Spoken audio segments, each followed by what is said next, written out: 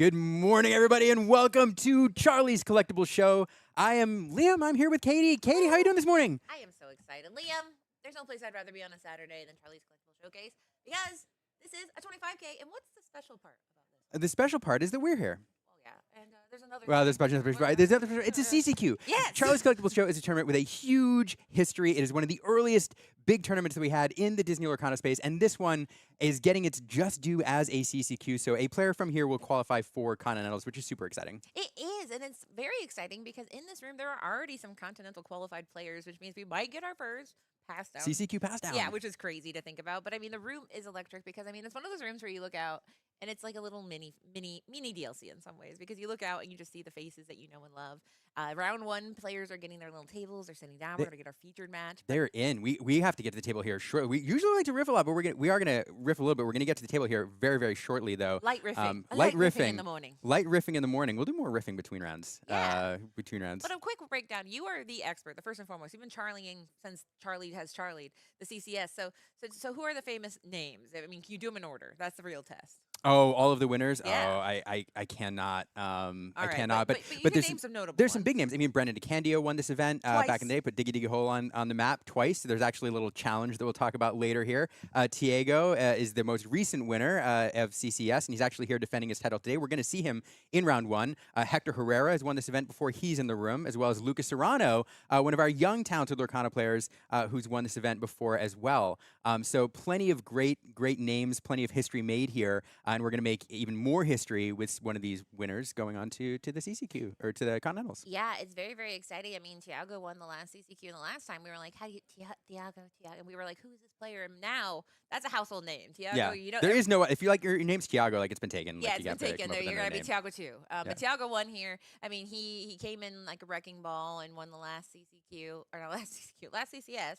Hopefully the CCQ. And since then, he has had quite a run, including getting a golden Mickey at Singapore. So, you know, I think it'd be kind of cool to maybe see, if we want to, how he's doing in round one. Yeah, let's head down to the table while we continue to introduce Charlie's, and we'll take a look at what's going on over there.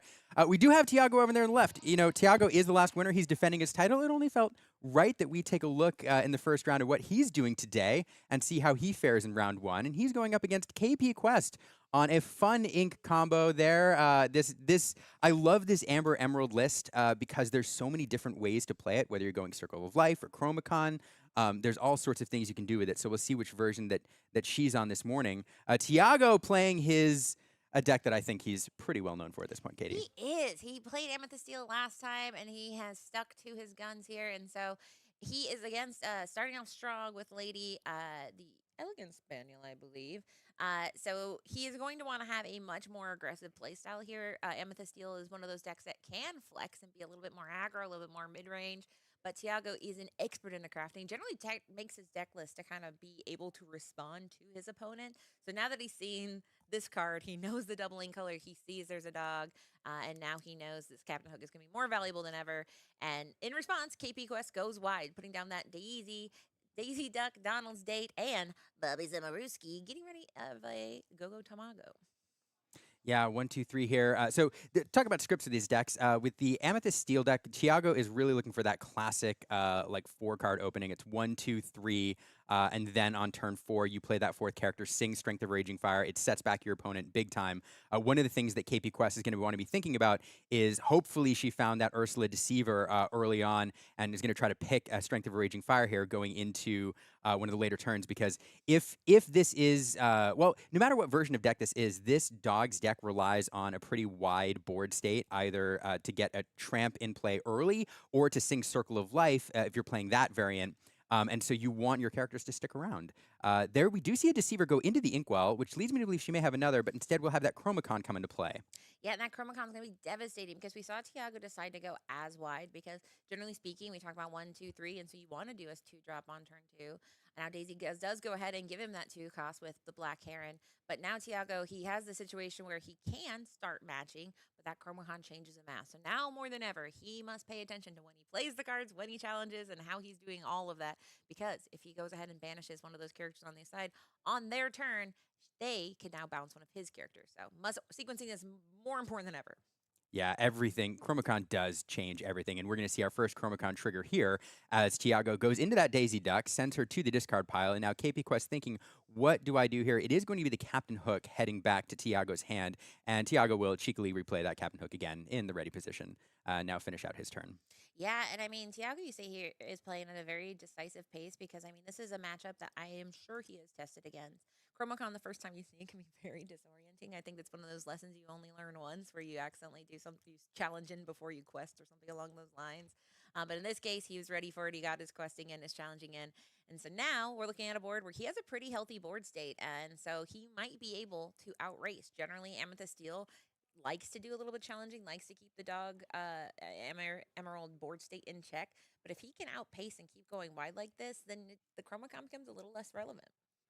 Yeah, this has actually been a really fascinating game so far. So because he chose to replay the hook, there's no 3-cost singer on board for the Strength of Raging Fire. He does have one in hand, and KP is going to play that Mowgli. I think thinking about it first, and that Mowgli will force a discard here from Tiago. But he has actually a couple removal options there. There is the Strength, and then there's the Uninkable. He hurled his Thunderbolt, new card here from Whispers in the Well, kind of replacing that Along Came Zeus. A little bit different, but it rhymes. Diet Zeus, as they will. Yeah. But I mean, and it's interesting because that card is uninkable, and you do get the full value without having necessarily to have characters on board. So there is some value there, but strength is inkable. And like we mentioned, I mean, he might not be so concerned with removing characters on the other side of the board right now, because as long as he can keep going wide and keep the pressure on, then he can avoid the dastardly pressure that Chromacon provides. And we will see another quest here from KP. Doing a little cleanup there. That Bobby Zimmerowski heading in and taking Diablo out. Tiago getting a draw off that. And then Lady going for a quest, sending KP up to 4. No, but it's back over to Tiago's turn. We are hitting that turn 4. This is kind of the crucial turn in this meta. There's a lot of key cards and plays that are made on turn 4, and it's where momentum can really swing. Sometimes it's subtle. This is the turn where normally this deck likes to play the Strength of Raging Fire if it's got established that 3-drop on the previous turn. We didn't see that here, so we will have the Genie coming down most likely. But Tiago thinking about his challenging first, and it's one of the things we saw from last turn. It's if you're going to challenge, when a Chromacon's on board, it's so important to sequence it properly, and because the bounce will give you more options and more information. Right? Exactly. And so in this case, he's going to go ahead and get his questing in, do whatever he can before he starts debating what cleanup method he wants to do. So now he has quest with that Black Heron. He's going to challenge in with that hook onto the Lady, which can present a few different problems. That Lady can modulate up. She can shift onto that Lady Miss Park Avenue, but now she cannot, for she has been banished. So in response, he did get the Black Heron bounce back to his hand. But his hand size, if you notice, there's a tale of two hand sizes. KP Quest has 1 card in hand, and Tiago has a nice solid 4, 5, 6 cards. So not feeling super stressed, because if he can keep that hand size small, he has way more card draw options, and all he has to do is just keep going wide and hoping that KP Quest doesn't find any more card draw options. Yeah, and that's really, you can tell that's what Tiago's thinking here. Spending 3 ink to hard play that Strength of Raging Fire, keeping those resources off KP's side of the board and just slowing her down.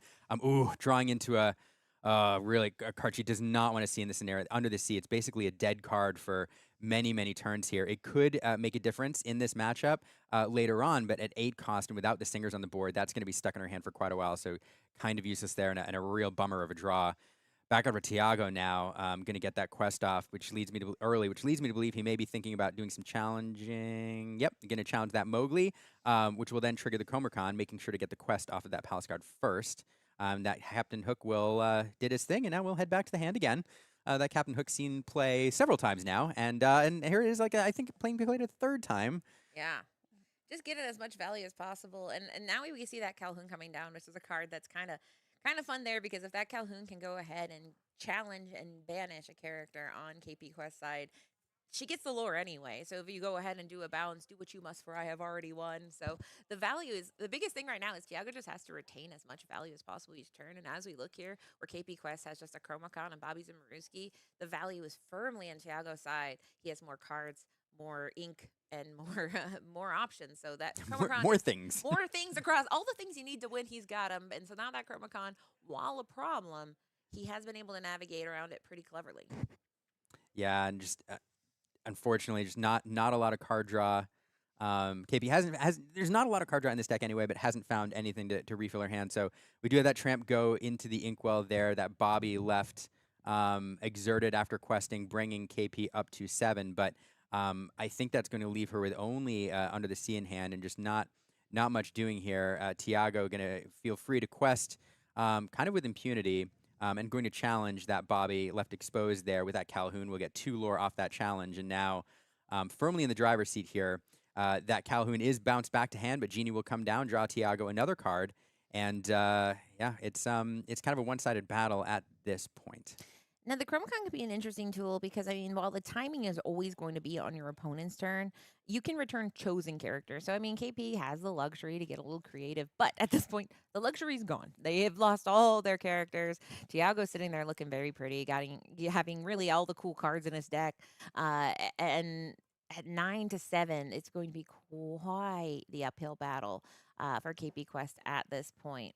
But so interesting here. So KP Quest inked another card earlier, and you said why ink that card instead of playing it, but drawing into a really fun card. I think I spotted a Remember Who You Are in her hand, and at this point in the game, now Tiago just dumped most of his hand out there, but for a while, had a pretty healthy hand size, and that would have been a fun card to see. But unfortunately, not much time to use it, and we're gonna go into game 2 here. Just KP kind of spelling out. Remember Who You Are saying, well, remember next game because you didn't get to do it this one. And that is a lightning fast game. We are sitting here. This is round 1 of day 1 of the Charlie's collectible showcase here. 25K CCQ. And like we are showing right here, we have Tiago, who is a rising star in the community and the winner of the last CCS. And so he won game 1. And now we're moving into game 2 where KP Quest is going to say, listen, the dogs are barking. And they would like to do a little show here, okay, guys? They have some things to show they didn't get to show last time. Yeah, absolutely. KP will be on the play here. I can't remember. I think she was on the play last time as well. I can't remember. Yeah, it started fast. It does. It's always the first round where you're like, whoa. And we're Lorcana-ing already. And these are 2 kind of faster decks in this meta. We have a few. There's not a lot of true. I mean, this is one of the more aggro type deck, and Amethyst Steel kind of leans itself. It can kind of flex a little bit. It can be more aggressive. But it generally hangs out in the mid range area. But we will see some matches I know today that are going to be control mirrors where we're going to be hanging out together the full 55 minutes. So I think this is one that might go a little bit faster, just given the nature of this matchup. But it's very exciting. I think the meta is so open. Are there any decks you're hoping to see today? Well, I am waiting for that. I am convinced. This is not what people would expect me to say. I'm convinced that there is an Amber Sapphire deck out there that's good. And Come on, I want somebody to crack it. Bring it. But I don't think we'll see any of those. But if there is one out there, I'd be super excited. What am I excited to see? I think that most of the A and the S tier decks have been pretty well established. I want to see one of these decks with a little bit of spice, with a little wrinkle. For example, in the CCS before Worlds, we saw Christopher bring in an Amethyst Steel deck and work in Yen, Sid, and Brooms. So it was a meta deck, but it was one with a really fun flavor at doing some different things. And I want to see that. I want to see how people have taken kind of some established decks, probably Emerald Sapphire is the one most ripe, I think, for that is the most buzzed about, which is ironic because if we were here in this room 3 months ago, and it was also the most buzzed deck, and we saw it do a lot of crazy things. So with this new addition of Webby Vanderquack and some other like Cinderella, all sorts of fun little tools you can mess around with, that's a deck I imagine we will see in the top 8, top 16. There's some decks I don't think we'll see. My goodness, I love an Amber Steel, but Amber Steel has called in sick this meta. That makes me very sad. But man, if somebody could prove me wrong and say, wait, you didn't think about this. Right, I'm still here. Yeah, Amber in general, if it's not with Emerald, it's not having a good time. But I'm also hoping for some Ruby Amethyst because Ruby Amethyst is one of those decks that it was almost, there was one point where the meta was, which Ruby Amethyst build are you bringing? And we haven't seen that in a while. So that'd be very fun to see that resurgence be dominant a little bit. Yeah, there's a big event in Europe. I forget. I think was it the first DLC where I think 8 people played any Ruby deck. Wow. So the bravest of them all. But now, back a little bit back. KP Quest, I want to point out, shifting 6 cards. So really bold shift there, keeping only 1. And hopefully that paid off. Yeah. I don't believe they are on we might call it the circle of dog, circle of life.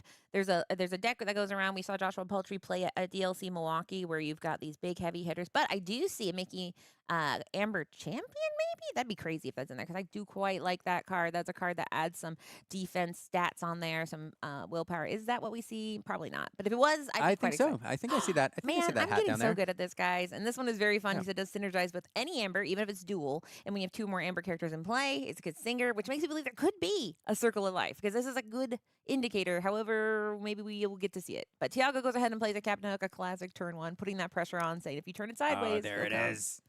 And The he's early pick. yes.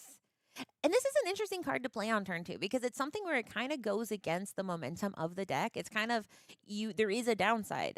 You are essentially you want to go wide on turn 2 generally speaking. However, it's so important like you mentioned that strength on turn 3 is so devastating that it's worth it to just play this Ursula who's going to do pretty much nothing for the rest of the game other than be a 1/3. Yeah, no, it's usually you want to establish something else. You're right, and oftentimes wait to turn 3 to pick it when you're on the play. But KP Quest did ink a Deceiver earlier. She has another one in hand, so finding 3 Deceivers in the opener, and so at this point, you got to play them anyway. May as well play them. And there you go, 1, 2, 3, and she's rewarded for finding them by finding 2 different songs and emptying a little bit out of Tiago's hand, and that feels really good. And also look at the inkable situation over Tiago's side.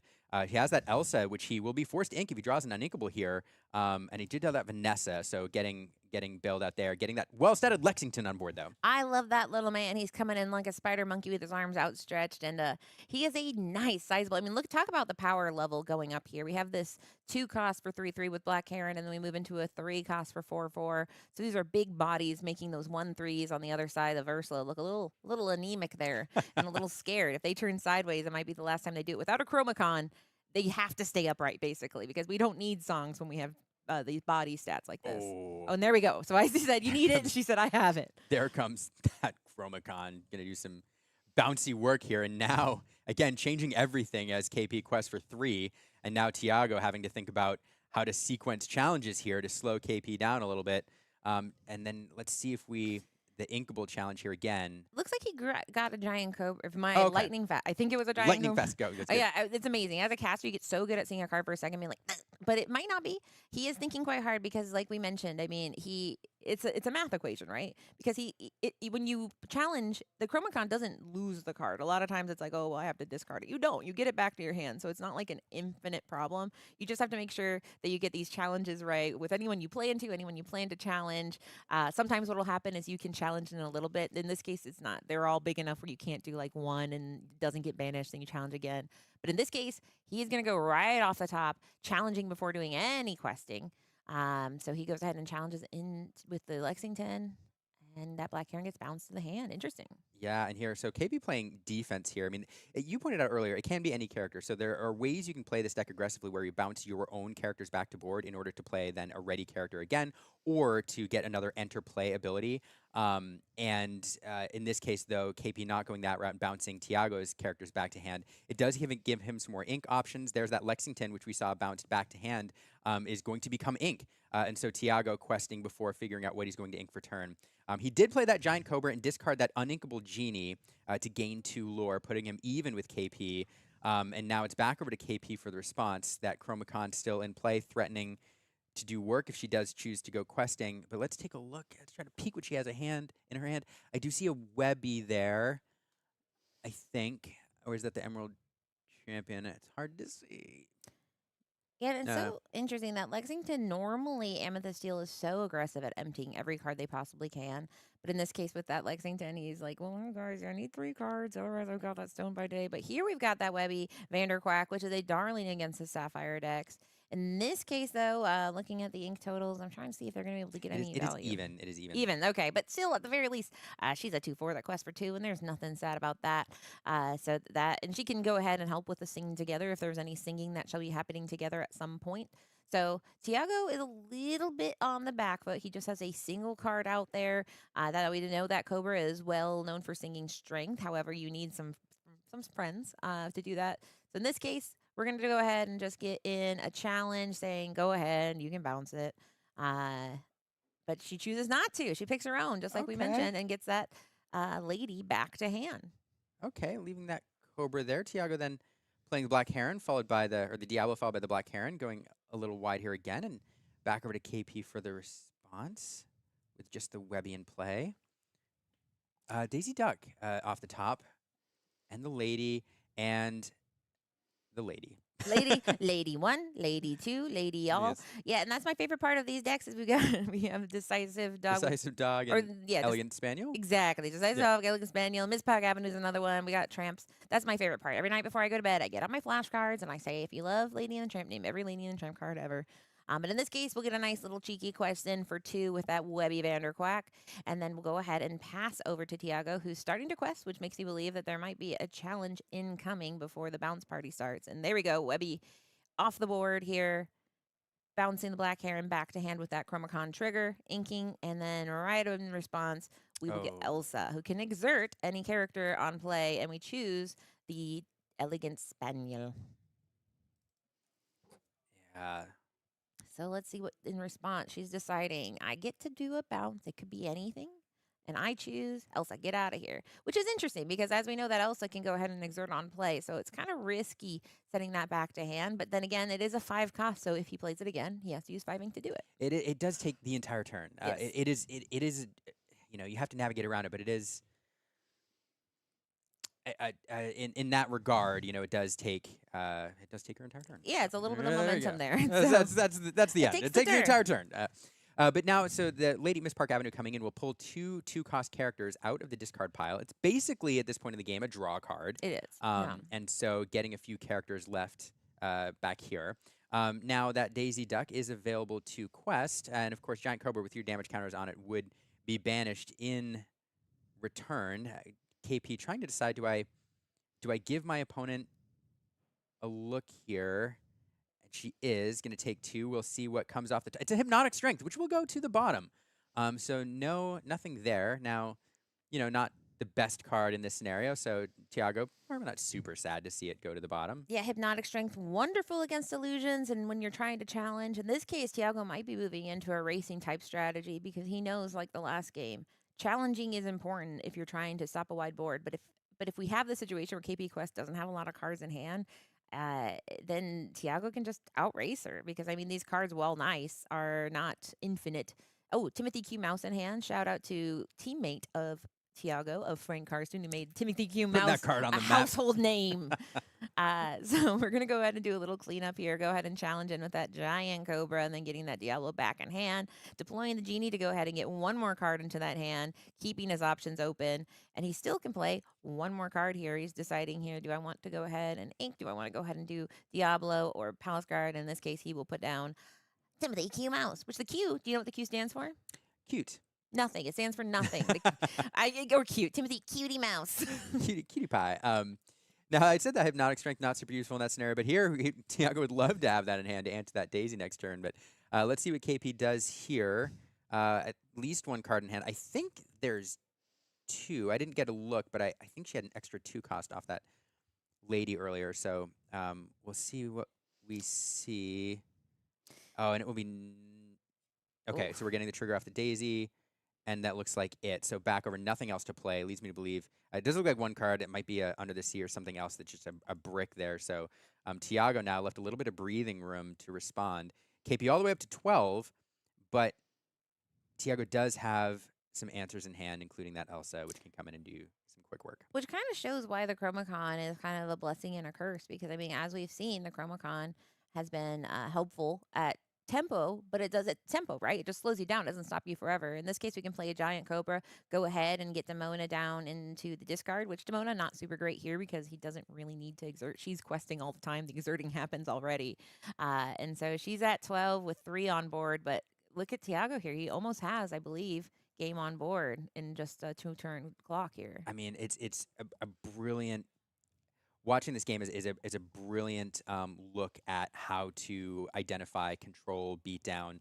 Because in theory, KP on the play and playing a very aggressive strategy has been the beat down this game. But Tiago controlling while turn after turn, getting just a little bit of lore. He's gotten 4 off the Cobra as well, and putting himself all the way up to threaten game here in 2 turns, as you said. But KP dropping a really effective card here with that Goofy. It is a 1/4 with 3 lore and ward, meaning it can't be chosen by Tiago with any ability or card. So that is a bit tricky to navigate around, and that is going to threaten game here. Tiago, of course, able to clean up, that Daisy and some other cards, but gonna have to deal with that. And now that Goofy is really threatening. And also, Katie, I don't know if you noticed, I'm pretty sure I saw a Go-Go Tamago in KP's discard pile, so we know that card is lurking around as well. So as Tiago cleans things up, he's going to have to think about how many damage counters are left hanging around for KP to close out the game. Exactly. So basically, he has to be as efficient as possible, knowing that that 3 lore is going to pretty much be there. So if he keeps anything more than 2 damage just hanging around, I mean, he basically is going to make sure he cleans up everything but that Goofy, because I mean that Go-Go +1 is fine. So really, it's going to be both of them have to be very careful, because it's the triggers here, making sure she doesn't bounce something with damage if she has or top decks a Go-Go. And then, so we've got the Daisy cleaned up first with 1 damage hanging on that giant cobra, and she chooses the genie here. So now, can those two work together? I don't. No, they can't take out that Ursula together. And Tiago quested with that genie first, Interesting. knowing that it was likely to get bounced. So getting the lore out of it rather than rolling the dice and thinking it might hang around to challenge into that Ursula. So, yeah, really fascinating lines here. But So there we go. I mean, with that Ursula, that she can finish that math. We're now, we can deal just a little bit of damage into, or no, rather, we're just going to quest with the Timothy Mouse, who has 2, since there's an evasive on board. And then, yes, oh my 1. goodness. So that's only 1 trigger with the Chromacon, because 1 did not banish it. So now you pick, you get a bounce 1 back, but the math is still heavily in Tiago's favor, who has 16 on board, while Goofy Oh my goodness. is but 1 man. He can only quest for 3.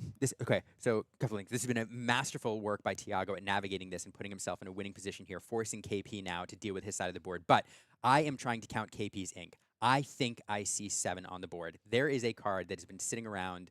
Now, okay. Oh man, I'm so interested in what's going on. So I think there's 7 cards in the inkwell. There's been a card that's been sitting around in KP's hand for ages, which leads me to believe it might be an Under the Sea. If it was, though, I think the right move is to send the Cobra back, because the genie goes on the bottom. Instead, so now Tiago just getting another character on the board to try to threaten game, because that Cobra threatens Goofy. But if it threatens Goofy, then you can close the game with, okay, there's not even close to 7. What was I? I know. What was Well, I thinking? to be fair, I was trying to count that blob of ink over there. What were they doing? Okay, that whole line, everything I was but saying. it could have been gone. fun. It could have Honestly, been fun. guys, It we could have live been in really 2 fun. worlds: reality and the fun illuminary in the sky. Yeah. And Yeah. so, but I mean, that was still very masterful sequencing there Oh, by yeah. Tiago. So Webby can come in and go ahead and increase the strength here. And there's our Go-Go, who can get 1 lore, but if you guys are at home, 1 + 4 = 19, which is short of that 20 she needs. And it's going to be 4 on the board here. Instead, KP going to go to 19, And and that Tiago is, going to be left to close things out. yeah. And she does that thing where you pass and you're like, maybe they don't know they have. But he does. Tiago is able to cleanly get to 20 lore. And that is, he's done, right? They both seem so calm, but I thought he was at 20. Yes, okay. Yeah. So go ahead. And Tiago takes down game 2, round 1 for a 2-0. He, like we said, is the defending champion of CCS. And so he's looking to get, I mean, he does not have his continental invite yet, I don't believe. So this is, Did he get one in Singapore? well, does Singapore go to America, or does that go to somewhere in Asia? It's not North America gone on, so.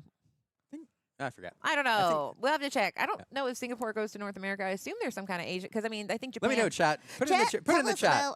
Put it in the chat. We're in North America. As you guys know, North America, we're up to North America facts. But what a masterful play. And this is why, Liam, I was on your show, The Illuminateers, on Mondays.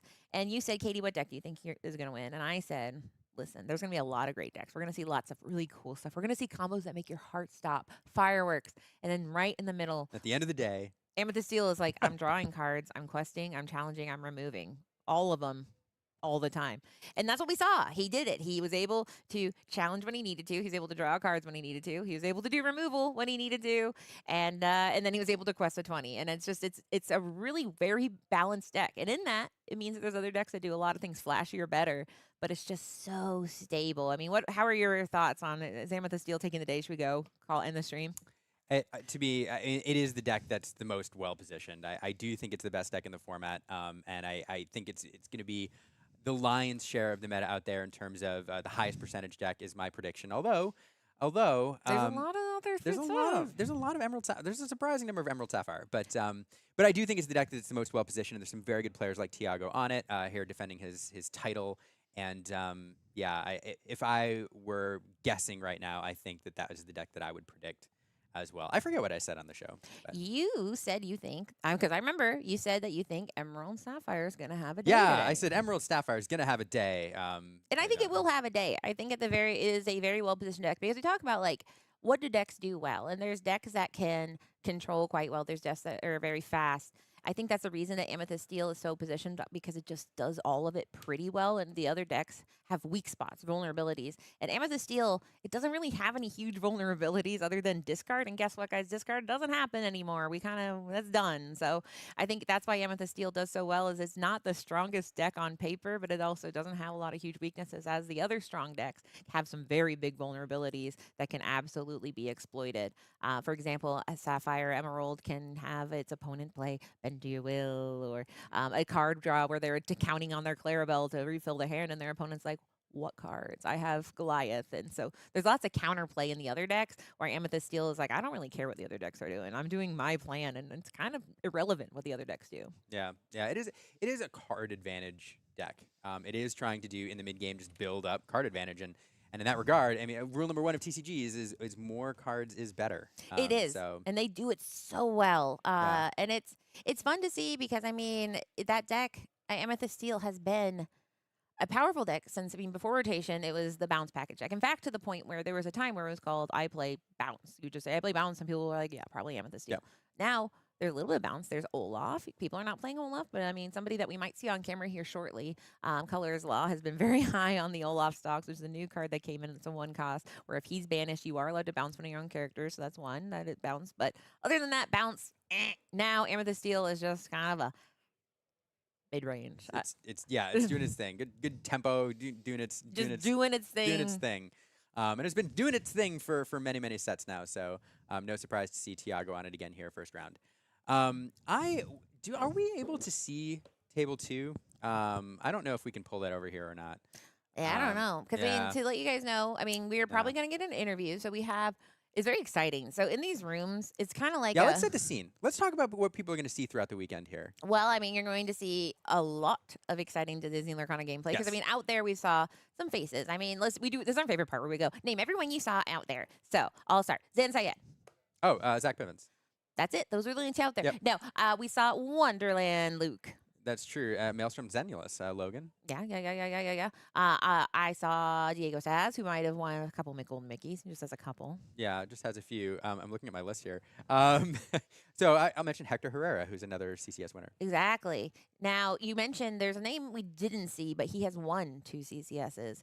And there's a rumor that we can make him come out of retirement if one thing happens. Is this the time where you want to hint at the storyline? Well, it's not a rumor. It's not a Luke. It was in the chat. No, I think it was a joke. It might it's have been not a joke. It's but, legally binding. I actually had my lawyer come in and sign it that it's true, but yeah, Brendan DeCandio said in the chat last time. I think it was 2 in a row. It had to be 2. He said it's not 2, 2, and it had to be in a row. Yes. So there's only one person that can do it.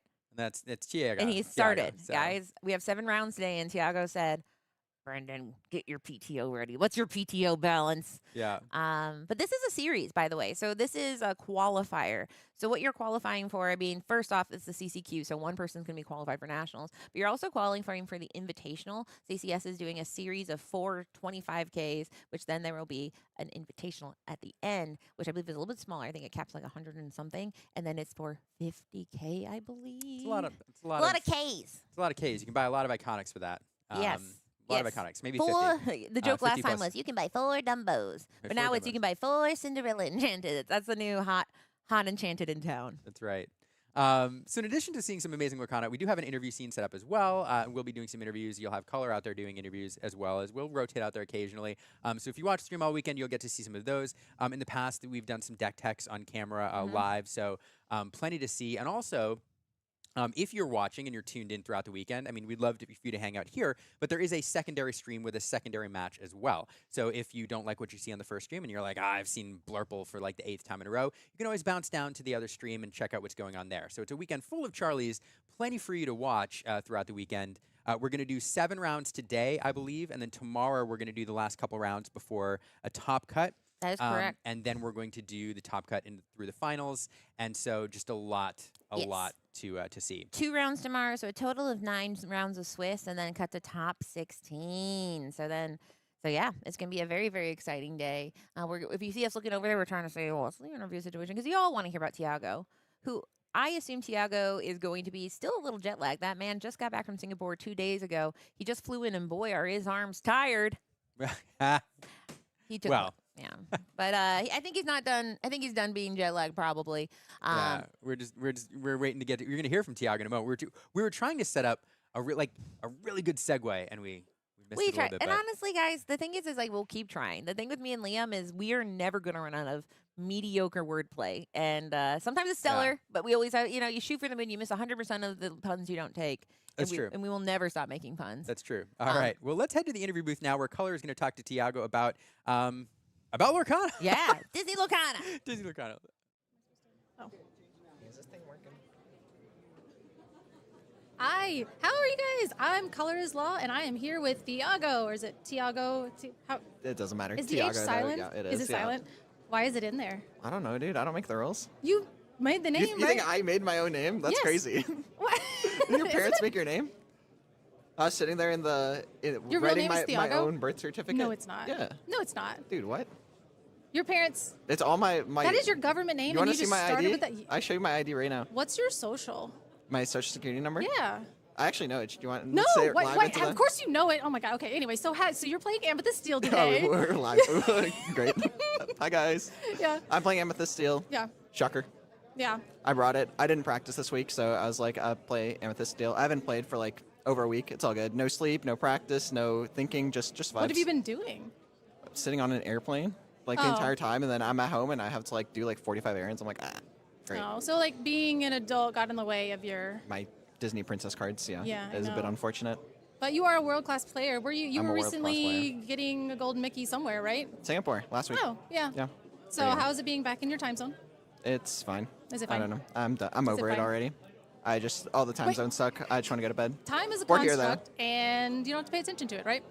That's what I say. Yeah, awesome. So round 1, you won. Yep. You gonna keep doing that, or Most likely not. I'm thinking like maybe like a 4-3 drop kind of vibe today, but 4-3, like all the way, like 4-0, like, and then X3, no, like no, afterwards? no. Like Oh, okay. I'll sprinkle the losses in Sprinkle there it in just there, to yeah, keep yeah. myself awake, and then end with 3 today and not come back tomorrow, and then probably just sleep, and then not do anything for the rest of the year. Take my Christmas break and call it a day. Come back next year. Well, yeah, that'd be good. For Yeah. DLC Richmond, where you're definitely gonna play and not pretend that you're gonna play and then start hosting instead, right? You're for sure gonna play. I registered a For deck sure this gonna morning, and then they were like, "Hey, can you help us?" And I was like, "Absolutely!" So I did. She's like, "What do you fake guys an think of my deck?" And then I'm like, "Yeah, it's great." And then she's like, "Okay, I'm not gonna play." Just completely tricked everybody. Did, but I will be playing Sunday with the women's event here at Charlie's. Let's go. And yeah, last one was popping. The last one had like over 50 players and some really good players. I was looking at the top cut last time. There's a lot of purple steals in the women's tournament, so I was really excited to see that. Yeah. And I mean, Charlie's always has a ton of ladies playing here. Oh, My first absolutely. round was against Kathy. She was very, very nice. She's also playing green yellow like yourself. And whoa, I leaked your deck for tomorrow. Wow, That's I really, just really got messed up. doxed That's by- crazy. That's awesome. But so yeah, some good unfortunate games from her. She had the Chromacon developed on the 3rd turn, and then I cast Strength of Raging Fire on her lady to get rid of her shift target and stranded a lady in her hand, and then she instantly top decks like another lady or under the sea or something, and so she has to pass, and then kind of just has to pass for a couple turns in a row as she gets some unfortunate draws, but we take those, just get put in the dirt. I'm kidding. You're right on stream. I'm just kidding. You're no, lovely. No, I saw she your was games. actually You're extremely amazing. sweet, and it was really unfortunate that happened. And then the second game, she got up to 19 lore with a warded character, so I had to try to set up game the previous turn while like playing around Go-Go is like a pretty difficult spot. Absolutely. But then things kind of came together at the end, and I was able to take that one and start the day off with a win. I mean, that always feels nice, right? So just keep doing that. And then, I'll try. Kathy will also do that, and you guys will see you meeting each other in the finals. Let's go. She'll be back. Yep. Rematch. I'll see Kathy in the finals. Yeah, awesome. Well, we're going to throw it back over to Liam and Katie. It was nice talking to you, and hopefully you keep winning. That's like the deal, right? Yep. Awesome. I'll try. Thank you. Back to you guys.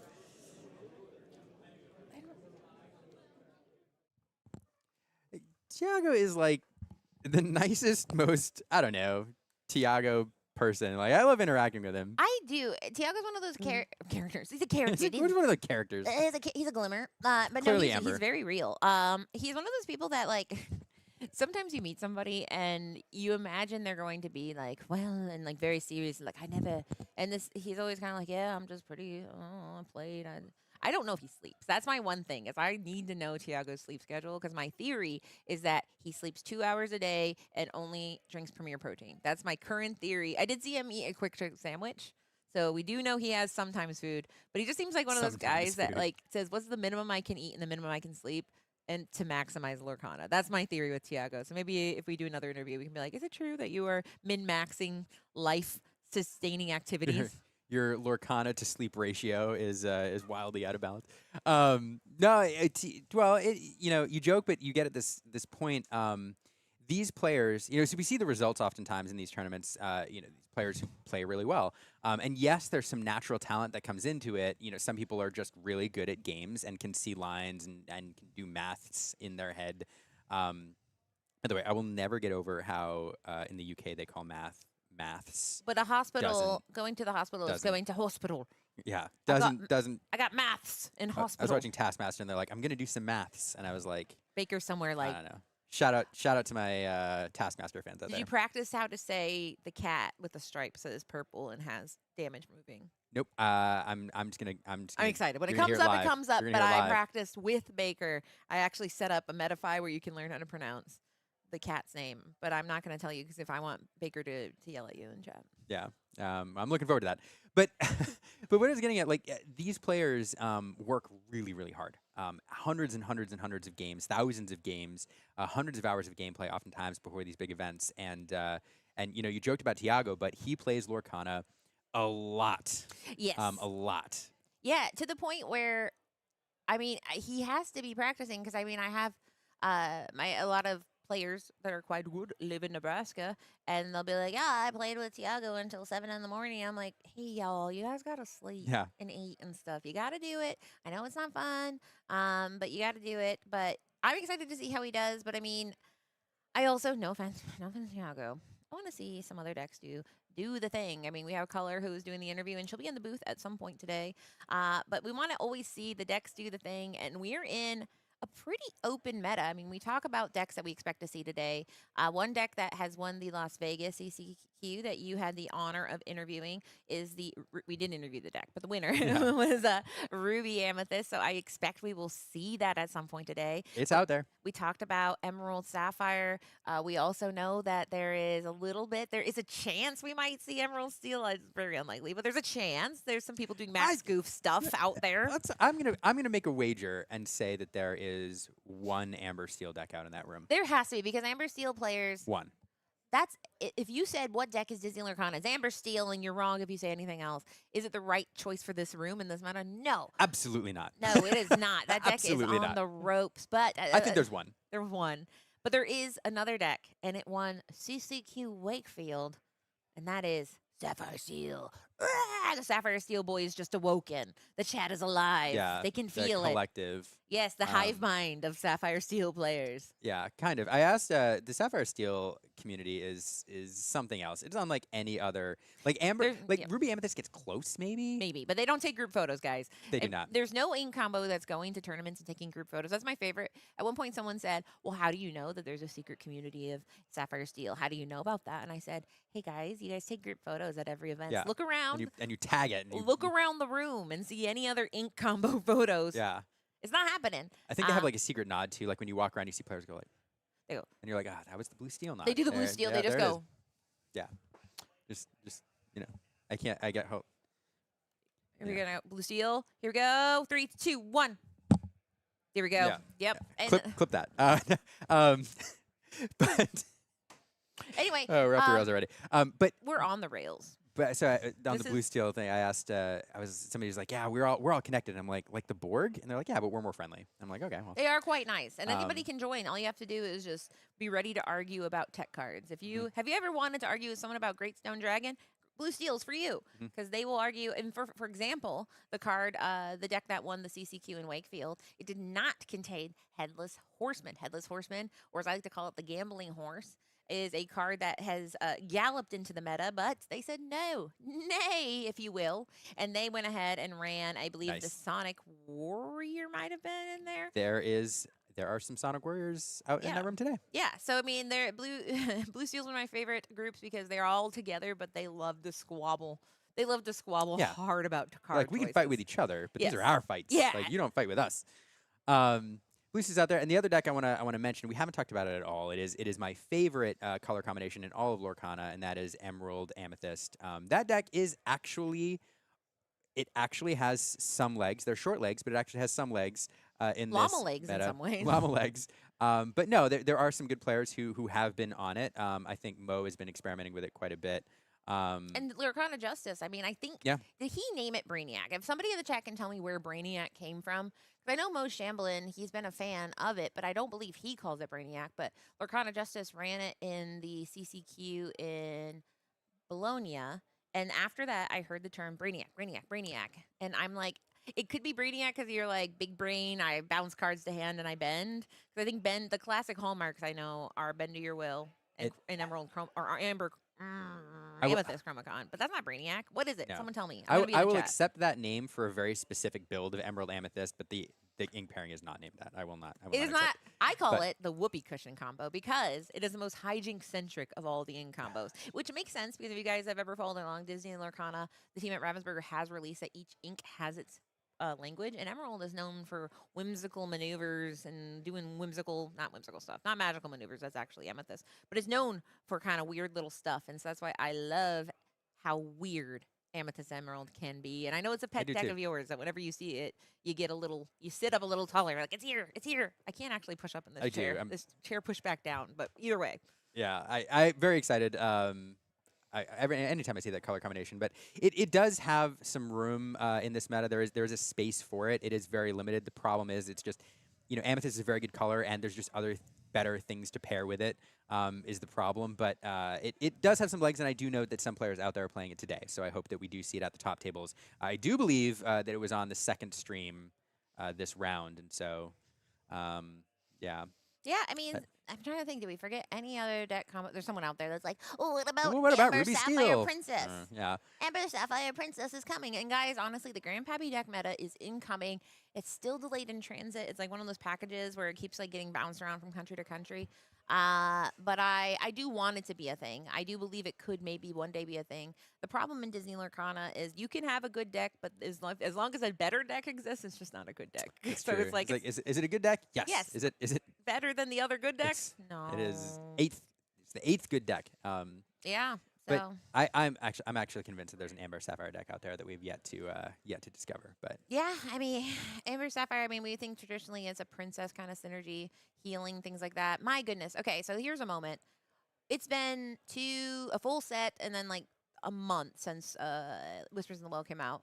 Are there any cards that you look at this meta, you're like, if this card was here, we could be eating good? The card that you're just like, I mean, while you're thinking, mine is Ariel Sonic, or not, it's the wrong one. She's here. Ariel, Spectacular Singer, because Amber Steel midrange has been cut off at the legs. And if we could have the consistency back, I get Rapunzel. Rapunzel was great. I loved Rapunzel. We'll find other ways to draw cards. We got some champions. We have all sorts of options here. But my problem is I miss the consistency of being able to get to those songs. Otherwise, Amber just is the most lame color sometimes. But I think if she came back, life would be good. But what about you? Is there a card you deeply, deeply miss?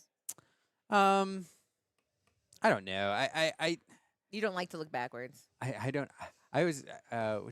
I never look back. I never look back. I never look back, darling. Goat. Bring back Goat. Let me bounce around a goat. Don't make me have to play. I don't want a quest. Just let me bounce the goat forever. Yeah, I suppose. I mean, Goat was great, but you need the package to kind of make it work. I know, I do miss yeah. that in the color combo. No, I mean it might be prepared, and I hate myself for saying that because it was so oppressive for so long, but it did feel like it completely closed the door on Ruby, and it was kind of central to Ruby's identity in a weird way. And so maybe that. But other than that, I can't think of a single card where I'm like, Spectacular Singer is actually a decent answer because I I would like liked her. Steel Song to be I like taken. consistency, and I feel like there's just Um, it's hard because there's songs, but to not be able to get to them, it is difficult. We do have somebody in the chat who's a local to me, Brit Strange but Special, said bringing back the goat would be bad. yeah. She's hired. Get in the booth, You Brit. know, yeah, right. No kidding. So the thing with the goat, like you need the support for it, and there's Yes, not without right. the Without the goat by without himself. the rest of the Olaf goat stuff, combo, guys. you Come know. on. But goat, I I just a fondness for goat, having played it for a bajillion sets. But So. there are some cards that are new. They're here. They weren't rotated out that I am hoping to also see them get some legs. I mean, looking at Spooky Sight's a card where when we saw it, we said, well, that's kind of a board wipe. But then at the same time Spooky Sight happened, aggro as a general list also kind of stopped being a thing. So it's very interesting to see that while Spooky Sight would be very cool if people are running lots of aggro decks, Diggy Hole would hate to see a Spooky Sight coming. Spooky Sight has not been ran in every deck list. It's a very clunky, uninkable, and sometimes unusable card in some decks. So that's one that I'm interested to see who brings today, what they think the room is going to be like. That's There's some of that out there as well. yeah. Well, I mean, Um, that's the thing is, I mean, you've been talking to people. We all we both talk we to do. people. We talk. And it's so interesting. I mean, I think I saw more anxiety in this room about what to bring than I've seen before a tournament in a long time. And not like negative anxiety, but about like, I don't know, because it's very chicken, because it's like one of those things where depending on what the room brings, then the rest of the room brought the wrong thing, depending on what the most of the ring Yeah. brings. So it's kind of like one of those things you just have to commit and hope that everybody else committed in a way that benefited you, which is very difficult and I'm not envious of. Yeah. No, it's an interesting point because we tend to think about like when we have like rock paper scissors meta, like or 3 decks that are viable or 2 decks that are viable. Like I think that there are some people who tend to think of that meta as like meh, like they don't like the fact there's so few viable decks. On the other end of that spectrum, you have sometimes metas where there's 5, 6, 7 Yes. decks that are all viable, and then others that could sneak in, and it's just the Wild West. And I have always thought that as a TCG player, that the Wild West is better. Just naturally, the more options, the more fun, the more things you can do. You don't feel restricted, and you feel more free, which I still think is true. But then I don't know, like it was like a month ago or something. It was in the Fabled meta. You know, Ed Chu jumps in the chat on our show and makes the point. He's like, I hate it. Ed Chu says, I hate this meta. I don't like, you know, how wide open it is because as a player prepping for a tournament, I can't game it. I can't Yeah. attack it. I can't play that game before the game and try to come up with an answer for this meta because it is just so out there. And what that means, the consequence of that is that matchups become very deterministic. Like Yeah, very polarizing. yeah, like you can. It comes down to a lot of luck in terms of who you manage to run into in a particular event. And for some people, that feels worse. Now, I'm not saying that that's the right answer. I'm not saying that's the right opinion, clearly. But it is interesting how you know, your perspective can change on a given meta based on where you sit as a player and your time to prep. In a rock paper scissors or a smaller meta, or God forbid the Inklands meta where there was one viable deck, but versus a deck that's like, or a meta that's like wide open where you have so many options that it just feels like the world is your oyster. Yeah, and I think it's such a good point that it's just it's going to depend on the kind of person you are, because I mean, as me who's like a newer player, I'm not somebody who's going to try to see through the meta. I don't have that time or skill set. For me, I'm like, meh, at least if I bring a deck that I'm good at, I have a chance. But to other people, it can be maddening because I mean, you will hear this at a tournament eventually. You'll talk to somebody and they'll say, yeah, I had a great day. I only lost one game all day. And then you look at their matchups and then you're like, oh, you won every die roll and you dodged every steel deck. Yeah, And that you did not play steel all day. yeah, and then so and it's something where I mean it's not that person's fault. I mean they still played well and they still got through the day. It's not an indictment. But I mean I remember my first set champs. I asked somebody. I said, "Hey, I'm just really freaking out because Ruby Amethyst is kicking my butt, and I'm playing or Amber Steel, and I need to know how did you get that mat? What are your tips?" And he said, "I didn't play Ruby Amethyst that day." And I said, "I cannot replicate that information." Yeah, I cannot. That can't be my strategy. I know. So it's why those open metas can be tricky because I mean, at the end of the day, if it's a kind of like you said, there's only 2 to 3 decks that are popular, then you know that day half your matchups are going to be blurple, half your matchups are going to be something like that. So if it is super wide open, you don't know what you're going to run into. You don't know what your die rolls are going to look like. And now, fortunately, this is best of 3, so there is some recovery. We do know Singapore was best of 1 until the top 8, which I've seen some. The positives I've seen is the DLC was done in a day, and boy, was it done in a day. But my goodness, if you don't like variants, that must have been a rough day for some people. Right. But a very fun. I mean, I think it's the good news is, I mean, I think it's try in the words of Shakira, try everything. And so they did try it, but I personally don't think I could do that. I think I'd be a mess all day. How would you feel faring through a best of 1 DLC as a player? Oh man, I mean, I'd like to experience it. Like I've never played a TCG where the best of 1 was a thing. It's great. I mean, it's a more popular in Asia. Asia is Yeah. very more leaning towards the best of 1 in a lot of different spaces. There are also card games that do a best of 1 as Exactly. standard, Yeah. as a standard practice, and those games and they're not designed for it, but they work better with that best of 1 format.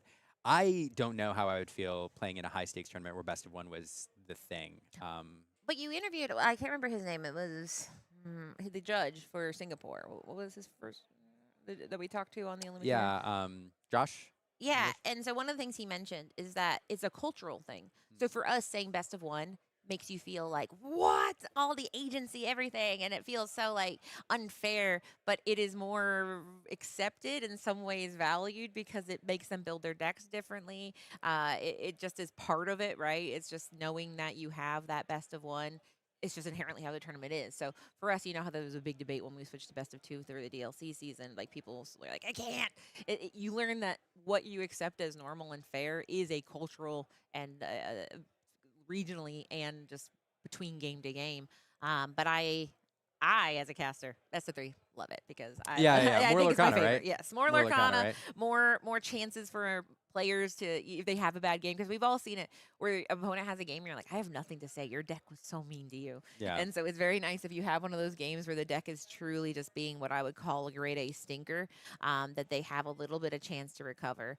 Grade And A stinker. yeah, where the deck is like, I got all the uninkables on the top. Oh, I mean, bad beats. I had a set champ where I had one, or I kept 2 uninkables and sent 5 back because it was a Tiana and then something else cool that was uninkable. I was like, statistically, I'm going to get an uninkable. I got a Daisy and Tiana, and I drew 5 more uninkables. So turn 1, ink nothing. Turn 2, drew another uninkable, played nothing. My opponent literally said, are you sure? And I was like, oh, I'm sure. So, I mean, there are times where you will lose to your own deck, and best of 1, that would send me into an absolute coma. Yeah. I would go into an absolute coma because my opponent did not beat me. My deck beat me. And I'm sure there's somebody that happened to in Singapore. Is plenty of their people. opponent did nothing wrong like they did fine, but their deck was like, yeah.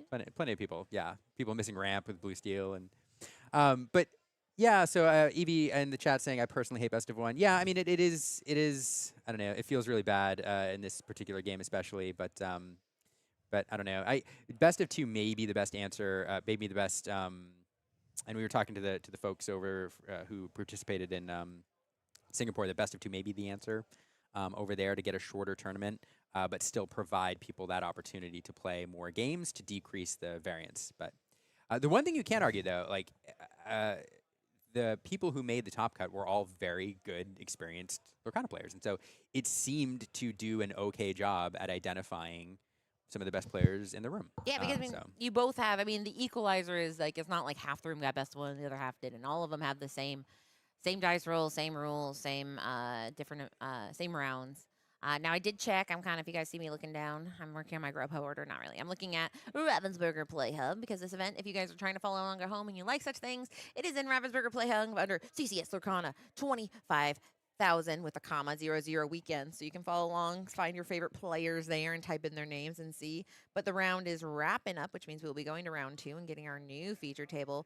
But there are a total of 323 Lumineers out there duking it out, saying, I would like some money and a ticket to nationals. Yeah, some of the who's who out there. Charlie's always a great show up, and the other thing with Charlie's is always I think it's timing in a particular set, and also just who shows up. But Charlie's has a tendency to heavily influence the meta and what people are doing. And oftentimes it is a predictor of where things are going. And we can talk about at a macro level, like Brendan DeCandio coming in with a Diggy Diggy Hole. And if you're new to Lorcana, you don't know that reference. It was a deck. It was good. It did a lot of good things, but putting it on the map here, and that's where it kind of took off. And then, even at a smaller level, I talked about Christopher winning the CCQ or the CCS before Worlds, and I'm not sure if it was a case of parallel evolution where like DKP and the World Class Cards team came up with Brooms and Yensid on their own. But boy, oh boy, a few weeks later, we saw Brooms and Yensid pop up at Worlds. And the first time we really saw it on camera featured was here at No, Charlie's. confirmed. I mean, because I did actually talk to, so that person, he is the roommate of J Shaft, who's on the team with DKP. So it truly was, it was workshopped here, and then in the brain hive of World Class Cards, it was then worked into Worlds. So I mean, it was a direct. The Brooms came here into there, and I love it. Yeah. And I love knowing that we have Richmond. Richmond is like in 5 hours, basically. Yeah. So the DLC Richmond, I thought they were all 6 months apart. Something in my brain was like, oh yeah, they're 6 months apart. And I think DLC, the last one, which I believe is in Indianapolis, is in 6 months after. It's like in the summer, I think. But DLC Richmond is in like a month. It's a month and 3 days from now, basically. So it's 9 through 11, I believe. Just around the riverbend. Just around the riverbend. Pocahontas is coming to Lorcana.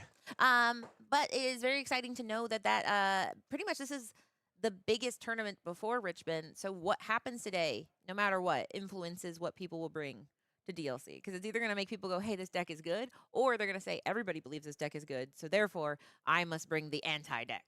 Yep. Yeah. And that's I don't know. That's one of the great things about Charlie's and again, I don't know if it's where it's positioned, timing wise, each set, or whether it's the people who show up. I think it's a mix of both, or just the Charlie's venue itself. But there's a lot of tournaments out there to watch. This one, to me, has always been one of the ones that is the most fun, not only because of the history of it, but because of its ability to shape the meta. And we get to see some incredible players playing at the top of their game. So. It is. I mean, I've been a fan of Charlie's before I was able to cast it. That was one I watched because it's down here in Atlanta, so it's kind of in a very, very active hotbed. There's some notable players, Zan Syed, Jeremy Bertoni, and then Kendall are all in this area, and so they're out there. I haven't seen Jay Bert's out there. Have you seen Jeremy Bertoni out there? He usually comes. I didn't see him. I didn't see him, so he's not here. He What usually is shows he up well. I think finishing doing? top 4 last CCS. He did. As well. That's what I'm saying. So Yeah. he was doing quite well. Like, he actually got knocked out by Amethyst Steel. He was running the deck that you predicted of Emerald Sapphire. So that's why I was kind of hoping he was here doing a little rematch with the deck. But either way, Atlanta's kind of a very, very popular area for Disney Lorcana. Huge and community as here. a result, Shout out to the Atlanta community. Yeah, shout out to the Atlanta community, and shout out for people Oh. playing Lorcana. And whatever you're about to say too. Oh yeah, no. So that made me think of something. I'm Yeah, sorry. no, I mean, this is shout out time. So if you got a shout out, we're shouting. Yeah, and don't get me. We're about to get to round 2. Yeah, we're waiting. I don't know if they did. I don't think they have seeding pairings yet, but no. it's coming. Like round 1 is wrapped.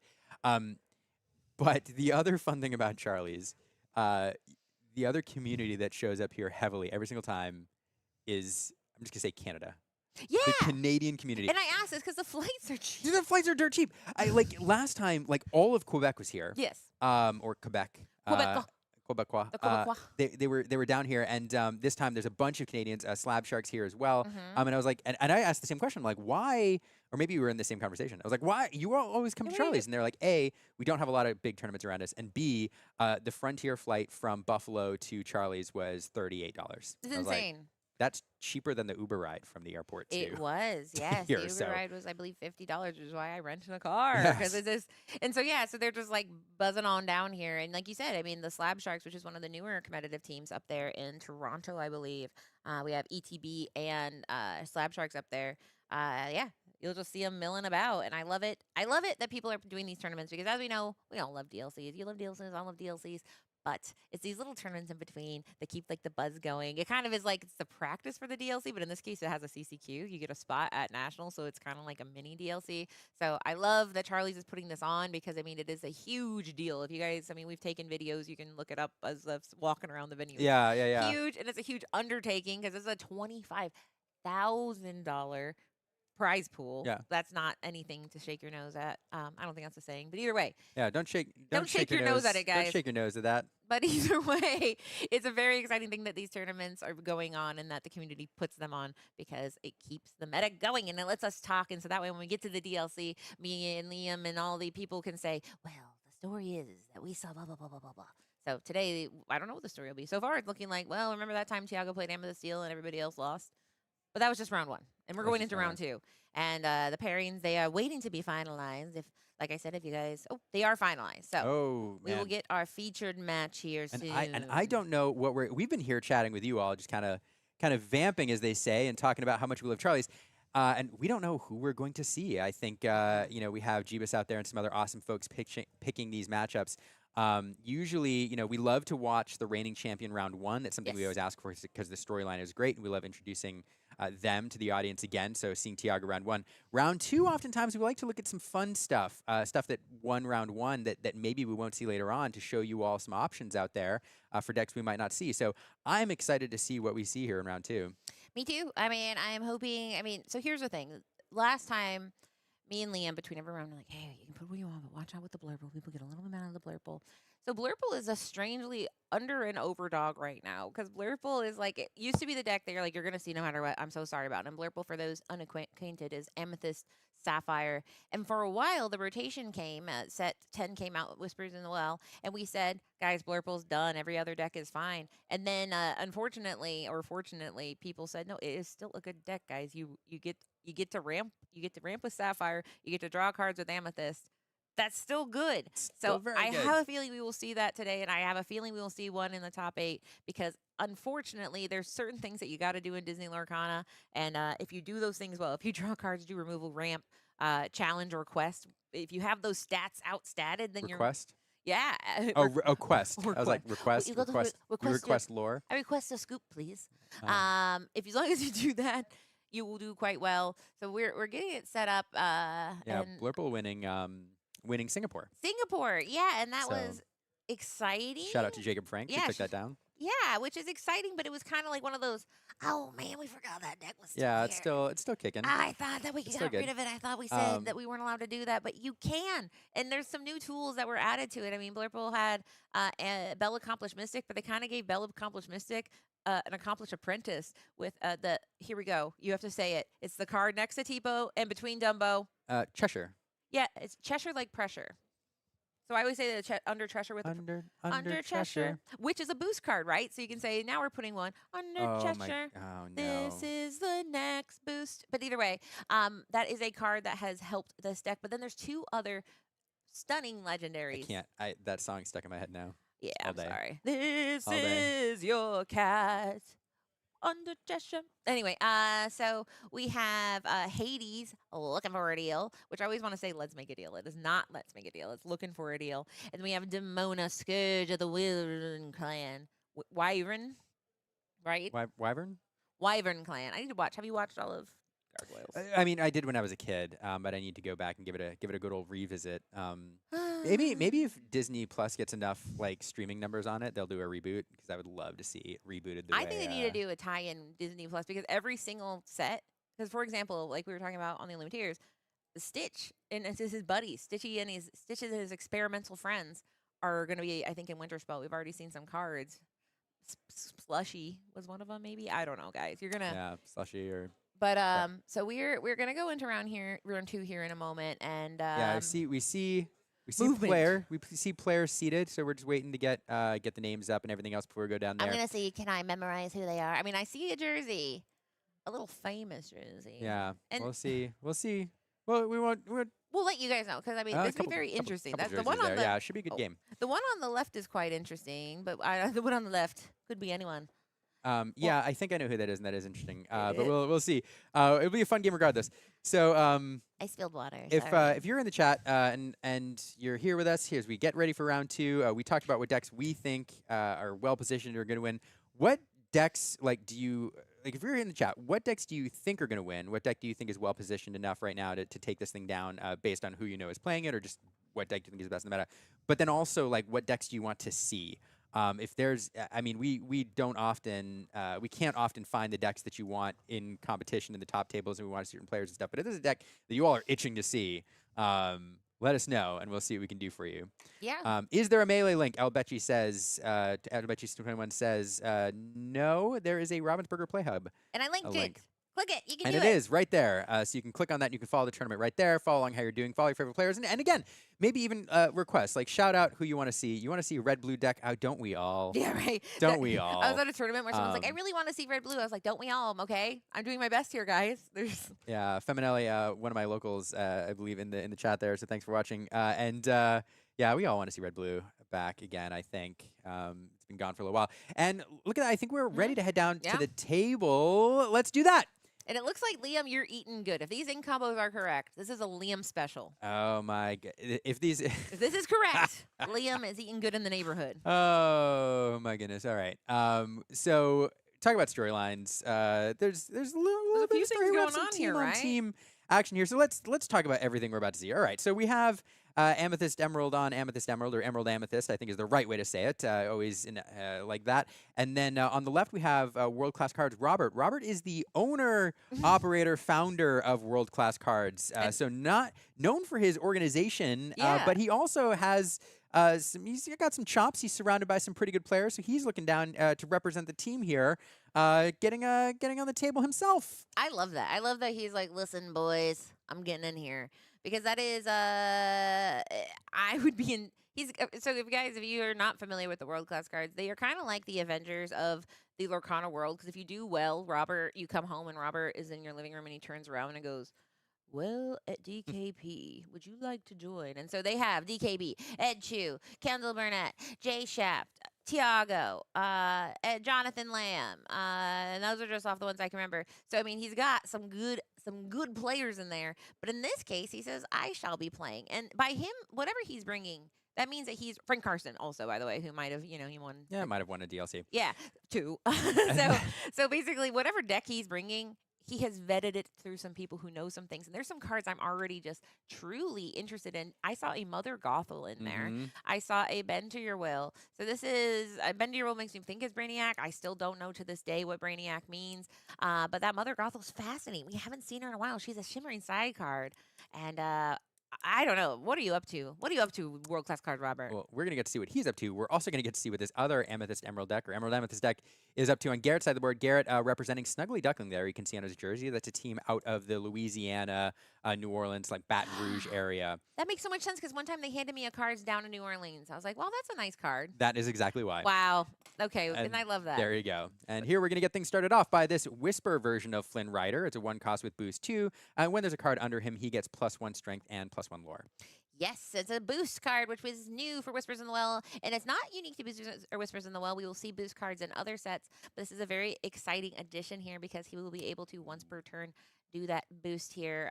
Now, this is one where you only need to boost him once. Some cards you can boost several times and get the effect over and over again. This is just once, so once he has that extra ink later on, if it sticks around. But in this case, he's going to ink another boostable card and go ahead and right off the top boost that so he can quest for 2 lore right off the bat. So it's interesting. There was the option to go wide here because I think I see 2 other Flynn Riders in hand. So could have dropped 2, gone wide instead, choosing to go up and get that lore quickly here. This looks to be an aggressive deck from Garrett, trying to gather that lore fairly quickly. And then on Robert's side of the board, a Chromacon coming out here. That's Amethyst Chromacon. That's a card that allowed both players to draw a card when it's exerted. So some great card draw, but it goes both ways. Yeah, but speaking of going both ways with the card draw, I was a mega about that. It wasn't another Flynn Rider. So. I saw that he has a bend to his will, or your will, my will.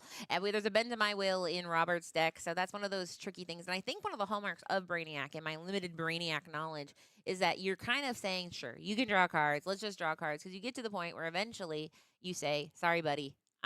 You're going to have to bend to my will and get rid of your cards. But here we go. We have Hey Hey here. And Hey Hey is a card that I believe has a little bit of light ramping ability. This Hey Hey is one that it's going to be looking at the ink of your opponent, if I remember correctly.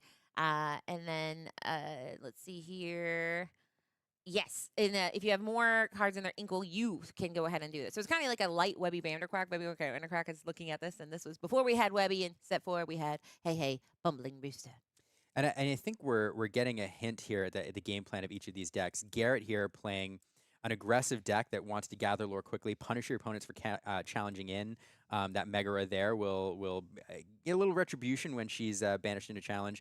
But Robert's game plan here seems to be, especially now that we're seeing this Donald Duck come into play, it's a card that he's like, he wants card advantage, but he wants card advantage on his own terms, because what he's going to do is leverage cards like Webby, leverage cards like Hey Hey, to get quickly to the point where he can play his endgame cards, that endgame including the Bend to Will you pointed out. So drawing cards for both players, just refilling hands, or filling both hands, and then getting to the point where he's going to dump Garrett's entire hand, leaving him unopposed with a lot of cards to kind of close things out. So Robert in this point in the game is going to want to do some control if possible, and ramping, drawing cards, and getting to that Bend to My Will. I think that's the entire game plan here. Yeah, and I mean it's interesting because I said that discard is not as prevalent anymore with that Mega or Secret Keeper. She has that boost ability, and so she does get that plus just like Flynn Rider. But we have that whenever this character is challenged, the opponent will discard a card. But it's kind of one of those things where sometimes you play discard, you're like, ooh, you're gonna get it because something like Amethyst Steel operates in the margin. But as we see, Robert here is drawing so many cards where it's kind of like, oh, okay, well, it's not actually the worst thing in the world. So he's able to do some secret sneaky ramping with that Hey Hey. He's able to do as much card draw as he needs to with the Amethyst Chromacon. So if let's see here, we are at 6 inks, so we are one turn away from Bend Country, and man, I see it in his hand. Yeah, and so Garrett, probably knowing that that's coming, trying to get as much. He's up to 10 already, trying to get as much on the board as possible. And oh, there's an Emerald Chromacon, which is going to enable him to do some. Man, it's It's a that's a rough. Chromacon battle here. Yeah, and the Chromacon in this scenario, the threat is not necessarily that it's going to keep Robert's board clear. The threat is that when we get to the end game here, and Garrett is going to be very close to closing things out. He's already up to 15. He's going to be able to play a couple characters, quest, and then when Robert deals with one of them, we'll bounce a character back to hand to protect it and play it ready again next turn. So it's a card that's going to enable him to close out the game if we get to that point. But now Robert needs to find a way to do some control here. He can empty Yeah. his hand, but that is not going to save him when there's all that lore on the board and Garrett's at 15. Yeah, I mean, it's such an interesting thing you point out that, like, a lot of these decks have a plan, and it's like, this is my plan, and it works as long as ... And in this case, it's as long as Garrett doesn't have a bunch of cards on board and put a condition where I'm not allowed to get rid of the cards on his board. Because it's, hey, he can do a little bit, okay? He's got, he's a 2, And he 3. can sing Um, Mother Knows Best as well. So yeah, you can sing, and then so we have a second Mother Knows Best here coming in to the hand, and so there's that. Now, knowing this is a fun thing, if you boost, both cards go back to the hand, so that is filling up Garrett's hand. But now, if he does do Bend to My Will, then that's not as exciting. But like you mentioned, I mean, this is a very tough position because yes, you can discard your opponent's hand, but if they already have enough characters on board, then it doesn't really matter that you did that because they still get to draw a card at the beginning of their next turn. But here we go. There's that Mother Gothel we talked about at the beginning of the game. She is a Shimmering Sky character, and she has the ability here that when you play this character, each opponent chooses one of their characters and returns them to their hand. So this is good. This is a little, I mean, this may not be enough because he still now he won't be able to do the Bend to My Will plan. But he just can't, right? He has to worry about cleaning up the board before we can even begin to start thinking about discarding the hand. But the bouncing cards are a great place to start. Yeah, so back over to Garrett here. Now, he knows that Bend to My Will. I think he intuits that Bend to My Will is in this deck, and with all the card draw, is likely in hand. So going to figure out how to navigate around this. It looks like we are going to see a quest inviting the challenge and then some Chromacon action. There's a world in which there comes a Webby, followed by that. There is a world in which you leave those up and not invite the challenge and set up game for the following turn. But we're not going to see. We're going to go wide here and just dumping everything out there. There's a Diablo and a Flynn Rider and a Webby all out there. There's a lot of lore. And this is when you play a mirror match like this, a mirror, we can say that mirror can be a 1-to-1 where it's exactly the same deck list. In this case, it seems to be mostly a mirror in colors. There are some overlap, but you get to the point where you can start to sniff what your opponent's up to. So Garrett says, listen, I got to empty my hand. I know that your end game is to empty my hand, but I also know with my Chromacon and the fact that you've already used some of your bounce around characters to bounce it back to my hand, can you deal with all of this? And the answer is he can deal with some. We'll go ahead and get that Flynn back to the hand. But he does have to get rid of essentially pretty much everything but 2 things on this board. We're working a little harder here. We're challenging, which means that Hey Hey or Mother Gothel will now get bounced back to the hand with the Chromacon trigger if he so chooses. And then, or did he do the Chromacon trigger? Did he discard that bend? Tough to say here. Oh, he just went ahead and said, "Yeah, I gotta go." And that's the Yeah. smart thing to do sometimes because I mean, what happened is Garrett went fast and furious. He said, "Listen, here at the Snuggly Duckling, we have a win the game in under 5 minutes," and he did it spectacularly. And we saw that Robert's plan is a good one because honestly, you need cards to win the game. If you can get to Bend to My Will using those kind of ramp effects, emerald ramp effects of Webby and Hey Hey, you can do it quickly and bring them out, cut them off at their knees. But Garrett just was able to dump his hand over and over and let those cards stick, and then even putting that insurance plan at the end of the Emerald Chromacon and saying, "You can do what you want, buddy, but I'm kind of winning already." Yeah, yeah. I mean, I think in a control heavy, meta, this strategy of get to the bend as fast as possible is a little more. You have a little bit more time, and when you're dumping Blurple's hand or something like that, it feels a lot better. There's not a lot of aggro running around, but Robert just unluckily running into this, I think, more aggressive variant of Amethyst Emerald. It is not super aggro in the way that we usually think about them. Garrett having to set up, for example, take a hold turn off on turn 2 to set up a 2 lore quester. But with those Flynn Riders, with some other cards in there, it can go a little bit faster. And Garrett just having the gas to get underneath Robert's strategy there. But we'll see. We'll see how Robert fares here on the play. Now having seen how fast Garrett can go with some of those early drop characters, and knowing Garrett's game plan, how he will change his strategy, perhaps valuing an early Mother Knows Best in the opening hand, trying to slow down that tempo a little bit as he works towards that bend. So let's see. Yeah, and Early Rafiki there. it's He kind has of plenty of control there. yeah, and it's interesting. I mean, this is why I mean, gosh, you guys, if you've listened to me cast for over the past year, you probably like, Katie, stop saying Whoopee Cushion deck. But there's just so much hijinks afoot in this deck because you really are like, I can go fast, I can bounce things back to your hand, I can discard, and the fact that one ink can do all those things and you get to adapt to your opponent can be very maddening. In this case, Robert is hedging his bets and saying, listen, or if he can go ahead and be a challenger 3, so whatever you put out there, especially Eva Flynn, even if you go ahead and boost him, if you turn him sideways, this Rafiki is coming full speed. And here he goes. He does go ahead and drop down that Flynn on his turn 1. Yeah, but you pointed out Rafiki going to check that there. We have the Chromacon same play on turn 2 here. Going to start getting going here, drawing cards for both players. And knowing that, again, Garrett now knowing that that bend is coming, going to want to go, I think, as wide as possible, be as aggressive as possible before that plays out. Robert, again, activating that Chromacon at the start of turn, seeing what he gets before figuring out how he's going to navigate through this. Another Chromacon to the Inkwell, followed by a Max Goof. And I did mention that there is Emerald Steel Max Goof, but this is a Max Goof of a different varietal. He is the shift target. So when you play this character, you may pay 1 to return a song card with 3 costs less from your discard of your hand. And I'm thinking Mother Knows Best would be a great target for that. Seems a good target. Thank you. Well executed. Thank you. And there's that Cheshire. Cheshire under Cheshire. Cat. And we'll see if we get a card under Cheshire here eventually. This is a card I think that when people saw it initially, they're like, oh, that's kind of neat. And people, I don't think thought it was a bad card, but said, oh, that's kind of neat. But it's quickly become a favorite card in these Amethyst builds. It's a way to sneakily shift damage counters around over and over again, replicating Bell's effect, and has seen a lot of play this meta. Robert's going to follow that up by another group hug card. Sometimes they refer to a card that gives card for you, card for me. So now pairing with the Amethyst Chromacon is going to be able to draw 3 cards a turn, giving Garrett 2 as he does so. So again, just kind of powering his way towards that Bend to My Will, which we do see in hand. And talking about control, we do have a Mother Knows Best in hand, can be sung by that Max Goof. We also have a You're Welcome in hand. So plenty of control options to kind of feed that will have the effect of feeding Garrett's hand, which is perfectly fine when you're going to force him to discard. Yeah, and it's so interesting because we also saw he has Clarabelle in there. So when we talk about him hedging his bets and this deck being able to kind of decide what way he wants to go. If he is in a position where he's like, well, I need more cards, which my goodness, with all the card draw he has, it's hard to imagine.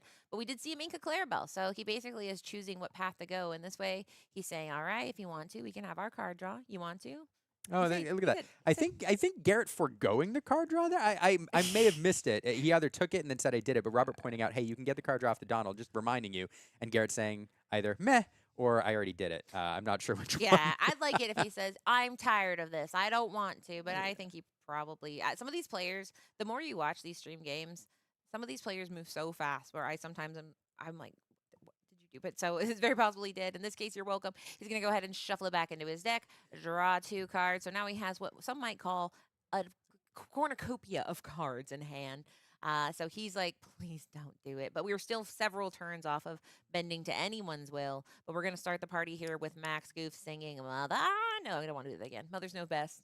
And now we can get that card back potentially with Max Goof later. But here comes that Clarabelle we talked about. She is the 1-cost shift target, which is actually one of the only cheeky pieces of item removal in the entire game. Item removal has kind of fallen off the board. People don't think about it anymore. But this is a card that people include in most Emerald decks. And if you guys read it, it says you can remove an item, guys. Kind of crazy stuff, but she never is used for that. It's not just a shift target. Yeah, she can do stuff, guys. And there is one of the Brainiac Hallmark cards. That is the Cusco, the dual-colored llama here, who, if you play him, you are able to go ahead and your opponent can select a character and return it to their hand. And then they draw a card. Or rather, no, it returns to the bottom of their deck, and then they get to draw a card. So that is one of the hallmarks of Brainiac that Lorcana Justice over in Europe made popular. But he's in the Inkwell, but that's just a card to keep your eye out for. Yeah, Garrett coming in now with an Elsa Spirit of Winter, exerting that Clarabelle. We talked about her a lot, and now she's in the discard pile. Yes, Not that's how it there to happened. do, not available to do anything now. Robert here getting 1 turn closer. I do not believe he's inked yet, so getting a card off the Donald, getting a card off the Chromicon. We will see another Clarabelle, it looks like, come into play. Robert, I think, will be able to ink this turn, go to 6, and we'll be 1 turn away. There's that ink. We'll be 1 turn away from that Bend to My Will. And we'll see that Mother Gothel come into play and bounce that Elsa back to hand. And this is very interesting because, I mean, he is essentially performing as a control. Now, I sometimes get confused between control and tempo because control, I feel like, is very oppressive, and tempo, I feel like, is more annoying than oppressive. Because, I mean, tempo is basically, I always think of like you're throwing off the tempo of your opponent because your opponent's always trying to work on curve, get towards their cool stuff. And what this Emerald deck does is say, nope, nope, over and over again. So speaking of no, that Mother Gothel's throwing it off, and Garrett is feeling the heat because he knows he needs to do everything he can to get as many cards as possible because he might not have. Oh, Liam, what is that? That's right, a little baby Pegasus there. I think the best. Not only a beautiful card, but illustrated by Kenny Anderson, one of my favorite artists over in Glasgow. So really, really fun card. Love to see it. And honestly, Pegasus Gift for Hercules has been a favorite card of mine because he is just a simple 1/1/1. But he's got evasive, and that man has that little baby man has a lot of staying power. Oftentimes you'll see him on the board for more than 1 turn because we haven't seen another one in hand. But how much longer will we see him in hand is the question here. Yeah, let's see. Okay, malicious, mean, and scary. We're gonna do something else instead. Just putting a damage counter on everything across the board. Pegasus, not long for this world, heading off to the discard pile. Another Max Goof in play. So now 1 damage counter sitting across the board there, and this sets up another play, which another malicious. We're so This is interesting. scary. Just cleaning up everything. You don't need the Prince Philip when you just pull a double Tinkerbell and just clear everything off through pure damage the old-fashioned way. Yeah. That Elsa left sticking around there, and Robert taking a turn to do some control before perhaps dumping Garrett's hand. But Showing Garrett, some restraint there. yeah. But definitely the right play here to keep Garrett on his heels, and Garrett not able to accumulate that lore he's wanted to. Any Amethyst Emerald deck is a tempo variety. I think there's very few that are. Although Roberts leans a little bit more towards control because it has this end game it's working towards, but most Amethyst Emerald decks want to be slowly accumulating lore throughout the game, and Garrett with this build is one of those that wants to. I think be at this point in the game at 11, 12 lore, and just not able to do it, being hit with removal card after removal card. Speaking of removal cards, there's a Mother Knows Best, going to send Donald Duck back to Robert's hand. It'll deprive Robert of 1 card he would have gotten here. And we are going to see the Amethyst Chromacon. I think it's about time. It is 7 ink. There it is. Time to do your best impression. Bend to my will. That was an impression of Baker doing a Jafar impression. Yeah, right. That's how we have to do it, honestly. bend It's to around my copyright law, will. too, if we do an impression. And Garrett will send his entire hand to the discard pile, following up with a Webby off the top deck there. So establishing a little bit of a board. He's got that Genie there, and he's got that Webby. That's 5 ink worth of questing. But now Robert, 5 cards in hand, has a Malicious Mean and Scary. We're going to play that, followed by the Prince Philip. That's going to clear everything off. That's that 1-2 combo that everybody was all excited about when Malicious Mean and Scary was debuted. And now Garrett with an empty hand and an empty board, back over. Going to top deck something. It's a Flynn Rider. That's not what you want to see there. And it's back over to Robert. It does feel like we've seen the game plan of this deck play out. Basil's going to come down, bounce that Flynn Rider back to hand, and Garrett's going to bounce his entire Inkwell and his discard pile and his deck to his hand as well, scooping everything a very to powerful go into game 3. That is true. I play Scoop, and that is, it kind of shows. I mean, listen, guys, I know you'll hear this again. We love a game 3, and that's why we love a game 3. Because in game 1, we saw Garrett be fast and furious. And we saw Robert say, hey, just give me a second, and I'll show you this really cool thing my deck can do. Just give me a second. And Garrett never did. But in this game, Robert said, okay, finally, let me show you the cool stuff I can do. And the cool stuff he did was absolutely disrupt every single thing that Garrett tried to do. Garrett could not get any traction the entire game. And in the end, Robert, Bend to Will was kind of just salt in the wound. He didn't really even need to do it necessarily. It helped because it kind of ended the game for sure. But I mean, he was doing such a good job doing board control. One of the things I'd like to call out is we talked about Malicious, Mean, and Scary in the Prince Philip combo, which we saw. But we also saw Malicious, Mean, and Scary be used as a grab your sword, essentially. If you guys remember in set 1, we had grab your sword, which is a 5 cost on Inkable. Now we have 2 3-cost Inkables where you deal 1 damage, but it's essentially grab your sword. So he basically cooked his own grab your sword for just 1 more ink, and we rarely see that because people really like to save it for that combo.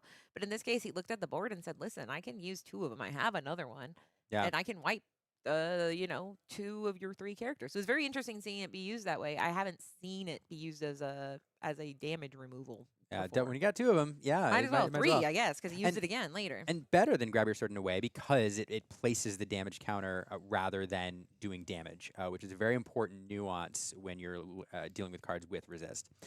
One thing I want to kind of revisit here as we get ready for this game, I did say that most Amethyst Emerald decks, tend towards being tempo or mid-range variants, I believe. You can build them very aggressively. I think most of the time you play it as a tempo variant, and that's what we're used to seeing. Roberts is more of a control variant. There's really not much in terms of aggression here, but there's all of the early game cards, or the preponderance of them, are early game like control cards with that Rafiki setting up, ramp with a hey, able to sing Mother Knows Best. It is designed to be more of a control variant to get to the end game and then unleash its game plan. Garrett here with a more aggressive version, but I think with a more tempo version that we're used to. And one of the things you talked about, like control and trying to identify when decks are control or not. The thing about talking about control is both it's an identity in terms of the game state and what role you're assuming, but it also describes a deck combo. So when you talk about control, you could be referring to either one. And the reason that's interesting to talk about is because I always like for people who and everybody here is an experienced TCG player if you're watching 20 Lore Pro on a Saturday morning. But for anybody who's not, like, we talk about mid-range and tempo. Like, the thing about what makes a deck mid-range deck is it's able to shift very easily into an aggressive or a control role, and it has the tools for both. Albeit not as strong as either one of the decks that specialize in that area, but tempo decks and mid-range decks, or more mid-range decks, are able to go either way, depending on the scenario that they're in. And it's one of the reasons that it makes that color combo so fun to me, is because you're very adaptable and can assume either role and shift from one role to the other very, very smoothly. Yes. And I think that, that's why whoopee cushion. And because, you're able to say, what is my opponent up to, and how can I go ahead and take that to my advantage? But in this case, Garrett says, what's something cool? Evasive. So we got 2 evasives on the board. And like I mentioned, this Pegasus, Gift for Hercules, he's a cutie patootie, a DLC promo, but he also is known for not being reachable by Rafiki. So then you have to say, well, what am I going to use to get rid of this little 1/1? And you have to use something that is possibly used better towards a much more heinous target on this little baby. So that's one of the things I love about Pegasus is you can ignore him for a few turns, but you can't ignore him forever. But generally he gets 1, 2, 3, 4 lore because people have to ignore him. But here comes that Hey Hey, who, if you do have more ink, you are able to. But in this case, it might just be his only 3 costs, and he played it with no benefit in Yeah. that case. Yeah, and right on curve. And here we're gonna have a genie. So Garrett here doing exactly what he wants to do. We know the game plan right now. The game plan for Garrett is get lore fast, win game before Robert gets to what he's trying to do. Now Robert, oh goodness gracious, bouncing that back to hand is huge. That was able to sing Malicious Mean It's Scary. It's also able to sing Mother Knows Best, able to slow Robert down. Getting that singer off the board with that Hey Hey is, or even challenging into that Diablo, although I think singing to bounce the genie back would have been an incredibly powerful play here. That's huge. Instead, Robert here challenging into the Cheshire Cat and using the Malicious Mean Scary to clean up both the Diablo and the cat. So doing some good control there, but would have loved to have that Hey Hey there to sing Mother Knows Best on that genie. Imagine the difference in board state here. So Robert now doing what he needs to do, but or Garrett doing what he needs to do, but Robert, a very, very good turn there with that Malicious Mean and Scary and able to challenge in. Back over to Garrett for a response. Oh goodness, I'm actually really excited now. He can't stop. He's too excited, guys, because they see a library. We never see libraries in this economy, but this is a library which he's saying, listen, I think you might try to banish my stuff over here. I'm a little scared, but I'm going to hedge my bets because if I can put you in the library, then if you strike me down now, I will only become more powerful than you can imagine. And you can get a card draw. So, and you do get a lore. So it's a nice little piece here. And just like the prophecy foretold, we will go ahead and bounce, not banish, so you don't get that card draw. But we're going to start chipping away at the library here, challenging that Rafiki, and they're taking no damage back. So Garrett does have some value on the board, but Robert's not out of this. No, and it's an interesting choice that are challenged into the library over the Diablo. You could get that 1 lore off the Diablo immediately. It's going to quest this turn. Garrett's going to get 2 off a combination of both. But that library, Robert's deck is not built to deal with it. Robert's deck is not built to deal with an 8 willpower location quickly. And so unless he starts to chip away at it now, that library could sit there and be the thing that closes out the game for Garrett once Robert manages to establish board control later on. So recognizing that threat, and now Garrett challenging in to remove that Rafiki to prevent that library from being taken down. So sacrificing a lore to kind of preserve the health of the library there. And the clock that we're on right now, I think we all know, is watching Robert's Inkwell getting up to 7, enabling that bend to my will line. But Garrett here, I think, feeling like he's in a pretty good position establishing the library, the 2 lore genie. It has been bounced once. Oh goodness gracious! This is a fun game for me. And it definitely shows the value of going first in this kind of matchup because what Garrett was able to do is use his ability of going first to build the early on pressure, put Robert on the response. Robert had to spend his first few turns just exclusively responding to what Garrett is doing. And now Garrett is able to establish a little bit more stability on that board. And in response, he can just basically dump his cards. He knows a Bend to My Will might be coming. But as long as he retains value, he is up by 9 lore. He has that library, so he might be able to draw some cards off of that if everything goes well. So he's not completely scared because he was able to get that pressure on early. But here we go. We're still chipping away quite slowly at that library. We still have a long way to go. But with that Hey Hey, a Mother Goth the next turn, maybe we can get rid of it. And then we're in Bend to My Will country. But notably, we don't have it in hand. We have a Mother Knows Best, Donald Duck, Perfect Gentleman, and a You're Welcome. So Robert just needs to be very, very careful with his resources because Garrett can run away pretty quickly because he also has a pretty full a clutch of cards as well. Yeah, Garrett, just a lot of resources here, a lot of tools at his disposal. And already at 10 lore, that's exactly where he wants to be at this point in the game. Let's see which way he chooses to go here. There's plenty of options. And both of plenty them, of and like we options. said, I mean, we've talked about it quite at length. That I mean, this deck is Do you want to discard? Do you want to do some lore burst with Go-Go? Do you want to do some secret ramp with Emerald? Do you want to do card draw? Do you want to move damage? We've seen Bell Accomplished Mystic and Cheshire Cat. So it is very exciting. In this case, he says, listen, I can actually draw a card off this Diablo and clean up your Mother Gothel. So he does go ahead and elect to do that. Now, the library stands alone, but we can move more people in there if we so choose. However, in this case, he will go ahead and deploy the Megara, which is a boostable card. Inking the Madam M Elephant. And then last thing here is a Mother Knows Best. Yeah, sending that one card, that hey back to hand. That hey seems kind of innocuous on his own. He can only challenge for 2, but he is a 3-cost singer. And Robert, plenty of 3-cost songs in this deck. I say plenty, but really it's Mother Knows Best, bouncing things around quite a bit. So Robert now is going to activate that Chromacon, going to draw a card each, and looking for something to slow down Garrett. He does have the Mother Knows Best, which he can play out full cost. I have a feeling me singing Mother Knows Best is not going to catch on like Baker's A. Be prepared. I'm just going to say that now. But here we go. We're going to go ahead. He has access to quite a lot of ink. He's going to go ahead and ink that hey, deploy the Donald Duck Perfect Gentleman, saying, listen, more cards is more cards, and I certainly want them. He does have access now to the Bend of My Will, as long as, and two, you're welcome. So he's on the point where he can, what we call in the game, turn a corner. Turning the corner is basically, you're like, listen, I was kind of losing, but I'm going to win. So I think he's like, I just need to stay in this. Yes, you have a library, you have a Go-Go, but you're not winning off a single library and a Go-Go. And if I can make it to the next turn, discard your hand, you might be out of this. Yeah, and that library just doing work. Most of the time you're excited for the card draw. In this matchup, Garrett, Robert, not super concerned when he's working towards the bend, having Garrett draw extra cards. It's not the worst thing in the world, but it's really that lore gain. 3 or 4 lore off it now, and Garrett going wide here again.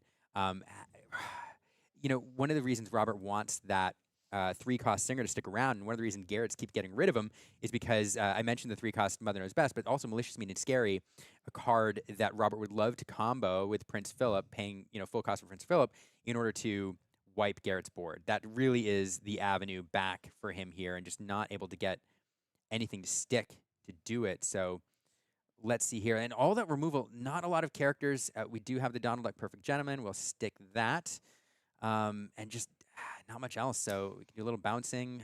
And I think we're seeing why combo type decks, I wouldn't call this necessarily a combo deck pure and simple, but there are combos he's looking for, can be so frustrating. Because you look and you're like, okay, well, I got this, but I don't have that. For example, two of those Malicious, Mean, and Scary would be really cool right now, because you could go ahead and wipe the board, but he doesn't have that right now. So all he's able to do is draw cards and kind of go, oh my goodness. So in this case, we're probably going to see these Flynn Riders boost. Then we have a nice clean quest for 5 here, and it's pretty much not lights out, but it becomes a lot harder, especially knowing that Garrett runs Go-Go. So all it takes is one more Go-Go and the inability to clear the library, and Garrett has won this game. Yeah, and that will exert that Donald Duck. We are going to boost 1 Flynn Rider. Oh, and instead he says, let's just go ahead and get rid of that Donald Duck. I don't want you to be singing anything. Yeah.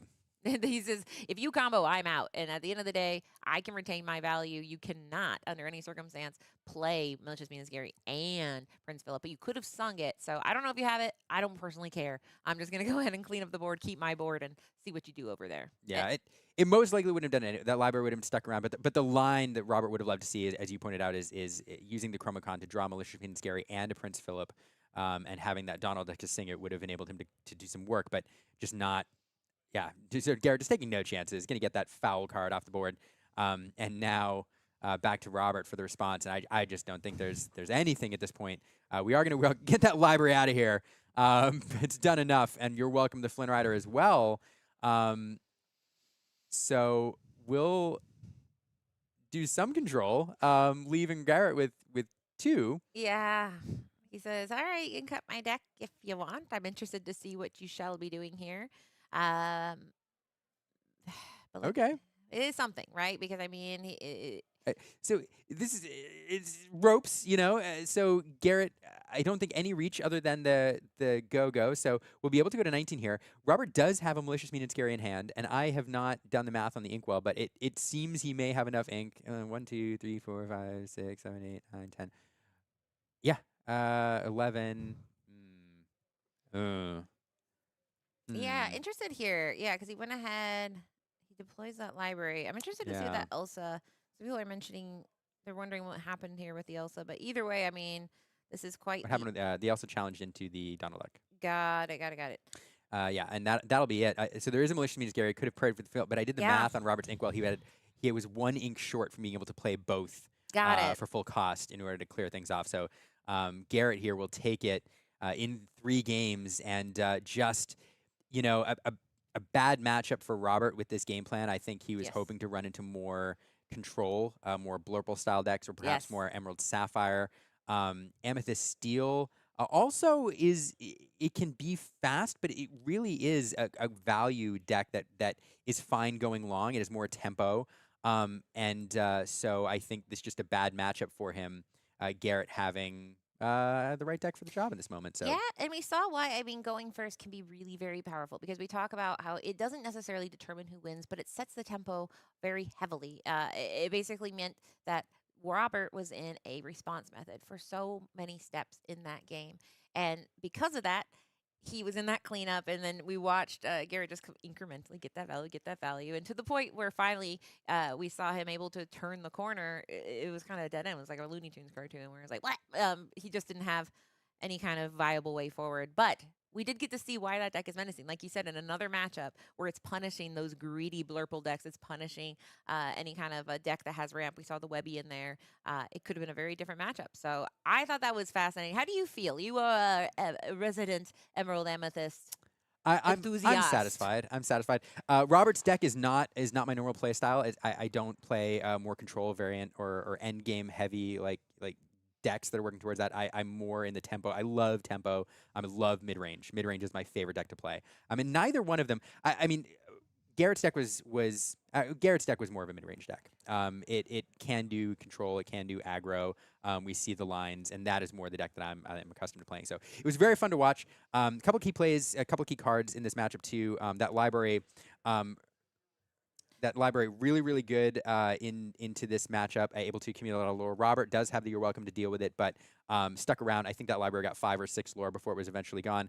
And then Mother Knows Best, still a great card. Been around since set 1. Very good. Used to great effect here. And the key moment, if you end up watching this match back, is the Garrett's use of Mother Knows Best to remove Robert's 3-cost singers over and over again. I think at least twice in that 3rd game. And Robert not being able to stick that 3-cost singer ruined any chance he had of really, really tamping down the Garrett's momentum. Yeah, and before we get to the interview, because we will be able to talk to the winner, I'll note that kind of shows why Bend in My Will is a very polarizing card, is that when it's good, it's like, wow, I did it. But when it isn't, it's a 7-cost uninkable, and you're like, I don't know, dude. How if I can get rid of his hand, but he has 40 characters on the board. So it's a very, very interesting card that has to be used with great precision, because if it doesn't get used the right way, it's just kind of like, okay, well, I still have a board. It's like the opposite of Be Prepared.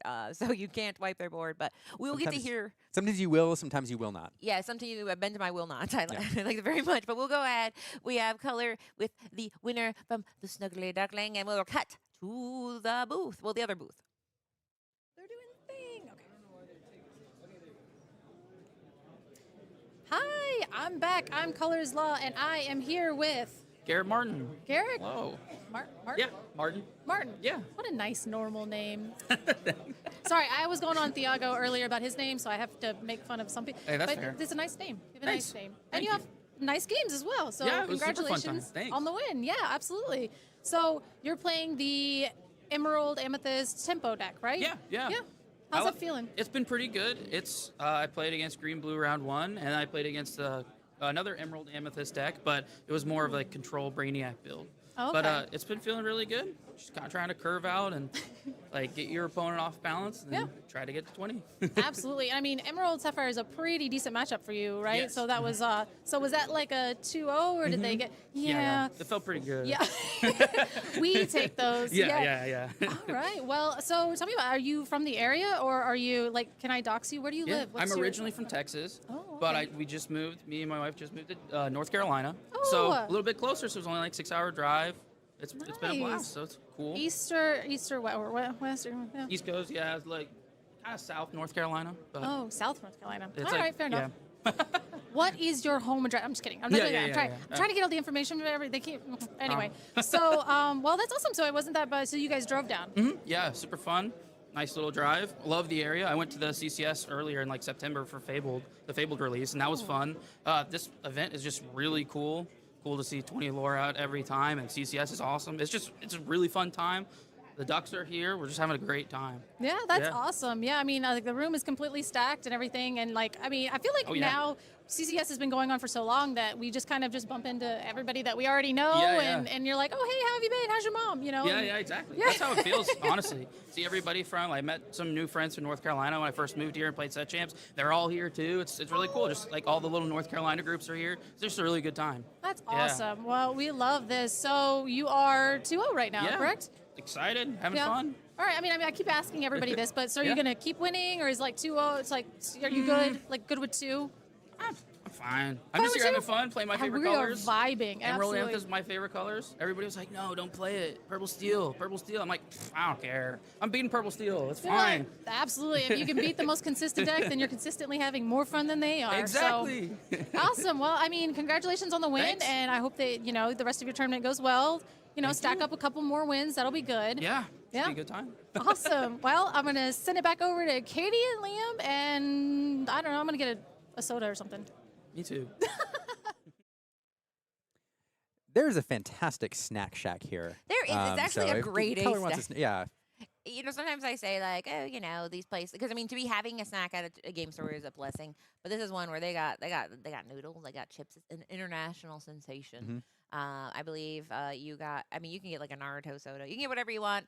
But there's other things around here. So Charlie's, I made a video last time about just walking around. There's a lot of stuff out there, and me and you are going to take a round off. What are we going to do during the round, Liam? What are our plans? Well, we're gonna don't go anywhere. Round 3 is actually starting very, very soon. But yeah, we're gonna be off this round to take a quick break, visit the room. We're gonna visit some people. We're gonna see what's going on. We're gonna visit the vendors. And we had a fun little challenge we came up with. There's so many fun things out there, and just odd. There's so much stuff. Gibbets and jabbets. Gidgets and gasmets, who's and what's it's galore. You want thingamabobs? They've got plenty. Odds and ends and brick and brack. Yeah. That's a Sword in the Stone reference. Okay, I saw that movie once, and I'm primarily not a fan. But shrink in size, very small. So we're gonna have a little challenge here. Katie and I during this round are gonna go find I think the one caveat is the weirdest thing, the strangest thing we can buy for under $10. We're gonna go buy that thing and show you what it is when we come back. And it's gonna be a fun little challenge. I'm probably gonna buy. I come back and you're like, Katie, that's just a booster pack. That's a Labubu. Or no, it's gonna be a booster pack. We'll be a little for $10. It's a Lafufu. Yeah, I'll be like, well, I bought a Basil for my deck, and you'll be like, that's not weird, Katie. I'll be like, well, yeah, I'm on budget, but yes, we will come back. So in round 4, I believe. Let me double check, because then people at home, they're on the edge of their seat. Yes, round 4. So the next round will be Jeebus and Colors Law together in the booth. So get excited for that. And then round 5, we'll come back. Me and Liam will have our little Gibbets Jabbets galore. And then to let you guys know that the lay of the land, so today we are doing a total of 7 rounds. We just wrapped up round 2. So we'll do 7 rounds today. Everybody will go home. We all pick a table and we all fall asleep under it. We bought blankets and we all sleep there at Charlie's. And then tomorrow we have rounds 8 and 9, and then we cut the top 16. So if you guys are kind of wondering, what's my day like? That's the vibe. Yeah. And it's going to be, of course, as we go on, we're going to try to show you some interesting decks. We're also going to show you who's performing well, some well-known players, etc. So start of the day here, we try to bring you some interesting stuff. And then as the day goes on, we'll get to see who's vying for that top cut, what decks are performing very well, give you a taste of the meta. So as we go, we're going to get to see that. But we do know there's one Emerald Amethyst deck at least, which is 2-0. So it's in the running. I did predict Amethyst Steel before I predicted Sapphire Emerald. This morning I predicted Amethyst Steel because I can't figure those two. But my heart is with Amethyst Emerald. So if an Amethyst Emerald deck wins, or Emerald Amethyst rather, or is at least in the top cut or vying for that title, I'm feel like I'm winning. You won the Caster's Cup. You might say, what do you win for that? A booster pack, maybe? Yeah. You have to buy props. it, but whatever. It feels good. So, yeah. And again, if you're watching, let us know what you see in the RPH, what you're seeing throughout the day, who you want to see, what deck colors you want to see. Call out interesting matchups. Like, sometimes it's hard to get things over to production in time to snag the right people, but let us know what you're seeing online, in the standings, in the tournament, and what you want to see, and we'll do what we can to bring it to you. I just dropped the link in the chat. Is Ravensburger Play Hub. So it is event 199148. That, once again, for callers at home, that is 199148. Please call in and you can see this tournament. But in the meantime, we're going to go on a little break. And when we come back, you'll see Color and Jeebus, 2 dazzling stars in the Lorcana scene. Yeah, don't go anywhere. We'll see you soon.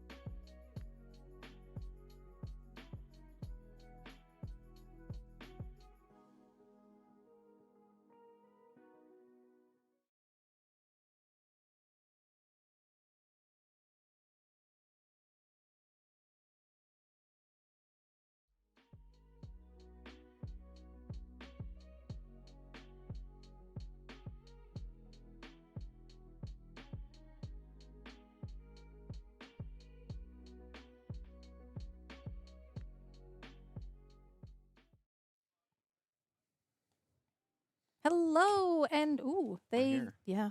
Why did they turn this so bright? How are we? We're just gonna get washed out forever. Look, now we look. I look tan now. All Yeah, right, well, that's it's fine. like we pretend we're tan. Yeah, that's fine.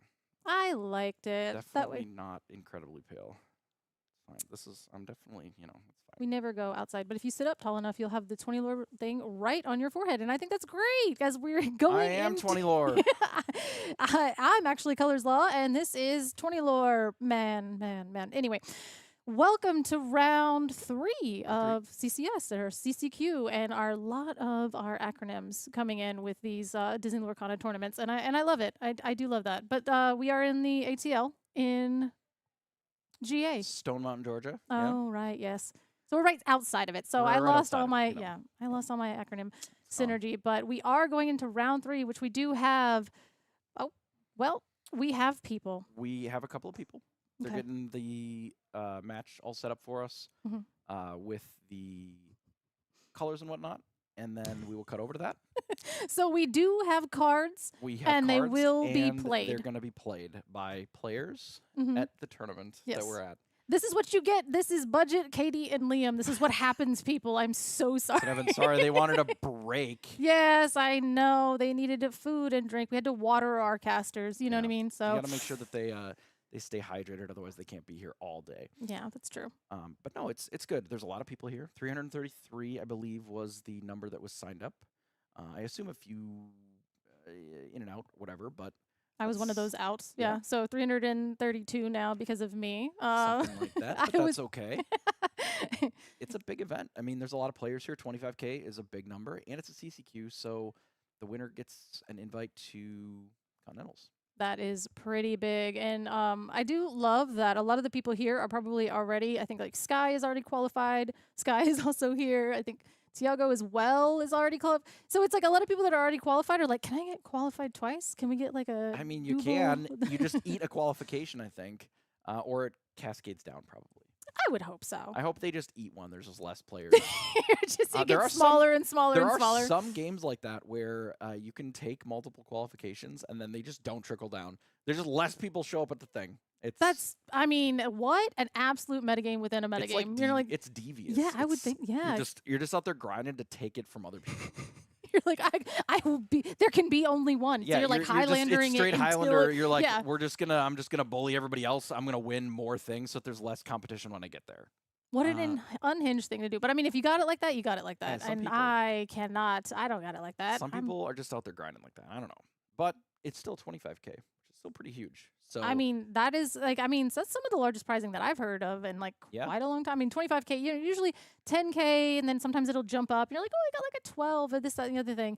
And then you're like 25K, and you're like, I don't even know what that kind of money looks like, honestly. Like, what is it? I mean, it's- I just told you a lot about my personal situation, but Yeah. 25K, like It's a all lot. in I one mean, place. That's, and then this also feeds into the circuit that CCS has for the 50K Invitational eventually too.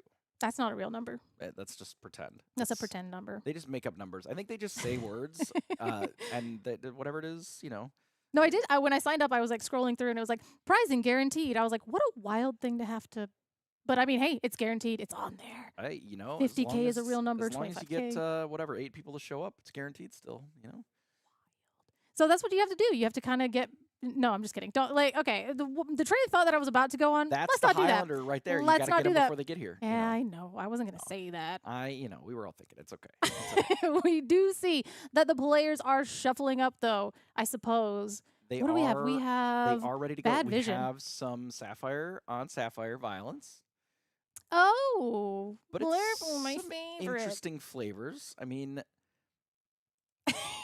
Sapphire Steel is classically a deck that. Okay, it's always playing towards sort of the same end game Uh-huh. where they're looking to do some ramp, Sure. just like every Sapphire deck, Mm-hmm. and then it's figuring out what the payoffs are. Blurple has had classically just Hades and really just a few mid-rangey threats that they're just looking to double cast in a turn. Where Sapphire Steel, the way that it used to be played, was more I'm gonna ink a lot and we're gonna draw a bunch of new cards and I'm gonna ink a lot. Well, now it's sort of we're gonna ramp up and then our deck is just full of 7 drops and 8 drops. They're all big boys. They're playing Headless Horseman, they're playing Vincenzo, they're playing Hades, and they're just getting to this bigger amount of ink and just slamming bomb after bomb and saying, hey, are these steel cards good enough to win? And they seem to be. They seem to be, as we're going to say, Rise EU. Come on, man. You can't put that many consonants next to each other and expect somebody to. So Rise Up, nah, we'll get there. And then Chasen Lore. Oh my God, Chasen Lore. Oh, I see what we've done here. As we have a Basil come down into a Captain Hook, which is a very good traditional Blurple versus Sapphire Steel start. So we're off to a good start. Yeah, Captain Hook as an inkable is always just so powerful at any stage of the game because it trades up so well. You can always ink it when, when it's no longer good, like here, for example. A bit odd to use 2 different arts in the same deck. Unhinged. I can't believe it. You got to go perhaps. set 1, set 9. You got to choose, pick a lane. You pick something and you go with it. You go with both. What if they look at your hand and then now they know that you have 2 different Captain Hooks? I know. What if you only had one and then they saw your hand and now you draw the other one and now they know that's +1 information? That's ridiculous. Also, too, they know that you just like are unhinged, so they don't know what you're going to do because you can't even keep your arts consistent. That's crazy. But we do see Basil into Tipo into Genie, so we are going to go ahead and draw a card. And being on the play, that's pretty good. That's the curve that we want. As we are going to, Tipo's going to get busy, get quest in, go for 1, and I think that is probably nice because you're just going to be able to. Well, Tipo's fine. You know what? Anytime Tipo goes on a quest, I feel like he's doing his job, So Captain Hook will be able to trade and survive that challenge. But at the same time, I don't like looking at Tipo that long on the board anyway. Tipo's just doing his best, okay? Is he? I mean, look at his chubby little belly. He's a growing boy, as we see 4 ink exerted for the Cinderella dreams do come true.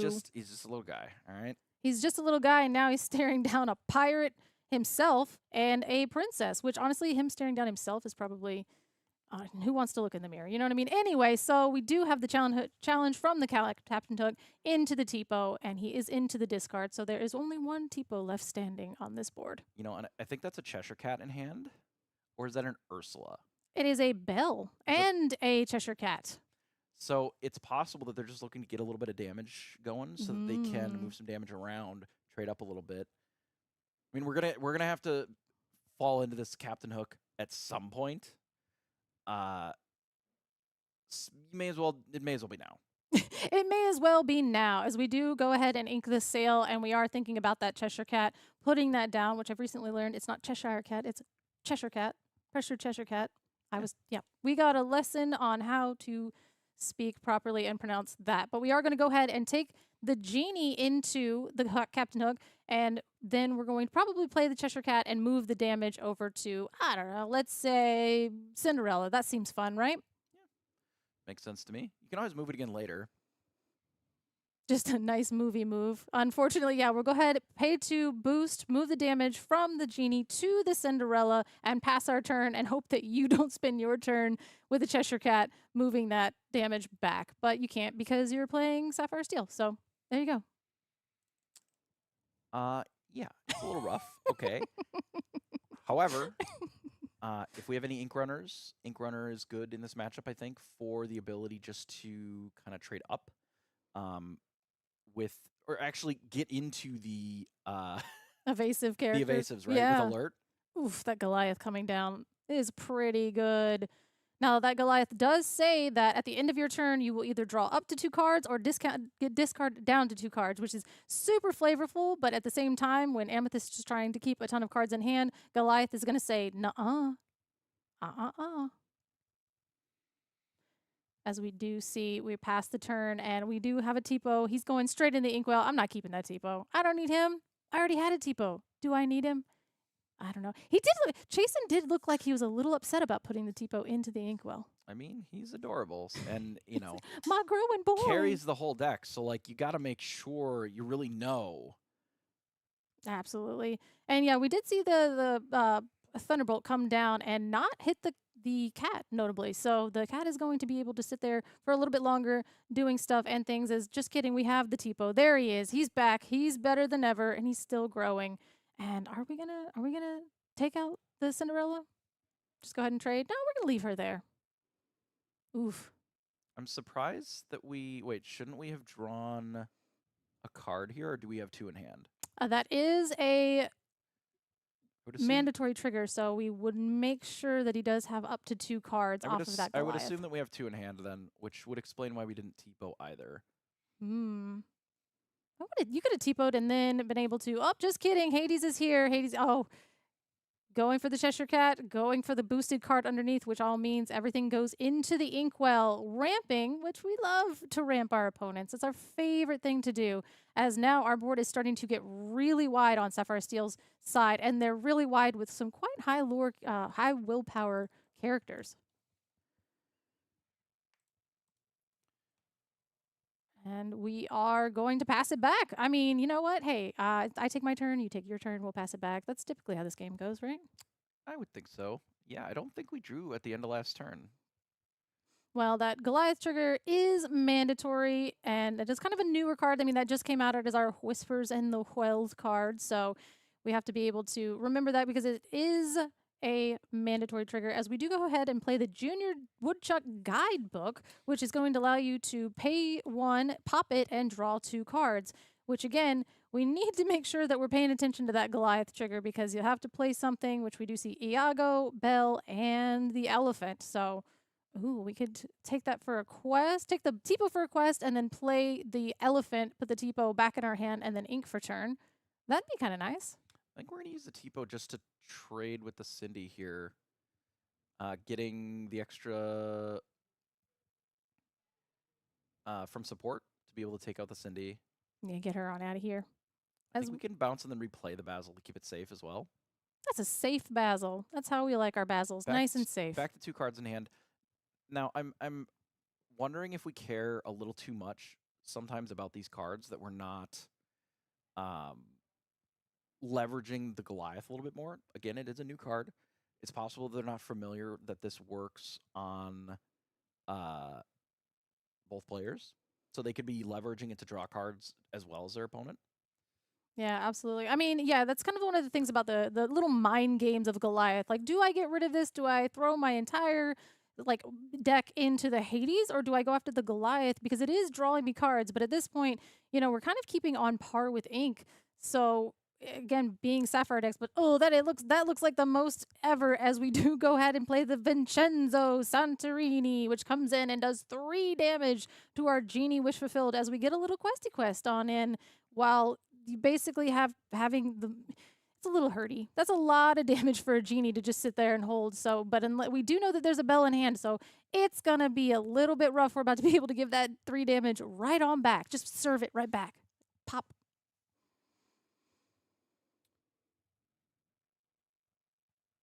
And we are going to go ahead and sail the Azurite Sea. I think that's a fun thing to do. Go ahead and get a little bit more information before we throw down the bell. As long as we're leveraging the Goliath right, it can let us ink a little bit more. If our hand isn't great, we can theoretically dig for a little bit more cards. Yeah, putting 3 damage on, pretty interesting. I think just taking out the Basil would have been fine for me here. Mm-hmm. Yeah, I think I would have liked that. I mean, because the Basil does cause a lot of problems. It makes Elsa, the 5th spirit, when she just comes charging on in, it makes her a 4/5 instead of a 2/5. So again, yeah, that might have been a nice target. But we are going to go ahead, throw the damage from our Genie with our Bell Apprentice Mystic, and then we're just going to take it out, putting the damage onto the Elephant, which notably at the start of our turn, we'll be able to move 2 damage of that off and get rid of that Tipo. Get him on out of here as we ink the Iago because he does have Vanish, and everything in Steel is an action that targets and vanishes my Iago. So I don't think that's going to be doing as much here. Yeah, if we're inking the Iago this turn, I would have liked to do it last turn. I mean, we're recognizing the Goliath trigger now. Again, it's possible that they just missed it or thought that they had 2 cards in hand. Yeah, they're like, it's optional for me only. Yeah. It says that Chase and Lure doesn't have to draw. I'm just kidding. That's not how this game works, but it's okay. We all figured it out. Again, new cards, high stress. There's a lot of lights over there. I don't know. Every time I get into a stream game, I'm like, what is happening? But we are going to sail on Rise Up. I don't know, man. Chat, what is his name? Somebody, I need the lore on that. Rise Up is sailing. That's all he's got. Sail with Goliath is such a strong combo. It just works so well together because you're able to really take the extra cards that you're getting. I mean, you're just docking every single turn, right? Yeah, absolutely. And you can take all those cards, Boop. send them all to the Inkwell, and really leverage these extra cards, and then just pick up 2 more immediately. That we might be getting the Goliath in just to take out this elephant. And we could do Vincenzo plus Tipo, but I think we've drawn enough cards that it's possible it's better just to get the extra questing in. Yeah, I was about to say, I mean, anytime a Vincenzo Santorini is on the board, I see that 3 lore, I am greedy, I am questing. But again, I also do not pilot Sapphire Steel to a high. It's fine. I want to quest. Give me the 3 lore at this point, though. But I mean, we do know that Sapphire Steel typically goes ahead, and we're going to go ahead and double trade into that, prioritizing the Goliath because we only do have 1 card in hand. And I think that Sapphire Steel at this point hinges very heavily off of that Goliath card draw to continue to kind of filter through, as we do see it is a Cinderella Dreams Come True, which isn't really helping us. The Tinkerbell is a little bit better of a card, so probably leaning on that as we do pass it over to our 2 lore questers. Now we are 6-6 in lore, and I think about 35-35 in Inkwell. It does kind of feel like that. This is kind of a tough hand for Chase and Lore here. It's a lot of 1-drops. I mean, this has sort of always been Blurple's problem, is they have so many sort of tempo plays with Basil, with Rafiki, that are really great early, and they fall a bit short later. Normally you have enough card draw of your own to be able to sort of bully through that a little bit. I mean, we do have the Bell in hand, but we can't really get a ton of damage on anything. Not safely. Not safely. Well, I mean, I guess you could actually throw it into your Vincenzo, and then, yeah, we're going to do that. We're going to put some damage on the Vincenzo, then we're going to go ahead, play Bell, and take the damage, heal our Bell up, and then that will end up being able to take out the Vincenzo. Look how much damage. Like, do you need more dice? Sorry, Vincenzo is a big boy, and he is finally gone. I was like, how many dice do you need to make sure that the amount of damage is equally represented? As we do know that the Tinkerbell will be able to come in next turn and challenge into the Bell and then stack some more damage onto our Genie, which is the only available. Oh, my, he did it. He did it. He drew it. He drew the card. Did you see it? I didn't. What was it? Ink Runner. Oh my gosh, that card is so insane. So he's going to be able to play this and then give the Tinkerbell evasive. So then she can challenge into the Genie and do insane things here. But we are going to go ahead and play our another Tinkerbell, stack some more damage.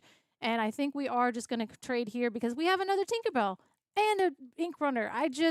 This is an amazing turn for Rise Up. He is rising up and playing the Tinkerbell, not the Ink Runner. Man, I was so excited. But at the same time, he didn't need it. I feel like the way that this game has gone, we don't care about the evasives at all. No. If there was ever a critical mass of them, sure, but it really hasn't felt like they've been in danger of evasives with the way that this game has played out. You just don't need it. You can just ink more things and then draw more cards, and it's fine. Yeah, that's what happens to me. I'm like, I don't need this. And then they play 6 evasives, and I'm like, man, I wish I had that one of Ink Runner in my hand. But we are just going to continue to draw some 1-drops on Chasen's side as we see a critical mass of Basil, Rafiki, and oh, Hades looking for a deal. That's actually pretty good. Let's play it. And that does say that when it comes in, he's going to look for a deal, and you can either choose to put that card on the bottom of your deck, or you can let me draw 2 cards. And he says, you can't have any more cards. You can't have cards. I can't have cards. We all get 2, and 2 is the max. Why? That's interesting. Mm-hmm. Given that they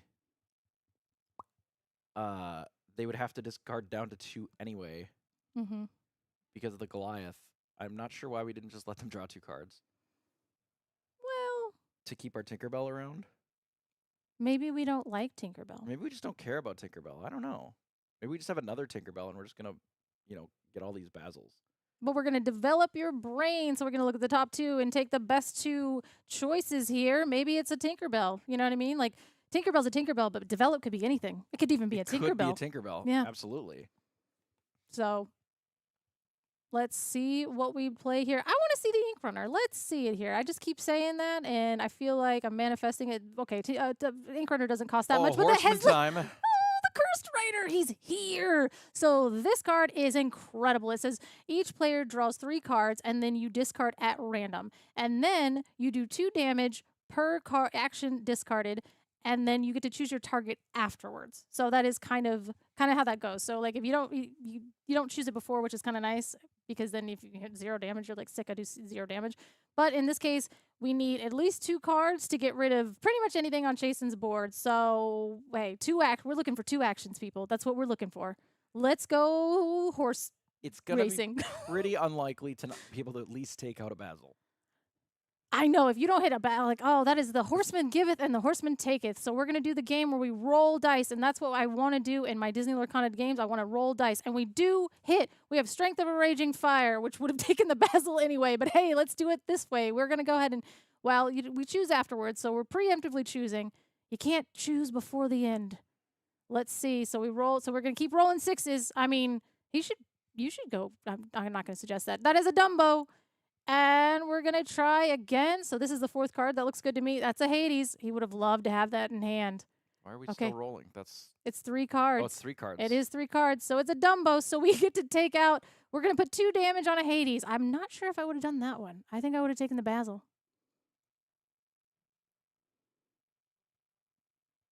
All right. We don't know what else is in hand. It's possible that they have something for a little more damage.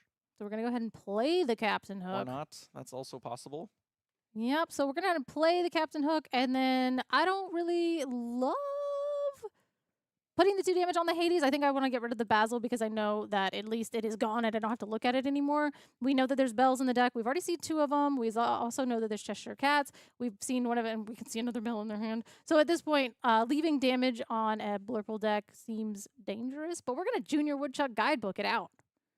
All right, a couple more cards, and looks like there's another Ooh, Junior Woodchuck Demona. Guidebook in there as well. Oh my god, Demona. And these Basils are going to be the punish because Demona is a great card here because Rise Up's only going to be able to draw 1 off of the Demona.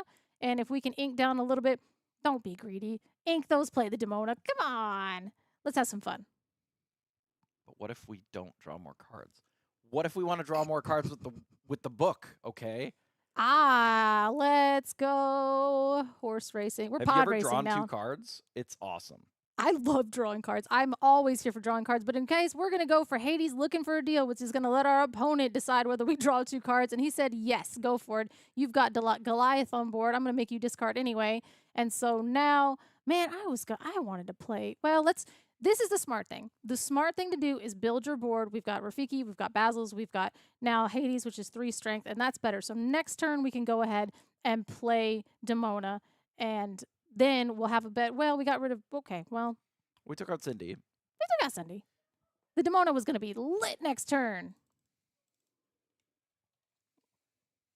You know what? She still will be.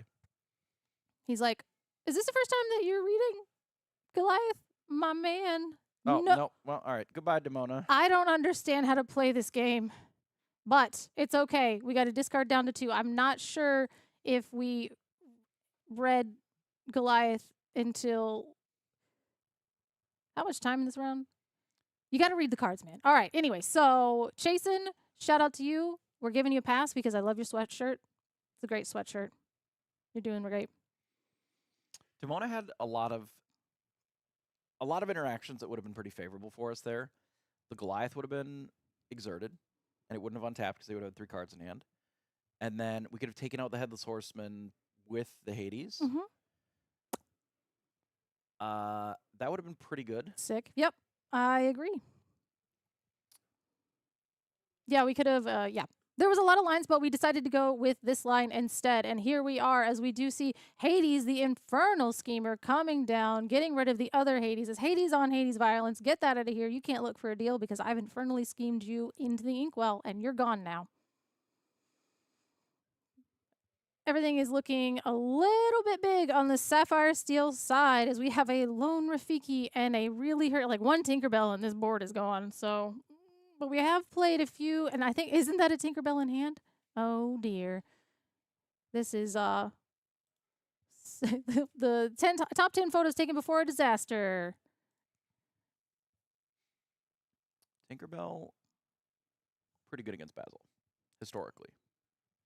the next Tinkerbell is going to be very good against this Hades and this Rafiki. As we do find Into the Unknown, we will hard play that onto that Horseman, get him out of here because he is a 5/7. He's no business being that big of a boy with that. Well, he cost 8. I guess. It's a lot. All right. At least they didn't give him 3 lore. Whew. True. A card and a half that would have been.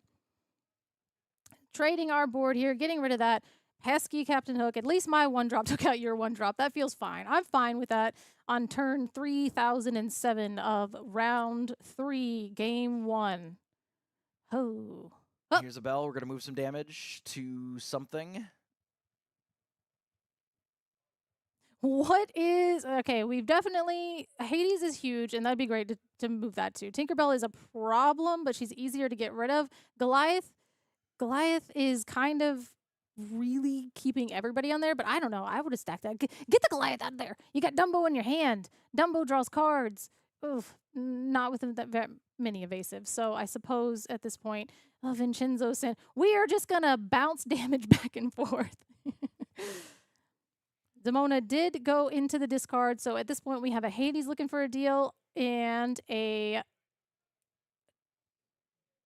card in Chasen's hand, as well as a Tinkerbell. There it is, cleaning that up, throwing our bell into the discard. Hades, hurting Hades again, and we are going to ink a Goliath because we already have a Goliath, and he's been doing literal work this turn. So we are 9, questing all up to 16 with some of the largest will-powered characters in our deck.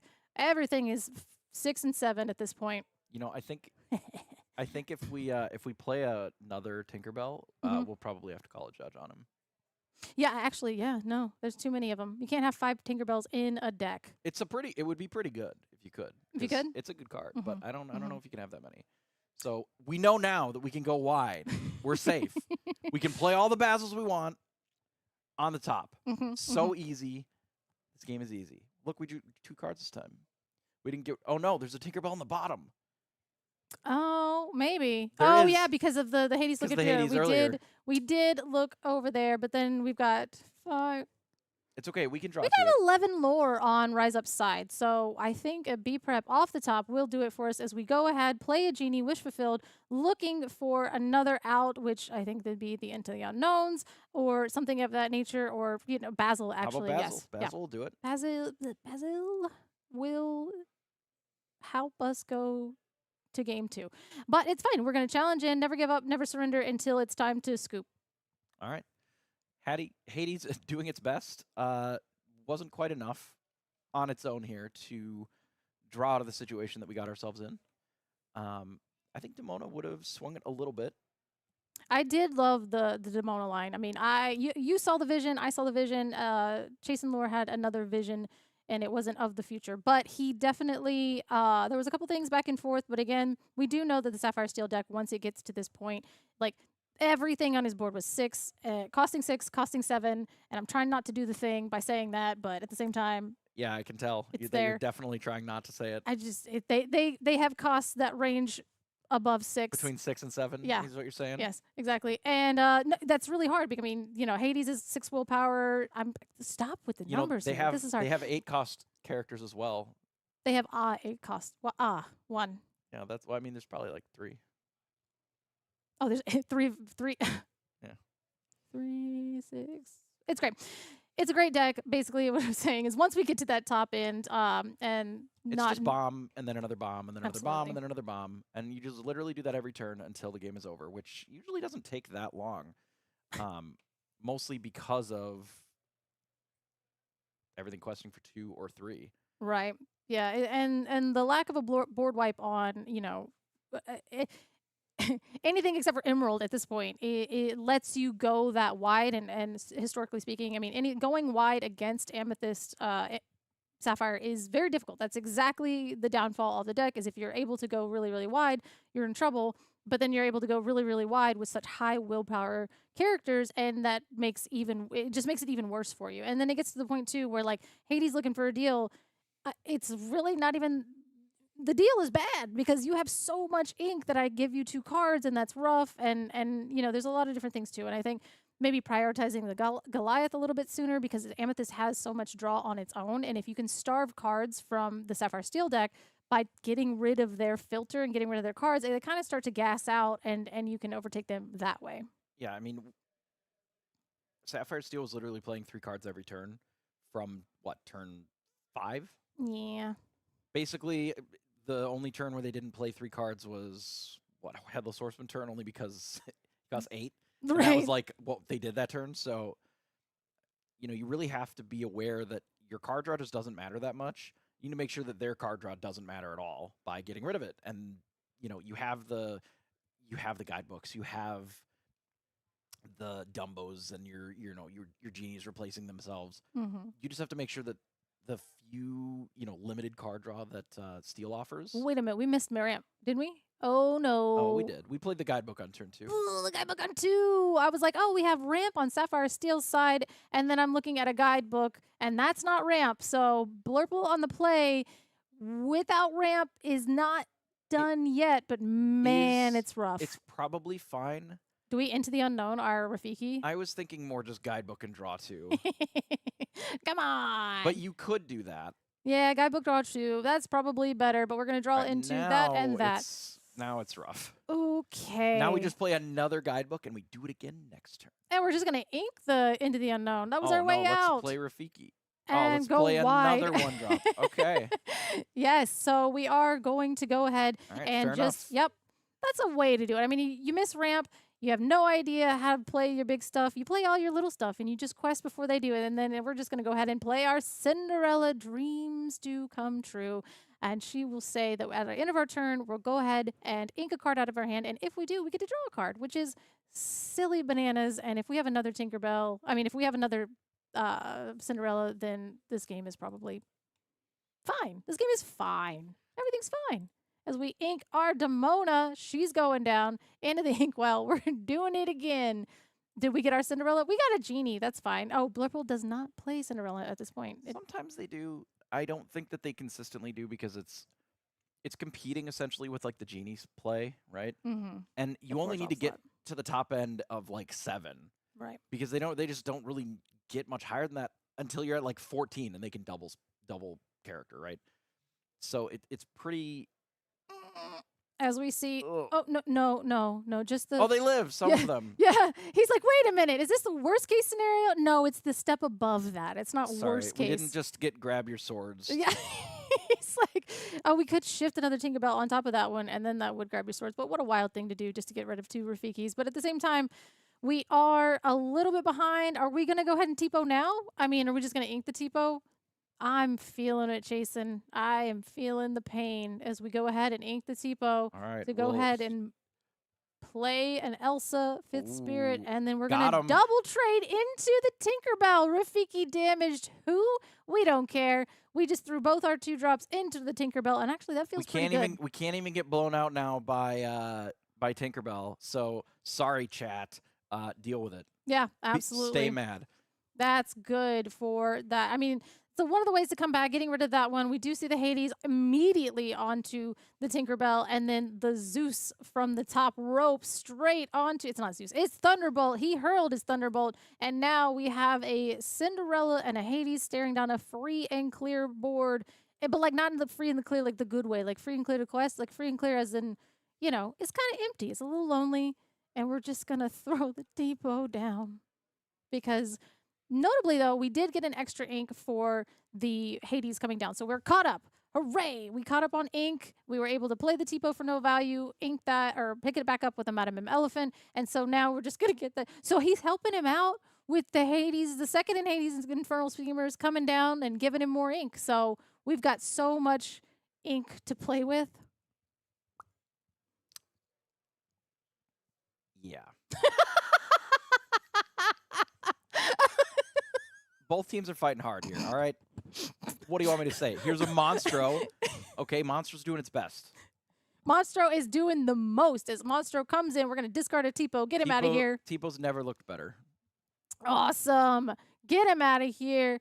We got rid of that one. Monstro is a monstrous whale, and we are going to ink a sail on our turn. Oh, Goliath is the only card left in hand that's so good. We're about to slam that down and draw 2 cards after we take out Better trade trade, with our yeah. Monstro. Get that out of here. Now we're at the beginning of the game, people. All right, now we're in the stage of the game where everybody gets a dock every turn. There we go. And the game has finally begun. Starting out here in round 3, game 2, as we are 4 lore to 3 lores with a Dumbo staring down a Goliath. And he's like, my dude, you got a disc. We are going to read this card together, people, and we will get it. At the end of your turn, if you have 2 cards in hand, you're good. If you don't, you need to get 2 cards in your hand, whether you are discarding or whether you are drawing. I like Bell as much as the next guy. Okay. But I would have sent that Bell to the Inkwell so fast. Yeah, Bell's gone. Because you know what you get to do if you only have 0 cards left in hand? Draw up to 2 Just cards. draw 2 cards instead of just 1 card. And then you have an extra ink for next turn. That would have been excellent. Oh, I saw the Cursed Rider. The Cursed Rider is here. So we are going to be able to... We're going to get Chasing Lord. We got some patent pending reading happening here in game 2. So we're learning stuff and things about these new Bell in hand. Whisper in the Well. Yeah, so we are going to pay 1, gain 1, draw 1 from our world's greatest criminal breaking records of Sail the Azurite Sea comes down as we do draw a Hades. So we'll be able to double ink for turn. And I do believe that we're going to play a Bell for no value because at least it's a 4/4. And we're going to ink the Bell, ink the Basil. We We did love sail Bell. this turn, correct? For 2? Yes. Paid 2 for that. We really value the bells. I think again they're pretty sufficient bodies. They do have 4 strength. So basically getting there and kind of making sure that they have a little bit more to them to where when they challenge in, because of course, I mean, I don't really want to be challenging. Well, we'll see what this Headless Horseman Cursed Rider does as we come down, draw 3 cards, and then we will be discarding, doing 2 damage per action discarded. So my favorite part of the game. Let's Dice see rolling. if we're able to remove any of the characters that are on board, or if we just put 2 damage again. That might be exciting. I don't think that Blurple had any spells, any actions at all in hand. No, last turn we only discarded a Strength of a Raging Fire, as we do see a Cursed Ooh. Rider into the or into the discard. And so now we'll see 1 more, a Tipo. That's not an action. And then we get to choose 1 more. We got 1 more chance. Is it an action? It is a Vincenzo Santorini, which those are 2 good cards and a bad card. So those are into the discard at this point. And so we'll do some dice rolling. Again, everybody loves dice rolling with our Disney Lorcana, right? Iago, down. Not today, Iago. We're going to re-roll. Got a 3. Elsa, down. Again, not an action. Is this Headless Horseman going to be the worst Headless Horseman ever? And it is. We whiffed. No damage done. Worst Headless Horseman, and it is still a 5/7. With 2 the lore. quest for 2. It's still pretty good. Absolutely. The dice rolling, I'm wondering at this point, especially in a Sapphire Mirror, is like, we got to go. We're going. I don't know where the time is on this one, but at the same time, we want to make sure that we are not going to rounds, but we're looking pretty good. We have a Headless Horseman, a Goliath, and a Cinderella on the board. So we definitely have a Hades in hand, I think, so we'll be able to take care of that. Or we have a Junior Woodchuck guidebook, and, we know the Bell. The Bell that we love very much, our Apprentice Mystic. Can we use this Bell to do anything other than just play a 4/4 this turn? Well, we are going to pay 1, gain 1, draw 1 for our Dumbo effect, in which case that is another Into the Unknown. So again, we can Into the Unknown the Bell. That would be really, really nice. I'd love to see a way to exert the Goliath or something like that to keep that around. Potentially maybe playing the Junior Woodchuck guidebook at this point to see if we can draw into something a little bit better. But we are going to want to get rid of those cards because we don't have a way to get after this Goliath at this point. So we will be discarding. All right, here's our guidebook. And we pick up 2 more cards. Absolutely. And it's another guidebook and a Iago. So we go ahead and ink the Iago, get that on out of here potentially. And I mean, are we drawing more? We're trying to dig for the good stuff in our deck. We still have the ability to sing or challenge into the Cinderella, getting that out of here. And then just go ahead and play the Bell that we have favored. The Bell payoff. we held it, we played it, and now we've put 2 damage onto our 5/7 Cursed Rider, as we are going to go ahead, discard the second Junior Woodchuck Guidebook, and pass the turn.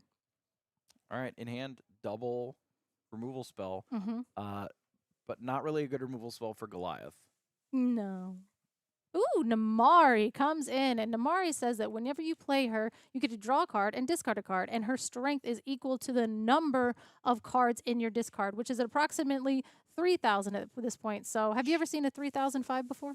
It's functionally the same as this card always is, big enough. Yeah, anything over 10, and it's a pretend number again. Again, with the pretend numbers, as we see a Tinkerbell Giant Fairy come on down and sprinkle a little bit of damage on everything over there.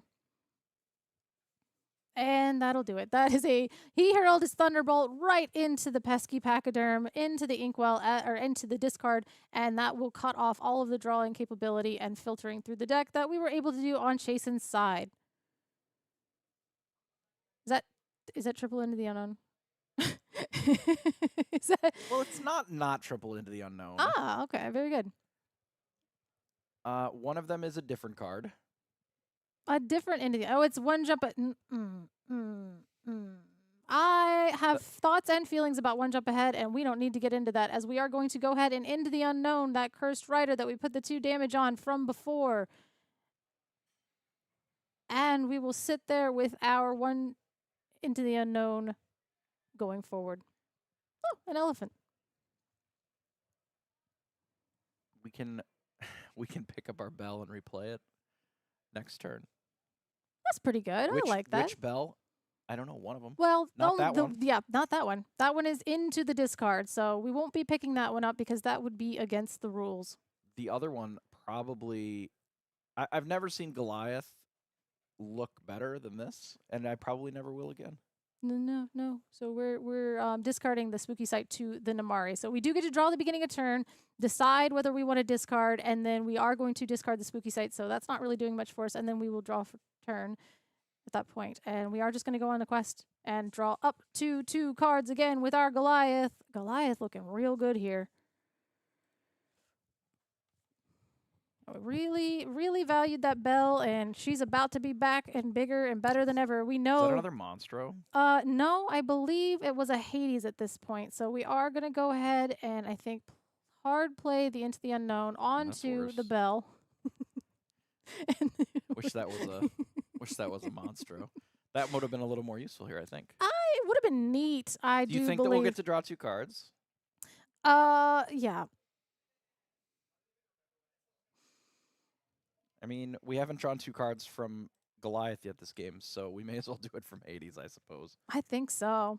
Do you think you'll let him draw at this point? I mean, we got to put... Okay. So we are going to pick up Bell, Apprentice Mystic, our favorite card in Disney Lorcana, as it does come back into hand. I hope that we ink it to play this Hades to draw 2. If Hades goes into the inkwell, I will flip this table. I'm going to flip the table. I'm in a closet and he can't hear me, but if I yell enough... Okay, yes, it is the bell. Let's put this into the inkwell. And there we go. The Hades, looking for a deal, comes down, and we're going to target the Goliath because Do you think he'll let us draw 2 cards instead of... He let us draw 2 cards! Oh, hey! That's He awesome. let us draw 2 cards. Oh, I see the Monstro is in hand, and we also have a... We got it. We got the line. Okay, I see it. Monstro. Do you see it? Okay. And then we're going to discard our whole hand, but we're going to leave Goliath in play. That way we can draw 2. Okay, that is a gaggle of Vincenzo Santorinis onto the board. So that is a total of 9 lore sitting there just in our metric, like a bushel of Vincenzo Santorinis. Like, what is I know that it's like a murder of crows. Is this like a flock of... It's like an explosives of Santorinis. Yes, this is an explosive situation here. Okay, Monstro, not necessarily going to carry hard enough to beat this many Vincenzos, I don't think. You think so? Vincenzo is basically the whale doesn't win. That's crazy. So yeah, I mean, one demolitions expert versus a monstrous whale is going to really kind of just take it here. So then we can go ahead. Another Tipo is great. We're going to go ahead and throw that in, and then also throw in the Madame as well to get rid of that. Hopefully, hey, the bell's going to come back into play. She's in the Inkwell, so we just have the Iago. So, man, I got really excited about it. I was really hoping. Monstro doesn't even take out Vincenzo because it's. Yeah, so you're going to have to throw the elephant into, which I assumed so that we large, did that. which is fine. Yeah. You know, but absolutely. then we're still facing down 8. Yeah, 8 to. So we are at 13 on Rise Up side. So. Yeah, and we're going to go quest for game. So there it is. We have Rise Up versus Chasen, and Rise Up takes it with the 2-0 Sapphire Steel dominance. Am I right, chat? No, I'm just kidding. But it's all right. We got it. That was round 3. How you feeling about that? I mean, again, the Goliath looked really good there. It's possible that there were other ways to navigate that game to be able to take advantage of the Goliath a little bit better from Blurple, and that would have helped a lot. Filter through just a little bit more and kind of get to those cards. Like, I'm not sure how many Hades that we saw and, things like that. But leveraging Goliath from, the Sapphire Steel aspect of it was very good, and it looked great. You sort of remove all the cards in your hand by just playing them. I mean, we had so much ink from the Cinderellas. We had sales whenever we could get them just to be able to double, triple ink in turns, so that when we're getting these hands with multiple 7 costs, that we can just dump them all out. Right. I mean, that's really what you're trying to do with this deck, regardless of what your opponent is doing. I mean, at the end of the day, that's the play. That's the plan, is just keep playing stuff until they're overwhelmed, and then you win eventually, right? Absolutely. And like we did see that double happen. Vincenzo and Triple in a turn, Vincenzo? triple Yeah. Vincenzo. Yeah. Every single Vincenzo except for one that might have gotten inked earlier or taken down. So, yeah, I mean, seeing all of his Tinkerbells, all of the Vincenzos, and everything else like that, it did seem as though the Goliath was really helping. And again, I think that's what I was talking about, is like you kind of have to focus down the Goliath at some point, because as Blurple, you do have the advantage of being able to draw cards. Like that is the reason that you play Amethyst in this meta, is to draw cards. So you want to starve the card draw of the Sapphire Steel player and not give them that ability to just filter out to get to the best cards of their deck. And once you're drawing that many cards of Sapphire Steel, you're inking that many cards. You're getting through, and so you're able to ink more, and you just have a lot more resources. So if you cut that off as the Blurple player, you just kind of watch them draw cards until they can't. If you limit them to just a single big thing a turn, right? Oh, here's my one Vincenzo. Then Bell becomes overwhelming because they Vincenzo'd your thing. It wasn't enough. Okay, now it's set up for Tinkerbell. Next turn they play Bell, and now all of a sudden, like, that line sort of falls apart pretty fast.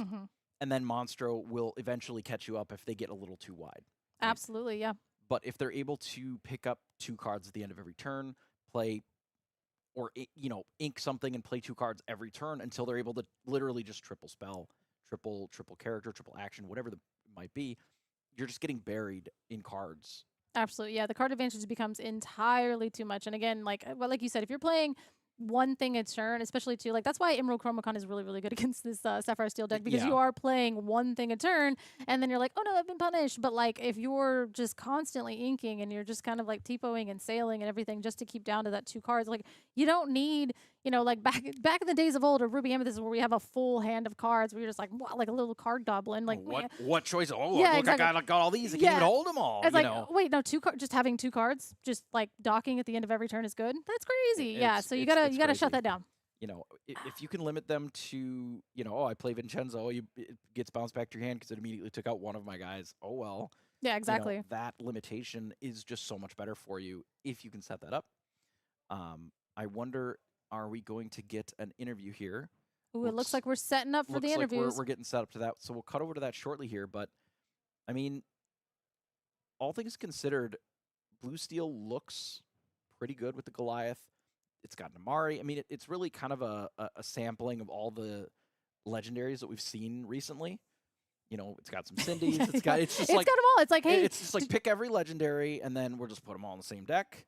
They look nice, so they're pretty. Important. They cost a lot. Yeah, my deck looks good. Yeah, absolutely. I love all that.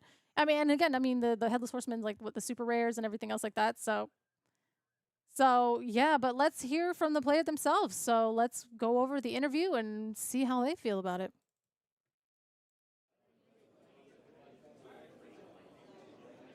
All right. I'm Tupaloop, and I'm here with Lee, and he's on blue steel today, and you were just playing against Blurple? Is that right? That is correct. I was playing a very strong Borpal player. Chasen's really good with that deck. Yeah.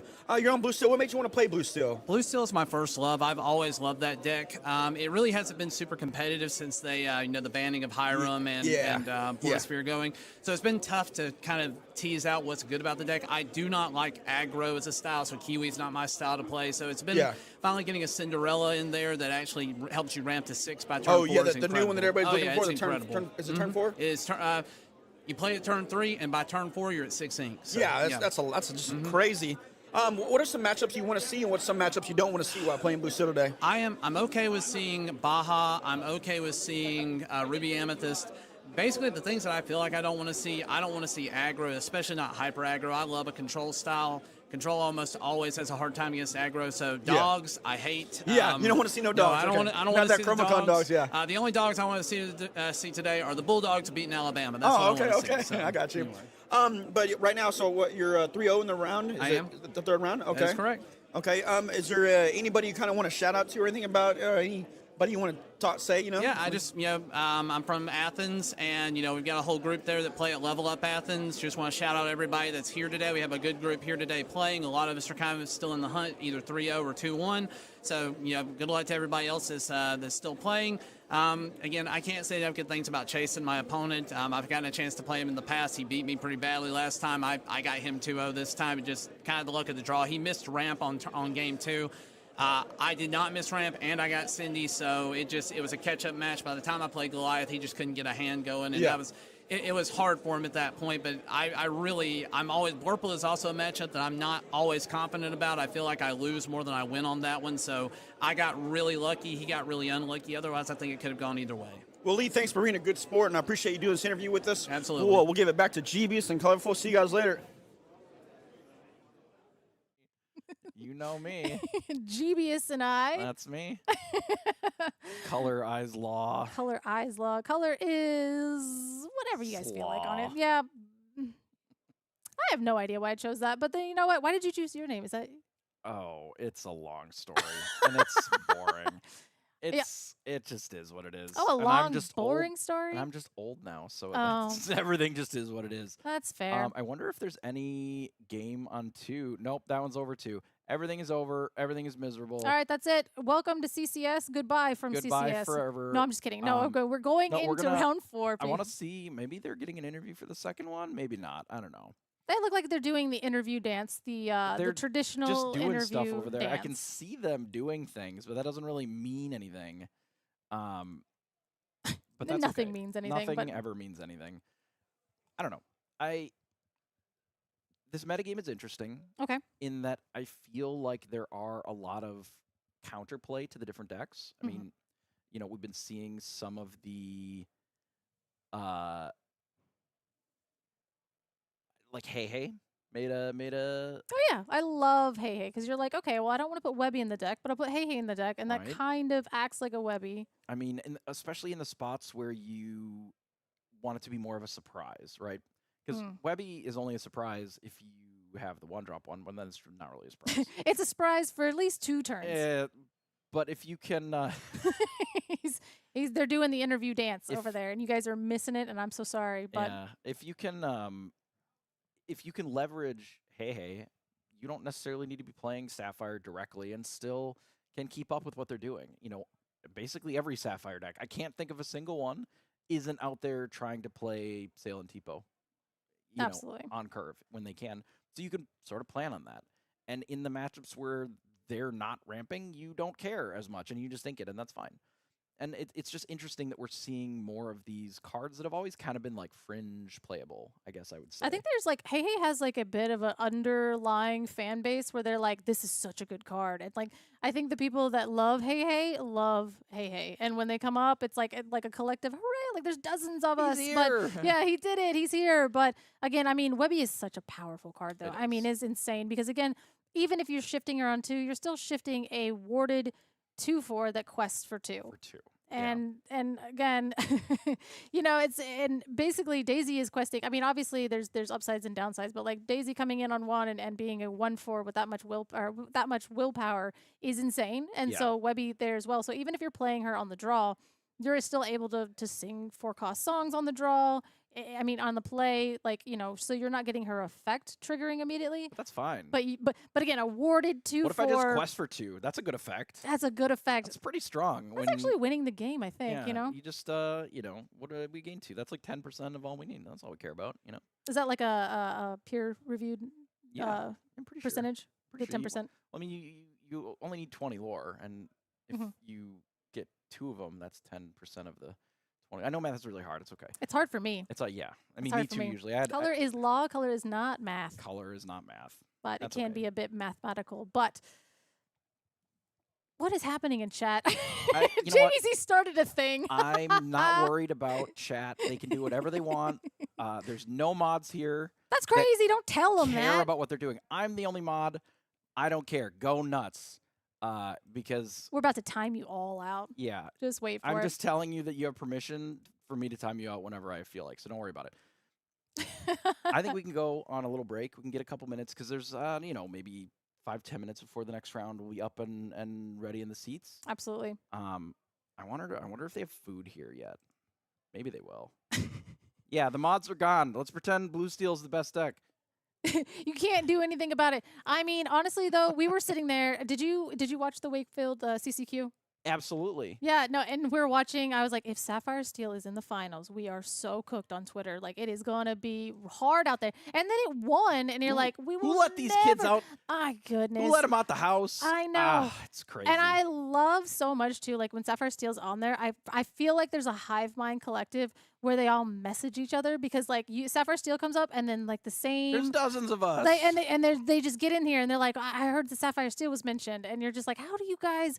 You guys got like a weird hive network. That's what it is. Well, there's only like 9 of them, so they all know where they all are at all times. Half of them are just like in the other room. They're like, "Hey, yo, Yeah, yeah, that makes sense." Again, I have often asked RMB for the secret Sapphire Steel handshake, and he keeps telling me that there's not one, but I know that there is. It's just rubbing its head. Oh, Yeah, its head. Well, RMB. That's right. how you get in. At least that's how I got in the club. Oh, you don't even have to play the deck. You just have to like run. Okay, Yeah, well, all right. you know. I mean, I'm not willing to do that. Even people so. that play Sapphire, you don't really play the deck. It kind of plays itself. You just play Tipo, and then you play like other stuff. It's fine. Don't worry. I just feel like there's going to be Sapphire Steel ninjas that come down when you say that. suffered Like he this said deck. that, and I'm just like, oh my, are we safe after you They said that? know that I've suffered this deck for at least 3 DLCs in a row, so I've put in the time. All right, it's okay. I didn't read the cards. Sometimes they drew me 7 cards, and I put all of them into the inkwell, and I did it again, and I did that as much as I could, and we all did that to put in our effort to bully Diablo as much as we possibly could. All right, I was there on the front lines bullying Diablo with Baboom, as the kids had to do it back then. All right, it was hard out there. All right, you blast him where you can, okay, but it was inkable, so that was important. Just play Brawl. Just play Brawl, yeah. I did later, once I figured out that there were Ruby cards. Yeah. But, just play good cards. Oh. What if I played steel cards though?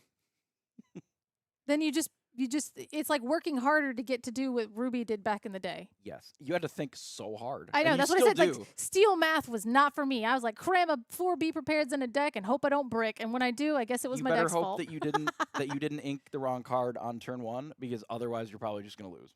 Yeah. Pretty much, but I mean, yes, we used to run an unreasonable amount of uninks back in the day. Because like I feel like now the curve of innings, like we're kind of like 10, 11 is really like pushing it, and like I'll see some decks with like 15, but I remember running Ruby Amethyst with like it's just Ruby Amethyst, and I had like 18 uninkables at this one point. Because we can, if we want to hit Tipo and Sail consistently, you just put them in your deck, and if you run too many uninkables, you can't just send back 7 in the dark, right? Oh no! Like back in the day, was it we were running like if you 18 send back 4, you're like, oh, I'm gonna brick for sure. You're keeping know. 3 uninkables in your hand, or Absolutely three inkables, and you just send it all back, and you're like, oh, I hope I don't brick. straight up. Done, bricked out. Well, and I feel like we're just not doing that as far as like No. deck construction. Either we're getting better or the Sapphire ramp has like, I mean, Tipo and Sailor are They're both egregious. inkable, and Sail is you can insane. leverage your mulligan better now. Mhm. And the only way to do that is you have to play tighter on your uninkables so that you can just, oh, here's my opener. There's no Tipo or Sail. Send 7 Well, back and we missed straight up. Fishbone Quill, right? Right. There's no Fishbone Quill. Yeah. There's less ways of, how far I'll go being a song, so you could actually get your ramp from your 4 cost. So then I know. that could dig you out of spots And where you Tala were as you well. were stuck. Tala is singing "How Far I'll Go." Guys, let's play. Let's go. Let's all go play Hey, Infinity. have you guys heard of Infinity? I know. I was like, what am I? I'm like literally being like, oh, and I'm like, wait, hold on. I can play this format, and it's literally. Boomer Lorcana. I know. Bring us back. But if you really think about it too, the power level of Infinity is off the charts now. It's very high. It's quite high. It's over 9,000, if you will. But it's got to be at this point because like all of the Whispers cards, because I know what people are doing is they're going in and they're playing the deck that they were used to playing before the rotation. Yeah, blue steel. Yeah, you just go in, you're like, sick. Let me just sleeve up blue steel, put a whole new world in it, and we're good to go. But there are so many things because people are not like testing Infinity with the amount of like gusto that we are core because we're like, well, this DLC and this DLC. But we have Infinity weekend next weekend, and then we have Richmond, which is not Infinity, so there's no reason to test it, right? But then going into Indianapolis, that's Infinity. It is. It's Infinity. And I think that there are people, I think R&B, and it's funny enough, Jack Shadows, 2 Sapphire Steel players, are testing Infinity more than any person should. Well, you know why? It's because they get to play Sapphire Steel. That's what I'm saying. I was like, that's what those two have in common. It's even better than it was before because now you get Ink Runner too. So you can just play all that. You can play crabs. There's just no rules. You just do whatever you want. No rules. Insane. And you're like, I'm gonna play an item, and then I'm gonna play a 3/3. What are you gonna do about a 3/3? Nothing. You just lose. You can't win. It's insane. What if I did it again? What if I did it again? And that's the other thing too is like I feel like too with the way that it is, they're like, oh, are we gonna ban Hiram? Like, no, you can play Hiram. You can play Fortisphere. It's not even like Hiram's like it being a 1/6 is like not that. This doesn't even matter. Not anymore. No, you've got like Goliaths and stuff coming down, and like a Hiram, you turn it sideways, you're not getting a billion cards off a Hiram anymore. You're really only you're gonna get 2. If you get 2, but then you also just like then you run out your your crab. You just always get 2 items and always draw cards. I mean, Sapphire is still very, very powerful, but I know that like even Emerald Steel has a lot of stuff going on in it now, and there's like, I mean, the Amber Steel is like, I don't know why they thought it was okay to put Nala and Piglet in a deck together, but they did. I mean, and now all the kids that bought their Diablos, they still have them. They can bring them if they want. It's fine. I'm sure that they'll get to draw 1 extra card off of them or whatever. They just discard their whole hand for it. It's okay. I think that there's like something to that max goof though. Yeah. I mean, maybe it's a little bit too slow, but that's again, I think that there are a lot of decks where like we have these inherent like things that we were used to playing, so we kind of fall back on those, and we all don't have a lot of time to like super ultra test the format, so we're kind of seeing the same things because we know what works. And it's like I think that when we get like I know that like world-class cards and Maelstrom and everything, when you get everybody's eyes on Infinity all at once, I think we're going to start seeing some really interesting things.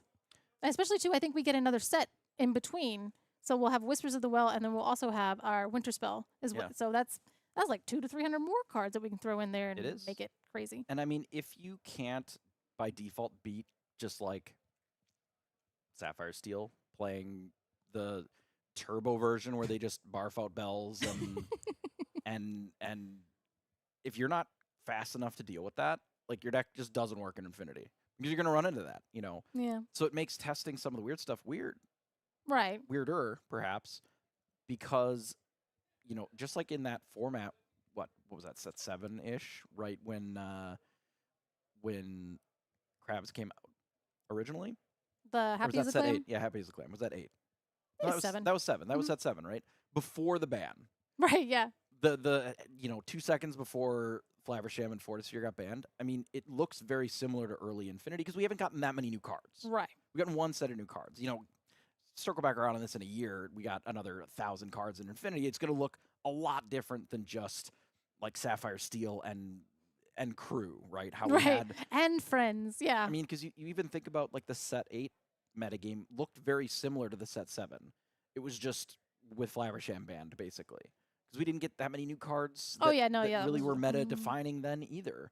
So Infinity will look very similar to some of those old metagames, just with a little bit of spice, you know, some ink runners and things like that.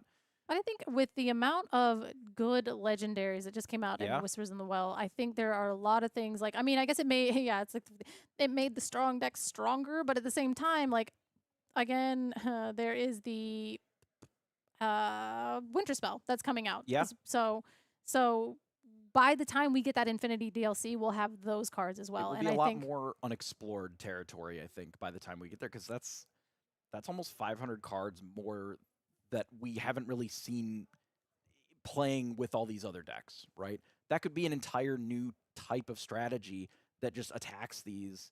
Oh, every time your opponent plays an item, you draw a card. That would be a cool card that would really not be that good in core constructed. I was like, okay, I thought in current core, right? Okay, it would right, be okay, yeah. It Yeah. would be like maybe playable. Sure. But in that, it would be insane. I love that. Wow. You should have just walked. It's even better that Huh. you did that. Love it. Love it. He wasn't here. He's He never wasn't- yeah, here. you never saw it. You didn't see nothing. Yeah, no. But yeah, no, I agree, and I definitely think that yeah, obviously we like whatever cards. I mean, I know we have that angel card that they spoiled, where it's like on the if you're going second Oh kind yeah, of thing. yeah. So there's a lot of like I'm wondering how those mechanics will More catch up things. Yes, exactly. More of the going second fixers. and if you will. also right, yeah, go fix it. Help! I lost the dice roll. Yeah, Help! Oh no, I can't roll dice to save my life. What do I do? What's the dice roll Metafy and where can I sign up? But basically saying that the vanilla curve as well is much higher going Yes. forward. They have actually changed that going higher. So now you're going to see a lot of 3-cost 4/4s and It's like weird large bodies. Exactly. So again, like I was saying, like invalidating Hiram as a body because everything is just has more It's just strength on it. bigger. Right. You're getting more consistent, just 4/4s for 3 and So like I'm wondering how those new cards like in core like they're all kind of adjusting and we're all messing with things Yeah, yeah. and but Infinity it's like such a large pool of like lower willpower and lower strength characters yeah.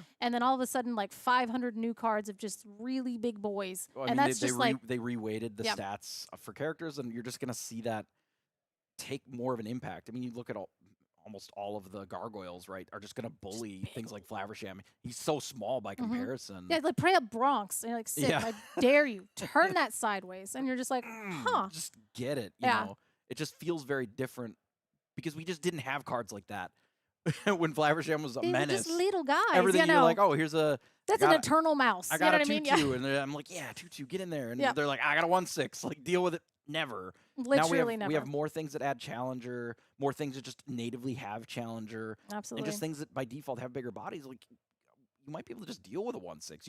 You might be able to exert it and then also deal with it in the same turn because there's just even more inexpensive cards that have support. Support was always kind of fine it's like a good mechanic, but Yes.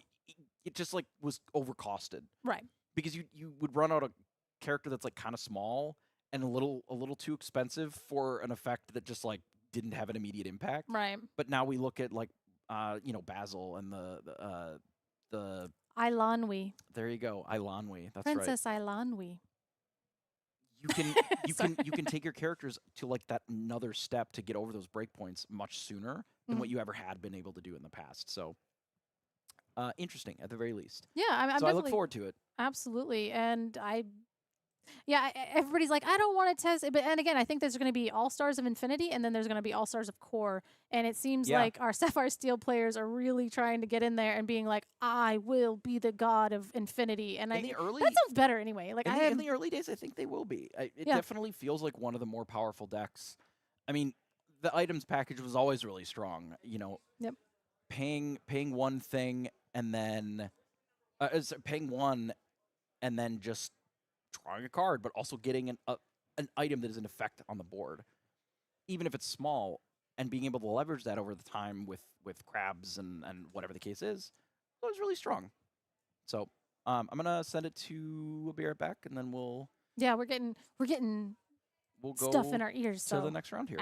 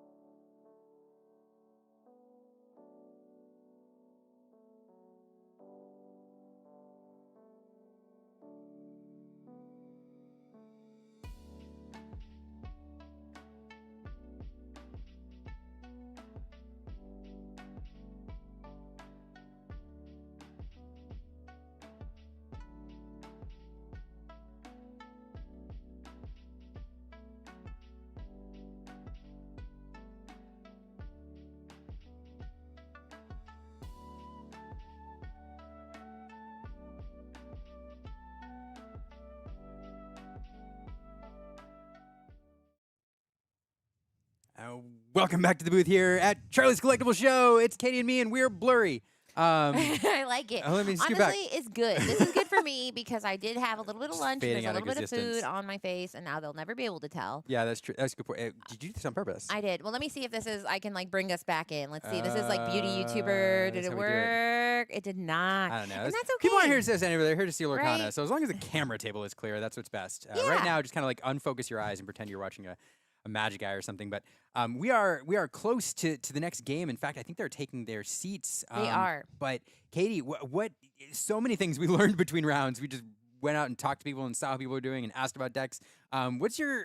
What are your big takeaways now that you got to wander the floor? You know, the good beats, the bad beats, and the beats in between were all so diverse. There was no like one story where like, and then they blah, blah, blah, blah, blah, blah. There was just lots of different, like somebody's like, I mean, I literally heard you say, and then they double, triple shifted the Prince John Boosty Doosty. And I was like, what? Yeah. So this is that happened. Little John, rather. Little John, not Prince John. Either way. So, I mean, there's lots of whimsy here going on. And it's exciting to know that I think we're going to have. I'm hoping we have a very exciting and diverse top 16 based on the stories I'm hearing out there. There's lots Yeah. of people saying, "I don't believe what just happened to me," but believe it, guys, it's happening. So Yeah. what do you hear? What are some of your I mean, favorites? same thing. Like a lot of very good players here. A lot of very good players who are 2-1. I was talking to some folks trying to get a feel for what the meta is because I don't know what the exact meta breakdown is. All we have is our like impressions of what's going on out there. And somebody said the top tables. A couple of players on the top table said the top tables seem to be like an even 4 split between Emerald Sapphire, Amethyst Steel. Gosh, where was I going?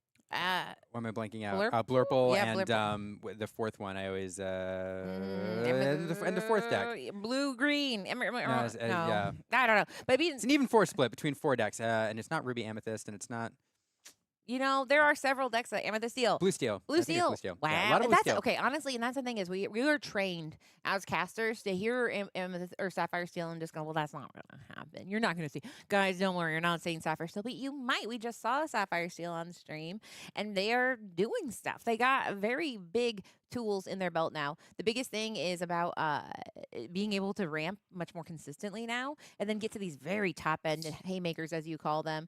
But we are getting our streamer set up, and we have some exciting. Yeah, let's go to the going on table while here. we continue to talk. We're blurry. You don't want to watch us. Yeah, you don't anymore. want to see it. Let's go down to the table. And this is a face that you guys might recognize. This is a player that we know and love from the great country of Canada. It is Diego Saz. Diego Saz. I was We waiting know- for you to do it so we could cue in at the same time. I wanted to be but yeah, Diego Saz Diego Saz. is a two-time Golden Mickey holder. 2-time Golden Mickey holder. He is a Worlds player, very good player, plays for Team Slab Sharks now, and always makes an appearance at Charlie's, I feel like. Diego is a fantastic player, well known for the Amber Emerald Ink pair. He can play any deck, but this is the one that he won Toronto with, and he brings it out, I don't know, more often than not. We'll see if that's what he's on here. I think the color combos are right, so that I'm not surprised to see him playing that. On the other side, Tiffany, a player who always represents very well at Charlie's. She's on Amethyst Steel, a deck that I think is very well positioned. So, the really exciting matchup here. We have a Worlds competitor playing Tiffany, another fantastic player, and these are 2 decks that are very well represented here. Oh, that was the other deck. It wasn't Blue Steel. It was Blue Green or Amber Emerald. No. Amber Emerald. The dogs. Dogs are barking here at Charlie's. Yeah, so these are 2 ink colors that are very well represented here that we thought would be well represented. So this is a very good representation of what's going on in the meta here. And yeah.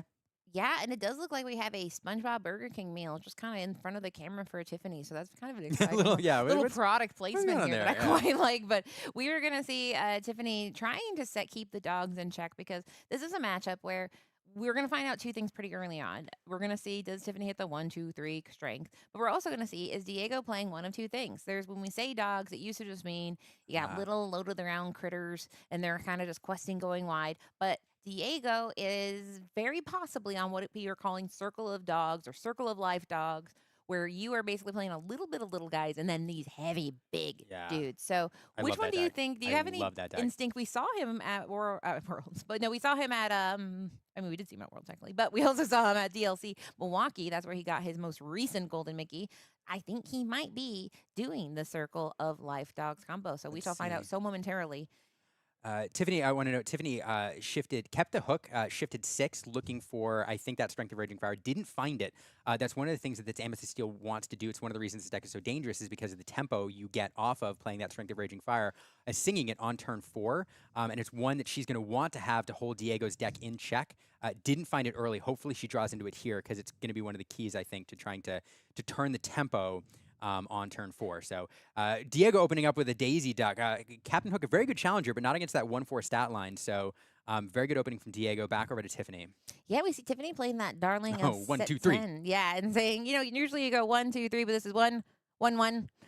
Which 1, 1, 1 equals a 3, but it is a bold or probably a good call here, knowing that you want those strength numbers when you finally get to that, and also knowing that Diego may also be going wide. But here's when we're going to start to get some hints on if he is doing the Circle of Life. Now, we did see Bobby Zimmerowski, who is pretty good no matter what dog situation you have. Daisy is just a great opener. How can you say no to such a thing? So I'm very interested to see what he inks and plays here because it's going to give us a little better idea of whether he said, I'm going fast or I'm going big. And we do see Lilo, escape artist, go down into the inkwell as he decides. Can't escape from there. No, she can't. That's one place. And there we go. And an enchanted lady here. Oh, and it's 1, 2, Lady Tramp. We are going to boost the Daisy, challenge into the hook. leaving 1 damage on that daisy. Fascinating. Okay, so Diego taking a little bit of the control role here, getting rid of that hook, and now opening up Daisy for that return challenge with the other Captain Hook. But Diego saying, "Hey, if you're challenging me, that's fine." Looking to play a little bit longer of a game here. Tiffany dropping a well-statted Singer on the board there, 3-3, 4-3, getting a lure off the White Rose. Will be able to sing the Strength if she finds it. Now, considering that challenge with the hook, yeah, and there it is, clearing off that Daisy. Tiffany happy to take that. And back over to Diego here. Now, again, we're going to start, as you talked about, Katie, to see hints of which variant he's on here, because generally Circle of Life isn't running, it makes room by getting rid of the Chromacons. Some people prefer the Chromacon version. You can do both, but usually you don't.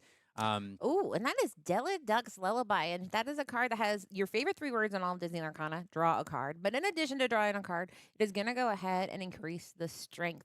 So as we know, this lady has the ability where if she has 3 or more strength, she's going to be able to go ahead and quest for 3. So this is a very cool, or sorry, it's minus. Sorry, I got Della Duck and Webby Duck. There's a lot of ducks going on here, but it's the opposite effect. You do get to draw a card no matter what, but it's going to give you -2. That's very exciting for challenging into things.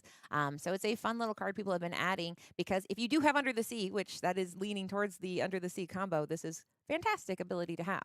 Yeah, and look at just like that. I mean, Diego with that early challenge, opening up that hook, doing some board control, opening up that hook to that return from Tiffany. She took it, and now all of a sudden it is the White Rose staring down 3 characters over on the other side.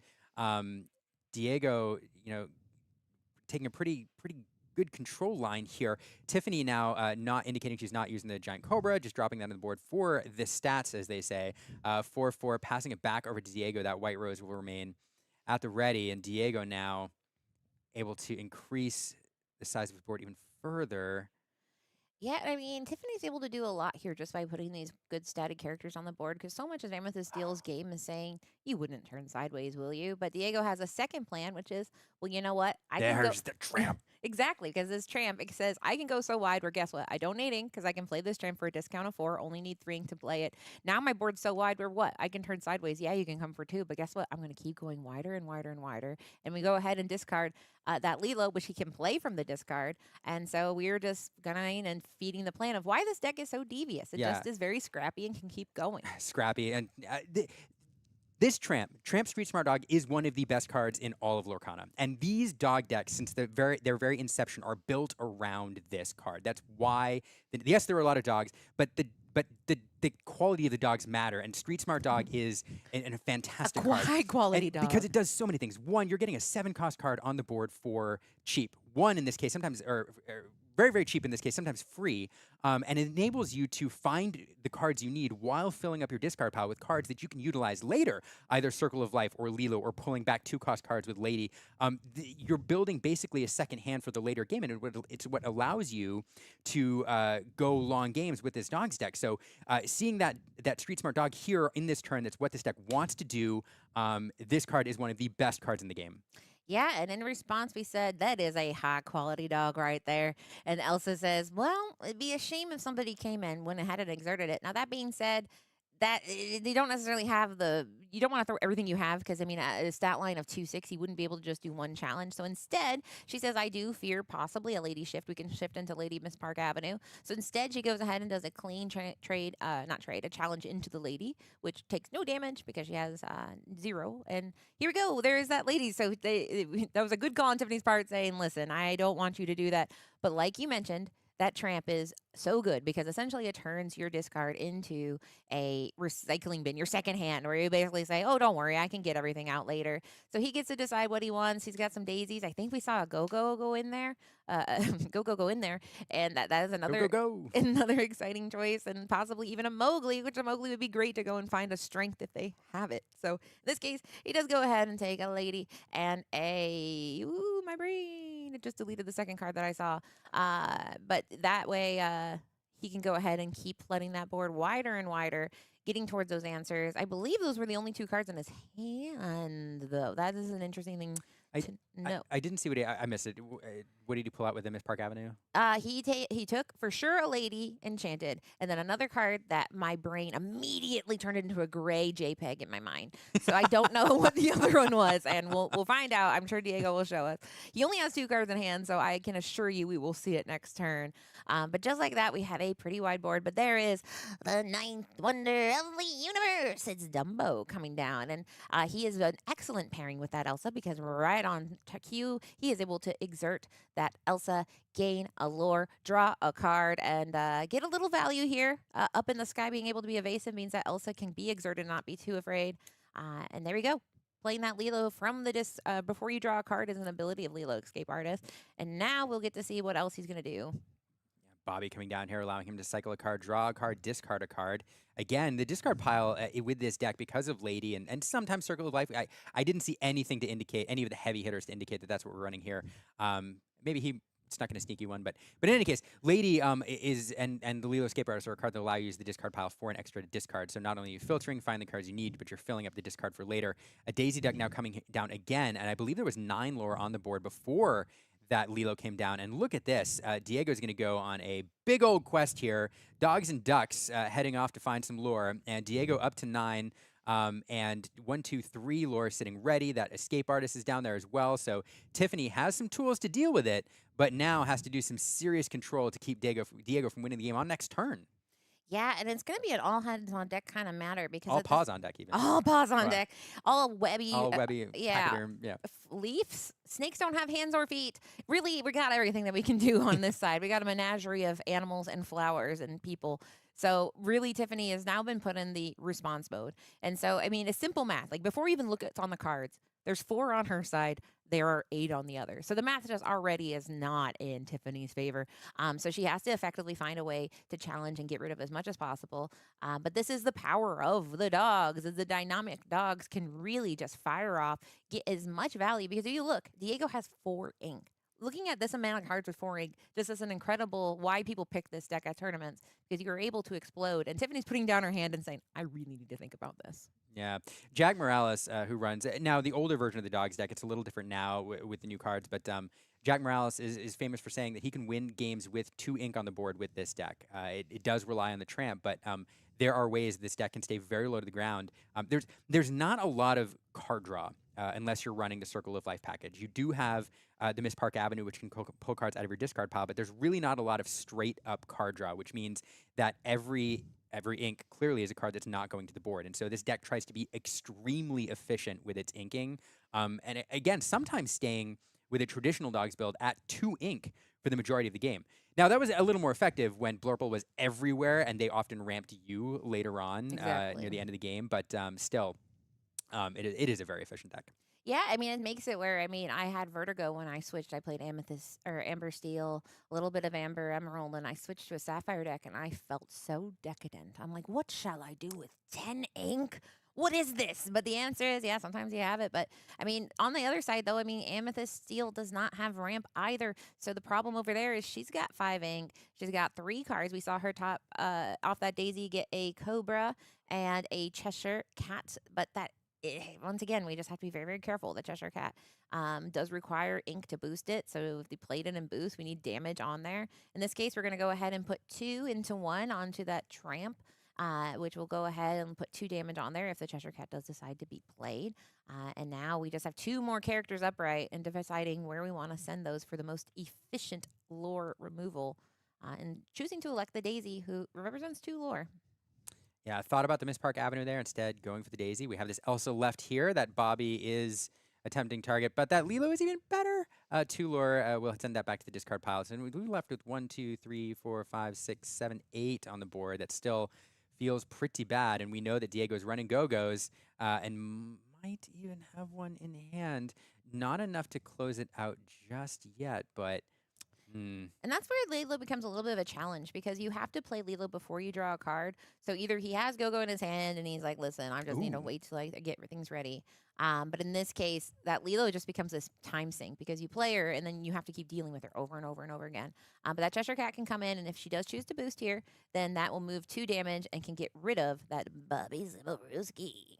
Getting that damage out there. You'd love to have like one more ink to be able to move that other 2 damage to prevent a big old go-go, but instead, pretty good. I mean, cleaned up as much as she could have there. That's pretty good. Look at the board state swung a lot in the opposite way, but Diego now in a very good position, especially if he has that go-go in hand. Can't close out the game, but is going to force Tiffany to have just the perfect card every single turn, sending that Lilo back onto the board now. Yep. And that just says, listen, you have to deal with her no matter what. If you don't deal with her, then that's on you. And there we go. Emerald Chromacon, which is a card we kind of wondered, is that going to be in here? But Emerald Chromacon is an excellent thing because essentially Diego's at this point where he's like, I don't care what you're up to over here. I need to quest. I'm going to quest for as much as I can so he can get up to 16. He drops this Chromacon and says, you do what you want. Make sure you do it right because I will be making sure to bounce anything I can the minute you start challenging into my stuff. So Tiffany needs to turn on all cylinders on her brain to make sure that she is questing, challenging, and doing everything in the proper order to get the most advantage here.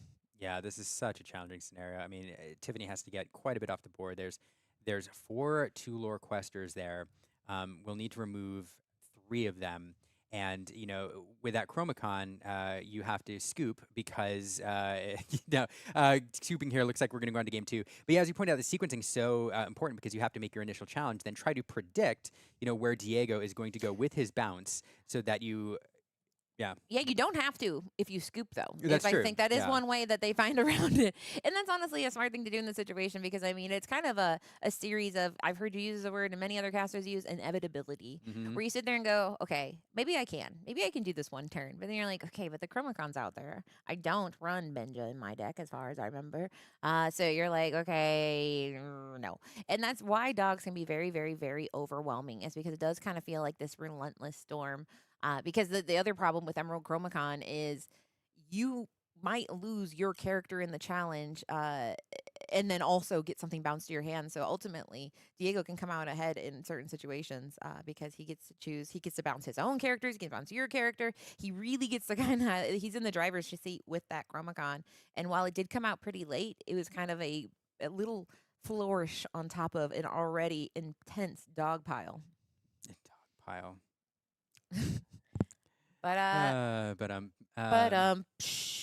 But yeah, shout out to everybody who's joining us in the chat. If you guys are trying, what's going on? What are we doing here, guys? This is round 4, game 2 of Charlie's Collectible Showcase. It is a 25K. It is a CCQ, and it is been very exciting so far. We got Diego Saz, Golden Mickey winner. He was a champ, and also got another Golden Mickey, just another one for his collection. Yeah, there's also more to play for here. Not only the glory of being in the top cut of CCS, but there are quite a few of the challenge promos here as well. I heard that last night, and I got very excited. Yeah, Cooper made an appearance here and dropped off some challenge promos. I think he made an appearance in this room. In this very building. Is he still here somewhere? I don't think so. Wow, he was in and out. That's amazing. In and out.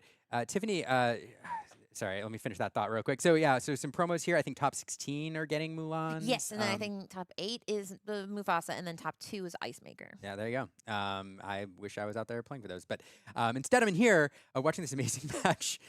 So now we're going to see Tiffany on the play. Obviously, much better, especially when you're against this this go wide deck. The ability to get off the strength earlier is impactful. Let's see if Tiffany found it. We did not see it last game. I don't see it in this game either.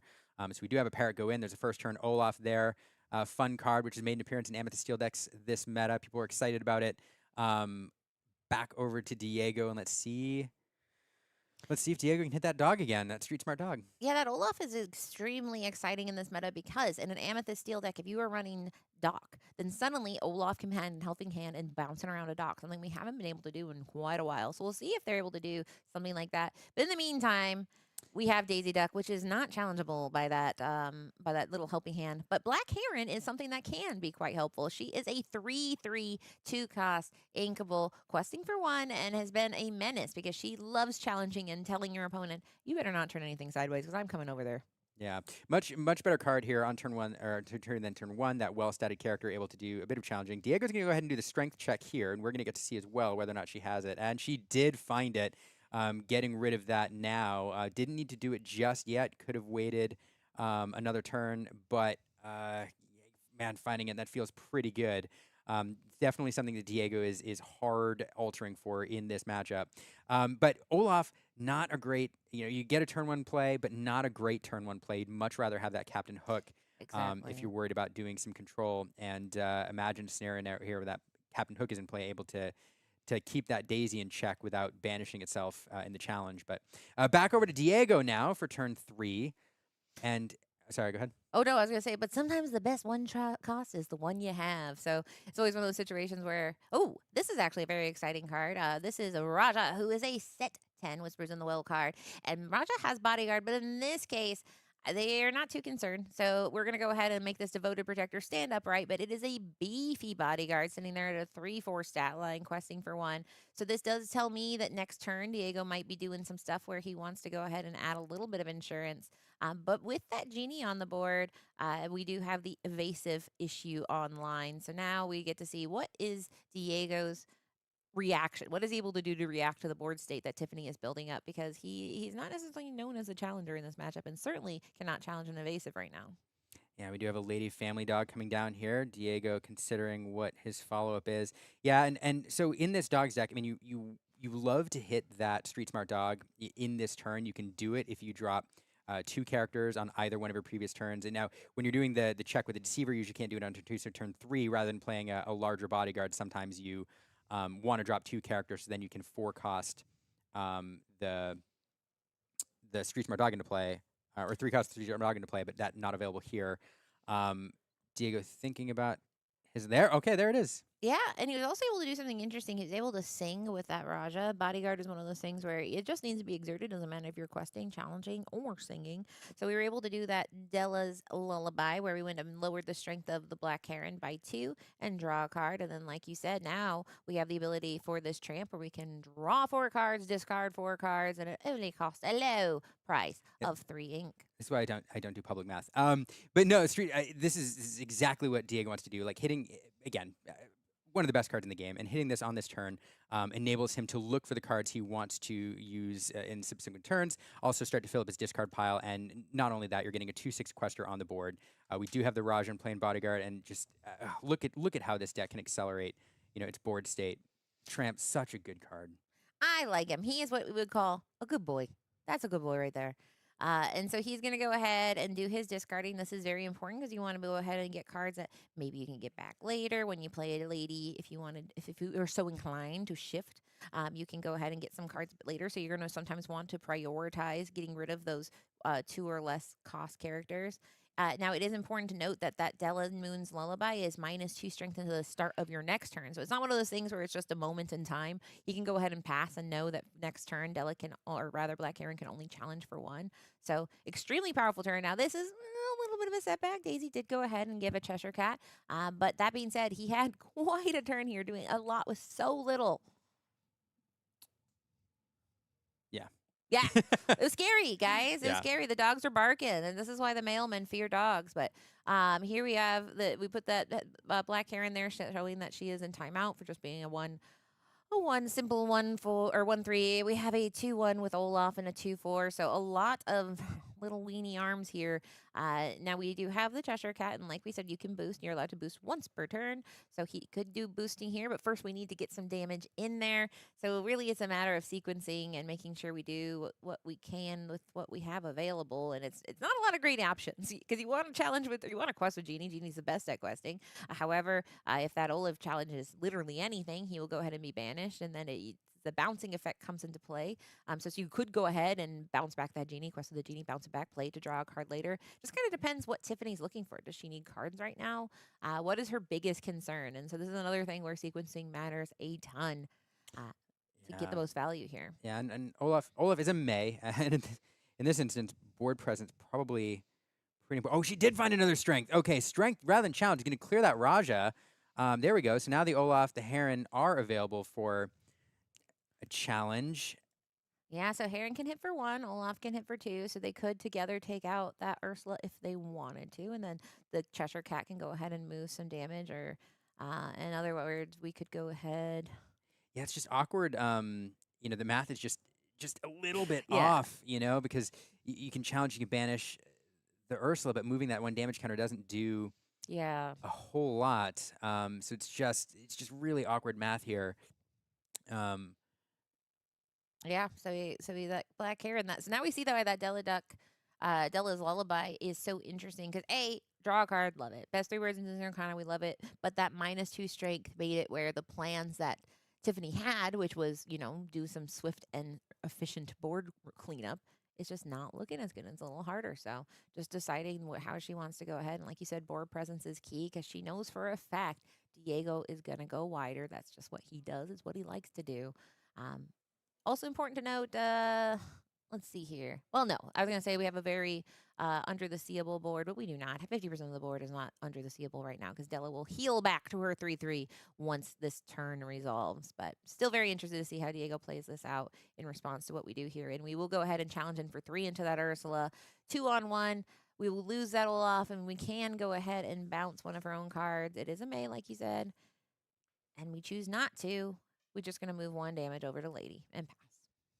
Okay, I mean, so doing some cleanup there. Diego now only 2 cards in hand. Now he was able to dig quite a bit to find what he was looking for. He would have loved to find another street smart dog, and something else to. Yeah, he would have loved to find another street smart dog. Put it that way. Honestly, if we can Chromacon only as well. find. Yeah, so stalling out of resources a little bit. I don't hate where Tiffany is at right now. Diego with 5 lore on the board. We'll see what his follow-on is. Yeah, I'm very curious to see because I mean we have access to. Let's see here. Enough where none of these are heavy hitters exactly, but we can sing, and so this is very interesting. So we're gonna go ahead and sing the Della's Lullaby. Draw a card. Now it's the genie he selected here. So I was not under the sea because normally you could lower Black Heron and make both genie and them, but in that case it's not an option. Della is being sung by Tramp. Genie is now a 0 for Genie again off of that quest on Daisy's trigger. Big prize, if you will. And so now she has 3 cards in hand, and Diego, with his last 3 remaining ink, Chromacon time, says, you know what, you do the math from here. Yeah. Which is fair.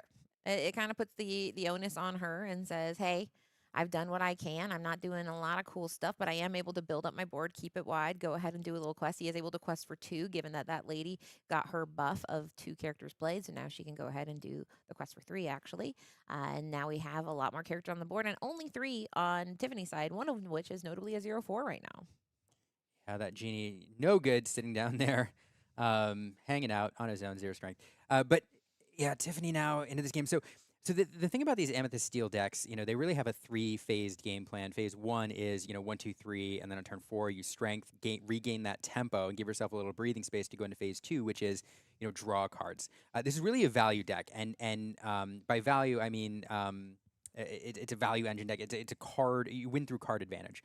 And what it tries to do in the mid game is use cards like Genie, who replaces itself, use cards like Dumbo to draw multiple cards, to then in the end game go wide. And then close things out. Now, when you're in the control role and you're constantly trying to keep things, battered down, sometimes it's hard to take time to play those genies and everything else. Losing that strength, hits really hard here. So Tiffany now controlling a little bit. We challenge into that. We're going to get 2 damage counters out of that, and we'll see what we want to do as far as shifting things around.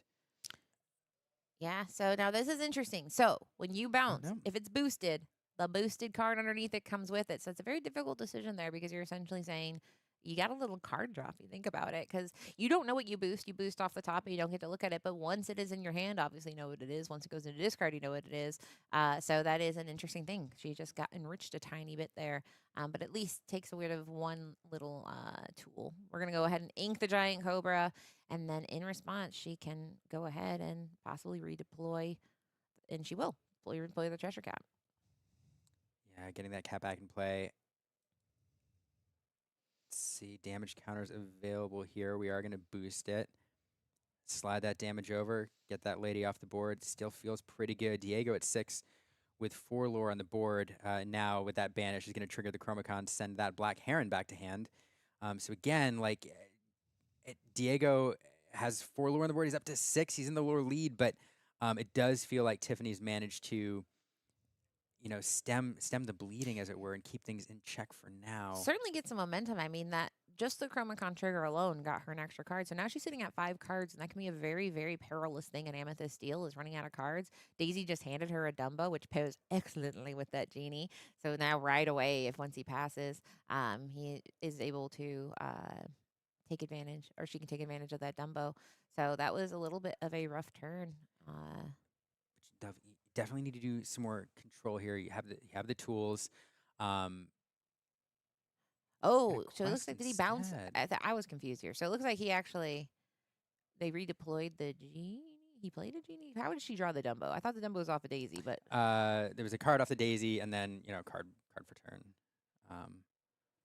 But yeah, Genie questing here, so indicates Cheshire Cat likely to challenge in, banish the Lilo, and the Genie a tempting target there for the Chromacon. So Tiffany wanting to get the lore out of it. There it is. Gonna send Lilo to the discard pile, scoop up a discard, and Diego choosing here. That Genie comes back, so Tiffany smartly getting the lore out of that before it comes back to hand. Now only that Daisy left and the cat on the other side. We'll see what the follow-up is. Giant Cobra, well statted, able to deal with that Daisy. We are going to discard that Genie. We just got back to hand for 2 lore off the Cobra, trying to close that lore lead a little bit. Cobra very well statted, and yeah, I mean the Cobra really very well statted. The Cobra can sing quite nicely. There is that bounce back Black Heron, and so this is a the tiny adversary. tiny Or adversary. the skater mim, they call her. She was a skater mim. She said, "I'm giving strength to all your other characters, and give strength to all the other characters." She does, and so basically, it makes it where now we are trying to race each other in board presence, because now pretty much Tiffany can take care of any character she wants with what she has on the board. It's up to her. So Diego's challenge is he must go wider, faster every turn to get to the point where he can outrace Tiffany, because Tiffany can out challenge him, but can he outplay her as far as numbers of cards on the other side? So this shows why Chromacon is good, but I mean, it's not a answer. You don't immediately win just because a Chromacon is there, especially because Diego has a pretty small hand size. I think he has 1 card in hand, so he might not win this race. Now, Tiffany questing out with her other characters before challenging with the Cobra. That Chromacon going to bounce something, so Tiffany wanting to get the lore out of it beforehand. Diego now considering it's the cat which can shift that damage around, but it will, again, as you pointed out, give Tiffany that extra card off the bottom of that cat. That darn cat. That darn cat. Now Tiffany with 7 ink in play, able to put few things on board if she wants. Diego up to 12. Dumbo heads into the inkwell. Tiffany with so many options right now. We'll see which way she chooses to go. Yeah. Love to have an Elsa in hand right here. And it's a Genie. Draw. And it's to the point where, I mean, as long as she's able to keep cards on board. Now, obviously, the hanging threat in the room is the Under the Sea, but as we know, Diego does not have the ability to sing it right now. So he would need some pretty quality draws here. Perhaps we can get a Shift Lady and... No, instead we get Bobby Zimmerowski here digging and trying to get... So he does go ahead and discard Under the Sea. Which leads me to believe he's abandoned that plan. He is now just saying, I'll go wide. I don't know. Being able to get a card. And I think he just sees the writing on the wall. Let's see here. Knowing that he is able to deploy these cards. Okay, no. He just goes ahead and he plays the Tramp, which will go ahead and give strength. So he can go ahead and choose to buff up. Looks like he buffs up that Lilo, who can now do a giant challenge. But instead, she just quests. Quests, and this is the math gets interesting here. So all the way up to 16 4-way from winning. He does have game on the board. Of course, 2 characters exerted. The problem is there are 3 ready characters, and Diego Saz is running Go-Go. So now she does have the Yes. cat, which can shift damage around. So, but definitely something Tiffany's got to think about. If she cannot get any of those ready characters off the board, has to play around that Go-Go. And so we'll see.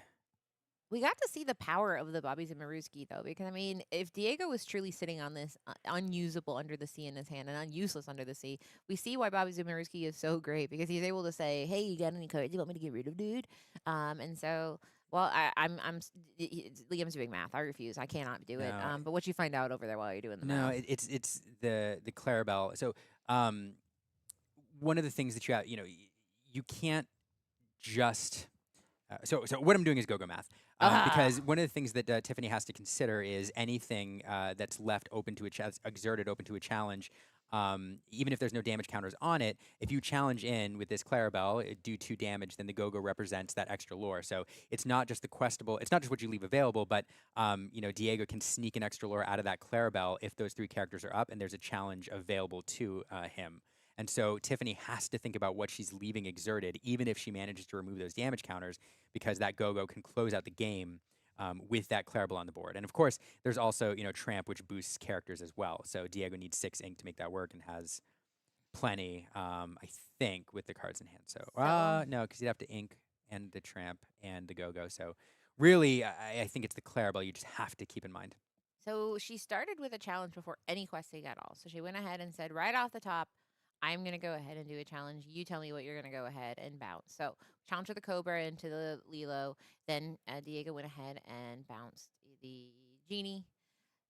Now we have the Hook, who can go ahead and instead we're going to go first and balance with the Cheshire Cat. Move 2 over to Bobby Zamarewski. Seeing efficiency being done on Tiffany's side here. But like you mentioned, anything that's sideways is a complete liability here. So she's being very, very, very cautious on making sure she cleans up before she starts the sideways part of the game. Yeah, and so Black Heron coming back up. Interesting. There are moments where you're kind of just like on the edge of your seat trying to figure out Chromacon triggers and order of play, and it's Exactly, because I mean, at the end of the day, you want a body that can hold as much damage as possible, and then also what can you swing with. So I mean, he doesn't have any really heavy swingers on this side, so he doesn't want to get rid of everything. Now we'll go ahead and challenge into the Daisy. Now he has one more Chromacon trigger he's able to do, leaving just the Clarabelle by herself. But let's see what he does. yeah, I think. It's tricky. There's downsides to a lot. You don't want the Cobra back because then you can just go ahead and do the Cobra. So there we go. Tiny Adversary, which is giving that strength to the other ones, is a solid choice because she makes everything just a little bit stronger on that side of the board. Now, I believe she gives them challengers. Yes, So yeah. once they pass a turn, it's not like he can take advantage of those numbers for the go-go ability. But she did a very good job making sure to not carry any damage. And if she boosts, she's going to make sure there's no damage at all on her side. Go, work for it. But, she will not go ahead. So on board, we have 2 lore. Oh man, how many cards does Diego have in hand? Does he have? Well, he's Oh, going take a through look his, somehow. looking here and saying, what do I got? What's going on? So there is a Lilo. So he is deciding. If he plays this Lilo, that's a very good indication he does not have go-go. So he's just deciding. Because once you draw your card, you have lost the ability to play that Lilo. Looks like we went ahead and adjusted that dock for the dock was still drying. He just got here, guys. And he will go ahead and play the Lilo from the discard. Go ahead and pay that to him. Oh no. Double Chromacon and saying, you know how you didn't like one Chromacon? Just wait till you hear about the sequel to Chromacon. Because Tiffany, the way to win, you got to get to 20 lore. It's very important. And it's very hard to do that if you are too busy challenging over and over again. So this Lilo is presenting a huge problem. And now the 2 Chromacons is creating even a bigger one. Because if you go ahead and clean up his board, you are going to also clean up your own. And so she does have access. The good news is she has access to a pretty insane amount of ink for an Amethyst Steel deck with a total of, it looks like 8 ink. So much ink. And so much. 9, actually, yeah. So many cards and so much value out of those Cheshire Cats doing some sneaky. But I think she's drawn what, like six cards off cat bounces? 5 or 6? Yeah, and so it kind Crazy. of shows why boosting. I mean, I was casting and someone mentioned that you sometimes will want to boost no matter what because if a Hades comes, if something Mother knows best, if any of that, you're essentially getting free card draw. So that sometimes if you have extra ink and you're like, well, there's no reason to boost, you should because there are benefits to something boosting. But we're going to start the party here by challenging into the Clarabelle, getting 2 damage over there. Boost one of the Cheshire Cats here with one of the Chromacons. But guess what? There's 2 Chromacons, so both of them get bounced here, back to hand. Oh, and that is unfortunate. Both Cobra and now the cats can be play and boost in the same turn, but I mean you cannot leave up a character with 2 damage counters on it. Tiffany knows that. We'll see how she chooses to navigate the rest of this turn. But making sure that there is a character left to shift those damage counters onto is pretty important. Yeah, so here we go. She's doing what she can with the resources available. As she knows, any challenge is absolutely devastating, but she has to do it to get the game off board, so she will challenge into the lay low escape artist, putting her. Now, that being said, he gets to pick 2 things to go ahead. So he's pretty confident he's going to win if he's going, well, yeah, because he's a Cobra, like we said. You can go ahead and get 2 lore if you go ahead and replay that Cobra next turn. But Diego only needs 2 lore next turn. So truly, go, and this one Captain Hook could be the end of the game. Yeah, and choosing to send that Cobra back to hand. Of course, he knows that Cheshire Cats are there, and so likely to come down and shift damage counters anyway. So Tiffany, too good of a player to leave that up. So I'm trying to think of routes Diego has next turn. I can't think of any unless that dog stays on board. Timothy Q. Mouse. Somewhere Frank Karsten made a happy Frank Karsten sound. I do think that Timothy Q. Mouse is now like a luck charm that people put in here. But luck charm or not, we are able to go pretty wide here. We are able to build up a healthy board. So pretty much. That's it, right? Diego with a theatrical flip, trying to figure out if the go-go is there. Yeah, The go-go is not there. It's not the incredible. next card. And oh my god, Diego knowing exactly. What a poker face too. Yeah, that's right. That's like how we used to flip for the goat, you know. And the goat. And here's the thing: the goat is always there. Go-go apparently not always there, but No-go sometimes- Tamago. No-go Tamago. And Diego folding here onto game 3, where Diego will be on the play. Yeah, and so important to note. I mean, Diego was on the draw here, and he was still able to absolutely zip zoom and create so much pressure for that entire game. We had the pressure from the Cheshire Cat, but we also had the pressure from just a swarm of dogs, 1 cat, a dog. Yeah, so too. much Cheshire pressure. Cheshire under Cheshire. But yeah, I loved that game because it showed that Amethyst Steel is oppressive and the Chromacons are good. But we saw the Chromacons are.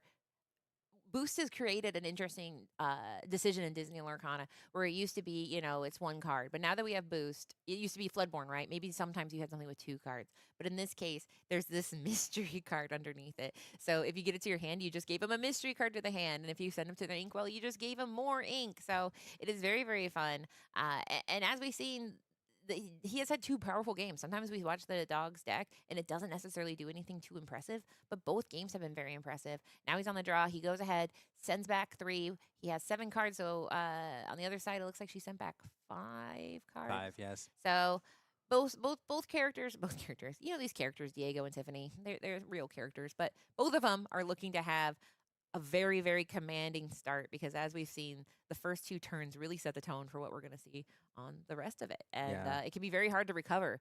But I imagine that Diego is interested in finding another one of those Ursulas. Now, Ursula has a downside, right? We've seen it where you want to go wide and Ursula is the opposite. She's just a 1/3. She doesn't do anything really cool later. But getting rid of that strength can be very, very, very important. So it's going to be very interesting to see how this one ends up. But here we go. We're going to go ahead, ink, and play Lady Elegant Spaniel, Determined Dog. Which one? Tell me. Elegant Spaniel? It doesn't look like Elegant Spaniel. I think. Determined. No. Listen, that's the one I don't know. I believe it is Lady of the Ball. Lady, we love her. But Captain Hook, we know this is a forceful duelist. We love him. And right with that, we have Lilo, Escape Artist. She is being a menace to society. She's one of those cards, and it's crazy how much pressure is put on by a single 2-cost card. But she essentially is like free card draw in the late stage of the game. And so she's there to put early pressure on. But now with that Black Heron, she can't really do a lot of questing. We have 2 huge pressures on the other side. But there we go. Very good 1-2. I mean, this is very good 1-2 for Tiffany here with the Black Heron, the Captain Hook into the Black Heron.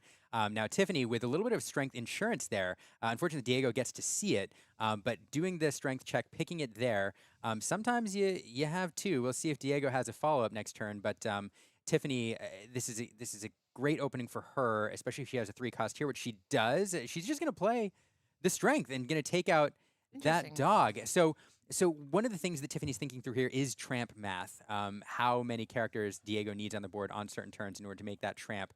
And she knows about this Mowgli, too. And there it is. Mowgli coming down. Yeah, I can also pick that card. So wanted to get out of her hand. There's tramp right on cue on turn 4 for Diego, building up the board state he needs to draw, discard. We see go-go. We see... was that another escape artist that went to the discard pile there, as well as a Raja? So, again, this card is, I'll say it again, I mean, one of the best cards in the game, critical with making this deck go, and hitting it here feels very good. Diego now questing for 4, up to 4. And even though Tiffany had the 1-2, now normally the line you like to see is the 3-drop followed by the turn 4, then sing strength. So it is a bit of a, it feels like a bit of a tempo buzzkill to have to play that for full cost. But now she's able to do some control. She's going to challenge in that lady with black hair in there. Very well statted. And we're also going to clean up the Lilo with the Captain Hook Forceful Duelist, putting 1 damage across the board. And again, that board looks a lot more manageable.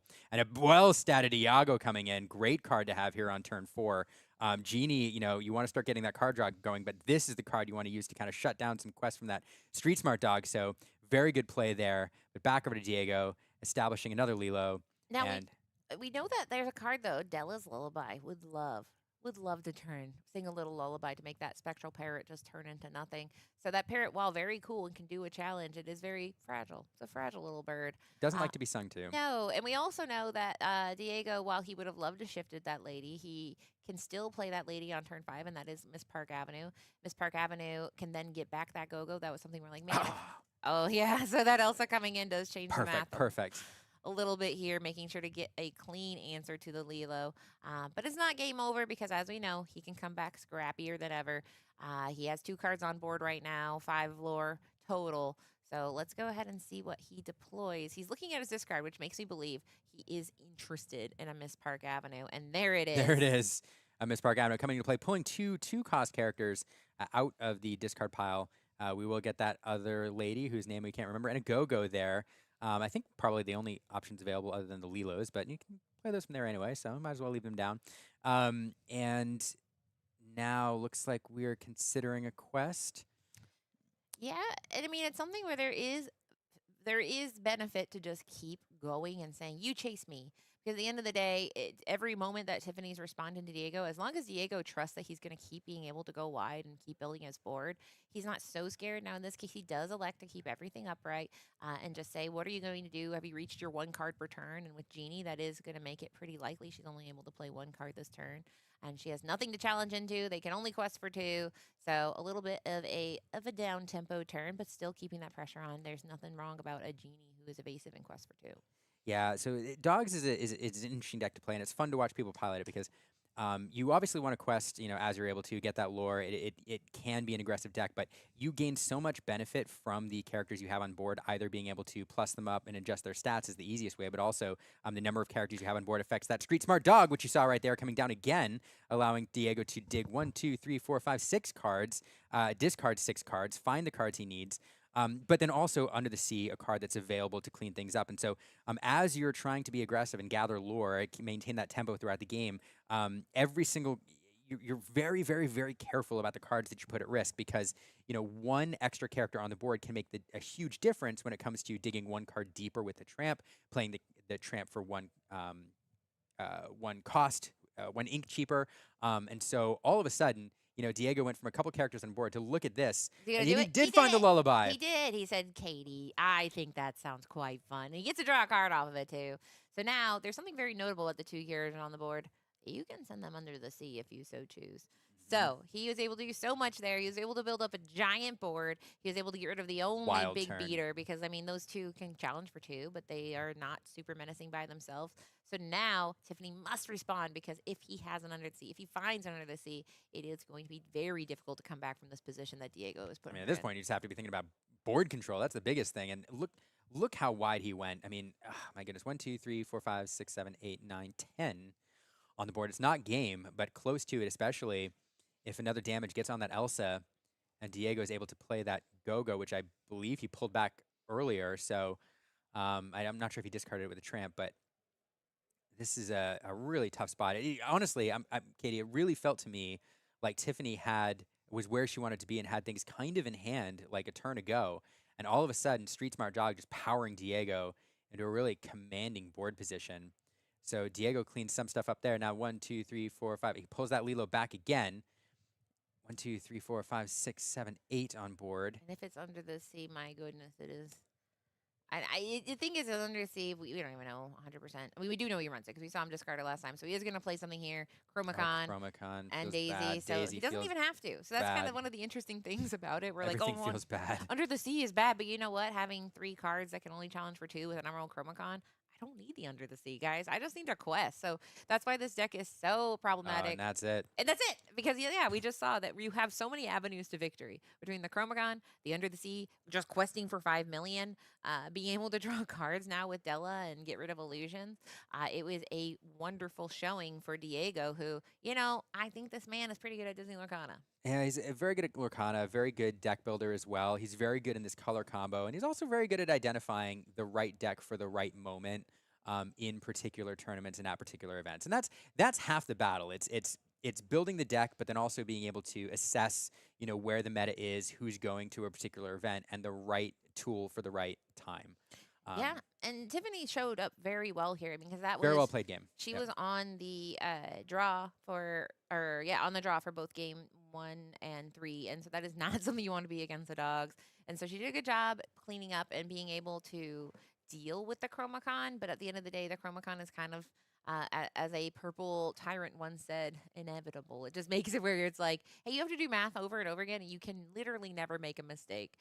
You must always do everything correctly. So she did everything great, but we have Lorcana Habibi in the chat saying, "I told you not to sleep on the dogs." There's something that's going slept on the dogs? Canada is really high on the dogs. Between Shadox using the dogs in top 4 of the CCQ in Las Vegas, we have both Pandemonium Heart and Habibi love dogs. We have here Diego Sass. So maybe in Canada they're just really high on dogs up there. Habibi, if you can let us know what's going on. But we can see why. That deck is very scrappy and can get out of so many different scenarios and can be very impressive.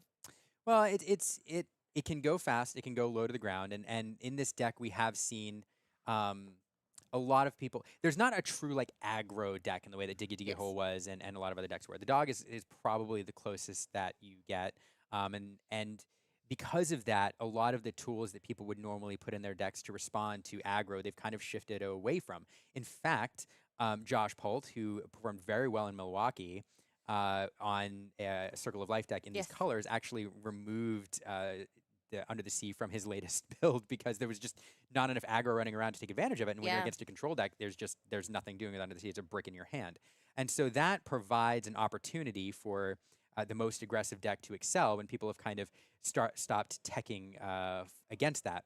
But also, Dogs is a deck. It's not hyper aggro in the sense that it can burn out of gas super early. It can, but it has ways to stay in the game long term by leveraging the discard pile and then by playing things really, really efficiently and by being able to dig through your deck with one of the best cards in all of Lorcana, Street Smart Dog. And I will stop talking now so that we can go to the interview booth. What do you think? I mean, the last thing I'll say before the interview is that the one other thing I think that people don't value enough is the element of surprise. Somebody in the chat mentioned, well, there's 5 different builds. And the element of surprise. Well, I think knowing that you're playing against a deck and you're 90% sure of 20% of the cards, and you're like, ugh, you have to make these choices playing around. Well, is there a Chromacon coming? Is Under the Sea coming? And that element of knowing that there's 5 different versions and all of them are painful in different ways, I think can be a big benefit too, because not a lot of decks have that where there's so many viable varieties. But we'll go ahead and hear from Diego Says and hear why he picked this deck with color in the booth, and we'll cut to that interview in just a few moments. We'll make sure they're ready. We don't want to put them there and have them on live mic and being like, actually, I don't like Sometimes dogs. that's where you get the best content. I'm a cat person, quite frankly. Yeah, sometimes that's where you get the best content. But we'll go ahead and cut to them in a few seconds here and then hear what we have to say.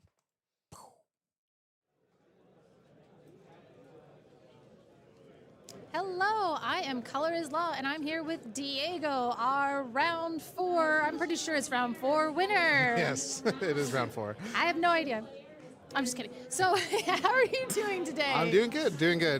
Just up 4-0, so it's pretty good. It's a good run, good start. Yeah, so 4 rounds, 4-0. Seems like a good record. Yeah. My matchups have been a little all over the place, but yeah, so far so good. I faced green, blue, red, purple, purple, steel, and then purple, steel again. Okay. So you're just I'm just gonna run through and beat everybody and prove that, do you feel like it's the deck you've teched it to just kind of run through everything? I just want to win? Are you getting lucky? I'm just kidding. No, I guess the red purple matchup I got lucky. Okay. Because they got a little unlucky, but That's how it is. We take those. We take those. We take Yeah. those.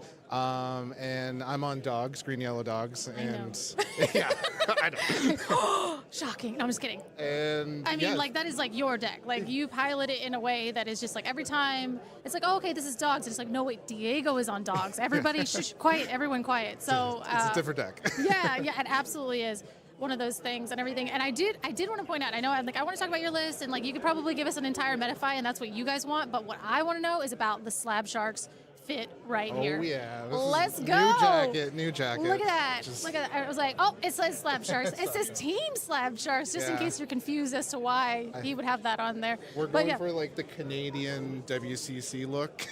Is that what? Oh, explain that to me. So everyone on the team is Canadian, so we're all kind of local yes. to this area, the Toronto area. So I was like, this is Atlanta. Yeah, this is Atlanta. We're far away from home. Yeah.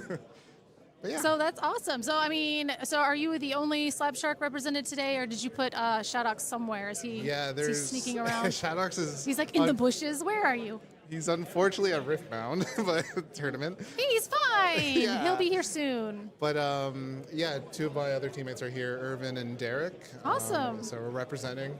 I think they're doing decent right now. So yeah, decent. All right. You're like, they better be. Yeah. Do they lose the jacket if they're not? Can I have the jacket if they're not doing well? I think they get one chance. Okay. Okay, like you can join. I'm in the Slab Sharks now. I'm collecting jackets. This one's actually Katie's jacket, and this soon I'll have a Slab Sharks one. But awesome. I mean, is there any shout outs you want to give? Obviously, I'm going to sit here and talk to you forever, and you know, you don't get to play your next round. And yeah, I mean, shout out to my team, Slab Sharks. Slab Sharks is a consignment store online, so if you ever need to sell or buy your cards, you can go through Slab Sharks. And or CCS. Please check out my Twitter, x.com level 9001, and my Metafy level 9001, and the Slab Sharks Metafy Slab Sharks on Metafy. 911. Oh, okay. No. No numbers, just Slab Sharks Just Metafy. Slab Sharks. All right. Well, so can you give us like a little 20 to 45 minute breakdown of your Metafy? Yeah, I'm gonna have to bill you by the minute, but it might take a while though too.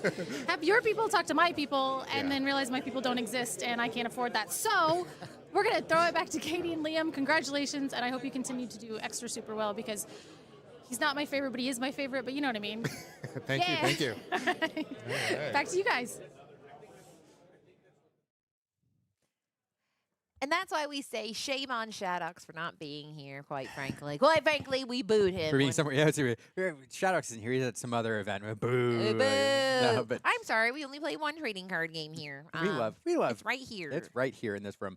No, always fun hearing from Diego. Fantastic player, fantastic person. Continues to perform well, and I don't know. I remember very fondly when he won Toronto. It was a lot of fun seeing him take that tournament in his home turf. I do like that. In to be honest, in Canada. The plot of somebody winning their home turf, whether it's their country, I mean, North America, because there's something like with Singapore, the top four, I think one person was possibly. I think the top 8, only very few. Yeah, notably Tiago and the other one, Austria, America. But I mean, we drove traveling. That's the thing is, it's so fun to travel for these, but it is just very exciting. When you did it. Yeah, you did it. You won one for the home team. Right. It's so, because on the one hand, you love to see when people travel, because we are a global community, and so when you have people from Europe, travel to North America or vice versa, or then people go to Australia or Singapore, it's really fun to see how this game brings people from around the world together. But on the other hand, as you said, it's also super fun when somebody takes down their home tournament, right? When the home team takes it, which is, so I don't know. It's fun. I guess you win either way, right? There's good stories either way. You win either way, except for most people, because really only one person wins. That's how tournaments work, unfortunately. But, sometimes one person is going to get a CCQ invite, which I keep saying CCQ qualified. It's kind of like saying an ATM machine. The Q stands for qualified. That's true. Well, it's a qualifier. It's the Continental Championship qualifier. Yep. Is it qualifier or qualified? So you could be a CCQ queued. That's true. So it's not wrong. But we are both winners because we did a little challenge. So Charlie's is if you guys have not been here before, it's like a kind of those. I don't know how to describe it. if you like, have you ever been to an antique mall where it's like a place where there's all these booths and people selling their stuff, or an anime convention? It's like if an anime convention and a card shop convention and like Gen Con, and then all of it came together, and it's inside of some place the size of like a super Walmart, like a Walmart Yeah. center, like a very big. And so you can find anything. You can find Disney Lorcana. We like it. We love it. It's true. There's a whatever. lot of Disney, a lot of Lorcana. But we said, what if for $10 we have a competition on who can find the most unique item? Now, I kind of got a little like I went to the first booth and found something and got a little. I imprinted on it like Oh, and like then you kept Jacob. looking, and then you came back. You were like Jacob. Yeah, it was like Jacob and the Baby, where I was like, oh no, I think I'm in love. Oh goodness! I saw that movie for the first time Ding, ding, like ding, ding, a week ding, ago, ding, and ding, I ding. yeah. Are you ready? Oh yeah, are you going first? Okay, what do you got? Munchies and crunchies. Oh my! you found her- I found a so we're What? gonna. Who made a Gurgi play? I Like don't- how vintage is that? Very vintage. This is from the Disney store back when it was $6 or Made it- $9 Canadian. Let me take off the for tag Team here, the Slap tag Sharks. protector here. Disney store here. It really doesn't have a lot of information here about the year or anything like that. It says remove the tag before giving to children. But yeah, made exclusively for Disney store and Disney theme park.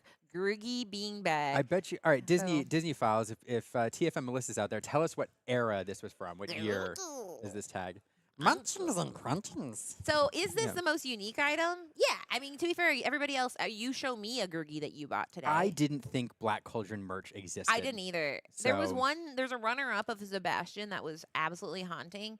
Now, here's the thing. I don't like looking at it too much. Someone says he looks like Geppetto, and I do see that a little bit where he's like, oh, sorry.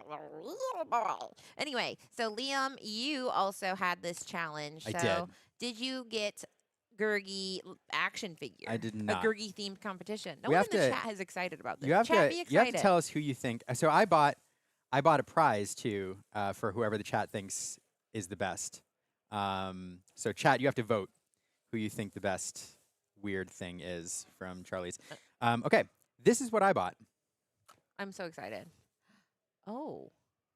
Oh, okay. So it's a refrigerator. No, it is. What do you think it is?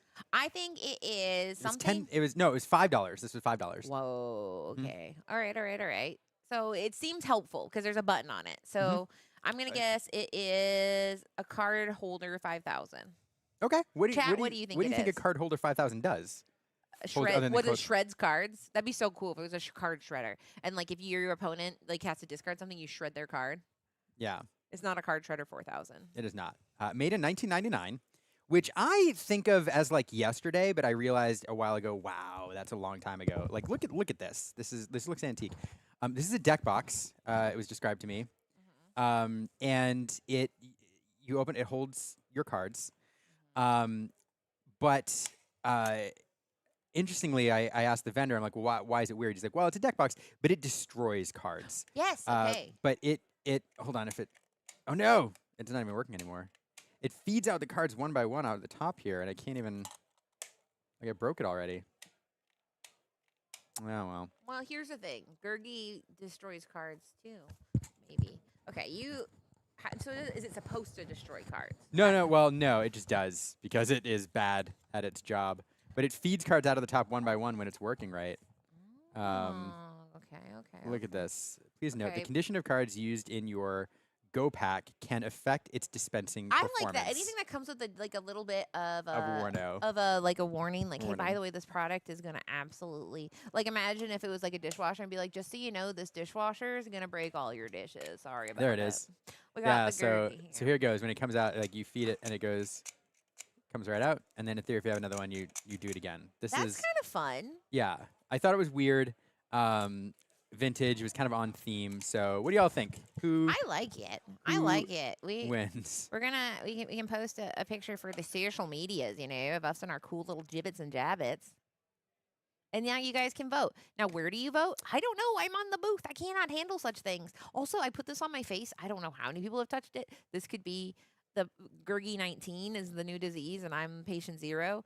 But I will say that this booth, it was beyond time, card games and collectibles. They had so many of these Disney plushes. They had Cricky, they had Sebastian, they had like lots of them. So, they had the crocodile and the hippo from Fantasia. Yeah, Gurgi can hang out with Poglet now. Gurgi be and good friends. Poglet sitting in a tree. I doing also dark got you a magic. gift. Okay. I hope it's a Gurgi because for you, Gurgi. you rented the car and you did all the things. I and you did, picked I me did. up I and brought me to fought the Starbucks car this morning, and I company. think I haven't paid you back for the You Starbucks don't yet. have to. You got Well, I will, but I got you a gift. I don't understand Labubu. blah blah blah. I don't understand, and this is not a Labubu, but it is Labubu adjacent. Staboo-boo. Look at this. And I bought one for You s- myself. Oh my god, are we gonna open them on camera? Yes, 100%. Our staboo-boos? I don't understand Labubu. I don't understand it at all, but I saw this and I was like, that is adorable. And it has a little thing that I can hang it on my backpack, and I feel like Katie would appreciate. Yes. And so you have Um, options here. There is donut, bubble tea, pineapple, strawberry cone, milk tea desire, crispy pizza, and their secret is good company. Good company is scrump with it's with scrump. So I'm excited. I'm gonna go first. The names are the best. Wait, are we here. supposed to wait? How much time do we have? We have so many minutes. We're fine. Yeah. Are we fine? Chat? Oh, we have I've not heard pairings are up, so we're gonna do some ASMR. I think I want good company. Do we have time? Oh, we got time. So you're supposed to do some like ASMR again where you go, Oh, is that how you do this? yeah, but I don't have long nails, so tell me if that's cursed or not, chat. I want obviously good company, but crispy pizza is number one. Crispy pizza is like most likely because good company is probably 1 in 55,000. My gosh, I'm so excited. Oh, it is secret. Oh, so that's like the Usually they have to put the statistics because like in Oh. China they're like, we're not messing around with gambling, guys. We'll send you absolutely to jail if you don't tell us what the chances are for getting crispy pizza. But I'm gonna go first because I don't want to wait anymore. But you have to be careful because sometimes they put a little card in these and you see the card and that spoils it and it's really upsetting. So all right, so chat gets to look first because they're the ones that are special. All right, I can't see. I'm feeling his face. Oh, I feel. I don't know what this object is. Is it crumb? No, it's a donut. It's ice cream. It's a donut. It's a donut. What is that? Bubble tea. that is bubble tea. I like it. And the ears are moldable. Wow. This is the greatest. I see people jumping in the chat now. We're waiting for the next round. While we're doing that, we bought gifts. We bought Yeah. tchotchkes at Charlie's. Yeah, so this is Charlie's Collectibles. You can collect anything. And we have Gurgi and Stitch, the new series coming to Disney Plus. I did see the card. Oh no! I know. Oh I didn't no! realize See, it I was right told there. you. I gave you. I Like know, I said, like that's like what you gotta watch out. They spoiler alert. It ruined the surprise. But I do think. Oh, this is coconut juice. I do think. I'll be quite honest. This might be the one I wanted. The least? You can't want any least, right? They're all perfect. They are all pretty good. But I did get a different one, so that's fun. I got crispy pizza. That's the crispy pizza. That's a good one. So yeah, that is fantastic. And like I like it because look, you can mold the ears, so that's kind of What? quite fun. Yeah, the ears have wire in them, so you can make him sad. Like pizza gone. Stitch have gluten intolerance. Stitch can't eat much pizza. This And- is my pizza. It's little and cold, but it's still good. I love my favorite thing of casting when we can see the chat is when we're going nutso and like not like this Gurgi. Nobody Like cares. we're just having so much fun and they're like, I don't like this. Chat's and we like, will "Call me get when the match starts." we will get you more Disney Lorcana. But in the meantime, vote. How do we do vote? Is there a way to do vote? Can we I do the don't rest of know. the day instead of watching more Blue Steel? You've only watched one Blue Steel, Tomas. Tomas, how are you tired of Blue Steel after one match? Yeah. You're like, if there's no Stone Dragon, I ain't watching that. But let's see. We'll see if the matches are up. As we know, there is more. I kind of love this. Here's my I don't want to put it in my bag now because I feel like it's gonna get beat up. But isn't that the purpose? Oh my gosh, I think I have a Lorcana shirt to put on the Gurgi. I wonder if there's a way I can I can't. It'll be fine. I'm going to easily scoot off camera. Like, what am I afraid? You guys are going to see that. Guess what? I have legs. I do. I'll be back 1 second. I have no idea what's about to happen. I have no idea what's about to happen. Anyway. Oh, so Stitch Voice making... I watched the Defunct Land video too recently, so Stitch Voice is making me nervous. I don't know which one you're referring to. That's my chili dog. There was a Stitch that, I don't know. I didn't finish it. Okay, so I started the Defunct Land video. I fell asleep and I woke up 2 hours later. It was still on. I was like, oh. It was really good. It was just, he was like really getting lost in the paint there as far as what, he was going into like the history of everything related to robotics. But shout out, there is an Illumineer out there in the Great Illuminary named Cassie. She is a wonderful judge and just an all around great human. And she made a little shirt for a Labubu. But what you might not know is that Gurgi can wear Oh this my shirt. God. So shout out to Gurgi and his little T-shirt. Oh Come on. my God. So anyway, I feel like I won. I don't know what we won, but I feel like we won. I was gonna say we should do a giveaway for what the prize, but honestly, I've imprinted on this so deeply now that he has a little shirt. Yeah, I'll- I got you something else, by the way. What is? I didn't get you anything, Liam. Well, I know, but I couldn't. I got those, and then I found out these were a thing, and I had to get you this too. Okay. I know you love card games or I do. particular card games. I do. So you love cards. Cards, yes. You also have a thing for Labubus, which I do not understand, but I love your passion for it. What if those two things were combined into one product? La boo boo, la boo la boo, la boo boo, la boo boo. Is this real? That's real. Yeah, Labubu. La boo la boo. Okay. Do Labubu you think I'm gonna get game- enchanted? Maybe. I don't even know. I don't understand anything about this Labubu world, La but boo boo, la boo la boo, la. Oh, here we go, dudes. There's stats. So here's the thing. In this game, the meta is really open right now. You really want to make sure that you get. I got the hollow. Wow, the hollow on this is quite fun though. Look at yeah, that. it is like pinwheel. I got lucky. This is Labubu Bubble Mart. They're all Labubu Bubble Mart. So that's confusing. Maybe there's like tribal or something, like a Labubu Bubble Mart tribal. We got. These are absolutely ridiculous. They don't make a lot of sense. I'll be honest, guys. I'm not sure. I want to see you try to trade these to a vendor. Yeah. I mean, Do you take I Labubu will cards? say the foiling is insanely beautiful. Oh, God. sorry. Yeah, that it's was like $100. PSA 1. I'm rich. What's the Labubu meta? I mean, I don't know. Does it pick up? Yeah, you can't. Oh, no, you Maybe can't. You We're can't. So, guys, if you are in, no. But anyway, it doesn't. So I will say, I've looked at a lot of cards in my life. There is no information on what is happening on these cards. Like there's numbers. So for example, this little man here is 17,100 and also 14,000. These are like Yu-Gi-Oh stats on steroids. Yeah, but then like they're all Labubu Bubble Mart. All of them are Labubu Bubble Mart. I don't know.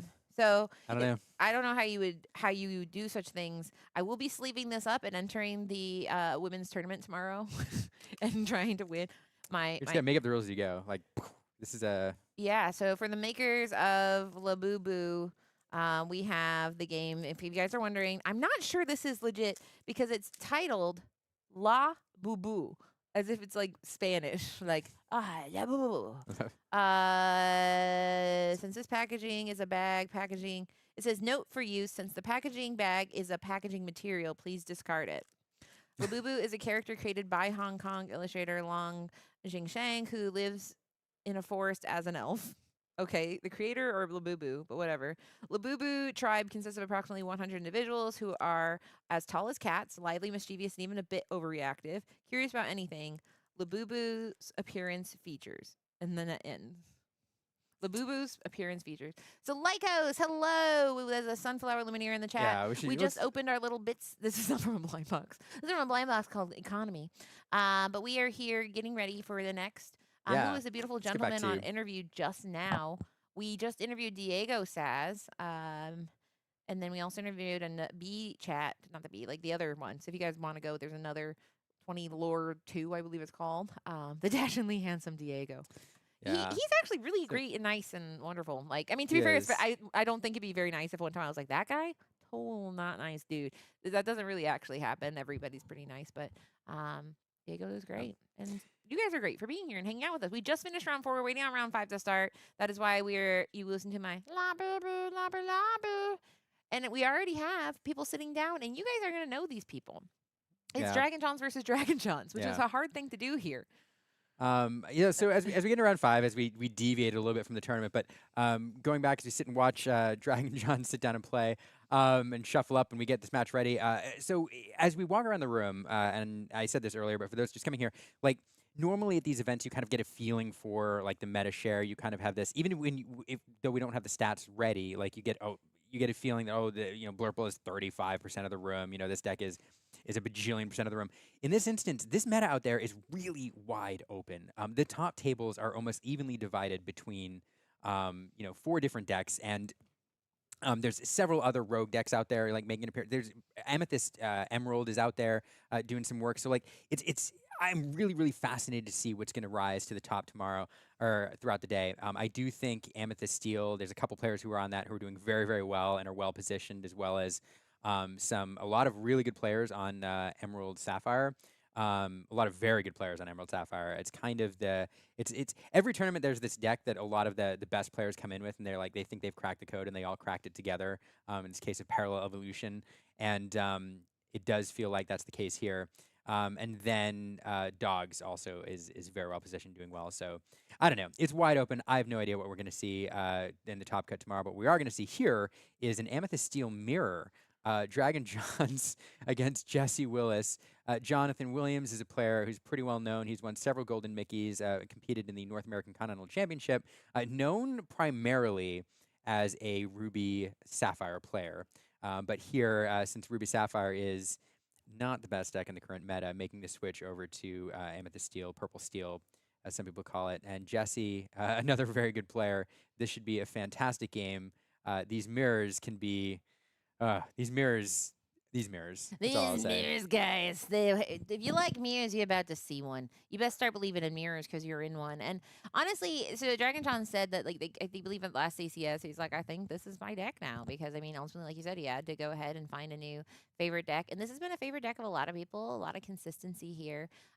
So we will get to see which titration each player went with. We see Dragon John's opting to go with the Olaf Help in Hand, but we have a classic. You can't have an Amethyst Steel deck without a Captain Hook there, but we do have that fabled art Captain Hook here on right into a Black Heron, which leads into what you see a lot in these steel matchups. You see it in Amber Steel, which we're not going to see this meta, unfortunately, but also Amethyst Steel, where it becomes a standoff, where you basically keep building this board over and over, and you kind of wait for the Elsa, the Demona, something that comes in and tips the scale, or somebody playing chicken and saying, fine, I'll go first. And so we are starting that war, building that board. Calhoun's a great way to keep Jesse standing upright out of fear. So it's going. This is so really interesting dynamic here. Jesse has the strength. Jonathan Williams does not. Play draw disparity here is incredibly important. The person who gets the singer established and then gets to sing first has a huge edge in the mid game here. It's a huge tempo, or it's a pretty good tempo swing. Now Jesse here on the play has that line available this turn, can play a card, can play another character, the Genie, and then we're likely to see that Strength of Raging Fire sung on the White Rose to get rid of that 3-cost singer. There it goes. Now Jonathan Williams, we know he doesn't have it, but if he did have it, would have been able to sing this turn. But look at the tempo swing that provides here. Jonathan Williams now has to come back playing his own Genie, going to draw another card, but it pretty classic standard line from Jesse here. This is probably the best opening he could have asked for in this deck right now with the stats he managed to play. And there it is. There's the 5-cost card you want to see as well. Going to exert that Genie, challenge into it. The Genie Wars are alive and strong, and this is why this deck is so good. It is this exact opening. It is 1, 2, 3 strength, or 1, 2, 3, 4 strength into the Elsa. And now, like, it feels like the world is Jesse's oyster. Jonathan Williams can come back here, but it's going to be uphill sledding. Exactly, because I mean, it is of all the decks in the format, I feel like this one is just, it really feels you have ramp where you're like, you have to ramp, you missed ramp, you're done. But this is one where you have to hit your marks. Now, this is a card that is showing some tempo disruption. The Cheshire Cat can come in, and like we saw here, you go ahead and boost and get rid of that Genie, which says, listen, the Genie Wars, they're never really over with the Cheshire Cat boosting. So, like you said, great play there. And now we pass over to Jesse, and it's not a blowout, right? I mean, things are still fine. He had a very great string of cards, but he used a lot of cards to do what he did there. So it is a situation where we need to make sure Jesse did a good job doing board control, but he must make sure he continues to draw cards. In this case, he will go ahead and have this Elsa go ahead and exert that Cheshire Cat, and we'll go and challenge it. He loses a Giant Cobra, which is underneath. We note that because we saw in that last match, if you go ahead and do like a Mother's Know Best to a Cheshire Cat with something boosted underneath it, you do get to keep that card in your hand. But what else do we see here in his hand? Well, so I do want to point out, like, a very impactful play there as well. Like, one of the ways that this deck now draws extra cards in the mid game to power it into the end game is with the Cheshire Cat. Especially one of the reasons that Olaf is so good is the ability to bounce back and dock, or this Cheshire Cat when you've managed to boost it a few times. So that Olaf threatening to be some sneaky card draw there. Getting that Cheshire Cat off the board without getting any value out of those cards feels pretty good.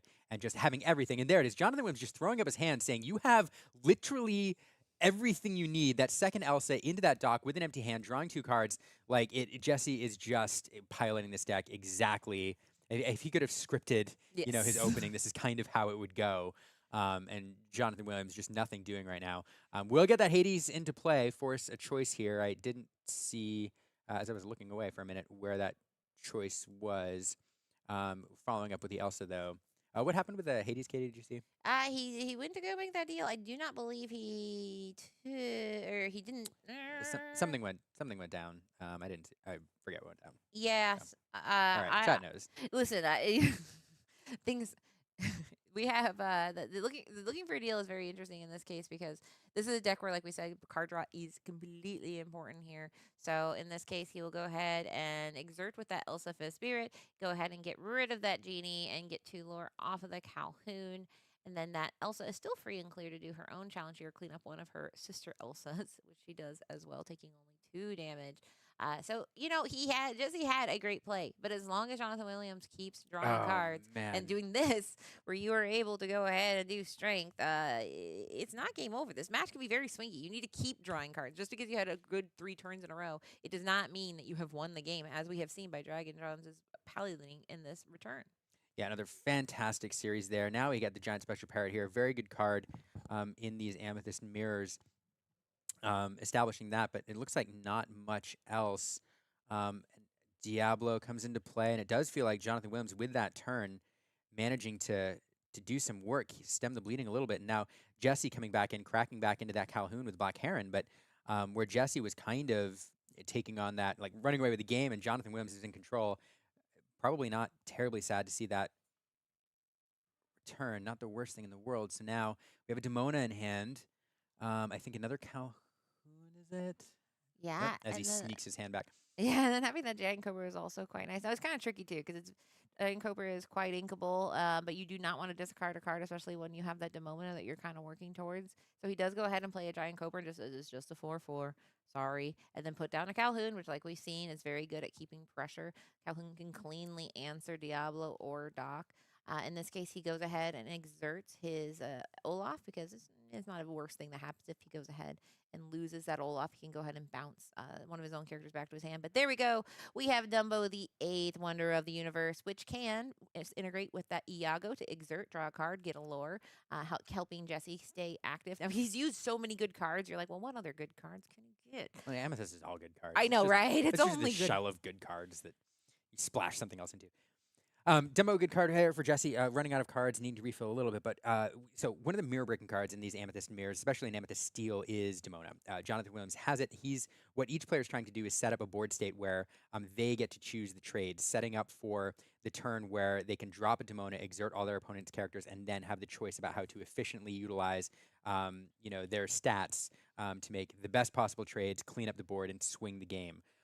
Something Jonathan Williams is looking to do, trying to get some well-statted characters stuck out there. That Giant Cobra feels pretty good, and now just trying to keep things under control. He can set up that play, I think. Doing some maths here. Yeah, the British term, some maths, arithmetics, if you will. Big shout out to the hand marker there. It's quite fun that he used the amethyst here. Although that is a little bit of a tell, right? Your opponent's like, well, I guess you're playing amethyst. But they did confirm they are going to keep doing the ink pins until they finish the 6 colors. So that's very exciting for pin collectors. But here we go. Nope. I was like, I'm ready. But so he's doing that. Like we said, though, because, I mean, it's one of those things where you have to keep as much value as you can in this turn. Whatever you do, you're trying to do as much to control your opponent's board while retaining as much value as you can. We do know he had that Demona in hand, which he hasn't inked or done anything with. We have that Olaf, where that Olaf can do. Oh, and he also has a strength, which is he just inked it. So, all right. He played it. Oh, he played it. Yep. Sorry, there we go. Yep. Sorry, he exerted the ink. Get rid of that Iago. It feels pretty good. Yes. Challenge in there. Pretty impactful turn. Strength of Raging Fire. Such a good card. It is, and it's one of those cards where, I mean, it is worth it's. I mean, it's shown that in both Amethyst Steel and Amber Steel. I'm sorry, rest in peace, Amber Steel. It is just one of those cards can be complete momentum. Targeted removal is so impactful, and then being able to sing it is incredibly impactful. In this case, he didn't even really need to sing it. He pay full retail value.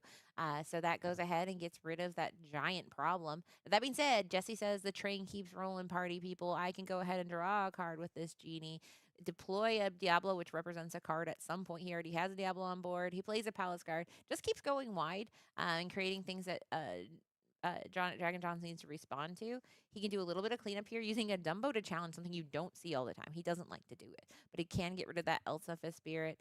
And in this case, he just has to decide, does he want to exert anything else? He got rid of the only other evasive, so he's just going to sit pretty and see what he is up to on the other side. But we do know he's holding that Demona, but did he draw an Inkable with it? I think he drew another Elsa, which is not a terrible card to have here, but Jonathan going to want to do so. Oh, he dares the Demona. He inks the Elsa, plays the Demona, exerting everything, and here he's going to go try to swing the board state a bit, clean everything up. Now, it doesn't feel terribly bad as Jonathan Williams tries to figure out how he wants to challenge into everything here to have those Diablos on board. You're going to get some cards out of it. So Jesse's sitting with a decent hand size right now, and there we have the first challenge into the dock with the Calhoun. Jonathan Williams will get 2 lore out of that. And let's see the way he chooses to go here. Olaf going to come down, clean up that Diablo. Hades coming in on his own, wrecking the other one. And now that Cobra going to clean up that Palace Guard. And just like that, the board seems pretty one-sided, although Jesse getting a couple cards off that Diablo with a pretty healthy hand size to rebuild. Jonathan with a genie and a Dumbo in his own over there, able to get some card draw off. Yeah, and it's important to note that, I mean, the chat, we were like, wow, Jesse's freaking doing it. He's able to do everything he needs to do with the cards he has. But as we've seen in Amethyst Steel, there is so much interaction that has been created with things like Elsa and Demona, where the math that you think you have changes because you are forcing them to do things they didn't want to do. You're forcing interaction that they didn't plan on. So in this case now, he just has to respond. He was on the offense, and now he is on the defense, trying to make sure that he keeps Jonathan Williams off winning. But it was crazy how much momentum switch just from having those Elsas and those Demonas and even the Hades forcing you to do things that you just didn't want to do. Dumbo coming down, hurling his, speaking of removal and interaction, hurling his Thunderbolt there at Hades, cleaning that up off the board. Another Genie coming down now. Jesse Williams will draw another card. One of the things that Amethyst loves to do. Drawing into a Lexington there. Very good, well-statted card. Out in Whispers of the Well, we do see an aerial. Is it aerial? That'd be cool. Aerial Tinkerbell, the aerial. Oh, Tinkerbell Fast Flyer. Fast Flyer. I was like, Ariel, what are you doing here? Aerial. You know?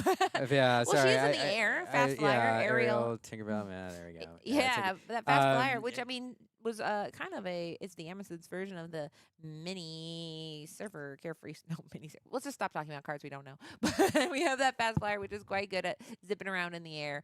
Now that being said, did he go ahead and play it? No, but these evasives, it's now the evasive war. But man, is he going wide here? Another Olaf, another Palace Guard, and so we continue the party of saying that, hey, you need to go ahead and respond. It's interesting to note that Olaf is a card that is very.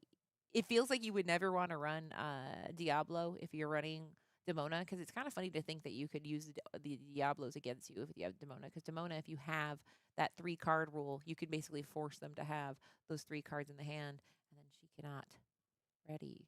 Correct. Yeah. So there's a very interesting synergy where it makes sense why you'd want that Olaf. Also, Olaf, as we talked about, synergizes quite well with Doc. But we are now at the situation where we have everybody. It's game on board, which means Jesse needs to fire up all the cylinders, all the ink, all the cards in hand. He's got some okay ones, but to win, he doesn't have it on his own board. He has a giant Cobra here in a Doc, so we're going to go ahead and get as much value as we can. I believe discarding the Tinkerbell, and then playing a Doc and hoping we get some pretty cool stuff off that Doc. Yep. Yep. And one of those pretty cool things just showed up. They see a strength right off the top. So now it's a situation of where do you use it the best? Now he could cleanly take out that Demona. Now he needs to do far more than just that Demona. So he has to do challenging as well. So now it is a math party. Yeah, and this one's so quiet here. I'm sitting here trying to do math, trying to figure out how Jesse can keep game off board while threatening game next turn. We will see that strength, which he drew. Fantastic draw off the dock there to get rid of that Demona. Lexington going to clean up that Calhoun, but that still leaves 1, 2, 3, 4, 5, 6 lore on board. That's still game. We're going to have to do a little bit more. And oh my goodness, he hurled his Thunderbolt onto the Genie. That feels really, really good here. 1, 2, 3, 4 lore left on the board. What a game. What a swing. Now, what's Jesse threatening here next turn? 1, 2, 3, 4, 5, 6, 7, 8. So not game on board, but one white rose or one giant cobra or something will do it. So Jesse not with game on board, but definitely threatening game with the right draw. Dragon John here trying to figure out, again, I mean, it's this scenario back and forth. Both players trying to figure out how do I represent game every single turn while doing enough to keep my opponent off of it. Dragon John does have a little bit of removal in hand. I think it's a Thunderbolt of his own sitting there. And could play that to then quest out if he wanted. Now, that being said, he also can go ahead and possibly hurl. I mean, he has the ability to do the Thunderbolt on his own. Never mind. I was saying he could Wait a Cobra second, and then wait a play the second. Cobra. Yeah, well, no, so wait, he could 1, 2, he can use 3 his into Olaf to bounce. 17. We're having No. math party, but I was thinking there's got to be a way with that Olaf where he Oh. can get that Cobra back and He's use that Cobra for 2 lore. Yeah, he's got to keep gain off board. So if he can get to 18 and then challenge with the Olaf to clean up the Lexington, bounce the Cobra back to hand, you'd have to, or you quest with, oh goodness gracious. Can he But- bounce with both the Olafs? Because that's, I mean, right there, that's a total of 4 lore with just those 2 low Olafs. But the thing is they have to be banished. So Okay, questing out. okay, so then is he gonna go ahead and Or Thunderbolt onto this is his super- own this is super Olaf fun. here? He is going to Thunderbolt his Olaf. Olaf. And then he's going to pull back the Cobra. And That's he hasn't hit to do it. beautiful. I was trying to do the math. I can't, oh my God. Yeah, it's funny. You can hear our brain. You can hear us squeaking our little brain cells together because we're like the Olaf as a puzzle piece here, right? Yep. The Olaf was it. And oh, what a great game. What a great game. And that- Fantastic. And it's so exciting because there's been debates since this set Olaf came is out. so good. Olaf versus Diablo. Diablo guaranteed card draw 90% of the guaranteed 90% of the time. That's not great, but he can draw cards. But that Olaf has utility. We know how powerful bounce is. There literally was a whole time when we're like, "Are you playing bounce?" So Jonathan has seen that, you know what, Diablo is cool, but Olaf, I can do some fun stuff with. Now, we did see he had to do the math and say, okay, what can we do? But I think this shows that Olaf is a very, very powerful tool to close out a game where he, like we said, he had to win that turn. It was win or lose. And so very excited, and I cannot wait. Is he looking at us? Yeah. He's looking right at us. Hi, He Jonathan. sees us. Hi, John. Hey, Jonathan. When they look at it, he's still looking. What does he know? He knows that we're really excited about the Olaf. He's for those wondering, he's very clearly demonstrating his opponent. He's looking away from his deck as he's shuffling. It is very hard to shuffle like at an angle, so sometimes you wanna look away and Oh, I you just know, assume that you're looking in the camera because they like us. staring into our Yeah, eyes. Rob is one that does that. There's a few players that'll look in the camera, and quite frankly, it brings me joy. It's like they know we're here, and we Yeah, see you, I see we love you. you, and we cheer for you. My But goodness, what a game one! I mean, that feels like a whole match was played out, and with the swings back and forth. There and was it's a only lot. game one, which is just absolutely ridiculous. And I think, Katie, correct me if I'm wrong. Yeah, Jesse was on the play as well, if I'm remembering correctly. it's been and so long ago, Liam. It is so long ago, and so Jonathan Williams stealing a game here, on the draw, setting himself up very, very well. That was a wonderful game to watch for anybody who is piloting Amethyst Steel, wants to see like how to navigate the mirror and see every scenario possible and how to swing the game back in your favor. I mean, watch that match back. It was really, really fun. Very well piloted by Jonathan Williams. And it shows why in this game it's so important to, we call it sitting in the tank, thinking. There's lots of terms for it, where sometimes you're looking at your opponent and you're like, why are they thinking? What are they doing? Just play your cards. But as we saw, the way that these cards can interact, the fact that you can force your opponent into unfavorable situations, the fact that you can use your own cards. Because you think about how, you're waiting for Olaf in a challenge to go ahead and I can do the bouncing. But we talked about how Olaf is quite good with Doc, but now we saw Olaf can bounce around that Cobra. And as we know, lore reach is such an important thing in these mirror matches. So I cannot wait to see this game too. Will Jesse have the hottest hands in the wilderness here in game 2? Because, I mean, my goodness, he had the curve. It really is. I hate saying it's a story of, do you have 1, 2, 3? Do you have strength? Do you have Doc? But it is a big plot line in this kind of matchup. Yeah, it is the classic opening. That's what you want to do into the else if you can. So we'll see which one of them finds it. Now, both of them running, I saw a little fast flyer there in Jonathan Williams' hand as well. So both of them playing, I think, the mouse and fast flyer package.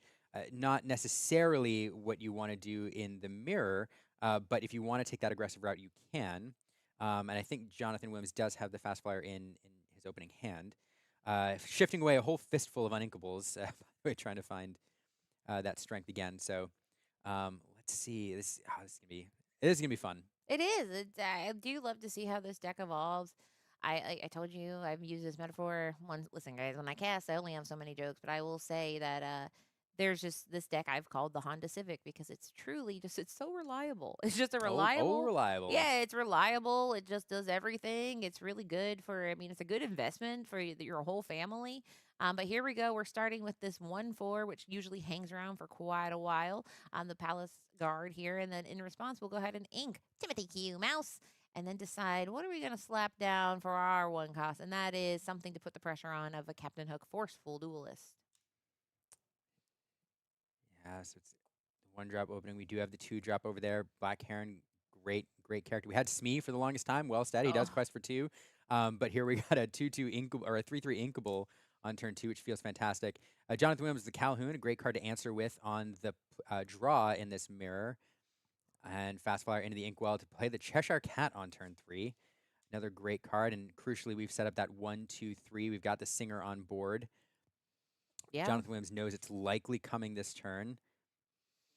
Yeah. And we'll get that Lexington in play. So here we have the turn. Is it time to strength? Now, the strength, you sometimes you have to use all your strengths. So in this case, he's going to draw a card first, see what I have. Is it good? And then he says, no, I will absolutely be getting rid of There it that. is, That, that Lexington.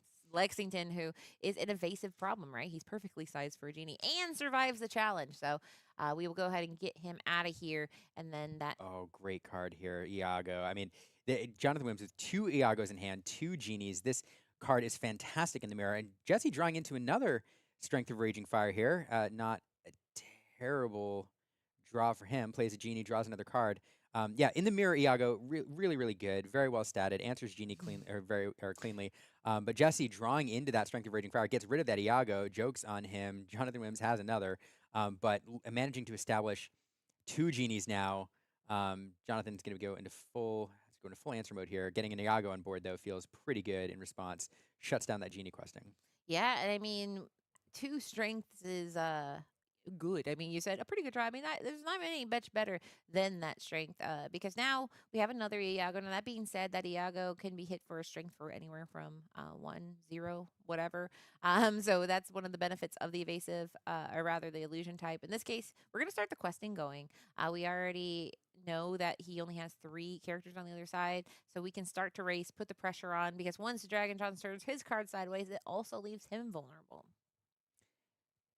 So here, Jesse Williams already up to 8. Jonathan Williams going to drop a genie here, draw another card. We get a white rose, not super impactful at the moment.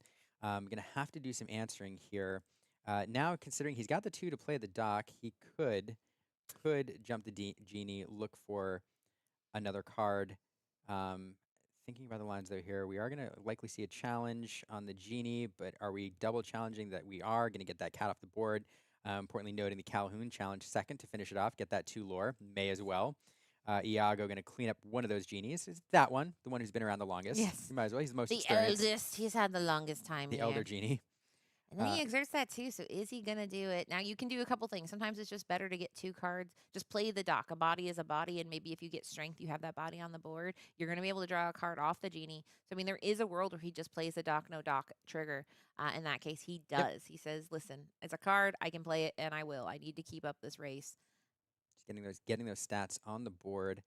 But Jesse with the Elsa going to exert the genie. Jonathan doesn't like to see that at all.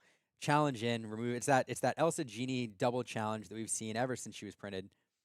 Yeah, and that is just a terrible. Well, great if you're Jesse. Terrible for Jonathan Williams, who is kind of hoping he could just retain and just survive and get this next genie out. But at this point, he is slowly sliding backwards. As we have Jesse Williams with 10 here, and Jesse Willis rather, and another Iago. This has been a story of Iago. A lot of birds. A lot of Iagos here. But here we go. He's just questing. Because you get to the point in these matchups where you say, I could worry about what you're going to do, but I'm not really. I'm just going to keep questing and you can figure it out. You have a 1/4, a 1/3, and a 2/4. I don't know. I'm not that worried. Go ahead. Yeah, thinking through the lines here, we are going to get the Dumbo. Could draw a card, but I think we need to do control more than anything. And then we're going to do a bit of control here. Singing the strength. Jonathan Williams finally getting one here, cleaning up that Iago. which could answer the genie, but not much else to do besides quest for 2, get that lore, may as well. But back over to Jesse, and Jesse with everything on board to close this thing out. And there we go. We're going to go on to game 3. That one a little less back and forth than the first game, but yeah, having that strength and the mirror breaking. There's a couple of mirror breakers in here. One of them is a well-timed Demona late in the game, but really, it's oftentimes these games statistically are who finds the most strengths and who has the strength on turn 4. Jesse having the strength early, and then managing to hit that strength off the top deck to deal with the Tiago like right away. Really enabled him to keep his tempo going and just run away with this. So 2 strengths is better than none, and it was his game. And for those tuning in, that is game 2. So now Jesse has taken 1 game. Dragon Jones has taken the other. We are in round 5. There is a total of 7 rounds today. 9 rounds total before we cut to our top 16. So thank you for joining us because, as you know, this is the CCQ. So one of the people in the room today is going to get their ticket to go to Nationals. And as far as people in the room, we have, I think, approximately 300 players out there milling about and seeing what they can do to get the win and their ticket to Nationals, which is at Disneyland. I'm going to Disneyland. So very excited. I think these decks are fun. I think mirror matches, some people don't like them. I think it really depends on the meta. I think these mirror matches are so interesting. Like we saw, name another time you get to watch somebody hurl their thunderbolt at their own Olaf to play a Cobra to discard to win. I mean that's Disney magic, folks. But here we go. We are drawing our 7 and seeing where we are at. We need a 1 cost. We need a 2 cost, 3 cost, and some strength would be nice. But in this case, we are keeping. I never know. This is my favorite game. What is the keeping pile and the put away pile? Yeah, keeping one. Everything. So Jonathan Williams needs to find. Oh, he found 2 strengths. He was rewarded. Oh my goodness! And the Cheshire Cat and the Lexington. Do we have a 1 and a 2? Is the question. I didn't see what he kept. Probably kept a 1 drop and another Lexington. So yeah, he does have the 1 drop. So really wants that 2 drop. He has the 3. But looking, oh my goodness! And he did a check to see what was on top, and there was a 2 drop like right beneath it. Like his opening would have been perfect had he drawn like 1 card deeper. So now shuffling around, giving us the gaze of destiny. The gaze of, can I please get, because here's the thing. 2 strength, really cool, guys, but strength, you have strength in numbers. So having just a 1 cost and then having your 3 cost, he's doing that thing where he's like, I need the heart of the cards. But if anybody has the heart of the cards, I think it would be Dragon Johns, who we saw in game 1 really get his way out of a very, very, very slippery situation.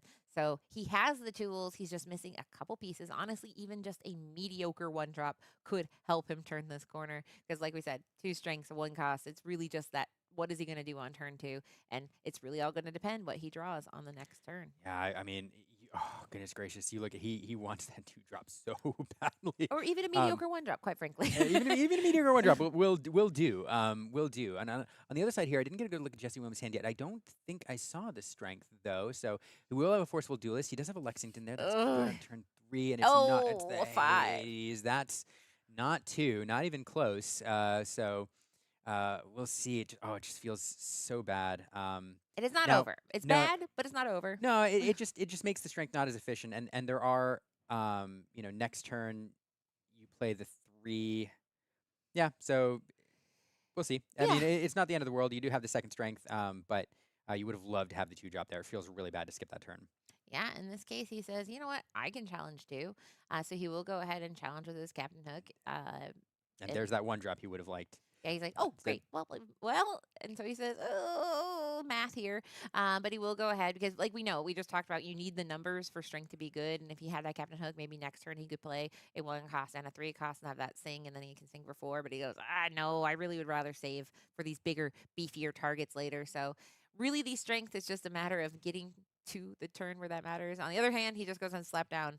Jesse Williams is having much more easy breezy time. He's just following the curve. Yeah, and this feels really good getting this Tiago established here. Looks like we will sing the strength on the Black Heron. We know there's another one there, so Jonathan Williams taking the chance to get something off the board. That Black Heron could have paired nicely with the Captain Hook to remove the Lexington if he so desired. But getting that off Genie now, drawing into the Tiago. No strength again. Like it feels, I don't know. Sometimes it feels repetitive or redundant to talk about the strength over and over and over again, but it really is so important in this matchup. It is. Um, It is a card, and mind you, it's a promo strength. And there he goes. He inks a second. So I mean, that kind of shows why having the characters mattered, because I mean, essentially, he needed to have ink. He needed. So he goes ahead. He says, "Let's make a deal." And he says, "Yeah, deal done. I know you need cards. I see you. If you see someone ink a strength, the answer is they need cards. So it makes it a little bit easier. So he has a board, but he is just hoping that Jesse has terrible cards in his hand. And I don't know how to tell you this, but they're fine. There's some pretty fine cards over there. So here we go. Let's go ahead and make a deal here on this Iago. And he gets to decide. Do you want to give him 2 cards, or do you want to put that Iago away? And he says, gives him the cards. he does. Gives him the cards. Iago, that A generous important. man. That important. Hades, of course, looking for a deal, a card that says when he's played, you can choose an opponent's character, and they get to choose whether to send that to the bottom of the discard pile or draw 2 cards. Jonathan Williams electing to give Jesse 2 cards there rather than lose the Iago. Now that Iago is still on the board, Jonathan Williams dumping many other characters on the board here, and then Thunderbolt just as a little bit of extra, just a little icing on the cake there to the board disparity. And now like 6, 7 characters on the board to Jesse Williams too. Really looks like he's in the driver's seat here. This is a tricky spot. Yeah, it's crazy how swingy it is, right? Because there's moments That where was crazy turn. you go, well, man, there's no way, and then just a few things, just a few thunderbolts, and going extremely wide, hitting that dock, hitting some characters. Because for example, sometimes you play dock and you get 2 6-cost characters, and you go, what am I supposed to do here? But if you're able to chain it and be able to empty your hand and do some really powerful things, and your opponent can only play 1 card at a time, it's just a very different game. So he has to play as much as he can. He is able to go ahead and deploy another Spectral Parrot and a Captain Hook, but it is not. I don't want to say it's not enough, because it's not over, but it is definitely making it where he wants to respond to the board, and it is not good. The math isn't in his favor, I will say. For him to be able to answer his board, he just has to hope that he answers, and then Jonathan Williams draws nothing good ever again, which is unlikely. Yeah, this is just, oh, goodness gracious. I mean, super impactful turn this time. Back over to Jonathan Williams. He's going to ready everything. Now, lucky for Jesse, there's just not a lot of high lore questers out there. There's a lot of little 1 lore questers. On the other hand, I mean, I would say that's good for him. On the other hand, you know, when if you challenge and you're losing characters to remove 1, 2 lore, you know, doesn't feel terribly great. So Jonathan Williams is just going to turn everything sideways here. It looks like just slightly sideways, just a slight lean, a cheeky lean, if you will. Cheeky lean for 6 lore, passing it back over, leaving that Calhoun at the ready, just saying, "Hey, answer my board." Answer my board. Please, yeah, you tell me. And I honestly, that's my favorite thing in Disney Lorcana. This used to be how I played, and it's not actually a good idea. But my idea is, you figure it out. I'm gonna quest, and you figure out how to make me not win. But I plan to win, and it's your job to stop me from winning. And my goodness, this is a great way to do it, because he has the math is in his favor. Like I said, when in doubt, just count the cards on one side and on the other, and it's not very quite good here. So there we go. We got the Elsa, which can force a little bit more interaction here. She can go ahead and challenge into Took out the Iago. The Iago and Iago. also teaming up to remove the Iago. And now we're going to have Forceful Duelist. It looks like. Yeah, that Calhoun represents 2 lore. Not up to Calhoun. Instead, Hades going to remove that Calhoun. Fair. Forceful Duelist can take care of lots of fun little things here, but instead we're going to put 2 into Lexian, which doesn't feel good, because like we said, if the math game is you want to retain as much value as you can. So he was able to do a lot, but unfortunately we have 4 lore sitting on board, which can get him up to 16, and he has 2 cards in hand, and there we go. Demona says, yeah, you got 3 more. It's brutal. 3 cards feels really good. Well statted. And just to boot, we're going to sing the Strength of Raging Fire, banish the Iago, and Palace Guard going to clean up that Hades, looking for a deal. And now Doc and Palace Guard fairly free to quest here. And Dragon John's just keeping everything under control, just not allowing Jesse to establish much of a... Oh, my goodness. Yeah, and it's one of those things that's brutal, because even if, let's say, Jesse has this perfect turn where he can clean up everything, he is in the territory of Giant Cobra danger zone. There's Giant Cobras lurking around every corner. So, I mean, it's basically like he has to do the impossible, where he has to respond to a very oppressive board state, and then also hope that just Amethyst Steel doesn't do the thing that Amethyst Steel is famous for doing, which is roses, giant cobras, and then blowing up your Olafs and turning them into giant cobra lore. So in this case, he says, "I'll try Jesse. it. You had fun. I'd like it." Jesse with a Demona of his own, Gargoyle Wars here, exerting everything that was already exerted anyway, but gonna draw a few cards, and but unfortunately, there's not much in the way of control here.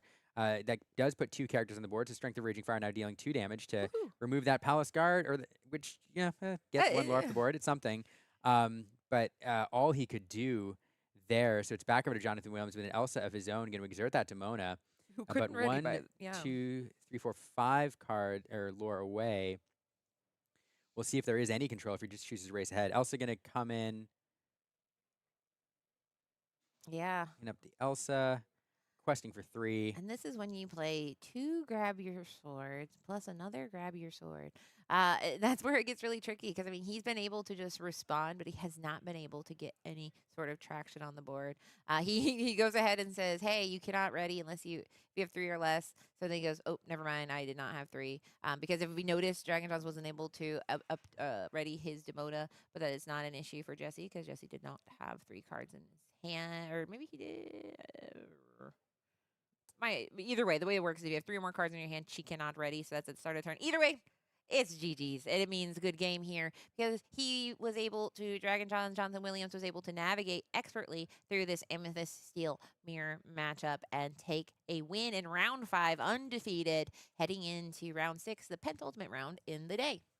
Yeah, penultimate round. That's GG's here at CCS, and the penultimate round. This is where it's getting real. Like there are you lose now at this point. If you're already on a loss, you're already out.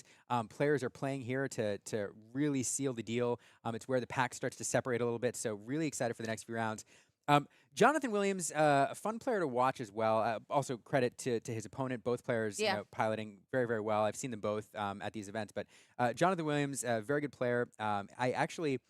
If you enjoy getting into like how players, like very good players, think, Jonathan Williams has a Patreon which you can follow for free, which is basically just him brain dumping every single night after he tests and stuff. So you really get inside his head. So fun player to follow. Also one who is famous for finishing second at SSG. He is. He's famous for being on stream and then getting thwarted by the camera. But in this case, no. I would like to point out, somebody said, "Is Katie an English major?" Because I said pentultimate. I want you to know I was also trying to say GG stands for good Gurgi. So, Good I said pentultimate, but I also have good Gurgis. But that was a great game. Jonathan Williams, he's somebody that is, whenever he's on stream, you're able to see some very exciting Lorcana because he does think through the lines and kind of uses that noodle to kind of get around some things like we saw with that hurling thunderbolts at your own Olaf. He was able to take the win. Zerfman saying, "Did John take it?" He did.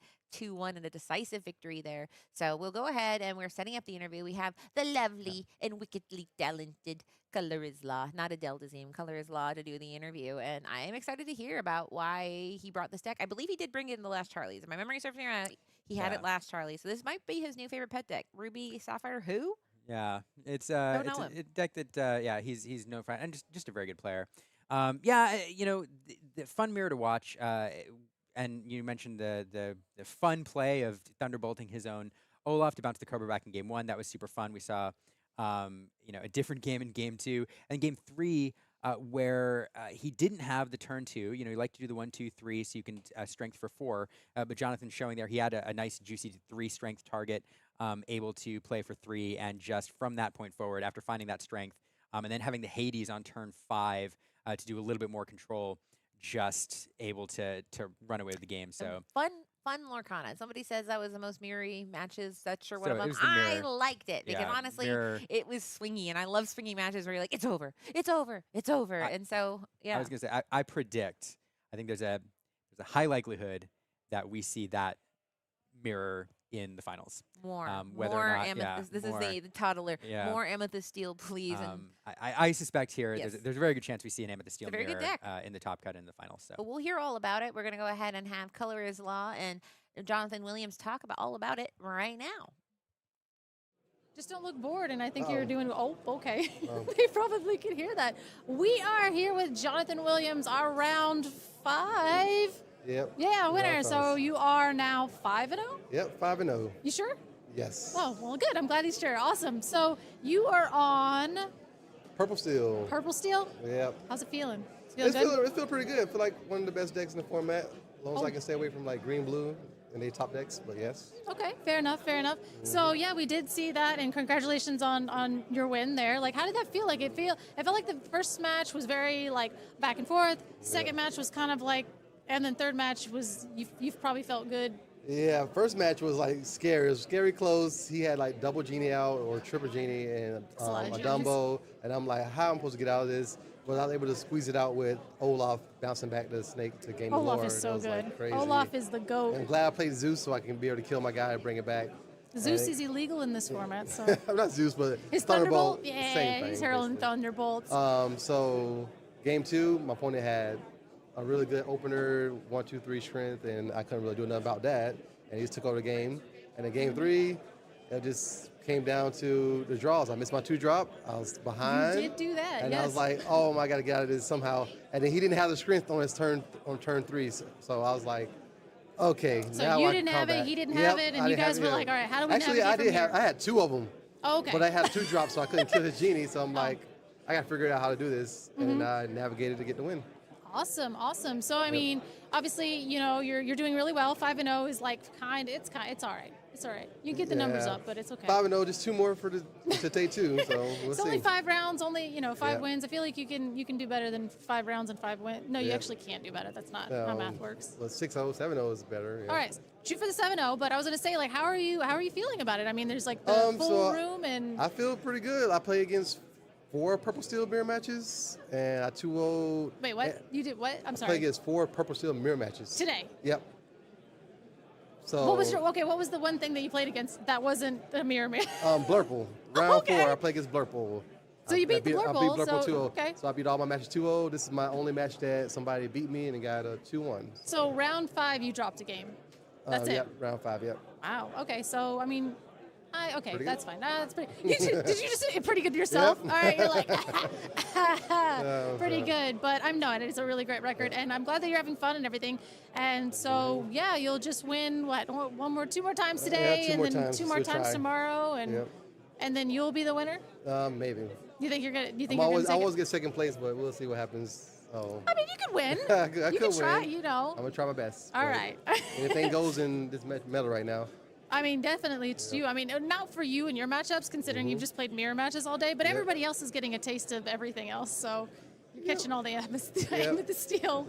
I hope so. Bring them all. You know, we'll just see It's who working draw out for better. you. So what in your amethyst steel deck, I mean, clearly you've been playing the mirror all day. What are you playing that's different, that's kind of giving you like a little bit of edge over the other? Nothing really. Like, we just try to go 1, 2, 3, and then on the draw, I'm playing 2 Iago, so when they strength my 3-drop, I just play Iago, and then they got to have the second one, which my opponent did on game 2, to be able to come back into the game, because they play Genie, and now Iago can kill theirs with Elsa. So you're like, Iago, sick, do it again. And okay. my opponent had 2 strengths, so I played Iago, and he was like, all right, strength it, and I played a second Iago, and he would like the 3rd strength or a Zeus. I'm like, what?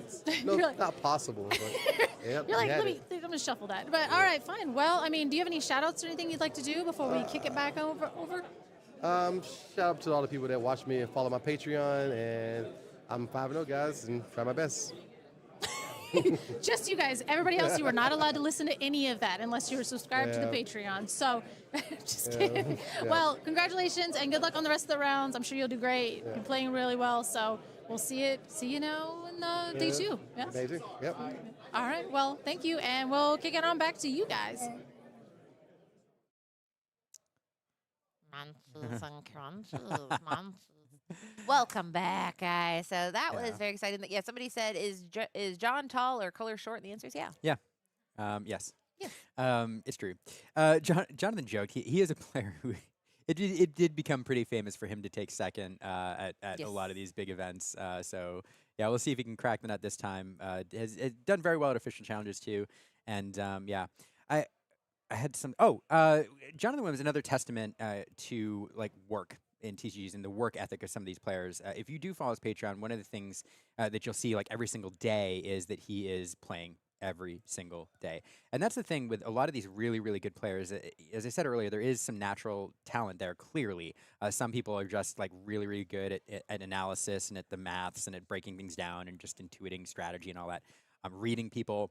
But a lot of these players who you see consistently perform at the top of these tournaments, and you all know the names, they're putting in hours and hours and hours and hours of work behind the scenes to get ready for these events, learn the lines, learn the decks, et cetera. And that's why you see some of these plays that they make that we consider sometimes very, very good plays. Well, they've played them before, even these low percentage scenarios. So Jonathan Williams, just again, another testament to how hard work does lead to success. Yeah, I mean, he is out there. I think it's very interesting when you see a player that has a deck they love get taken from them. And because then you get to see that. I mean, they sit there and they go, you know what? I'm gonna go ahead and find a new baby deck, and so find a new baby deck he did.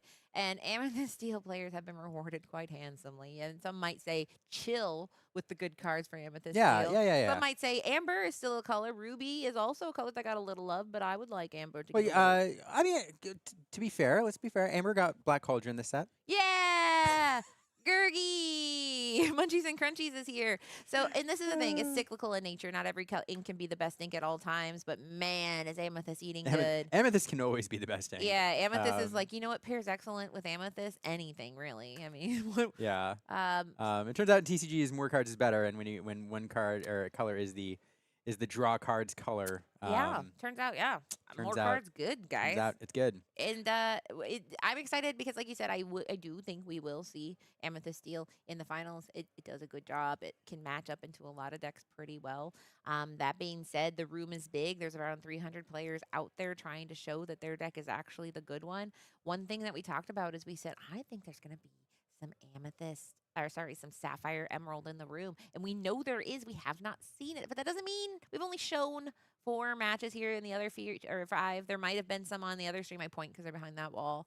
There is right through that wall. There's a chance. But I mean, is Emerald Sapphire lurking in the wings, ready to do some Clarabelle, Basil, Hades shenanigans? I don't know. But I'm just very, very excited to see how things shape up, and we'll see that picture more over the next few matches. Emerald, just for fun, because chat likes fun decks. They I'm love sure it, we haven't seen it. There's a really fun Emerald Sapphire Ward deck out there that somebody's running. Actually beat Zansied with. I think Isaac is his name. Where it runs very low to the ground, and then it closes out the game by the Little John boost character. You can get 9 lore in 1 turn. And the play is on turn 6, you drop the Little John, you ward it with the Alice, and then it sticks around till next turn, and you can boost it twice with 6 ink, so you quest, boost, quest, boost, quest to close out the game. He was 2-1 last I checked, but and player bringing in a fun deck to this tournament to try to take the game aggressively and then close it out in a really creative way. And so there's some of those running around out there as well. And we love to see it. I highly recommend winning fast. That's my favorite thing to do. I just recommend winning. I mean, I think, okay, so in the Lorcana, so in my Metafy, I talk about how, hey, winning is a really good idea if you want to win. If you want to win quicker, better, because you get to go eat snacks. But in this case, we've had some pretty efficient matches. We haven't had a lot of matches go to time. We've had time. You guys got to see us do little Gurgi stuff here. One thing I did ask, I did a development main stage with the Ravensburger game design team, and I said, what is the record? I'm betting Gurgi here. My child. What is the record for most times boosted? Because as you know, if you read the cards, some of the boost is just boost once, you're good. But other ones you can boost over and over again. So Little John, what was the record during testing? Was there a time where they're exerting and it's a pile of 10 cards?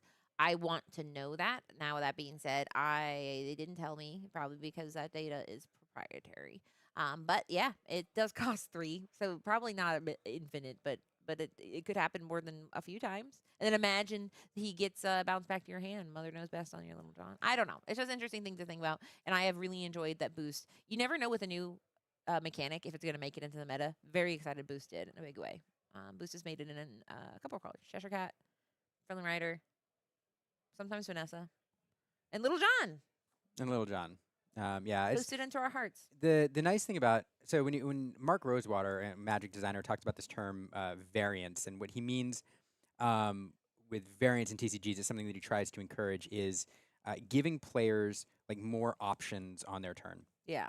So card designs, game designs, deck designs, getting a meta set up where on a particular turn you feel like you have a lot of choice. And that gives players, that makes players feel powerful, because when there are lines and there are cards and there are plays and the decks that are so obvious that you're just going through the motions every single turn, Yeah, it's fun. It's fun to win that way, but it's not rewarding in the way that it is when you navigate, multiple options on your turn in order to win or make good plays.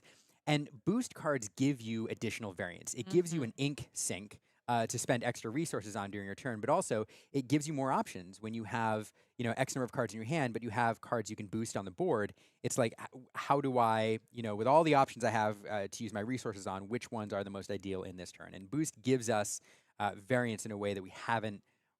Well, we've had it with some pay to use Yeah, abilities, but but it expands the range of expands it. the range of it, which is super fun. I've And I enjoyed like it, it a lot. and I have need to play it limited. I was out of town when the set came out, which is when limited is most popular. But I'm jonesing to do some limited because I hear boosting is extremely fun and sealed and draft. But Liam, I think we're gonna take a short break because we're gonna get some people in the booth, some people we know and we love. I believe we're gonna get Toops and Color in the booth. Me and you are gonna go do some shopping. Probably, I'm gonna get Gurgi a brother. Maybe I don't know. Gurgi Yeah. and I don't know Gurgi's brother's name. But Is. yeah, let us know. Is there fun. anybody like if you guys are looking at Ravensburger Play Hub? I dropped the link in there. If you guys are like, hey, there's somebody that match I hear they're playing Ruby Sapphire. Wow, I can't wait to see them and they're on the top tables. We can do. We have some power, so a little mid, but we can try. So let us know in the chat if there's somebody you want to see. But otherwise, we will be back with round 6, the penultimate round. Don't go anywhere.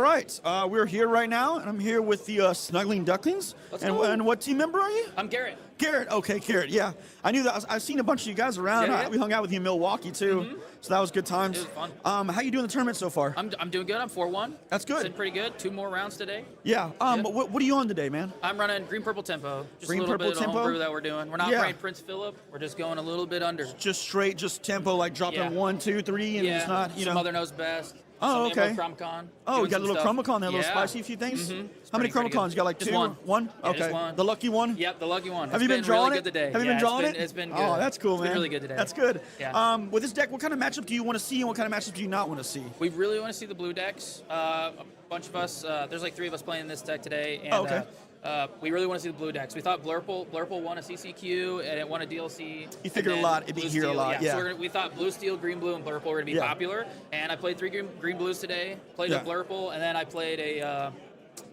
green purple Brainiac. The big version. But yeah. Well, the good thing is Garrett's actually we're going to do a deck tech together, so we're going to go look at that deck right now. Let's look at it, see what we got going on here.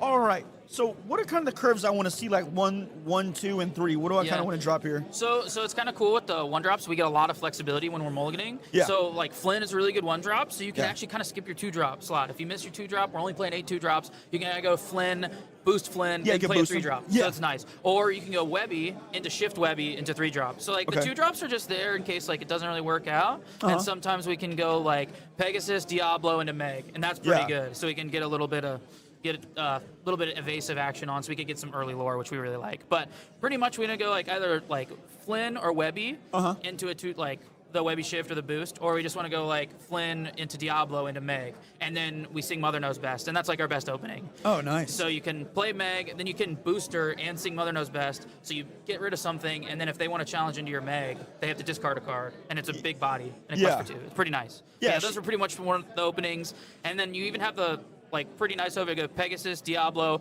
Meg into Genie, which is really nice, and then bounce their stuff. So you got a pretty good evasive board. 3 of your characters are evasive. One's got a big body and punishes you if you challenge into. And then Gogo's kind of a late game card. Gotcha. I noticed you got the one of Elephant in here. Yeah, we got one of Elephant. It's really good in the purple mirrors on the draw. So we can go Flynn, boost Flynn, play like Cheshire Cat on turn 3, and then play Madam M Elephant on 4 and pick up the Flynn Rider, and it picks up the boosted card underneath. Yeah, so we get to draw a card, and then the 3/7 body is really good in the purple mirrors against red, purple, and purple steel. Yeah, so that's kind of like a little bit of one-of card. We got an Ursula at the top end to help with our evasive battles against the purple decks. But and what about this guy right here? Akela is one of those cards that we want on the draw against purple steel, so we can play a 3-drop that can't get strengthed. And it's a little hard. It's harder for them to strength our 3-drop with the big butt. Oh, the 5 willpower. Okay, yeah, okay. And it also is kind of interesting against blue steel. You can, if they have a Vincenzo, you can pump it up real big, put 7 damage on it with the Akela, and then go them for 7. Oh, so, that's like, really it's good. pretty good. You can pump it up. And late game, you kind of got like a lot of ink and stuff like that. So exactly. We have so many ways to use our ink. We got Cheshire Cat, we got Flynn, we got Meg, we got libraries. We got so many ways to use our ink. And then you can even bounce your boost characters with Mim. Yeah, I've been seeing like a lot of like Cheshire Cat lately. Like, has this card been helping out a lot with this deck? Fantastic. And like just, I know we got the one bell. Like used to last season we had bells a lot, but now we got Cheshire Cat. Cheshire Cat kind of gets to be a bell on a stick. Yeah. And then you can play Cheshire Cat early if you're like missing your 3-drop, or it's also a 5-drop. But with this deck, we can kind of go a little bit wide and then quest out. And when they make good trades, our Cheshire Cat makes their trades poor because then they put damage on their characters, and then we can start moving the damage around with the Cheshire Cat, and it really helps us like be more versatile late game. Gotcha. Yeah. I noticed you got the Mother Knows Best package. You got a little bit of libraries going on here. You kind of put your guys on there and kind of draw some stuff to keep that. Keep a little bit more momentum. Yeah, keep the momentum. You got your 1-ups here. Yeah, we got Emerald Chromicon, Improvise, They Never Come Back. All 3 are pretty good in certain situations. Improvise lets our cat like challenge into other cats as a 4/4, which is pretty good. Yeah. Or it can take out a Niago. Yeah. They Never Come Back can punish the purple steel line when they go like Palace Guard into Giant Cobra. Okay. So we can snag both of those. Oh, that's or really good, yeah. we can flip the board if we're on the draw, and then we play like an evasive, and they tap Genie and kill it with like a Genie and an Elsa. Then our turn, we can keep the Genie and Elsa tapped and quest with our stuff, and then get back ahead on more. Yeah. So it's kind of nice. And it's just another Iago answer. Yeah. And then Chromicon just You're Like, one of the it's- lucky one. It's been lucky. It's been pretty good. Yeah. You get it out against some of the blue decks or even the purple decks. If you're even in the purple mirrors, Yeah. you play it, and it just makes their challenging so tough. You can just turn all your stuff is. sideways, and you return their clunky It cards makes to you their think hand. a lot whenever this slaps down. Your opponent's thinking like a lot. It's tough. Yeah. So would you like, let's say you're about to go to the tournament again. This tournament was over. You're about to go to one next week. Would you change any cards, or has everything just been working out really well? Everything's been pretty good. The only library's been really good. I might be convinced to play a second Chromacon. That's what I want to hear. Might Yeah. be. Might be. That could Yeah. be. I'd probably have to switch it out because we're only at 9 uninkables. Yeah. Super nice, super versatile. Got some options, but maybe a second Chromacon. Maybe cut back on the improvise hasn't done much today, but I Yeah. also haven't played any the purple mirrors really today yet, which luckily we don't want to see purple steel very much. Yeah. Red purple, we're fine. Purple steel, they can kind of go over top of us if they just go strength. It's unfortunate. Yeah, but and just doing 3 strengths, we Yeah. got a problem already. Yeah, exactly. We're already in trouble, yeah. Yeah, but so far everything's been working well. I could probably be convinced to play a second Chromacon, maybe even a third library. The library's been really Really? It's been helping impactful. out a lot? It's very good if you're going into that your opponent has a Prince Philip combo. Yeah. You can play library, put your stuff in there, so you get to refill your hand if they do that. Yeah, and then, against the Baja Blast and stuff like that. Yeah, exactly. Yeah, This has been really good against green-blue today. Oh, okay. Well, cool. Do you want to give any shout-outs before you go or anything like that, or? Just the team. We're here. It's been super fun. Team Sonic League Ducklings out here. We're having a blast. Just everybody. We're tuning in. We're testing. It's been fun. And then my wife back at home. She wanted to come today, but she just got a little bit too busy with work and couldn't make it out. But it's been awesome, man. Yeah. Well, I appreciate it. Let's do a deck tech with you, Garrett, and course. everything, man. And good luck to your next rounds, man. I hope Thank it goes you. well, okay? Yeah. All right. Have a See good you guys one. later. Yep.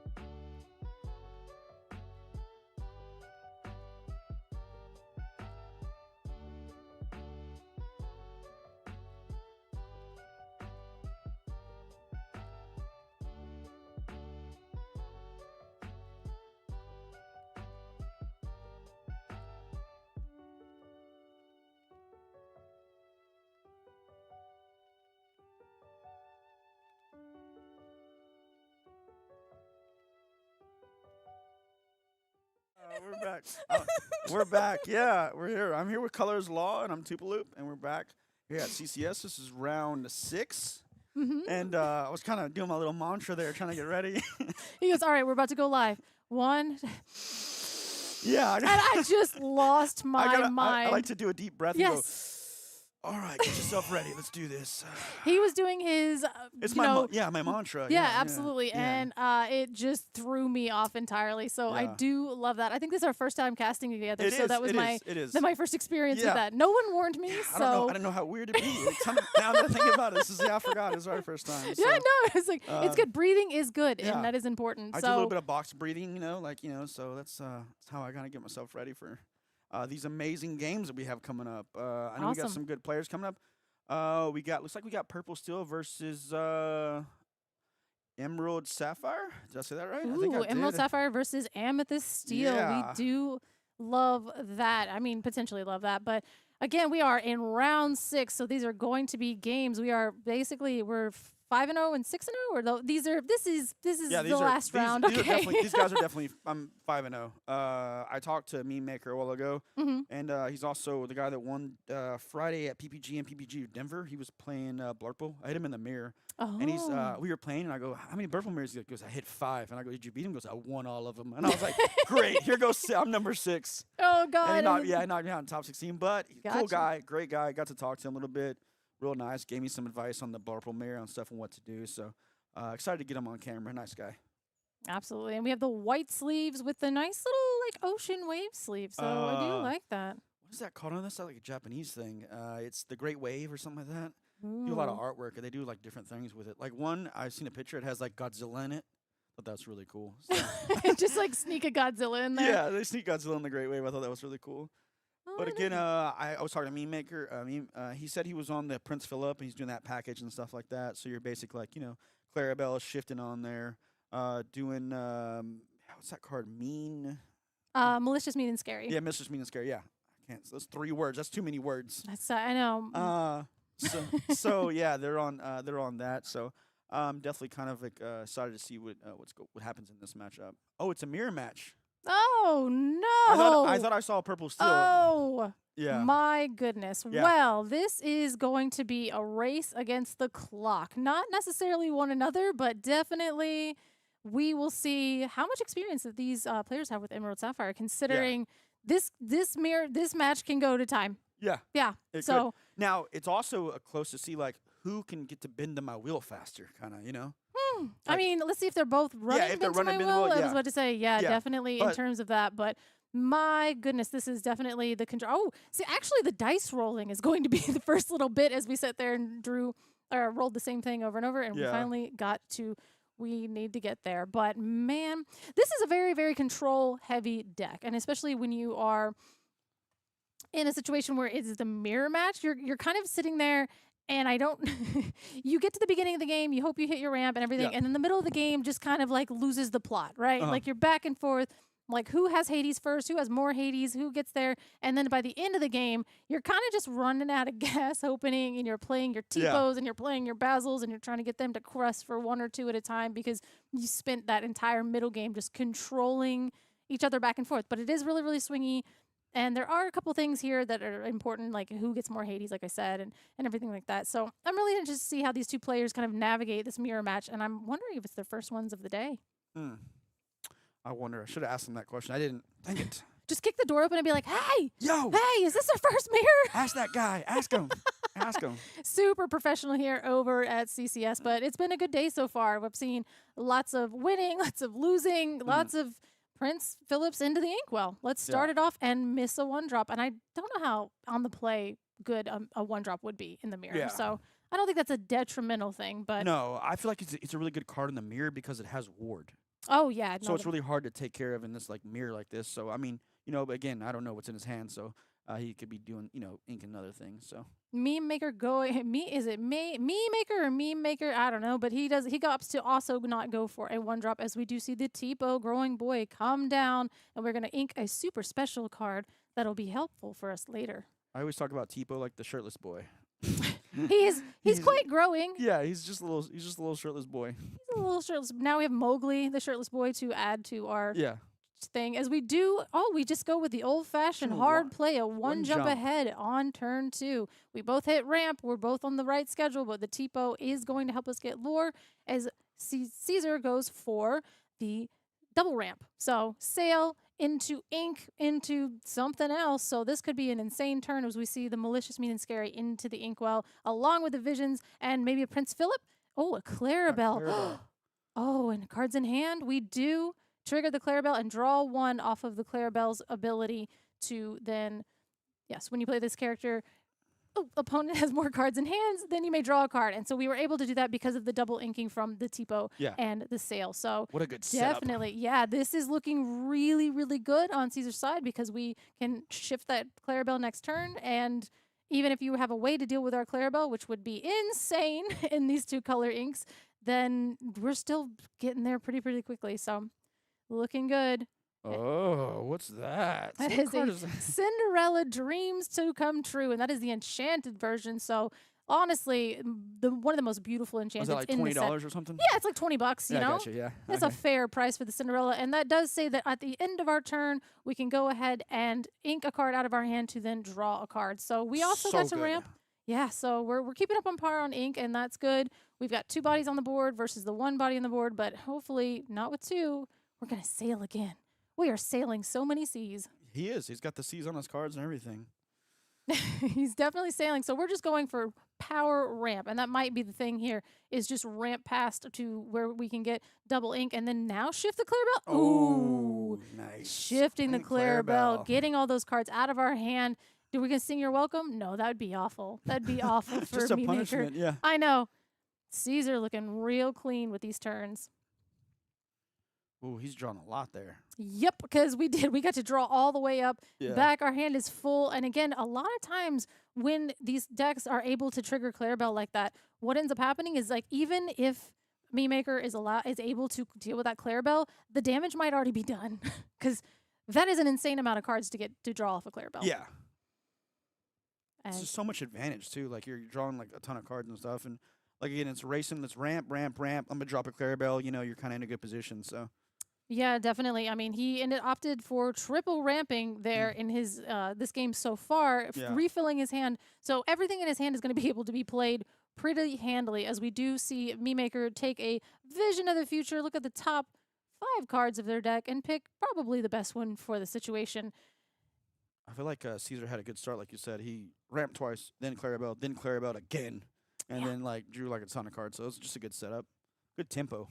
The only thing that would have went better for him is if he had a You're Welcome, and if he did, that's I just think. busted. We I was can't gonna do that say, on Meme camera. Maker would have flipped the table, and we'd have been like, "All right, Judge, you are." I'd have been like, this guy looking shitty. He did something wrong. Yeah, it's too good of a setup. This guy did a whole thing, and Yeah. I am offended. As we do finally pick our Vision of the Future choice, I really feel as though, you know, at this point, it's like, how tilted are you? You're like, I'm fine. This is the mirror match, and he did the mirror thing before I could do the mirror thing. As we're gonna double Vision. It's like 5 cards wasn't good enough. I need to look at 5 more. 10 cards deep. Yeah. What is in your deck? I hope he can find what he's looking for. It sounded like a Christmas greeting. Like, I Yeah. hope he can find what he's looking for. Yeah. Hopefully that Cinderella does make his dreams come true. I like to because, think he found it. yeah, a dream is a wish that your heart makes, and his heart is wishing for probably a better card than Cinderella. But we are going to go ahead and sing You're Welcome. There it is. He found it. A dream is your wish. You're welcome. On to the Clarabelle, getting that back into the deck, shuffling that in, and letting him draw 2 cards. Now, we don't have our own Clarabelle on Meme Maker's side to get that value off of that. However, again, kind of like I was saying, the damage might already be done with the amount of cards and he ink has, yeah. as we ink our Clarabelle. Wow. And Was that an enchanted? it was. It looks like we're all enchanted on Meme Maker's side. Man, I'm so jelly of this guy. I'm so poor. Yeah. But we do have a full hand of cards and a full inkwell with a Tipo on board, looking kind of menacingly at this Cinderella. Not really much we can do there, but again, we know Tipo can go for 30 lore sometimes if we let him sit there too long. Yeah, that Cinderella enchanted like literally costs my deck normal cards. So, That's a card payment. All right, we do see a Basil come down, bounce that Cinderella back to hand. And again, we ink a John Silver to play our teeny tiny 1-drop Clarabelle Clumsy Guest as the Tipo gets active, gets busy, and quests for 1. Basil's just really good at like knocking people off, kind of like time walking. They'll drop something and you'll just Basil back to their hand and just kind of just time walk your opponent. So Yeah, it's a 7-drop time walk that does something crazy when it quests, which is your opponent just chooses and discards a card at random. That's the key thing there. Yeah, and it usually gets the best card if it's if it's my Basil, then it's like, here, you can discard a Tipo, I guess. And then if it's like a Basil against me, I'm like, no, my Hades. So It's usually how it goes. Yeah, undercover detective doing detective things and ripping cards out of your hand? Question mark? I don't know. That's a detective thing. It looks like he got somebody tied up in there. Oh my gosh, it does. I don't know how he tied up someone more than his size. What? Yeah. When did Basil? Okay, well, we got to get the lore on that. We need to get Garrett's Lorcana layer on this lore. Why and who is Basil tying up in this situation here? And the longer I stare at this card, the Looks more like unhinged Maui's it gets. hands. Oh my gosh, he's just got like He a took Maui. down a Maui, yeah. Oh my gosh. And then we do see the Prince Philip into the Inkwell.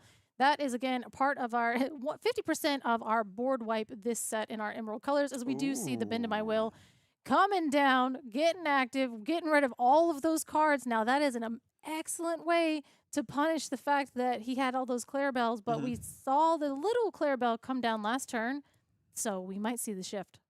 Just kidding, it's a Tipo. Oh, God.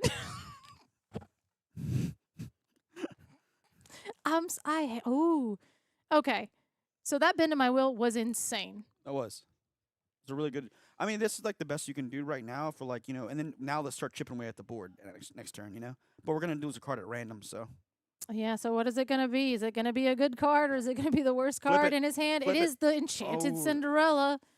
All right, that's not too bad. Again, at this point, it's going to be our filter, but unless we can get, a Clarabelle at this point is like you played. Ooh, Hades is pretty good. Hades, yeah. All right, and Hades, the Infernal Sneaker, comes down and inks that card, gets it on out of here, and now you have an army of Tipos and a teeny tiny cow. So hopefully that is a Clarabelle off the top to get us some cards. It's probably another Tipo because that's how life is. Shirtless kids all over.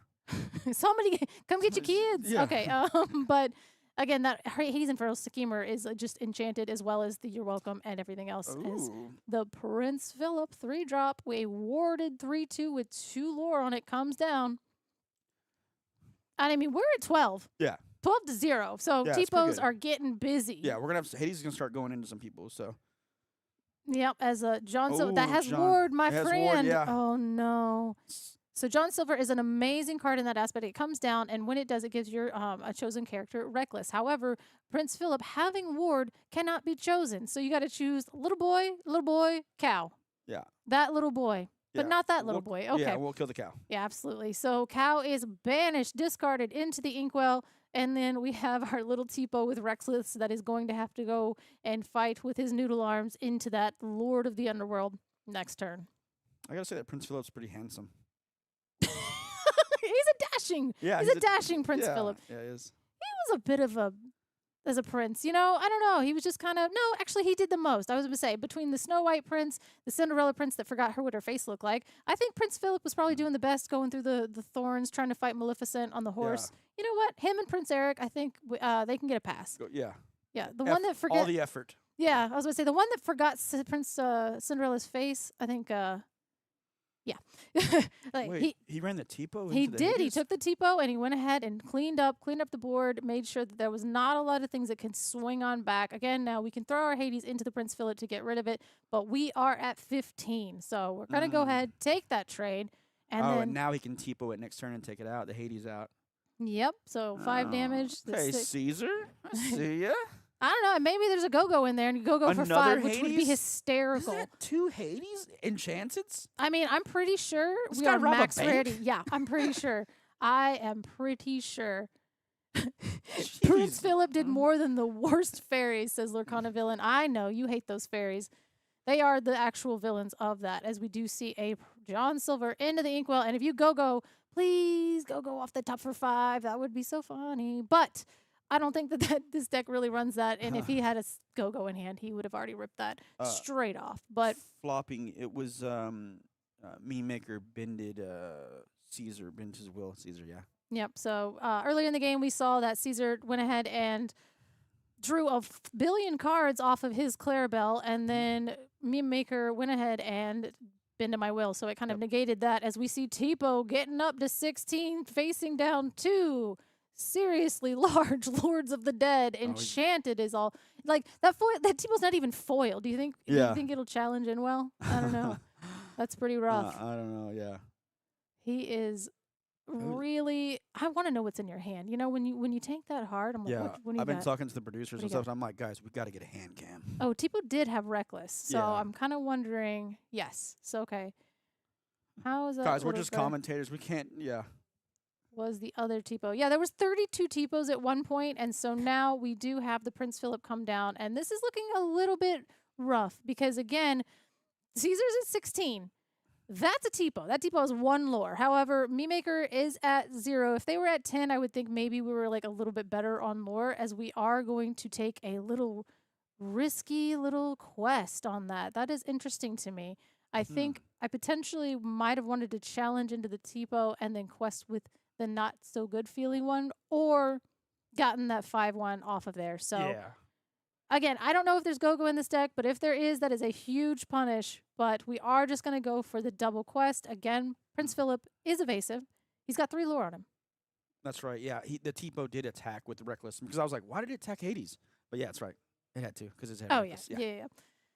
So, Ooh, Go-Go would be good right now. I mean, I've been dying for a Go-Go. Like, just hit it. But we are going to go ahead and Donald, perfect gentleman. There he is. He's going to start drawing everybody cards. A but gentleman. Yep, but it is at the beginning of Caesar's turn. You have the option to draw a card. So then that means that Caesar will be drawing 2 cards. So right now we do have game on board with the Tipo plus the Donald, which the Tipos have been the all-stars of this game.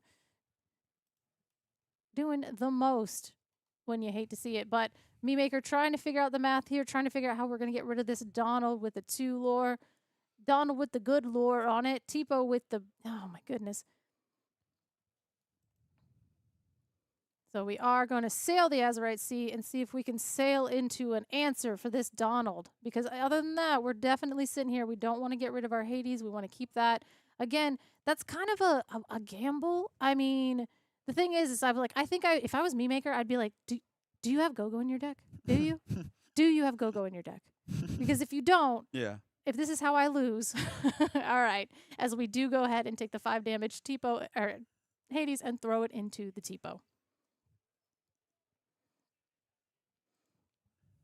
Yeah, I don't know, man. I'm getting rid of that thing. But you're playing Emerald, and if you go with me off the top, that is my bad. That is not how I want to go out of this game.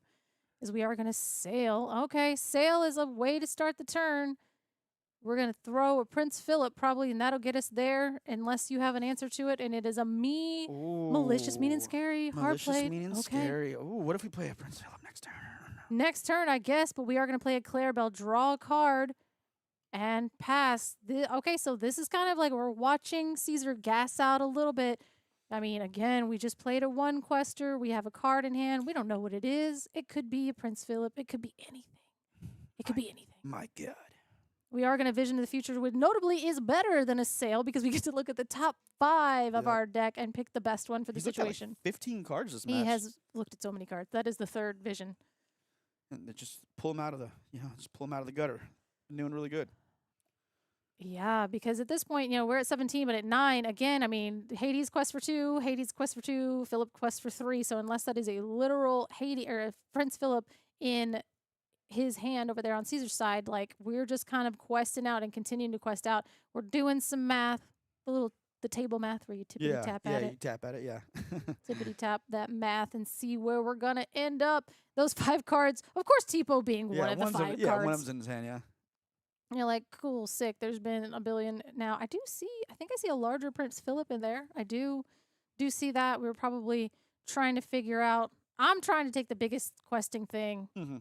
If I can't find removal to keep you off of winning, I'm going to try to slam the board and maybe win this game on the fly. Again, I'm like, can you just, again, I just want to yell out the door, be like, come on, can you please just tilt your hand? We want to be with you on this because, again, we've seen a lot of Hades go down.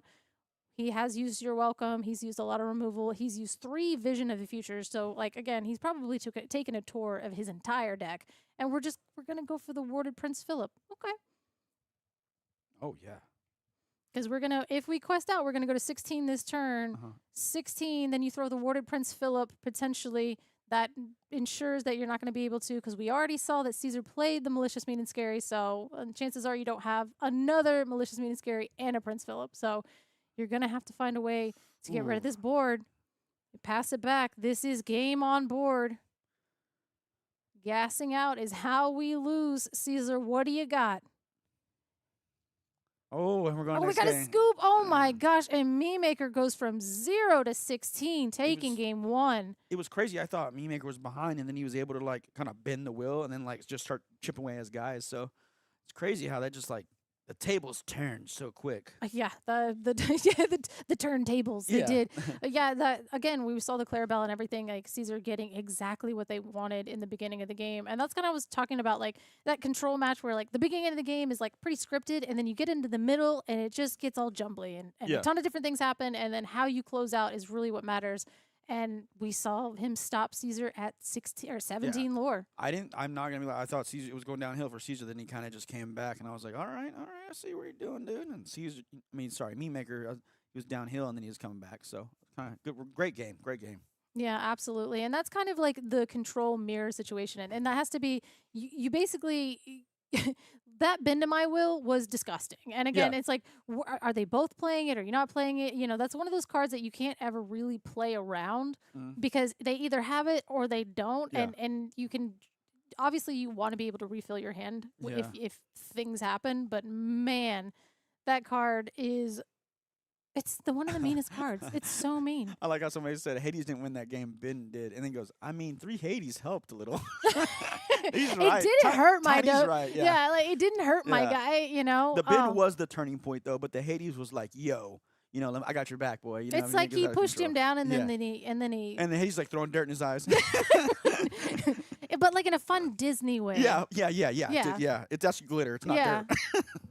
No one was hurt in the making of that match. But yeah, again, we see him shuffle up, so that means that Caesar will be on the play this time, which I think Meme Maker was going first last time. So we are going to see what we can do, see what we can draw. I mean, again, we had the perfect start, but again, you can't.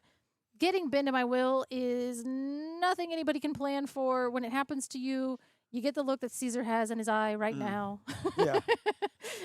And you just think about what went wrong, and what went wrong was losing all of your cards. Yeah, roll. Yeah. No, there was no Disney fun to be had there. All right, that's funny. Well, you guys don't like this card? That's crazy. That's the first time I've ever heard you guys not liking discard. If I discard my opponent's hand, I'm actually like, that's very magical. But it happens to me, we call that bad luck. So I don't even know if I like playing Bend to My Will. I'm not gonna lie. Like, it's one of those ones where like there are some things that I love to do in this game that are hilarious. Yeah. And Bend to My Will is one of the ones where I'm like, I'm sorry. But again, I mean, hey, this is a CCQ. We are playing for the highest of stakes here, as we started off with a develop your brain on turn 1, which is better than nothing on turn 1, as we did last time. But again, this having a 1-drop on the board in the mirror match isn't as impactful. I would say we noticed last game that they were like double ramping. You know, like they were playing Sail and then Tipo and then up and up and up, because everything's cost 7, as we see the Basil going. Yeah. And he said, "Sick, I'm going to play my 1-drop though," and it's a Clarabelle. It's a Clarabelle. Clumsy guest, which notably, y'all, she breaks items, okay? You can't keep forgetting that. Yeah, that's really good. It gets rid of Chromacon. Chromacon gone with our clumsy guest here, as we do see our Tipo. Again, every time we have a Sapphire Mirror, I always hold my breath on turn 2, because I was like, please, both of us hit ramp. I need to see it. Yeah, let's go, Caesar. Yeah. Hit ramp, let's be a game. See all right. Chat. Sail on 2. Yeah, we got to get that. We got to do that turn 2 ramp. We want it to be a game. So, yeah, I was talking to a couple people, and they're like, I have missed turn 2 ramp on 3 out of my 5 games today. Nice. That's not magical at all. No magic there, as we see the second Prince Philip into the Inkwell. And we are going to go ahead and pass the turn. We got a lot of Caesar fans out there. All right. Go Caesar! Go meme maker! I gotta be biased, guys. The unbiased. Yeah. All right, JDZ, I see you. I know. They were like, oh, yay, it's an emerald sapphire mirror. And I was like, no. I didn't know. We didn't pick it, okay, guys? Give us a break. All right? They just put stuff up and we got to talk about it. That's all we got to do. We're going to sail, so we're going for that ramp on 2, ramp on 3. I want to get to my big boys before you can. And the Tipo into the inkwell, a Clarabelle into the inkwell, and a Clarabelle onto the board. So this is a mirror match. This is like a little deja vu of last game to where we double ramped, and then we're going to Clarabelle. Yeah, let's draw a card because I got less cards in my hand, you know. Sick. We're going to put 1 damage on your Clarabelle with that This seems Tipo. familiar. Yeah. I've seen this before. Is this deja vu? Deja vu. Sorry, not. Yeah, gotcha. I was like, I wonder if you said another word in French that just, we'll have to have our Canadian friends tell us. But deja vu for sure, as we do see, we're shuffling around a bunch of Cinderellas over there, so we can probably go ahead, play a Cinderella, and then get rid of maybe the other Cinderella, or we can go for the double Cindy play, which is good if you're on the play and you also have Clarabelle and you can shift, and so you're getting cards out of your hand. Double card payment, is that what you said earlier in the hand? Yeah. The I know, enchanted, right? Yeah. This all enchanted deck would be like, okay, I mean, whoever's interviewing him is like, but like low key, how much is your deck though? Yeah. Because that is insane. Really taking our time because I think it does, like, again, I think Jeebus and I were talking about it earlier where like you can ink something now that is just losing you the game. Yeah, so. no, for sure, yeah. And I mean, we're playing at a high competitive level. You know, these guys are doing really well. I mean, I expect them to take a few minutes on their turns to decide what they're going to do. Like, this mirror is just crazy. The mirror is crazy, and the time is against them. Yes. So it's another one of those things where I want to shut out the door. I'm like, you have to do something.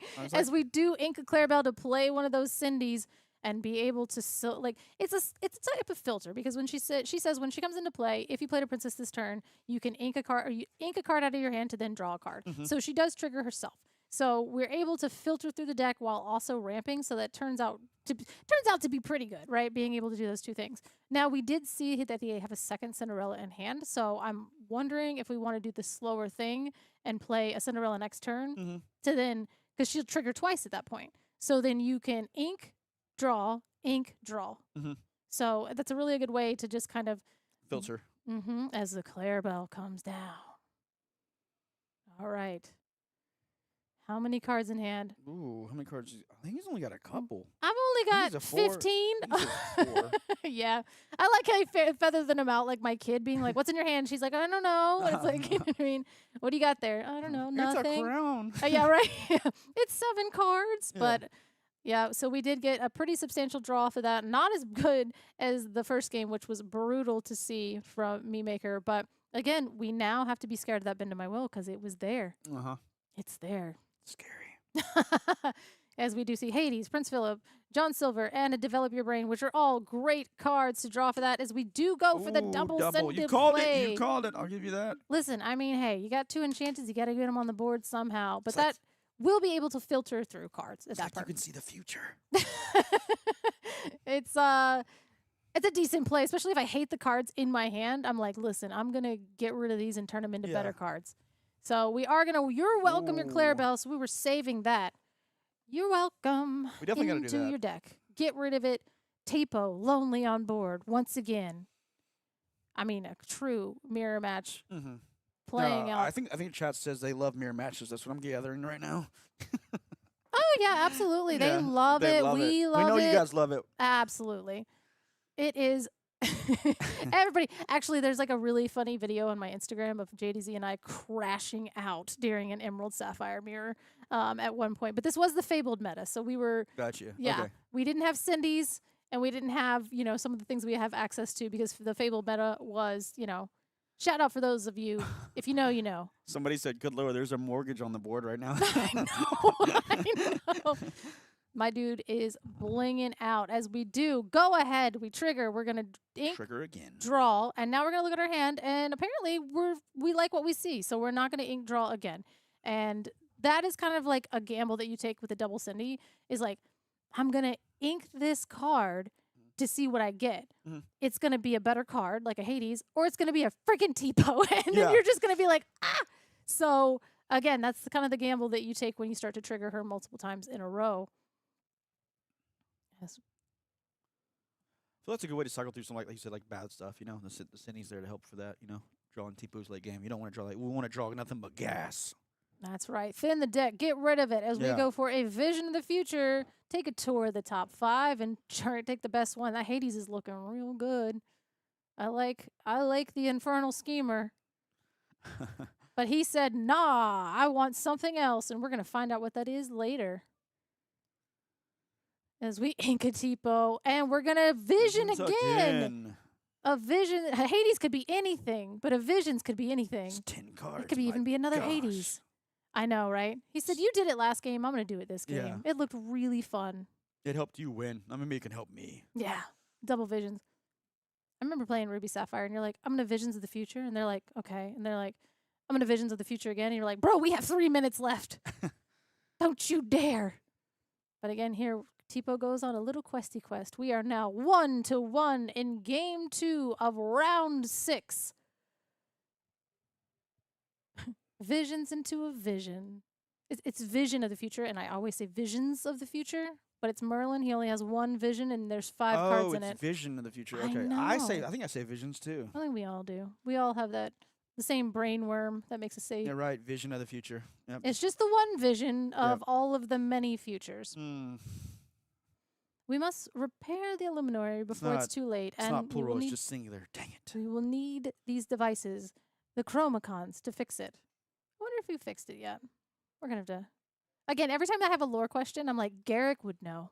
Garrett of Lorcana Lair would know because he has all those lovely lore videos that kind of go deep in thought about everything going on. So. Oh, that's cool. Yeah, they're really cool. They're he's got like I was laughing because I was like, is it weird that like I fall asleep to your videos because they're very like they're in depth lore videos and it's just like also very soothing the way that he's done it and composed them. So I'm like, yeah, no, really good.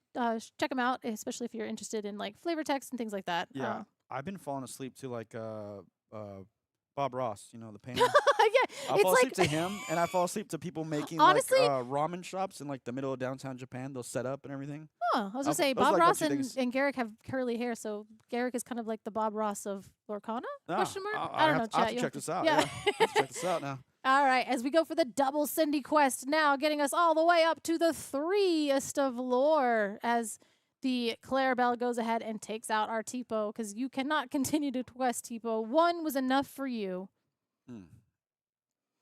Ooh, that ink. He did it so quick. Ink the Prince Philip. He's down in the inkwell, vanquisher of the inkwell at this point as we do unexert with our lone Prince Philip staring down these Cinderella. Which notably he could challenge in, but they would trade. So yeah, don't really want to trade in with our Cinderellas. But again, we saw how much lore those Tipos ran wild with as we sail the Azurite Sea, draw a card. Yeah, we're hoping to get 1 damage on those and just clear the board with a big O Philip. Hope. Gosh, that doesn't even feel great. You know what I mean? Yeah, it's not. But like, I mean, he's just cycling so much though. Like, you know. Yeah, I mean, he'd have to play another Cinderella at this point, and Clarabella should be a princess, but she's not because she's actually a secret queen. What? Shout out. No, I'm just kidding. I mean, Clarabelle's a queen. Have you ever seen anything with her in it? No, actually, absolute queen. But again, her her text is not queen. Oh, got you. Okay, she's just a floodborn and an ally. She's just a floodborn and an ally. What is she from? Like, is she? She's part of the Mickey Mouse. So basically, it's like Mickey, Goofy. You know the oh, okay. So she's part of like the and then she like the extended one. So there's like Clarabelle, Daisy. You know everybody. I got you. Okay. Yeah, and here we go. We see a Basil, and then. Oh, we bounced our own Prince Philip back to our hand with the Basil. So that is something that we can do and that we have done. So Basil comes down, bounces the Prince Philip back to hand, and then pass the turn. Wait, he bounced his own? Yep. Whoa. As we do see Hades, the infernal schemer. Yeah. I almost said swinger. He is not. He does attack. So. He does swing and challenge and everything else, but straight on into the inkwell.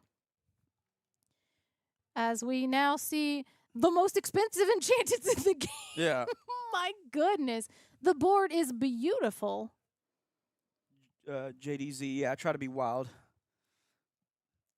He said that. He said that. I've seen him say that twice in the chat. So I just figured. Absolutely just enchanted, blinged out on Meme Maker's side, looking beautiful, looking gorgeous.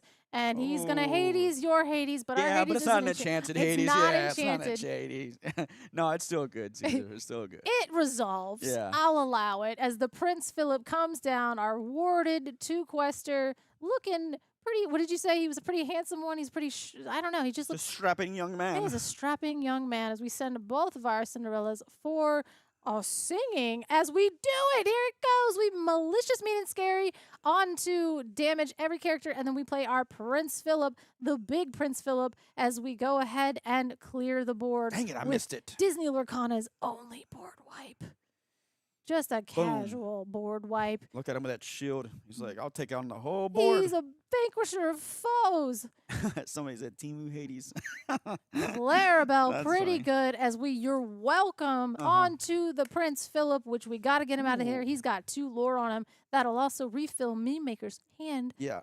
And then trigger our Clarabelle to where we can get a little bit Caesar more can draw resources. some, yeah. Yes, because we're going to need it. I think we call that synergy where I'm from. Synergies. Synergy. Talking synergies. Yeah. We love it. Unless you're a Meme Maker, in which case you're kind of bummed. Oh, but I did see he has his own Clarabelle as well. So Oh, we're going to be able to draw. interesting. I think we just drew the combo on Caesar's side. I'm not sure, but I think I saw it. Scary. It is. It's mean, malicious, and scary. Diet, be prepared. I mean, we will do anything we can these days, but we're getting there.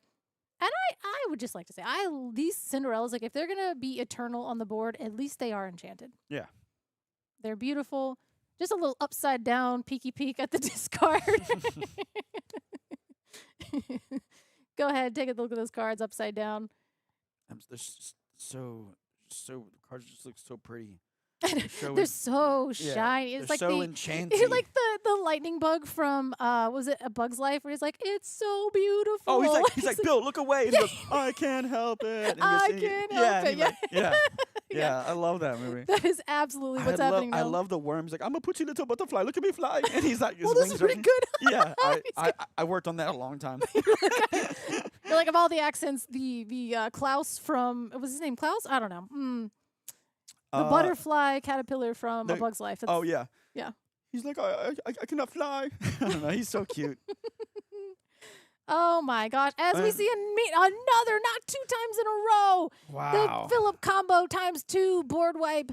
Be prepared at home. Are those mean and scaries enchanted too? Yes, they are. His entire deck is max I rarity. didn't even know am they in made that pain. enchanted. It's really pretty. Yeah, no, a lot of people were really, really happy about this. And Heimlich, thank you, Chad. Heimlich from the caterpillar butterfly. Oh, gotcha. Yeah, Heimlich, thank you. Heimlich, yeah.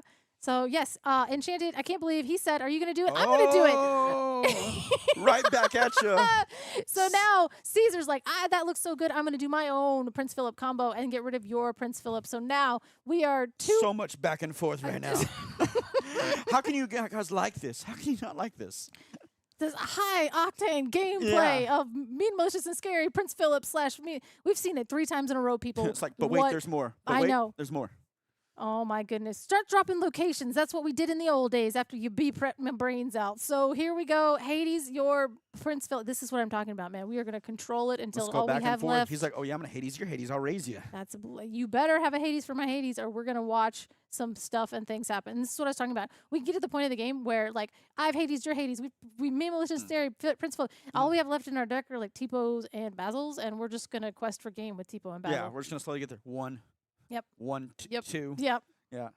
Donald is a great card here. Donna, perfect gentleman, coming down, basically saying that at the beginning of my turn, you can draw a card, but I'm also going to draw a card and then a card for turn. So we're going to be refilling each other's hands, but at this point, we have approximately 3,000 ink available to each player, and we just have to start counting. Like, that's why they keep looking through their decks, right? Or the discard, because how many Hades has there been? Right. What kind of removal do I have? I ink this many. I have this many in here, you know. This is why I can't play this deck, because as soon as I ink it, my brain deletes it. It's gone. Oh, it does? Yeah. That information is gone. Yeah.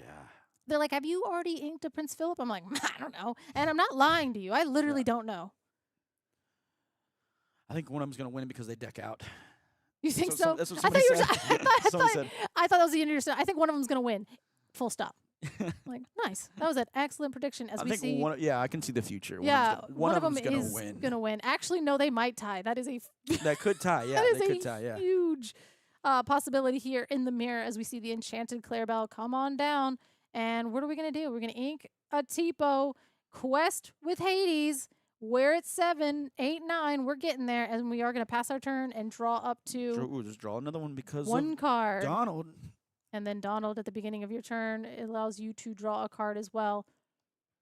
And we see some pretty not impactful cards on Caesar's side. Of course, we can sail here and see what happens.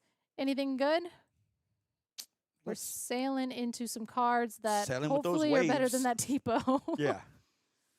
Oh, that's a lot more ink than what We a got Tipo costs. 5, So 6, that's- John Silver? Nope, we're just Ooh, going to no. straight for the Clarabelle. Let's throw Clarabelle out there. And now we'll Tipo get that out of our hand, go wide, empty out our hand. Oh, wow, that was Oh. really, really good. We drew the Mother Knows Best and had enough ink to play the Clarabelle, play the Tipo, and play the Mother Knows Best to fill up Me Maker's hand and then pass the turn, questing for 3 to then fill our hand. How many cards in hand? Sick. Draw 3. Let me draw some. Wow. Somebody might deck out here, man. Not even joking. I mean, alternate win condition is still a win condition. Am I right? Yeah, I mean, he had, Caesar had no board a while ago, but now he's got like That's a whole board. yeah. He had no board, and now he has like an Yeah, he entire has a board. board. Yeah. And Yeah. again, this is the point where, like I said, you just play your Basils and you play your Tipos because you're Yeah. like, man, these at least quest for allure. And I have heard that questing wins games. That's the rumor. That is a rumor. That's a rumor. Liam walked in and gave me a double take. He literally looked at me and went, I was like, it's okay, Liam. I'm professional. I know how to play this game. So you couldn't pay me to play this deck, though. My goodness. I Couldn't honestly, pay me for the mirror. I just, my brain could not handle 6 rounds of this, 7 rounds of this in a day. What? You can't? I used to play Ruby Sapphire and I loved it, but for Yeah. some reason, this is worse. I don't know. Yeah. It feels, I think because I loved Sisu so much. And I know that the Prince Philip and Mean, Malicious, and Scary kind of combo has that same feeling as like a Sisu, but like, I don't know, man. Ice Block Sisu was a whole vibe. I can't wait till they Ugh. watch the stream and be like, man, Color didn't like us, I guess. Because I guess what they're playing, you're like, I can't do No, this. I the thing is like No, I'm I kidding. admire this because again, my brain would be completely Yeah. melted. You Yeah, know? no, I got you. Like a lot of thinking, yeah. Yeah, absolutely. Yeah, I got you, yeah. And they're like, oh, it's just another Tuesday for us. We love doing stuff like this. Yeah, they're like absolutely, and we see there we go. We're just gonna. Are we hard playing? And wow, We're hard casting that. hard playing a Under the Sea. Donald, Cinderella, Tipo, gone. Get out of here. Under the sea. Under the sea, dragon children I don't under know the the sea. rest. No, yeah, I was like, What? the little boy. He's under the sea. He's under the deck, under the sea. Gotcha. There with the ducks and the cow. And now we have a giant Clarabelle on board. Again, we are 9-6. And I'm not sure how much time is left in the round, but we're getting there. Let's and go. this is game 2. Can we go back to the Under the Sea? Like you said, Dragon Boys Under the Sea. Is that what you said? I did not say that. I can neither confirm nor deny I that. Yeah. said words in Yeah, an I got order. you. Okay. Playing a John Silver, our reprinted set 1 John Silver, Yeah. giving Reckless to our Hades Infernal Schemer, which again, I mean, a lot of times if you can get like 2 John Silvers out when you've blown a lot of your Yeah. removal, John Silver's good. he will lock you out of Yeah. the game. So we definitely have to see what Me Maker has left in their deck that will be able to take care of this John Silver. So like, give that reckless. Give that reckless. Whoa. Ooh. We got- Cow's pretty good. Another Clarabelle. Gonna ink the teeny tiny cow to then go ahead and draw 1 card, I do believe, from the... Yeah, we had 1 card in hand, so go ahead in the turn, draw a card. Or no. No, yeah, I think Oh, it's- so they're- yeah, he there's- had a secret they're hidden card tied, over there. Yeah, Yeah. they're tied. Yeah, it was under his sleeves. Yeah. No. No, I'm just kidding. I'm kidding. I'm kidding. I'm kidding. I'm It was kidding. legally off yeah, to the yeah, it was side. legally to the side. I thought it was a tapped ink for a while. Yeah.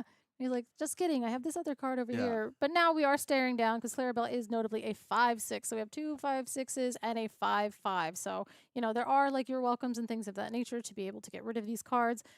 what we do see, kind of staring at a Clarabelle of our own, I do believe, in our hand. So we're going to have to do some challenging, but we're not able to remove that Clarabelle. But again, we are only at 8 lore right now. Is that just a shiny Clarabelle? That's an enchanted Clarabelle, yeah. Yeah. The whole deck. Yeah. The whole deck. Now, I would say, I don't know if like the rest of the deck is foil and cold foil, but any chance that he has had an enchanted, he has absolutely gone ahead and gone any max expensive rarity. card, I made it more expensive. Yeah. So trying to sit here and wonder what we're going to do. I mean, we are at 9, so we are going to go ahead and put 3 damage into that Clarabelle, which will take 5 damage back. Again, I really just want to see a go-go from Caesar. You know, yeah, that Hades has Reckless. I think he deserves it. Yeah, he does. Yeah. And again, like you said, that has Reckless from last turn.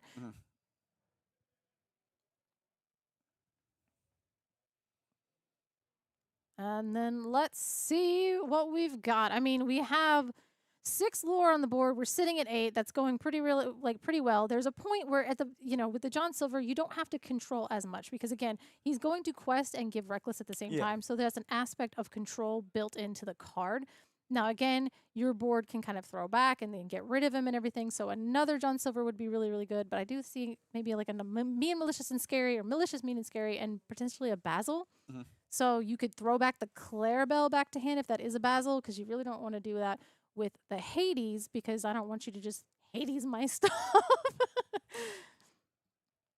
And we are going to go for the Clarabelle with the Basil Undercover Detective, which, chat, if you can figure out who is Basil tying up in that art? I really, really need to know. As we do go ahead and clear the board fairly well here. And unfortunately, we are getting up to 14. So we see how well that 6 lore can go ahead and just bump us up to where we need to be, leaving us a lone Clarabelle Clumsy Guest on the board.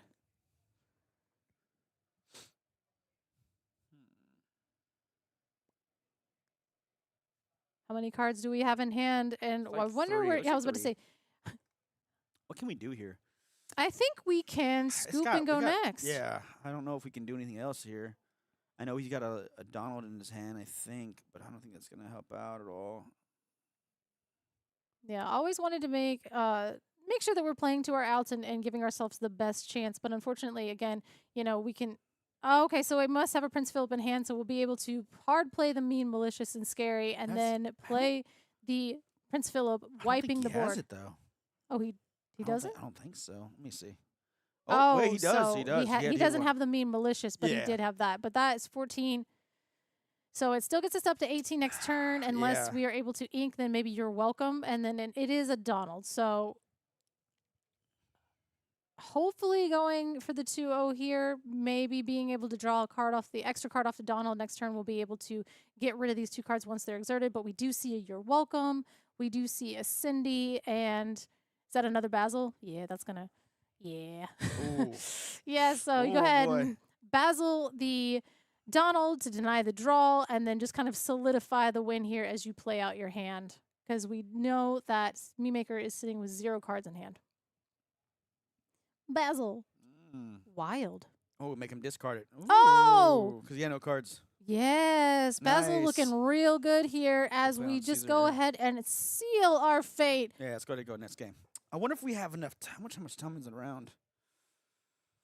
I am not sure. I'm gonna go walk out there and find out how much time we got. So, I'm curious. You gonna keep these guys company while I'm gone? Absolutely. We need to know. We need to know how much time. The people need to know. It's important that we figure it out. But that was such a crazy interaction between the 2 of them, where we saw that he used the Basil to go ahead and bounce the Prince Philip back to hand, questing our second Basil, which does say that you can discard at random. But when you have 0 cards in hand, you can only randomly discard the 1.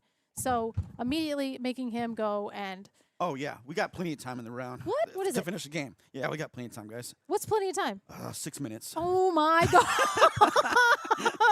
I was like, what kind of Twilight Zone situation are we in here? We've been in here for years. I was kidding. We're not going to get done. Oh, my gosh. Unless they can go they'd have to have less than 1 minute turns. Listen, every single one of your T-pos, right? Just play them all. Play all your T-Pos. Quest out. Play your Clarabelles. Play your Basils. Get him in there. Play the Donald. Get everything in there and just zoom. Just get to getting, right? Yeah, I can't wait to watch it again. I can't wait. That's what somebody said in the chat. Now we get to watch it again. Hooray! Yeah. You guys love it. We are here for a fun and entertaining day of Disney Lorcana as we watch round 6 of CCS, CCQ, and ATL. Just kidding, it's Stone Mountain. But hey, we're here. We're getting active. Liam and Katie are taking a much-deserved break. Yeah. And I think it's actually, you and I will be on second stream next round in round 7. I think so. I haven't looked at that. I got to look at the schedule. I even wrote it and I just forget it.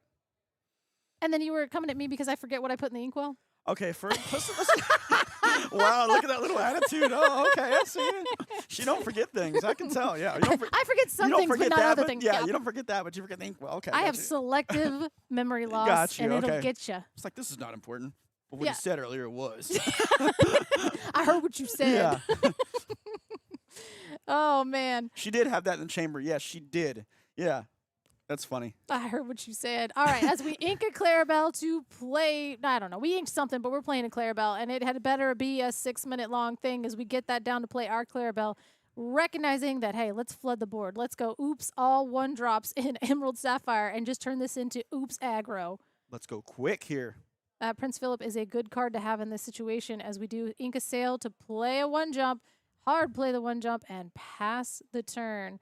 I mean, that 1-jump is like I always call that our emotional support ramp because we've got 8 pieces of ramp and then we need 1 more to make us feel better because like missing ramp, you die. Yeah, So yeah, we need it. Yeah, we need it. absolutely. So we see the T-Bow come down, and this is kind of what you want when you're starting to get this close to going to time. Oops, all T-Bow is kind of, T-Bow aggro, Yeah. It's a legitimate strategy. There's a total of 7 rounds falling. Falling water sound live. So what ends up happening is when we go to time, the timer runs out, and then we go into what is called turns. So each player, we start with the active player, and we go turn, and there's 5 rounds of that. So you go 1, 2, 3, 4, 5, come back to the active player, and then the game is over, and it will be if no one wins in turns, then it becomes a draw. As we do sail again into our Prince Philip, this is looking exactly how Caesar wants to go. Now the Donald is going to draw his cards, but it does quest for 2, being a pretty good start. Yep. Yeah. So we draw an extra card if you want, and again, like the Clarabelle into Tipo into Prince Philip is a lot of lore on board, but you not questing that Clarabelle makes me believe that you have a shift in hand waiting and locked in, ready to go. So that is going to kind of be really important in this game plan because, again, we see a lot of really high-cost characters sitting in Memaker's hand, which is going to be good in a long game, but not in a game that's about to go to time. What was it Snapchat? Snapcaster, yeah. It's 7 rounds today.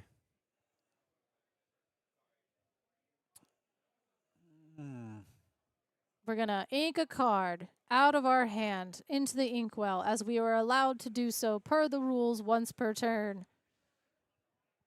And at this point, yeah, I mean, it's kind of just sitting here waiting because at this point, you didn't quest the Clarabelle, so I know you're going to shift it.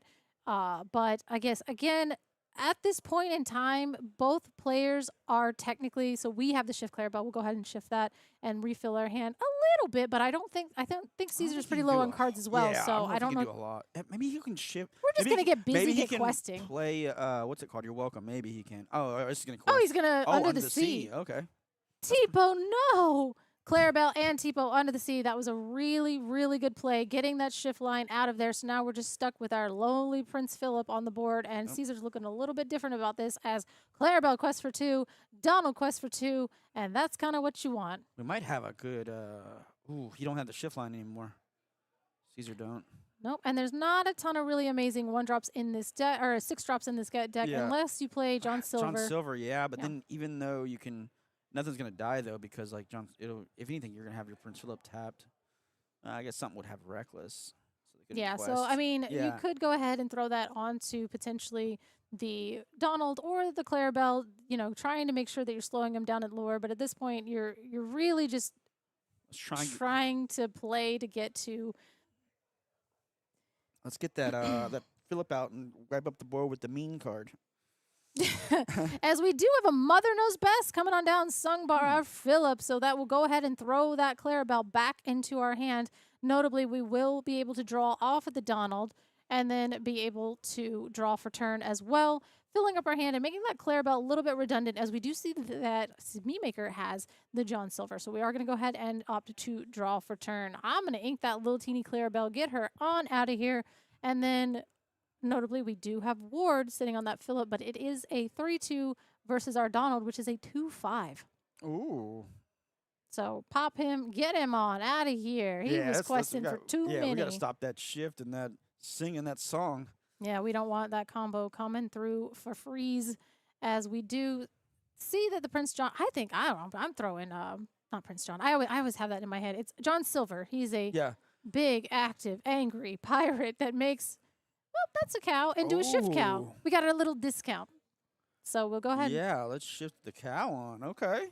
We play our Clarabelle for 1, and then we're able to shift down for a reduced cost. As is immediately Hades into the underworld as we go ahead and trade in and get rid of our Donald. So that was a crazy... Caesar was ready for it. He already knew what he was going to do.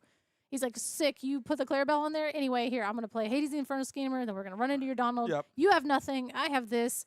Let's see what happens. We're off to the races right now. 0-0. I'm going to Hades your Hades, though. Absolutely. And they probably did get a little bit of a time extension because they were setting up at the table. So we are going to John Silver your Hades. Yeah, I heard you get time extensions if you mirror matches like this. I don't think that's true. I'm kidding. Judge, no. Yeah, but I do think, like, when you have your stream match, I think they do give you a bit of a time extension. Because we got to set them up and everything. They got to put all their colors, their stuff in, and what stuff they're doing, their name, and all their records and stuff like that. So we do give them like a little bit of a time distinction. So we are going to sing You're Welcome on to our own Cinderella, which is something that you can do to go ahead and draw 2 cards. And I think that's really good because we did deal with a Clarabelle last turn from Me Maker's side, so he's not going to see the value of that. And now we just get to refill our hand a teeny bit and hope that we can get there. Sometimes this is like a really good play, like when you got nothing else and you're like, you know what, I'm going to You're Welcome my own guy and draw some cards. Especially it being a song and Cinderella can sing it on herself. Yeah. That's pretty good as we all of our ink into another Hades. There we go. Get that out of here. And I don't know if that Hades can quest. Did it have Reckless because of the John Silver? I thought the other card. No, I think the other. Would Cinderella have Reckless, and that's why he sung it on her? He sung. That probably makes the most sense as we vision of the future. Casters don't know what's going on. Oh, God. I never know what's going on. Yeah. That's my secret, Cap. I'm always confused. All right, so we do vision into... We're going to visions into a visions, and then you do that again, and then we'll get our card we need. Yep. From what I've been seeing the previous 2 games. Yeah, I always got a vision into a vision just to make your opponent go, please, no. Yeah. 4, 5. We got a 7. We got a Hades, too? As we have a Clarabelle. We're going to... Clarabelle 2, Electric Boogaloo, try it again. See what happens. Third Hades is going to be too many. Hades got too big of a butt. It's got 6 right there. Oh my God! A third Hades. Oh, I'm so sorry to everyone in the chat. I am so sorry. Wow. Oh, the Infernal Schemer times 3. Oh, what if he's got the mean card in his hand and Prince Philip? No, What no, if he has a, no, he look, does. There it is. Oh my God! I called it. You called it. Yeah, I can see the future. I can see the future. You can see the future, and this game is going to go into the future. That's what you call vision of the future. Vision, just the one vision. As we ink a Clarabelle and pass new. Waiting to know. No. Oh. Okay, hold on. So now we are getting into it where basically we are sitting. Did he play both those? That's a lot of ink. He's not going to do it too. No. Is he? Well, he doesn't have enough ink for it. Oh, he might have to do it So we're the setting next up for turn. Yeah. So yeah, now we're seeing the big ink difference. Again, we instantly Hades the Clarabelle shift target, so which is now given B Maker +2 ink in comparison to that. And then also we played 3 Hades. So now Me Maker has an egregious amount of ink to work with that Caesar has actually given them over the course of this game. So now if we don't answer this Prince Philip and this John Silver quickly, we're in trouble. And we could go to time stuff 5 turns, and I could get my lore there. Yeah, I'm gonna win over 2 turns. But again, we used our Mean, Malicious, and Scary last turn, and so we can kind of safely Just, you're welcome. I have our John Silver. What is happening in this game? This is a deck. Every time something happens in this game, I'm always like, Pandemonium Heart, explain. Explain it to me. What are they doing? I think this is like the tech play. You're welcome your own guy so you can draw 2 cards. But what's better than a John Silver? If he plays a Tipo, I'll flip out. You're welcome to my own John Silver so I could get a Tipo off the top. And it is a Cinderella. Dreams do come true. It's not better than a John Silver, but we'll see. I mean, might get to cycle some stuff to draw more stuff, and he can use that to draw another John Silver that he put back in. You got to see the plays. Okay, I can see the future. Trust me. You've got the vision and is of the future. As we ink a Clarabelle to play the John Silver, and to be fair, we probably saw that Prince Philip coming, so we knew that we were going to lose our John Silver coming up, so we needed to replace it with a card that wouldn't get. Oh wow! my gosh, another one. It's okay. It's okay. This is going all over the place. He's like, fine, I'll play my Donald and I'll pass. Now we're getting into speed Lorcana. Here we go. Now we're gonna start dropping buys and trying to get lore real quick. Yep, absolutely. And I mean, we're we at are 13. Oh my gosh, is Me Maker going to do it in the final hour? As we do see a You're Welcome. It feels like a final hour. We're going to have to You're Welcome that Prince Philip, get him out of here. Oh, got Clarabelle. Okay. Clarabelle, absolutely. He's not going to draw me any cards. He's got 2 cards in hand. Well, he has You're Welcome. He's going to You're Welcome to Prince Philip. Philip. Oh, there he is. Yep. There he is. Okay, you got the totem has been pushed over to you. You're the vision now. I am Merlin. Yeah. I'm about as angry as Merlin, honestly, so I think that works out. I can tell. Yeah. I'm just kidding. I'm kidding. Had that one in the chamber, huh? Let's draw 2 cards. And then, of course, at the end of Caesar's turn, we're going to go ahead and draw up to as many cards as 1, 2, 3. Yeah, so this now. Is a quest race.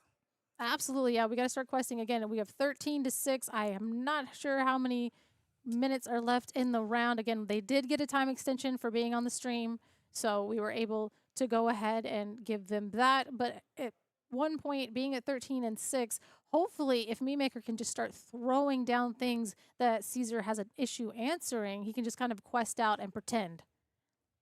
We could just pretend that you don't exist. I'm going to play solitaire, but again, Caesar just drew a ton of cards off of Clarabelle, refilling their hand and giving them all of the gas that they probably need to keep us from winning. That's for you.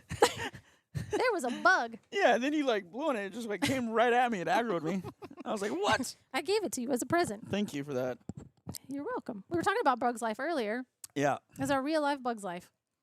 What's up with Atlanta and the bugs? I don't know. I'm from Florida, and there's more bugs in Atlanta than in Florida. Oh, Florida's fun. I like Florida. What part? I'm not telling you. Oh, okay. I've been to Miami and Miami Lakes, and then Orlando. I always had a good time in Florida. Miami Lakes. Oh, so you've been to South Florida? Yeah, I've been there. Yeah, I don't live in South Florida. That's a whole nother planet, isn't it, Wink? I see you in here. Here goes a native Florida and tell me what's up. I can Google Florida and everything comes up with it. This happened in Florida and it happened in Nobody Florida. Googles Florida. That's crazy. As we do go ahead and throw our Prince Philip. No, we're not. No, we're doing that. We're questing. Come on. He almost got us. Are we in time yet? Because, all right, so we do throw that in. We're going to double trade into our Donald.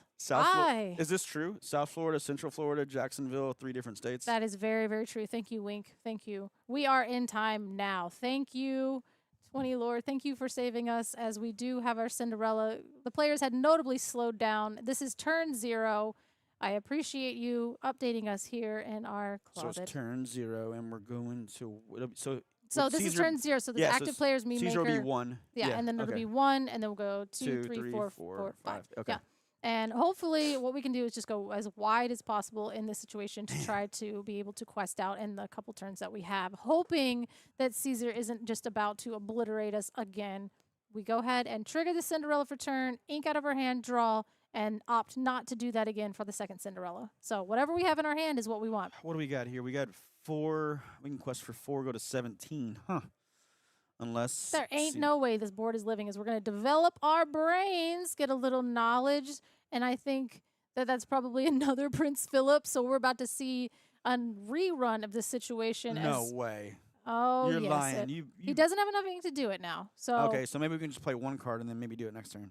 Potentially, yes. We can go ahead, play something. Now, we would need to be able to play a singer. We had to be able to, we have 2 Prince Philips in hand. So now this is where it's going to get into the point where, yeah. So we're getting into the point where we're not able to kind of immediately answer what's going on because we don't have as much ink available to us as Me Maker does. Yeah. I mean, he hazed him like 3 times, right? 3 times, yeah. Yeah. Just a minimum of 3 Lord of the Deads out there prancing, hanging out all at the same time, as we are going to go ahead and play our own Cinderella. So this is looking a little bit like a slow turn for Caesar to have. Unfortunately, not being able to answer the board on Caesar's side, or Me Maker's side. And yes, we did see a bend in my will from Me Maker last game. Yeah, we haven't seen one. First this game, first game. Yeah, we haven't seen one. They might be playing like just a package of like 1 or 2. I don't know. Diabolical. Anybody, y'all, you guys, the ones that you've put bend in my will in there, I swear. I hate it, but I respect it. You know what I mean? Yeah. He's like, how many cards in hand? Don't ask me how many cards in hand. Please. Okay, so this should be turn 2. So yes, we are back on turn. This is turn 2 for Me Maker. Look how the crowd's gathered around. I like seeing stuff like that. I know. As we are going to go ahead and quest with the Basil. And that will discard a card at random. So 1, 2, 3, 4, 5, 6. We're going to go for the last card. It is a Prince Philip, but we know that he has another Prince Philip in hand. Do we know that? Yes. Okay. I guess she's the one that knows. She sees the future. I know that as we go ahead, quest up, getting all the way up to 17 lore. And I have the Prince Philip combo, so we are going to meme Malicious and Scary and Prince Philip you handily. And that will clear the board. I think that's going to be it, unless we have our own. Now, do we have enough? Is it me Malicious and Scary in his hand? So you got to have at least, like, is it 12, I think? 9, 10, 11. No, it's 11, right? So we are going to ink, and then we're going to do the thing. We're going to do the thing back at you with a... Wow. Oh, my God, what is it going to happen? So it's 17. Me Maker said, do you have it? And Caesar said, yo, yes, I do. Man. Oh, my God. Okay, Hades... And so that's basically so. That only puts him at 19, though. Yeah, I think. We need. Do you have a Tipo? Tipo would actually, yeah. Tipo for the win. Basil for the win. John Silver's gonna do it. Oh. And that was it. Oh my gosh. Me Maker takes it in turns. Oh my gosh. All the way to the end. What a clutch game. It's just like back and forth, back and forth. Yeah. That is insane. He did it. Yeah. Look at him. He's pretty happy. He's like, yeah, I would be too. Oh, my man. goodness. What a game. I mean, I told you we were going to sit here and go down to the wire, and basically that is it. That is crazy. Don't think it's a tie. What? No, that is. I thought he won. Yeah, I do. I thought he won. See, was Caesar 5? Yeah, because it went 1, 2, and back to him. Me Maker. Wait. You know what? I'm gonna get this clarified. I need to know. Let me see. I need to see. The judges had decided that Me Maker was turn 0. Oh.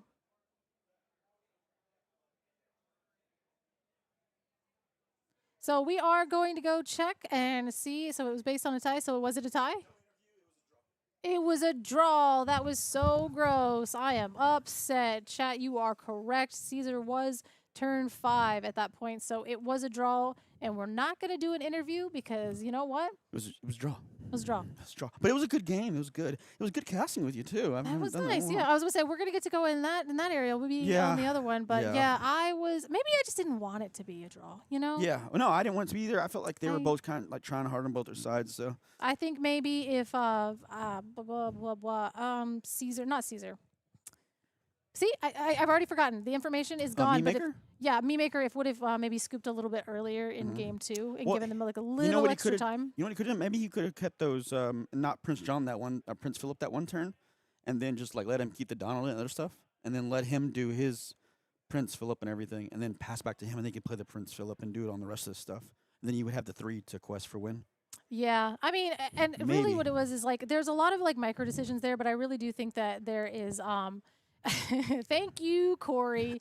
But yeah, I really do think that in that game 2 had Me Maker kind of scooped it up a little bit early. Like again, he had the Prince Philip combo, so he's like, oh, maybe I could come back. But but it's sitting in the position that it was, it's like you might as well just try to get to game 2 or game 3, I mean, and see if you can crank that out because again, we saw literally it was turn 5 and when he passed back to him, it was like he had the John Silver and the the Prince Philip, so he would have won. But that's a very like you're playing that mirror. You don't want to ink something that you like not. So like I know it takes a lot of thinking and stuff like that again too. So I mean it's a unique deck. You're playing against somebody. So I mean you got to think about your plays a lot. So yeah, I mean there's like a standard time for thinking about, I mean there is. I'm insane. I see a line, I'm like, sick, that's the right line. Yeah. I'm going for it. And they're like, if you would have thought about it for 3 more seconds, I'd have been like, yeah. But at the same time, it's like, you know what? Again, they were both 5-0 going into round 6, so now they are 5-0-1. Yeah, there's their first draw. Yeah. Typically it's a first, their draw. So technically they can win the 7th round today and then just win 2 more tomorrow, and you're still in top cut. You're still doing great. You probably, you just don't get to ID. Yeah. You just accidentally your ID. Yeah. Your unintentional. Yeah. Draw. But there you go. Again, scoop it up early, or no, I'm just kidding. Don't do that. Again, it's such a hard metric to. It is. It's a lot. Yeah. Yeah, and this is round 6. We've been here, I don't know, approximately 40 hours today alone. Yeah. So we got one more round. I know we're gonna announce on the other one, and then we got Liam and Katie coming in here. yeah, you guys So will the get. last round, yeah. So budget Liam and Katie will go over there. We're going to this closet. Yeah. You guys are going to get real Liam and Katie. They're back. They're refreshed. Katie's looking gorgeous over there. You ready? You ready? She's ready. She She's said born ready. Dang. Absolutely All right. born ready. Well, I'm gonna get out of here so that she can do it. I'll see. Well, guys, we'll have some more games. We'll get you get it going back here in a second. All right. I was like, check us out on Stream 2. What is it, like 20 Lore Pro Stream 2? We're still in all their people. This is great. I forgot. It's 20 Lores. Why are you 20 Lore Pro Stream 2, I think. I think it's something like that. JDZ, he has a worse memory than you and I combined. What is happening? It's 20 Lore Pro 2 or something. I forgot. I don't know. I forgot. Yeah, just go check us out. There's another stream. Just Google 20 Lore inside the Twitch, and then you'll see another Google one. it. Sorry, not. Twitch it. You know what? I'm done. This thing's over. Let's transition. Transition.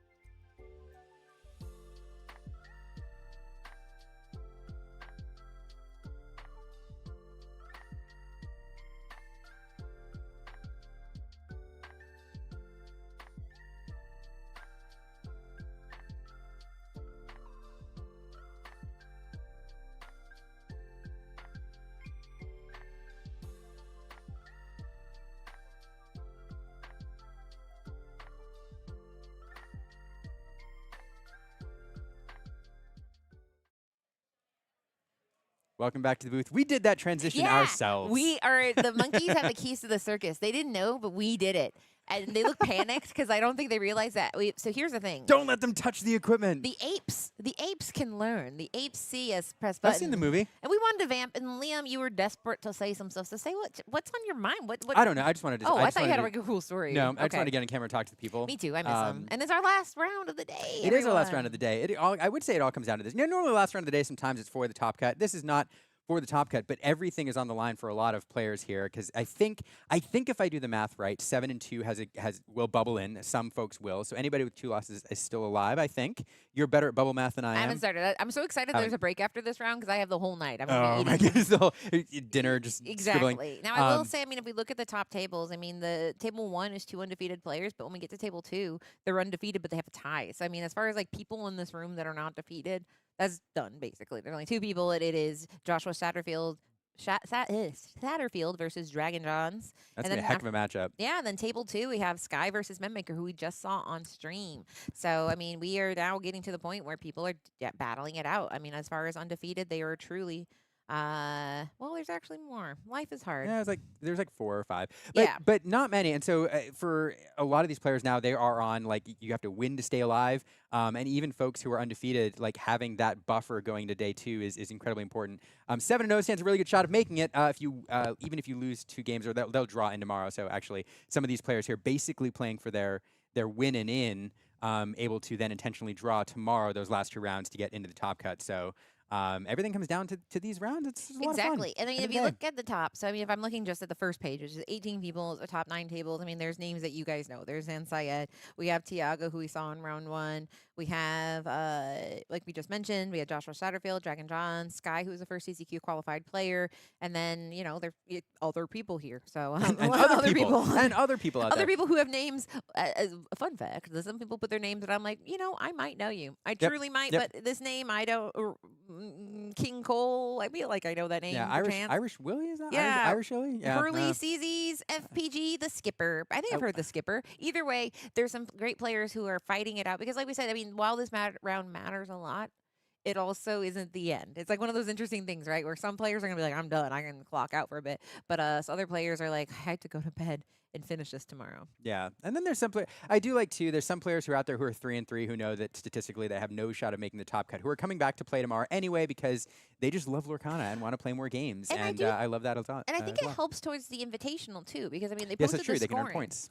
There's a point system that Charlie's is doing to kind of incentivize coming to each of the qualifiers, because ultimately it aggregates all your points across it. So it's good to stay in it because you get those points, and then you can get qualified for the 50,000. Sweet, sweet Charlie's points. Charlie's points redeemable for Charlie's experiences, which is going to be very exciting. I did confirm I was talking out there with the 20 lore, or not 20 lore. I was talking with Charlie's staff, and they were mentioning that the next one's in Houston, and so I gotta look at. They said it's beautiful, and I cannot wait. I gotta see it because I mean I do love. I mean, where else can you get right down the road? Gurgi, Stitch. I got a booster box of Lorcana for $100. That was crazy. I got La Boo Boo, an unlicensed La Boo Boo card game. That's La Boo Boo. La Boo Boo. So shout out to La Boo Boo. So you can't get this. So someone said, is Tiago in day 2? Probably, maybe. I mean, everyone. Okay, everyone made day 2. Everyone made day 2 because there's no cut. There's a cut to top 16 after round 9. But everyone, if they're playing, they made day 2. So congratulations. However, are you going to be able to make the top 16? I think that that's the big question. Yeah. Tiago, I think, is on. He's doing quite well. 1 loss. So he's at table 6, and right now he is sitting at a nice, comfortable. I think you believe. We all believe here. He has 1 loss, and the rest are wins, which is 5-1. And you can follow along if you haven't plugged into the RPH link that Katie keeps posting in the chat. You can I'm very active. You can get down into RPH, and you can take a look at the tournament standings yourself. Help us diagnose some of these monikers that we're not familiar with. Yes, but, help us. See how everybody's doing. It's a lot of fun to follow your favorite players throughout the day and see how they're performing, especially after you get to see them on stream and get to see kind of what they're doing during the day. And it is 7 rounds. So 7 rounds today, 9 rounds total, 2 rounds tomorrow morning, and then they will go ahead and cut to the top 18. No, that makes no sense. Top 16. And so we do have prizes, lovely. Wild card round. Yeah. They have the lovely promos. You got a picture of it. So I did. Oh, you saw that. I did. Listen, Liam, I never locked out. That's I'm fair. here taking in all social media, all Lurcon all the time. But there are a total of 16 of the Mulan promos, 8 of the Mufasa, 2 Elsa Ice Makers, and a partridge in a pear tree. Happy holidays on there, folks. Yeah, yeah. What do you do with a partridge if you win it? Actually, traveling with the partridge is probably easier than the pear tree. It's true. It's just a lot of birds, honestly. A lot of birds. So we're about to switch to the featured match, and we're seeing if we're ready. I think it's cooking. Yeah, we're in the kitchen. Frozen camera there. We're gonna have to take a look at that. Frozen. Real quick. Yeah, I think not the good kind. Yeah, we're not gonna let this go. We're gonna deal with it to make sure those cameras are ready to go, so we can watch this match. I'm pretty excited. And once for this round when it gets up. Wing TCG pointed out lots of people with draws. They're not intentional, folks. I mean, to be fair, we just saw one that was unintentional. Sky, who's currently sitting at table 2, had an unintentional draw because what happens is if you have a control deck, you control each other into time. Into oblivion, yeah. And so a lot of really good players here came in with the with Sapphire Emerald decks, and those decks in the mirror can tend to be. They're really brutal mirrors, and they can go really, really long, and I think that that's what's happened with a lot of these draws. A lot of very good players bringing in that color combination here. This is deja vu. Is this the finals of DLC Singapore? Oh, is this the finals of DLC Milwaukee, or is this the finals of DLC Bologna? No, this is round 7, and it is Amethyst Steel versus Amethyst Sapphire. Talk to him. What are you expecting? And Blurple, I mean, this is the classic matchup you expect from this meta. I think Blurple is generally considered the favorite deck in this matchup. But it's funny if you talk to Blurple players and you talk to Amethyst Steel players, those who are experienced with the deck, a lot of them will tell you that they feel it's more 50-50.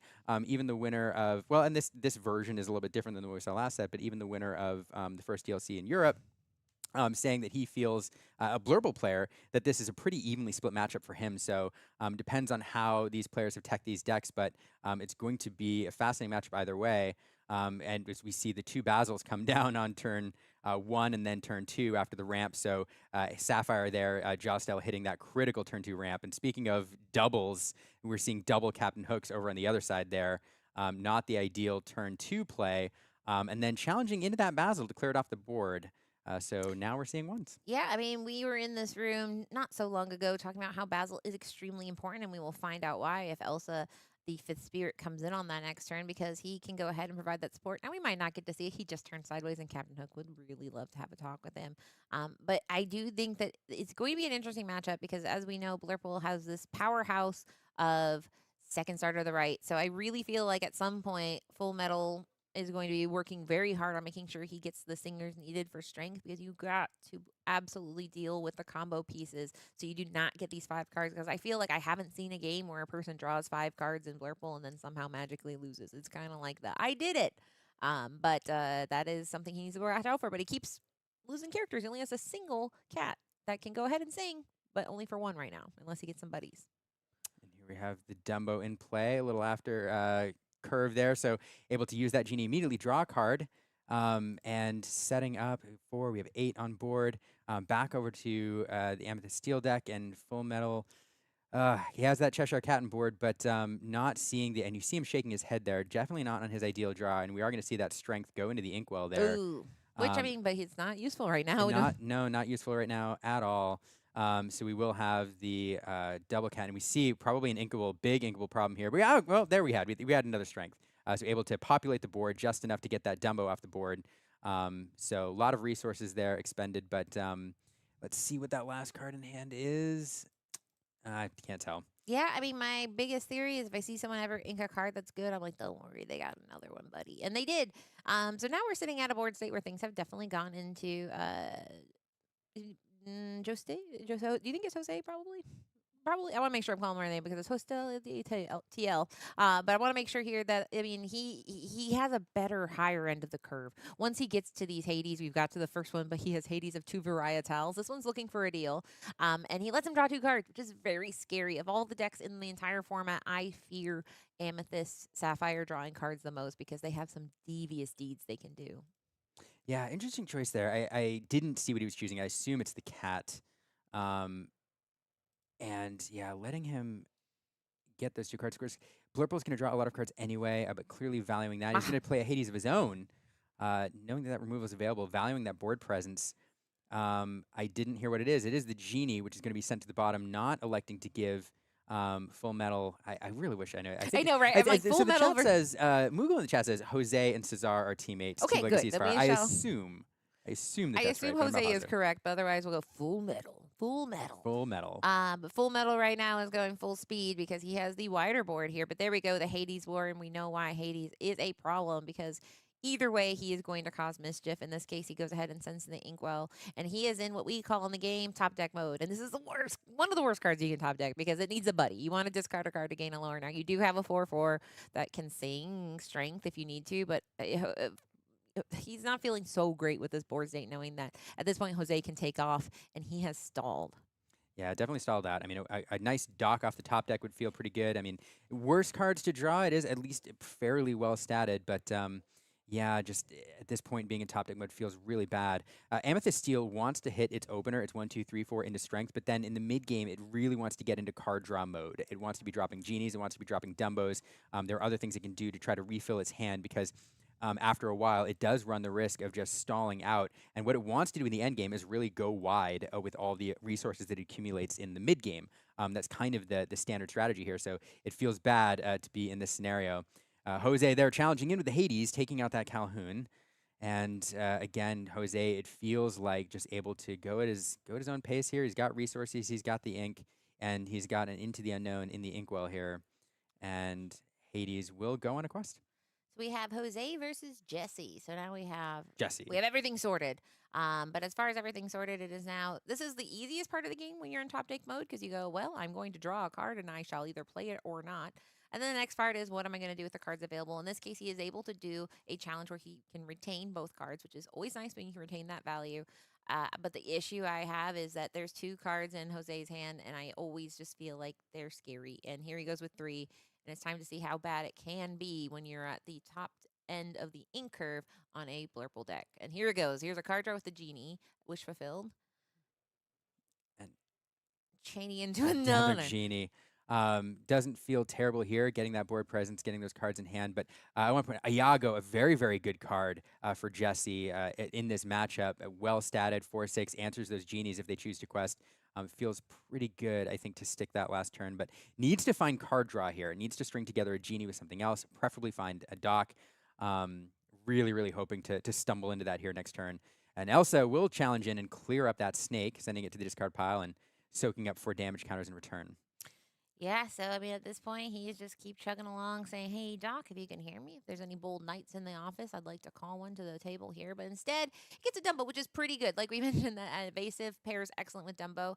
So he has to decide: do I want to challenge? Is this also a problem? But if he does, he can go ahead, exert, pay 1, get a lure, get a card. I think it's a good deal all around. Very good card to draw there, and I think he drew into another Cobra, which It's so sad. can't play at this turn.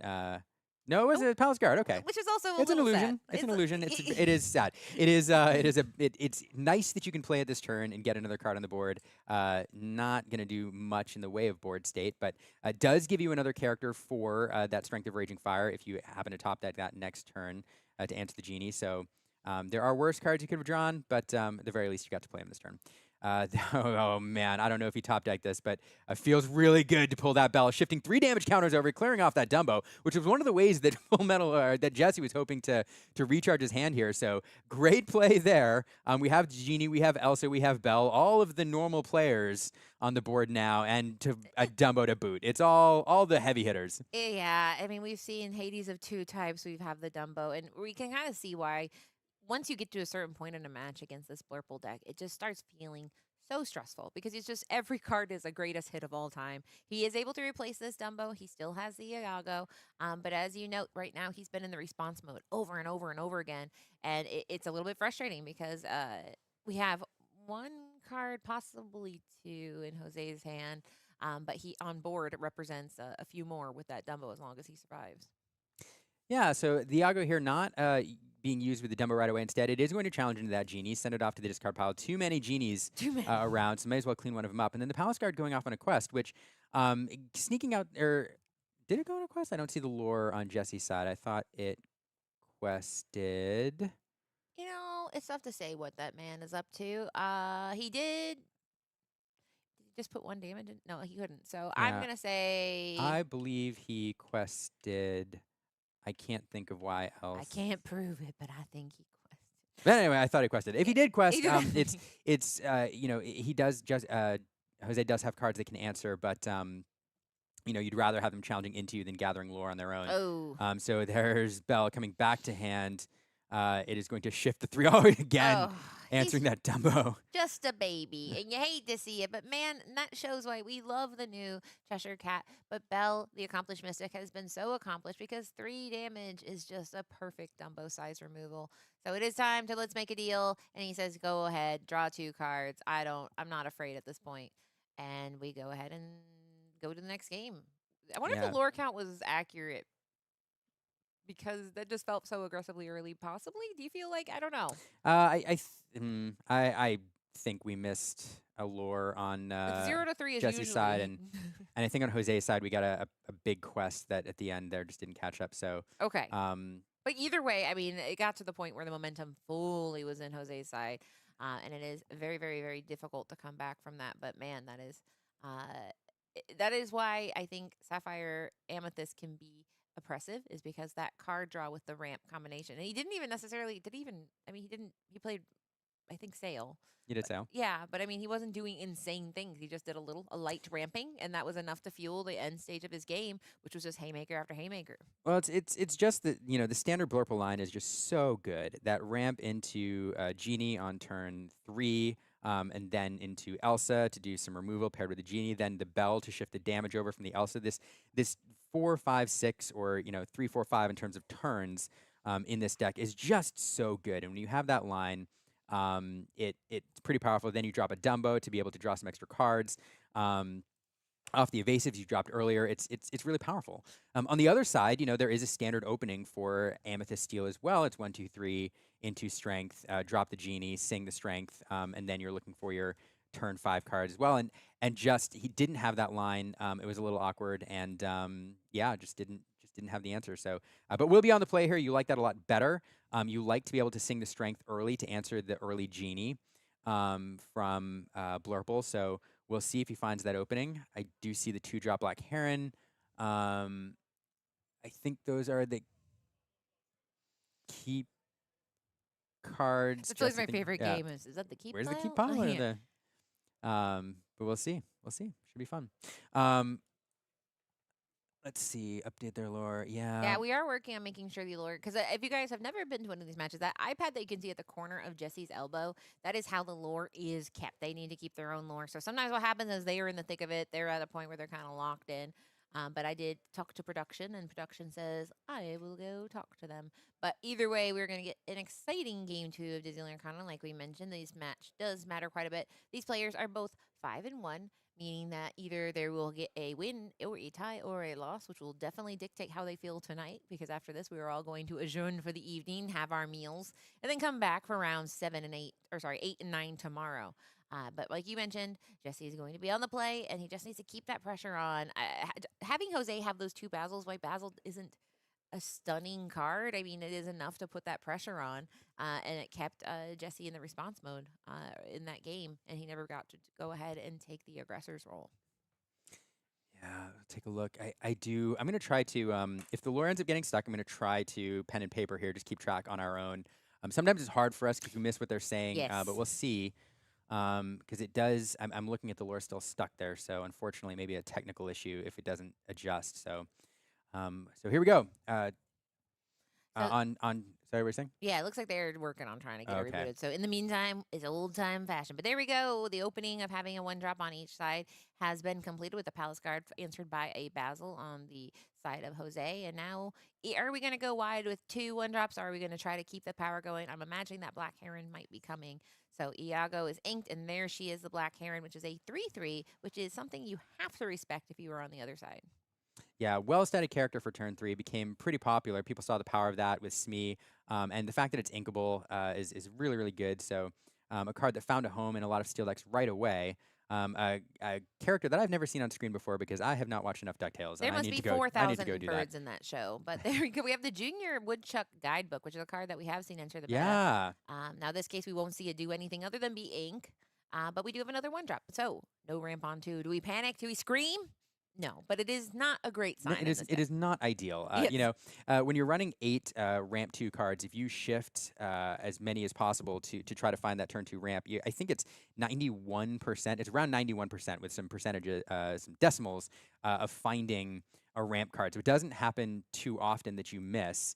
If you run the 1 jump, you can actually increase it by, I think, 2 or 3%, going up to like a 93% chance to find that ramp if you run that 9th one. But missing it feels really, really bad. We do have the 3-drop here on Full Metal, or on Jesse's side, so he's off to the start he wants. There's the Tipo on the wrong turn, and we're going to ink it and play the Cheshire Cat. Interesting choice to just say, I'm not inking. I don't want to. So he goes ahead. Now, that being said, he could possibly go ahead and pair it with a sale at a later date. He wants to go ahead and get that Cheshire Cat, who's quite good, especially he is able to move some damage around if he goes ahead and boosts him. But it is also interesting to play on curve because you do have to pay 2 ink to boost. So it's interesting. Not ideal on Jose's side, but there is the Genie able to draw a card, and things are looking okay. No strength, though. No strength. I think ideally here he drops the Genie. I think he likes to play the strength to clear out the cat, maybe, or he's saving it for the Genie. But if he has it, I think that would be a tempting play. Here comes the Genie on Jose's side. But yeah, no strength on Jesse's side. But both players now building up those boards to like to stare at each other this meta until one of the players cracks it open, perhaps with an Elsa. Let's see, it is turn 5. Fun Pete over Yeah, there. I haven't seen him in a I haven't while. seen Pete played in a while, and in Amethyst Steel. Occasionally he's mixed in, but not terribly often. But he does have that Elsa. It's one of the board cards that cracks open these board states where these characters are looking at each other ready across the board. So Jesse trying to figure out now what do I exert? What am I most scared of? Is it the cat? It is the cat in this instance, and Cobra cleaning him up really cleanly. Yeah, and suddenly he now has a nice commanding board. If we get to a point where we are able to get a strength in hand, then he can kind of make a meal out of it. The Elsa did go ahead and get the exerting party started. Now, that being said, with Rafiki, who can swing for 3, and a Basil, who can go ahead and add support, it is something where Jesse does need to be careful about what's sideways, and I think that's why we see him keep that Black Heron up for later purposes if he does take the bait and challenge back. What am I missing on the Cobra, Katie? Should that have 3 damage counters? It should, because he does hit for 3. Yeah, I was trying to say any strength modification, trying to figure that out. But Or wait, no, yeah, 3. I can't think of any other strength modification. But to be fair, maybe somebody was looking at it backwards. yeah, it's funny. Some player, and I don't think it's the case. Some people, if they're new to TCGs, have used dice before to indicate the number of life they have left. Yes, because they're like, I only have 1 lore or 1 Yeah. life left, and it's like, wow. But that It could, Cobra should definitely have 3 damage counters on it, I believe. and if your opponent's not aware, so. But here we go. We're gonna go ahead and play the Elsa exert. And we'll see here how we go ahead and do the challenge. So we'll go ahead and get the support from the Basil into the Elsa 5th Spirit. Go ahead and get that Genie right off the board. Now the matter comes, does he remember what's going on with that Cobra? Because he could go ahead and send Rafiki over there. Rafiki is just a little one guy, and that would be one way to take care of it. But yeah, in this case, it'll be interesting to see how we handled the giant Cobra of it all. Okay, so we double into the Palace Guard, which both of them survived that challenge, which is usually ideal here. And so he is able to retain his board, 1 damage across the board, which, as we know, he is running a Cheshire Cat and a Bell Accomplished Mystic, so damage being on the cards is not always the worst thing in the world.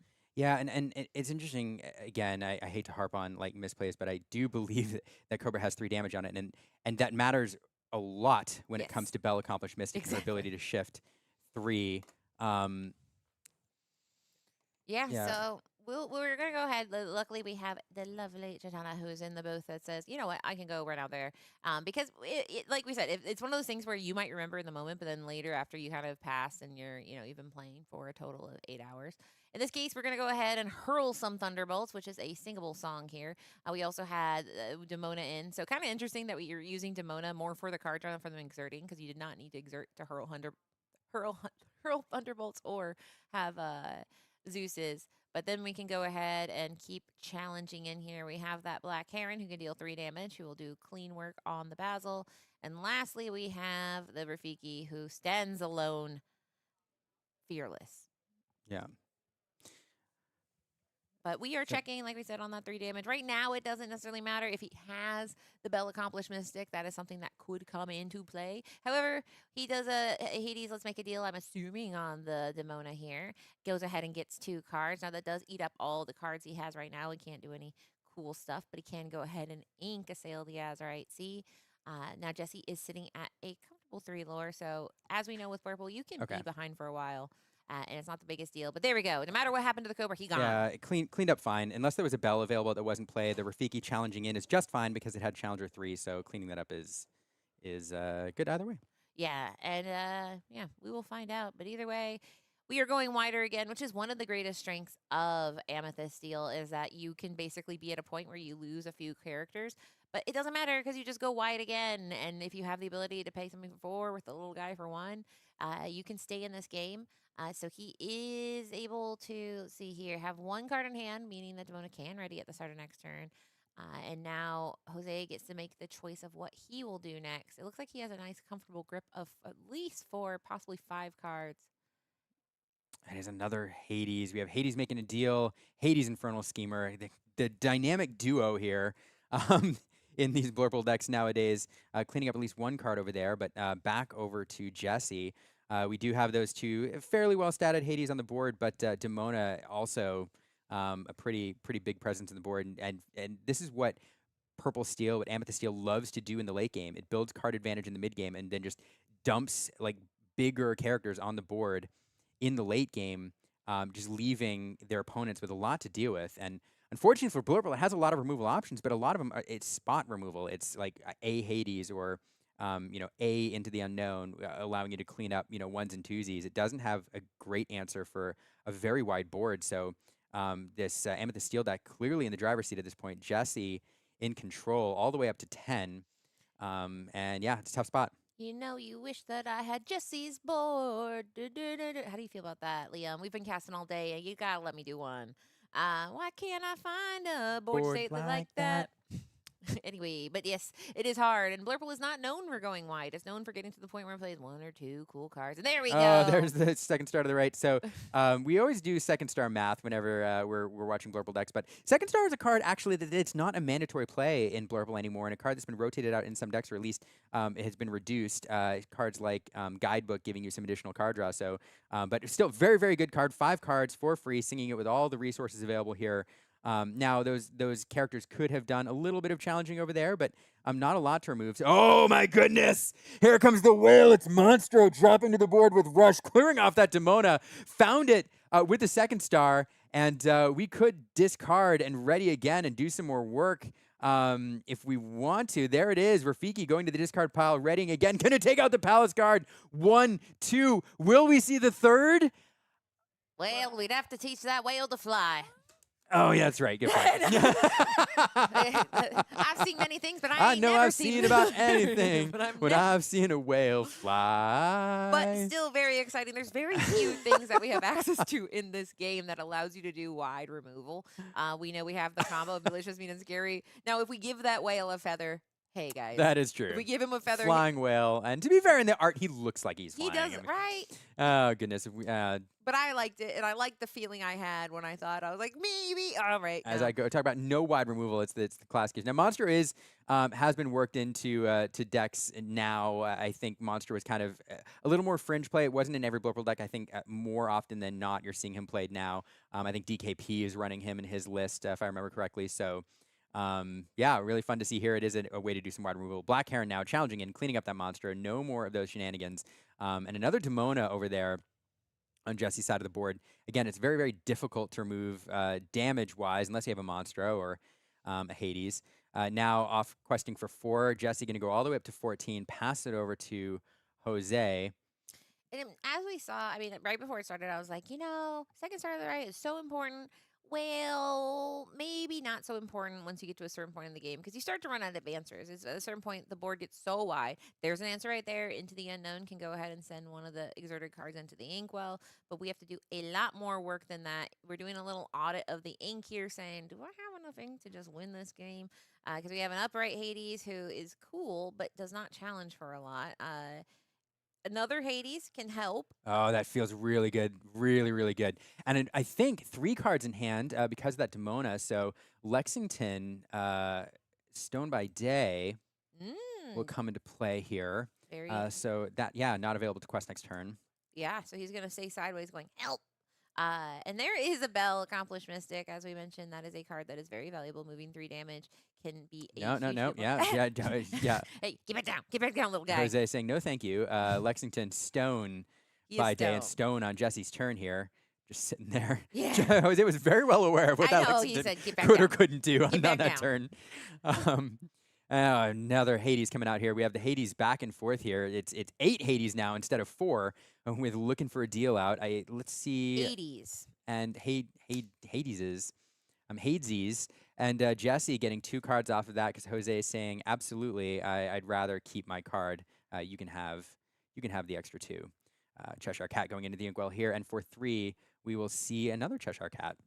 Yeah, now Cheshire Cat needs a little bit of damage in order to be the most fantastic it can be. But we're going to go ahead, turn our card sideways, and just say, Jose, you respond to me, emptying out the hand so that way Lexington can wake up next turn.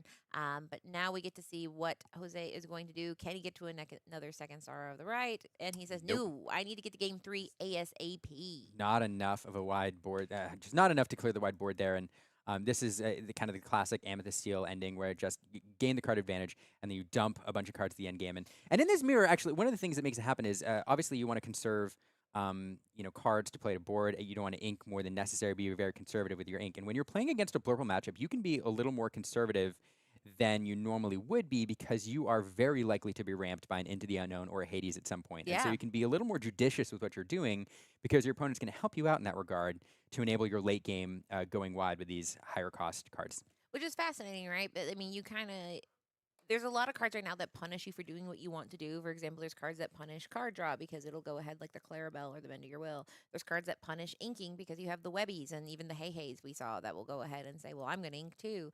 So it's very interesting that the game builds in checks to greedy plays. In this case now, both Jesse and Jose have a win under their belt. Both of them are very eager to go home with one more win because then they can sleep easy knowing that they still have a pretty good chance at making it the top 16. But whoever loses this one is going to feel not impossible. We have seen it before. People with 2 losses have made it into the top 16. It just depends how everybody else does in the room. But either way, both of them definitely want to win. And the good news is they got plenty of time to play out this ever so important game number 3. Yeah, I mean, really good chance of making it into the finals. Going 6-1 into tomorrow means if you win your first game, you can draw in. If you lose your first game tomorrow, you can still win the second and perhaps bubble in with really good tie breaks because of your opponent's win percentage on the bubble with 7-2. So this match incredibly important. And it's really uphill sledding for the player who loses, having to win out tomorrow. It's not really uphill, but you have to win out tomorrow against some very, very good players. So exactly. Yeah. So you might be anxious all night. You might feel good. It just depends how this last game goes. But we are going to go ahead and alter. We see full metal Jesse going ahead and altering, I believe, 6 cards, saying I gotta get the good ones. And good ones you do need. 1, 2, 3, strength on 4. But in this case, we're gonna see if he got there. He did the thing I like to do, where I am not looking. If I need that many cards, I am like waiting to the last minute to find out if I got there. Just willing them in Yes, there. yeah, because I'm like I can't handle the stress of it here. And yes, Full Metal Alchemist. No, it's Full Metal Jesse. I want to say I appreciate both players coordinating their sleeve colors with the Yes. playmat. It's very aesthetically pleasing to Thank me. you, guys. And then Jose there dropping that Basil early. Now, playing a 1-drop on the play with Blurple is a little bit more risky. It's something that the winner of the first DLC championship in Europe talked about. He doesn't like to do terribly often unless he's against an incredibly aggressive deck because it can restrict your ink choices later on, and you can actually significantly reduce your chances of winning the game by playing that card instead of inking it. So, but against a deck that is going to go fast, sometimes you want to drop that Basil down. It does help you in the Genie Wars, but it's something I always like to note when a player is looking at an on the draw 1-drop play or on the play 1-drop play in Blurple. It's interesting, Well, right? that sentence came together rough. Both Basil and Second Star to the Right were like 2 mirror breaker kind of cards, but they don't necessarily always matter so much in non-mirror matches. But here he is. He's a character. He can do stuff if he has to, and he can add that. And we can ramp this game on turn. Yoo-hoo! We did it, and that is people like that. If you guys are ever watching a Sapphire deck, ramping on 2, it's nice. Can you win if you miss it? You can. But come on, guys. Give us a little drama in turn 2. But we went ahead. We did our inking. We have this Basil sitting and waiting to beef up one of his friends if that friend comes along on this next turn. The Palace Guard stands alone, and now he has that Black Heron that we saw, who's pretty menacing. At a 3/3, that can take care of a lot of different options on the other side. Yeah, so it is that 1-2 over there. But this 1-2-3 for strength feels a lot better on the play than it does on the draw. Still very important. But Jose, this game, for those who are tuning in late, Jose did miss his ramp on game 1. Statistically, very unlikely to do it, did it, and still made a game out of it. But here, he's on track. There's the Genie right on cue. And we'll see if we have the Elsa to follow next turn, or perhaps the Dumbo, depending on what Full Metal drops, or Jesse drops on the board. I keep wanting to say Full Metal. I mean, Full Metal says, Jesse. It says Full Metal Jesse. That's What are we supposed to do? It That's says right. it on the label. Is there a half Metal Jesse, or just a Jesse out there? Well, we'll find out. If he wins, he becomes Full Metal. And if you survive it all, you have a heart. Full Metal. Shout out to my Full Metal Alchemist. Brotherhood, non-brotherhood? Tell me in the chat. But there we go. Cheshire Cat, inexplicable. Coming down, who is known for singing, moving damage, all sorts of fun little stuff here. Now, you do need damage on the board for that damage to be moved around. In this case, we might not get to see it because Basil, that's what he is good for. Yes, he's an investment. He doesn't do a lot, but he is giving 2 to Elsa, letting her swing in for 4 and take out that inexplicable Cheshire Cat. And there's the benefit of that Basil on turn 1. I talked about, do you play it, do you not play it because of the ink factor, but there he is doing work, enabling him to check out that Cheshire Cat. Cheshire Cat says you could go this way, you could go that way, and in this case, the way is straight to the discard pile. Yeah, you can go to the discard You can pile. go to the discard pile. Elsa making short work of that cat, and for that not only is that getting a well-stated character at the board, but that was your singer this turn. If you were so inclined to try to play a strength and clear off that genie, that line not available now.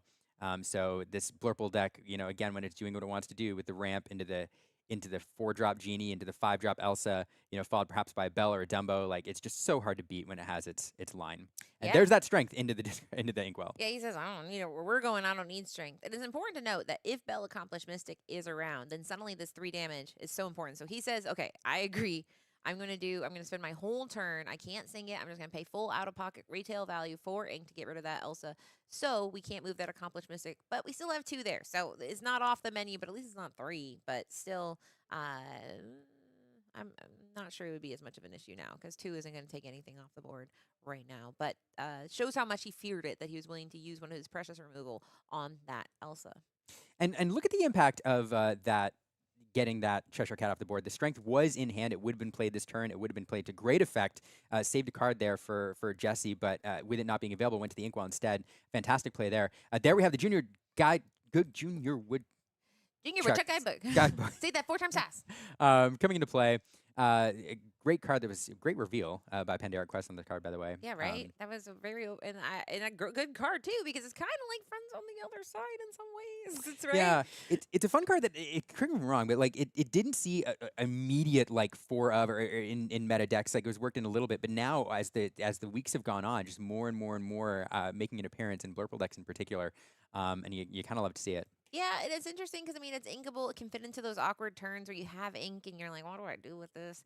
And like we've talked about, some of these Blurple matchups is that once it gets to the end, all it needs is just a little bit more gas there, and then you can go ahead and zoom into a victory here. So that Woodchuck Guidebook is just sitting there. JDZ is going to tell us all how to use it. Apparently he spent a full, 6 hours to learn how to do just one visual effect. So, content creators, they do so much. But on the other side, Full Metal Jesse only has 2 cards in hand. He has no Junior Woodchuck Guidebook that I can see. So he has to have some good card draw. And here we go. He is redeeming that card draw right now and getting some more answers. And meanwhile, Jesse's just saying, please don't be the good cards. Yeah, sorry, I'm getting unfriended by JD for attributing the reveal of that card. It was JD with his brilliant video. I know. I was like, yeah, the guy going, hey, young man. I watched the video. It was very good. It was very good. If you haven't, some card reveal videos are good in the moment, and here I may have rectified my words, but some card reveal videos are great in the moment, and some just stand the test of time and are just good whenever you watch them. And Hamster Ball and thanks Hamster Ball. Thanks Hamster Ball. And the guidebook are 2 that you should go watch whenever you so choose. Not right now because we're watching rounds. So here we go. It's Demona time. So Demona will go ahead and refill each player with fewer than 3 cards refills. Now that being said, it's kind of okay. Well, Jose just redeemed his Woodchuck token for 2 free cards. That being said, that means that Full Metal Jesse can go ahead and get 3 cards. He did use all his ink, so he's like, okay, time to send this alerted Lexington into the Genie, which deals 2 damage to Lexington. And now let's see what he's able to do. Unfortunately, it's not an impenetrable board state over there.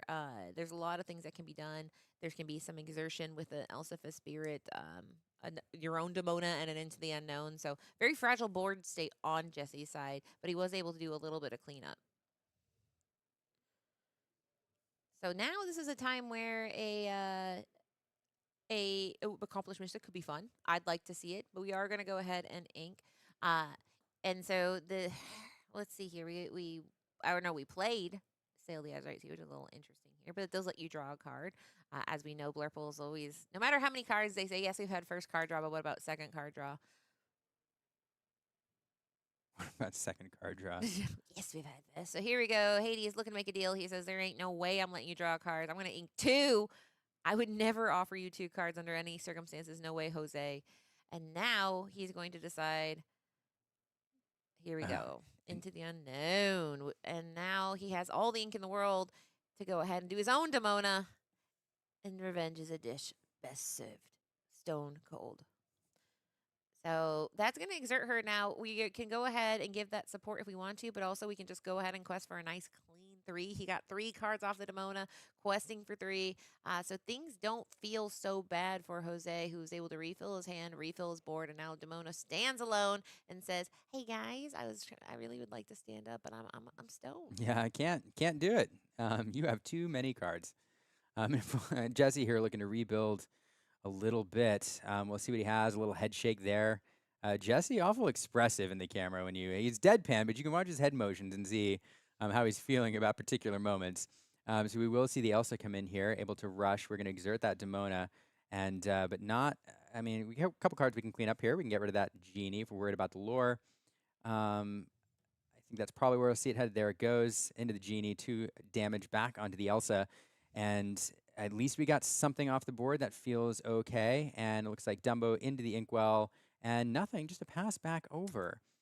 Yeah. Interesting inking the Dumbo there. I'm interested to see what the line is next turn to make use of that ink. Yeah, it must be he's got another something really cool because he just doesn't want to have 3 cards in hand. He's like, "Please, Demona." Yeah, please. That's a fair point. Please ready Demona. You need that to do some challenges. Exactly, because she has a nice stat line. She's a 5/6, so there's a Dumbo of your own.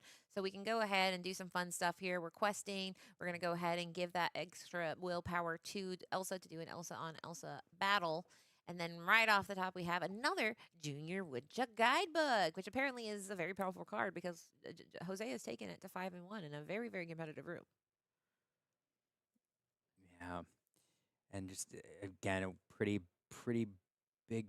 Well, I mean, in this scenario, it's a pretty big board for Jesse to deal with, but lots of ink over there, and that Demona is ready now, so it can do a little bit of work. Jose not like in striking distance yet. He's pushed his lore total a bit higher every turn, but hasn't managed to threaten game just yet. So plenty of time for Jesse to figure things out here.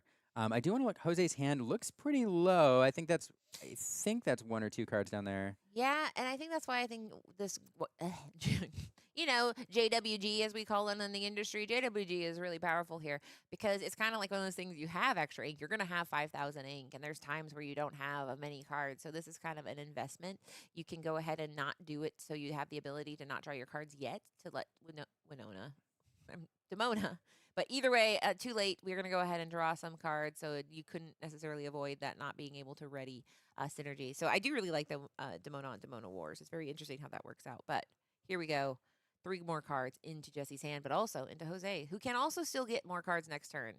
Losing Demona is not the worst thing in the world that she can't ready.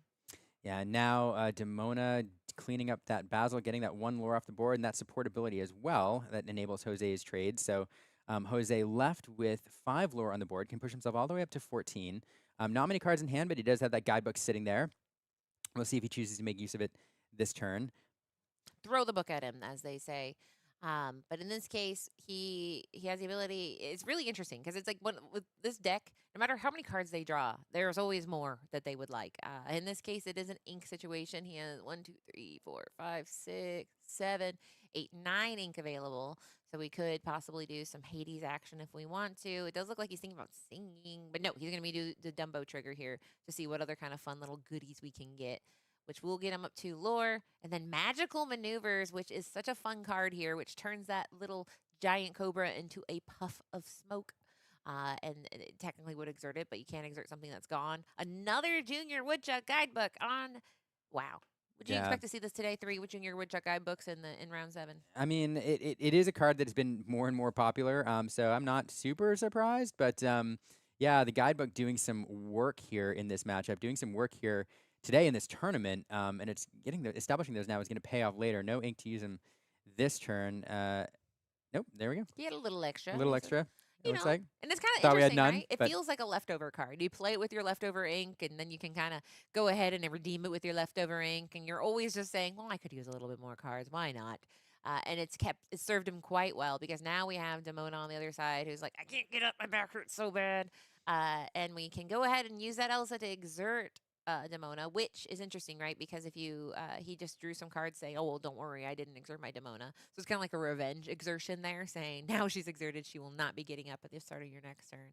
But is there any other cool things he can do with cards in hand? All right, we can get Let's that. see. That Cheshire Cat's going to pay off here.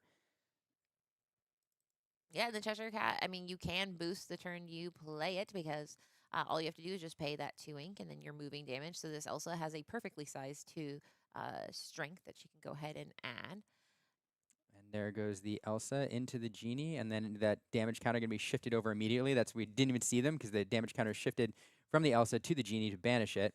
That Cheshire Cat now boosted. So that was that answer there. So Jesse doing some good work here, cleaning things up, and now going to pass back over. Jose here sitting with just 12. I say just 12, but still only 3 lore on the board and well outside of striking distance. So Jesse, unfortunately, still sitting just on 2. So at some point, he's going to have to start pushing his lore total, or Jose is going to be able to creep his way up to victory. That doing a lot of reading over there, Jose is cracking another book to draw 2 cards. He's like, let me open that again. I kind of forgot to read it the first time. And he has his ink neatly stacked, but I'm going to imagine it's somewhere north of 500. We have 4, 5, 6, 7, 8, 9. Playing Maleficent Dragon, perchance. But he has a lot of ink. I think he has 9 or 10 ink available. So he has some answers. Let It Go could be Into the... Well, Let It Go be nice, but Into the Unknown could be a nice answer to get rid of some of these Demonas. In this case, let's go ahead and look for a deal and to target. It's interesting which one he's going to target here. Let's The see. cat. It's the Cheshire Cat. We'll see. Cheeky little. Yeah, we'll see if you're going to send that in. Foam Metal Jesse says, I used this earlier, but I'm going to use it now. No way, Jose. You cannot send that Cheshire Cat to the bottom of my deck. You can have 2 cards instead. Now the Dumbo is going to do a little bit of challenging, and we're going to shift that bell, or play that bell, accomplish Mystic, shift that damage from the Dumbo over to the Elsa and clean that up. So control back and forth. It's what these matchups, these Amethyst mirrors are. It's just swinging back and forth, damage counters, challenges with a Hades here and there to boot. And it's going to be back over to Jesse now. Jose, excuse me, still sitting at 12 lore. Jesse's still sitting at 2. And so we'll see what the crackback is this turn. This is a heck of a game, Katie. It is, and it definitely shows that the card draw is making it where both of them are just being put under stress over and over again. Now, we have seen this Demona kind of be good and bad. She's helped draw cards. She's also had a hard time getting back up in her old age. There's 2 Calhouns, which at this point in the game with evasives, Calhouns are not the greatest. She quests for 1, but she can work together to possibly to get rid of one of these lower to the ground characters. We're going to boost the Cheshire Cat again and then go ahead and get some damage counters moved around. We can move 2 per boost, 1 boost per turn. Yeah, so we did do the boost, and Justin's thinking about where to move them here. He's likely to go onto the Demona to clean it up, unless, likely to go there, but we'll see. We're all bated breath. No, so again, clean up the Rafiki. There we go. So now you could challenge in to clean up that Demona a different way. That's what we're going to do, it looks like. So an extra or a quest. So the Demona left upright. But, okay, left upright because cards in hand, too many. Way too many. So the Demona no longer a threat. So sitting over there with his 5 damage counters on it. And very interesting when you have a card in your deck that kind of goes against your game plan. A classic example is like this Demona. She draws you cards, but if your goal is to draw more cards with Blurple, they love doing it. It's their passion. But then Demona's like, I can't get up, guys. My back hurts. So it's very interesting how you have to balance it. And we've seen that it doesn't super matter. Because this Demona has been something where Jesse has devoted a lot of time and resources going after. And he says, you know what? I'm keeping my Demona. Get 2 cards. This Demona on Jose's side's never readying ever again because he simply has far too many all cards. The cards. That's his ink.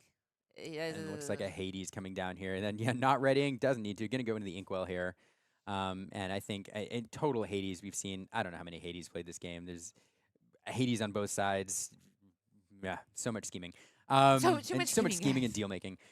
Rafiki coming down to add to the wide board here. Jose still at 12. Hasn't managed to push much over the last few turns. He's going to challenge into that Demona. And it looks like the Dumbo and the Bell will quest, going up to 15 here. And now within striking distance with cards. No, not with cards at the ready, but pretty close. So 4 ready lore, and then you have the Bell as well. And the Demona, who will not ready, so we can't count that most likely. I don't think it will ready. I can't see the number of cards in hand. I don't know. He's been pretty eager to draw those cards, so it'd be surprising. But at this point, he doesn't necessarily need it. He has that little Dumbo who is evasive. We have only one Singer on the board that could technically get rid of the Dumbo, but then you leave everything else around it available. So we just have to try to use as many resources as possible because just upright, we have enough to, well, no, we don't have enough to win upright. So basically, we'd have to do as much resources. So we're boosting here to move 2 damage. It's so fascinating. So the Demona, is just sitting there pretty useless. But in a other board state where otherwise there are no damage counters, is serving as kind of a damage counter bank for Jesse's Cheshire Cat. Now it could swing the other way if Jose draws into a bell. But right now, just serving as a little damage counter bank, pulling out a deposit there to send 2 damage counters over and clear off that Rafiki because you got the ink. Why not? Let's boost that Cheshire Cat again. And now a Strength of the Raging Fire, I believe, being played here for cost. Enough to do 3 damage to that Dumbo, clean it off. And I do believe, correct me if I'm wrong, Katie, but Jesse may be in top deck mode again. Calhoun going to come in, clean off that Demona. We've had enough of those damage counters. I'm going to get the 2 lore out of it. Yeah, and we can go ahead and take care of that bell, but the bell would trade with the Cheshire Cat, and he does to go ahead and elect to do that and then get 2 lore. So he says, I'll take a clean board. It'll be fine, guys. I just have to play perfectly from this point forward. And so here we go. We have 3 lure on board for Jose. He has 5,000 ink, and he is going to go ahead and start the party with just a monster and a bell. Just 2 giant beefy beaters that are just, hard to deal with on any level. And then, like I said, there we go. The little woodchuck here going to the inkwell, and that's a win. And that was very, very swingy, but very, very fun to watch. Lots of Demona wild actions there. That was, yeah. Oh man, the amethyst mirrors, and the amethyst mirrors, the amethyst clones, have been something that we've seen over and over and over again, ever since for ages now. Since the beginning of time. They're, especially right now, they're very, very swingy. They're very back and forth, and heck of a game, heck of a match. I'm looking at that was really game 3. Did I forget a whole game? Well, the Wow. second game went pretty fast. Okay. I think. Yeah, because the first game they were kind of getting a little swingy. The second game, it kind of the train was barreling down the tracks quite quickly. That whole time match. flies when you're watching people draw 5,000 cards. They say. And that first game felt like a whole match. Wow, so I had to soak that one in. That was a great match, great game, back and forth, other than the missed damage counters. But we figured that out, and I'm gonna scoot over here so I look like we're friends. I know. Sometimes he'll drift away, and I'm like, I promise. Well, these chairs, Listen, I don't smell that bad. Tomorrow maybe, but today not yet. But what an exciting! So for people just tuning in, you're probably like, oh, so are we done? No, we're not. We're kind of done. We're gonna take a break, and by a break, I mean we're gonna take about a 12, 15, 16-hour break. After this, we're probably gonna have a little bit. We're gonna have an interview with the winner. We might have a deck tech, hang out for a bit. But don't go anywhere. More content to come this afternoon, this evening, a little bit before we break. And the players aren't done. There's still players playing. We have table 2 is still playing. A lot of the top tables have played. We just saw Zay and Syed at table 7 go ahead and win 2-1. There's just some interesting stuff going on. But in that last match, we got to see Blurple say, you know what? I'm still a deck. Yep. I'm still here. Yeah, it says, I'm still for better here. or worse. And it makes sense, right? I mean, it's a deck that it does things. It takes what Amethyst Steel does. It does it a little bit faster. Does it have as much removal? No. But when you have a Monstro, you have Into the Unknown. You still have removal. You still have Bell accomplishments. There's Cheshire Cat working to help her. It's very viable and scarier than ever. Yeah, it's so in a meta full of Amethyst mirrors, and we've had that for, again, several sets in a row. I think the Genie Wars, the Amethyst Wars, the Amethyst clones of the last Continentals, even the North American Continentals, is an example.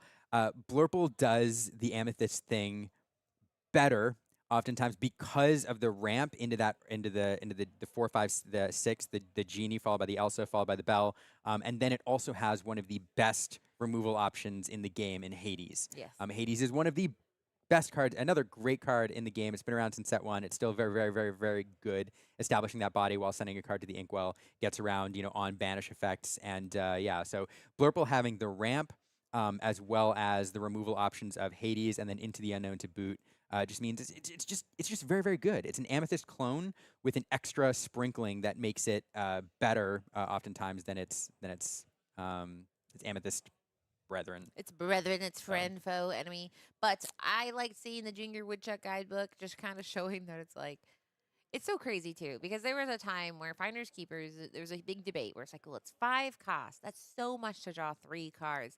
But it's like card draw and Blurple is so important that they are just, they'll do really anything to draw cards. And Junior Woodchuck is pretty efficient. Like I said, it's comparable to Friends on the other side, which was 3. Now that could be sung, but this one is you just pay 2 ink and then later you can pay the 1 ink to redeem your 2 cards. And I think it is a very efficient way to use leftover ink, because there always is a little bit of math. You're always inking, always ramping, and if you have a little leftover, well, maybe a little woodchuck guide as a treat. Yeah, Woodchuck Guide, it is a card. You know, we talked about it all throughout that match, but it is a fun card to see outwork here. It's a very, very good card, and one of the things you pointed out is it's an ink sink. Oftentimes in these decks, especially in Blurple, where you're have extra ink available because you're ramping so much, that you have that 2 ink left over, you have the 1 ink left over, so it's almost a free card in that regard, because sometimes you have the resources to do it anyway that would have been left over, and it gives you that extra card draw. And it also allows you to reduce your reliance, your complete dependence sometimes on second star to the right, especially in the mirror. So very good card. Yeah. Oh, sorry, go ahead. Oh, I'm excited. You're reaching for something. Oh, yeah. Last time you reached for something, you gave me a Labubu trading card, so I know you're... did.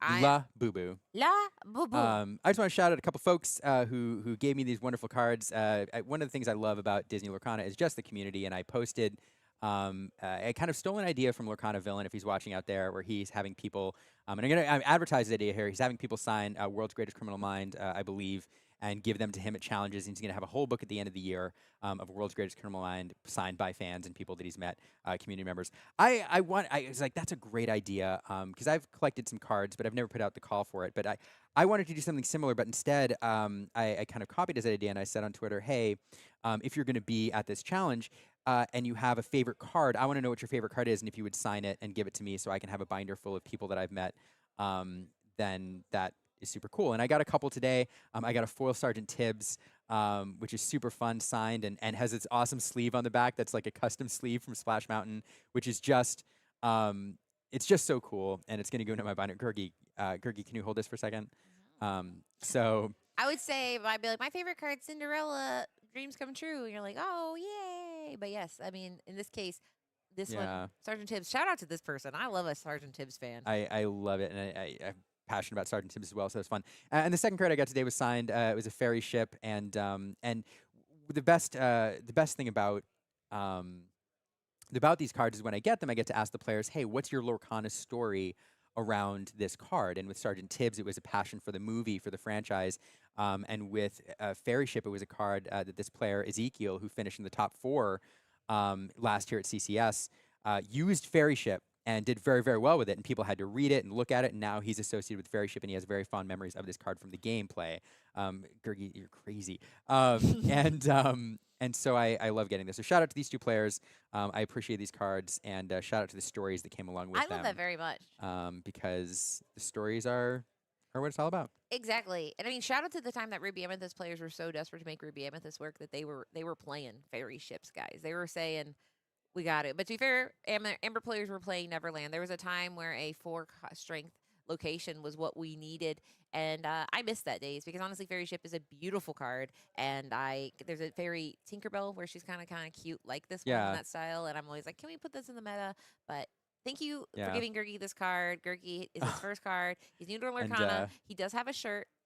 Villain is correcting me on it is most diabolical scheme, not World's Greatest Criminal Mind. And so just shout out to his thing. If you are a Villain fan, and let's face it, we all are, and you're going to the challenge in Richmond in North America, there's going to be 2,000 players there. I bet we can get Villain 2,000 most diabolical schemes signed by the community there. So here's your challenge. Go fish it out of your, somehow that causes a market spike. Yeah, right. They're now worth $40,000 because we all gave them to Villain. So this is actually a villainous. This is, oh my goodness, I've cracked it. This is a most diabolical scheme on Villain's part to corner the market on most diabolical scheme. Before we know it, he's going to have tricked the community. This is like the scheme. He's going to trick the community into tilting the market, and we're going to see buyouts everywhere so that people can get these cards for Villain. Oh my goodness, what a diabolical scheme, Villain. What about Diabolical Scheme? Yeah, and I mean, we are watching the rounds go ahead and wrap up here, folks. Yes, that's a good point. I'm watching because I'm kind of looking and seeing what tables are still out there, and it kind of looks like everybody's almost done. And so you guys might say, well, what time we're going to be back tomorrow? I'm looking that up right now because I'm sure that is very important to you. I believe we started at 10 a.m. today, so I'm going to take a. Oh, so we're going to do a little video. So don't go away. So I'll give you guys all the information. So we're going to go ahead and do a deck check, and we'll come back and tell you guys what to expect tomorrow. Yeah. But in the meantime, yeah. Before as they get there, one thing I want to say, like, definitely come back tomorrow. There's some great players left, and some great players. Wow. Here's the thing. There was a hotel snafu when we traveled out here. We were on 4 hours sleep. We got into our hotel at 2 a.m. But there's some great players left in the running, some players that you know, and come back tomorrow at 8 or for rounds 8 and 9. We're gonna see who makes the top cut, and there's also some really fun decks. Are they ready for the? okay, so they're gonna get ready. We're gonna go on a little break-a-do. If you guys are like, well, I got dinner, I'm really hungry, just so you guys know, tomorrow the fun starts at 10 a.m. We're not Central. Where are we? This is Eastern. This is Eastern time. This is Eastern. 10 a.m. Eastern is when the party starts tomorrow. We're gonna jump in and finish. So congratulations, your favorite player made day 2, unless they drop, because it's not over yet. We have round 8 and 9. Cut the top 16. But in the meantime, we're gonna go on a short little break, and we'll come back with some hot off the presses deck tech.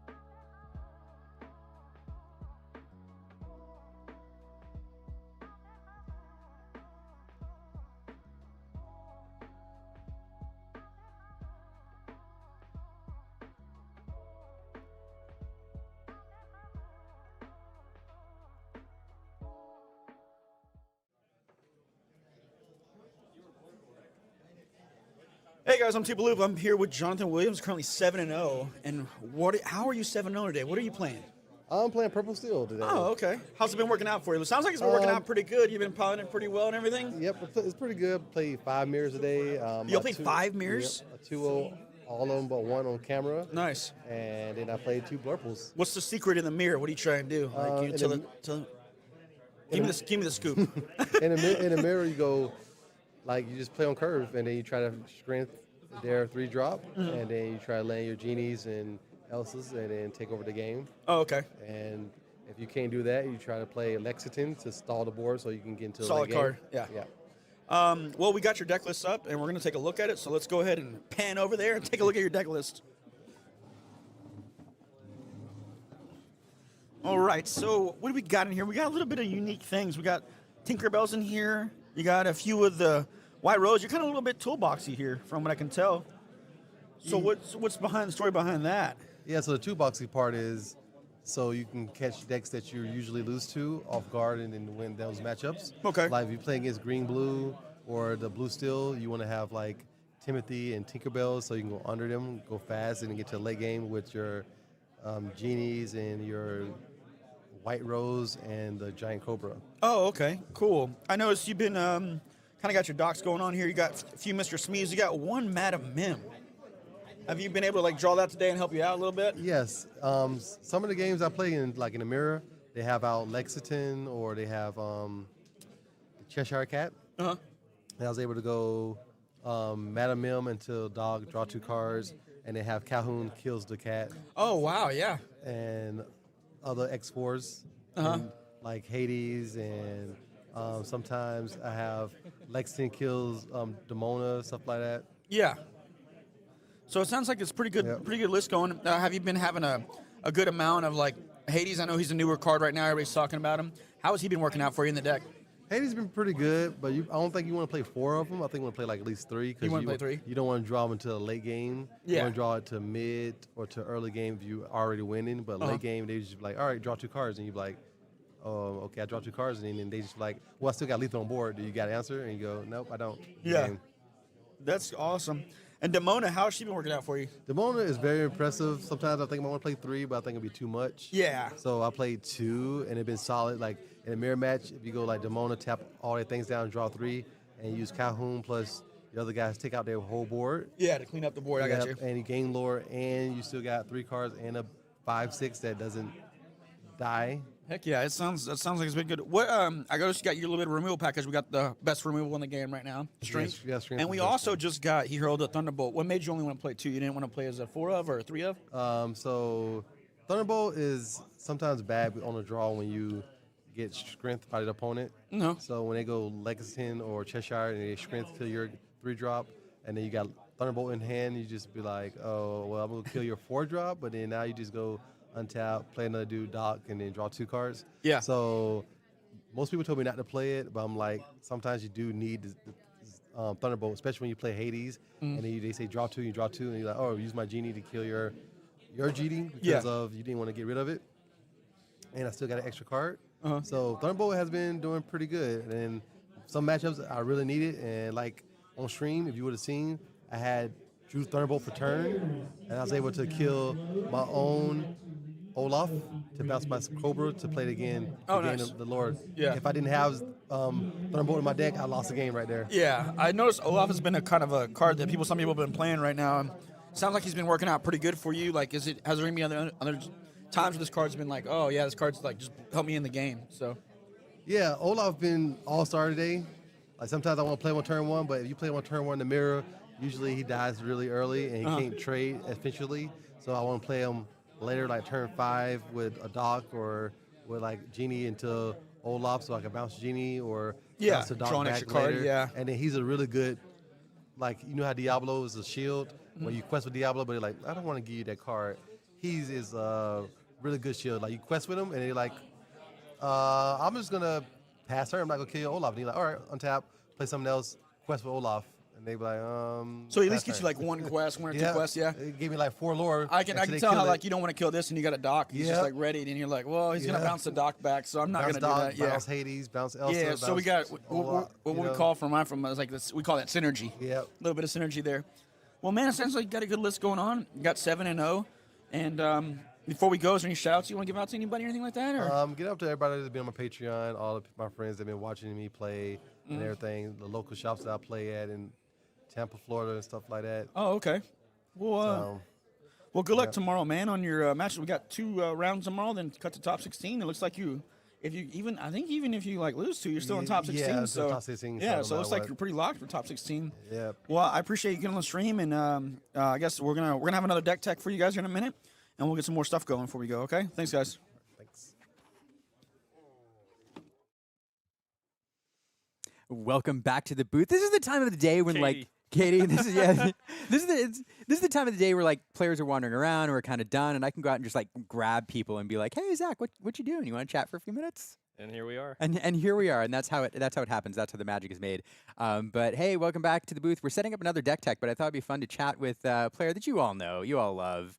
It's World's player and all around amazing person, Zach Bivens, who's competing here at Charlie. What Charlie's is this for you? This is the 4th. The 4th Charlie's, so you've been doing this a while, and compared to like other tournaments, like I always talk about like what Charlie's is and what it means to the Lorcana community. Like, what's it like competing here? It's great. I actually posted on Twitter yesterday like standings that I found from the first Charlie's, so just like the history of it. Like this started it all. Like back then, that was literally the biggest tournament ever, that 8K. So it's really cool to be back here again, and it's run so well. Like it's 6 o'clock now or something, and we're already finished. That's insane. Yeah. So well ran. That is true. Like the staff is great here. The judging team they bring in some of the best to run this thing really smoothly. And and some amazing players always show up. Case in point. And so it's always fun to seeing who's wandering around. How many golden Mickeys do you think are in the room? Oh gosh, that's a great question. Double digits. Yeah. Digits. There's a lot. So what are you playing today? We didn't get to see you on stream, I don't think. So I'm playing Sapphire Emerald. I got to think of the technical names. It's Sapphire Emerald. Yeah, and I don't. Of course, you're still competing tomorrow. We don't want to give away too many secrets. But why Sapphire Emerald? If you would have asked me a week ago, it would have been Amethyst Steel for sure. I felt like I was really ahead on the purple list, where I was playing the Iagos and the stuff to vanish Iagos. But now people have caught up, and now that people have caught up, I don't feel like super confident that I have a huge edge in the purple mirrors. So instead of like playing around with the variants there, I felt like the green-blue deck was really well positioned, and it was. I just ran into some crazy pairings. Ended up 5-2, so like we're still alive. But yeah.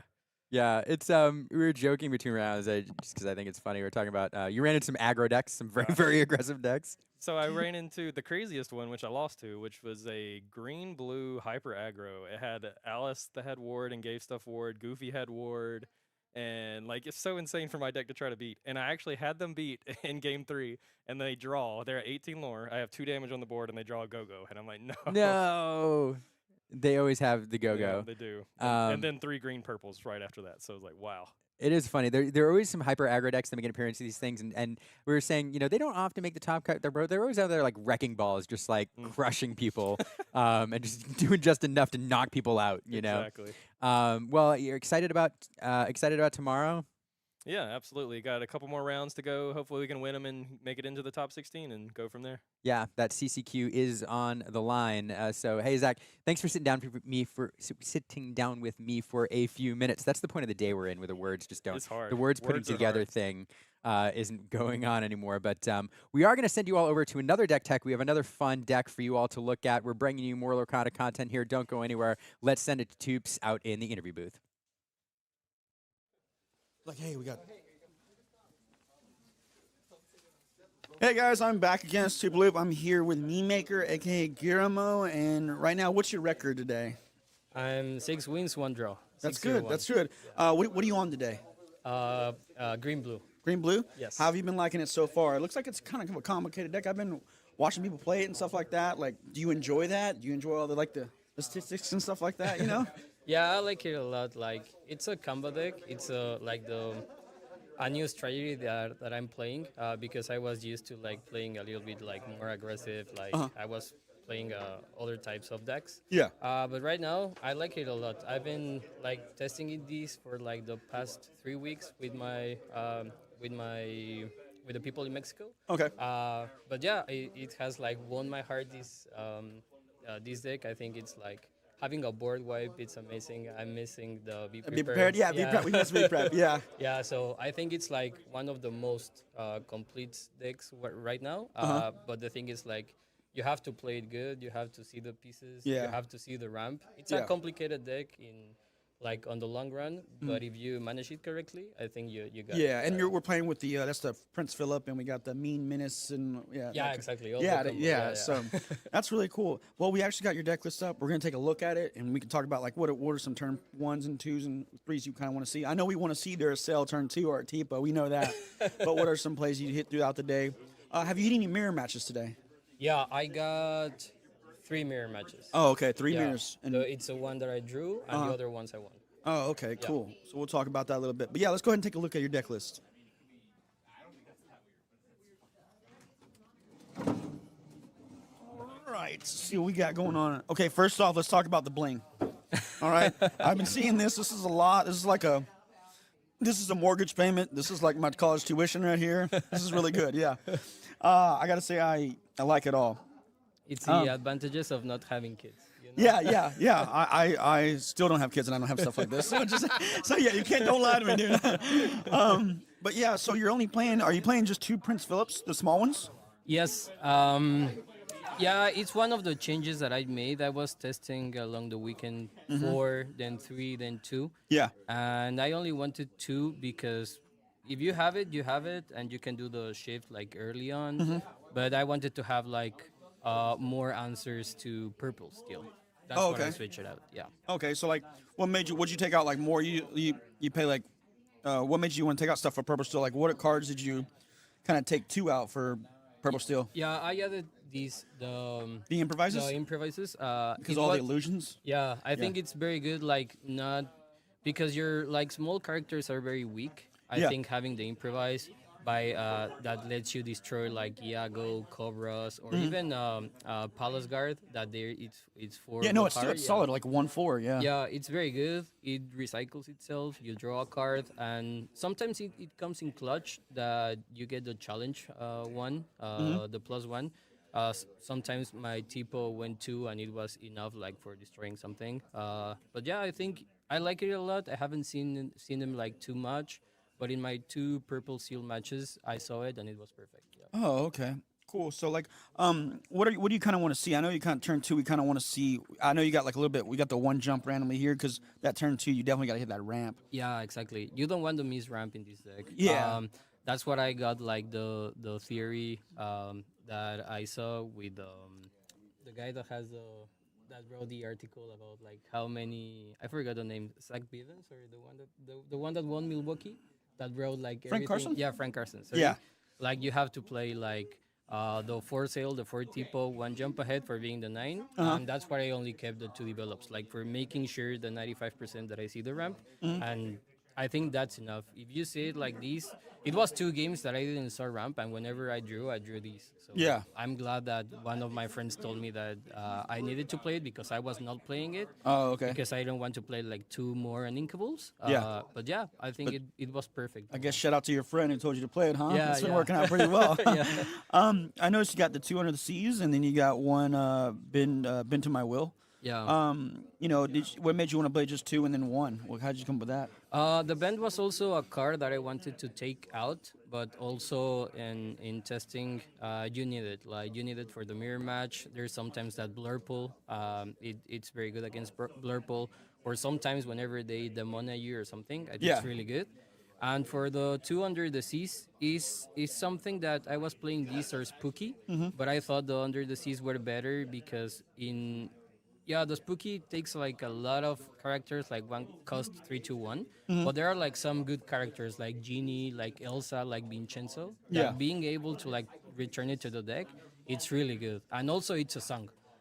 In one of my matches, what I didn't quest with my Tipo until turn 5. So he didn't expect it. He was like a full board with red purple. And I had a Tipo on the board with a Clarabelle.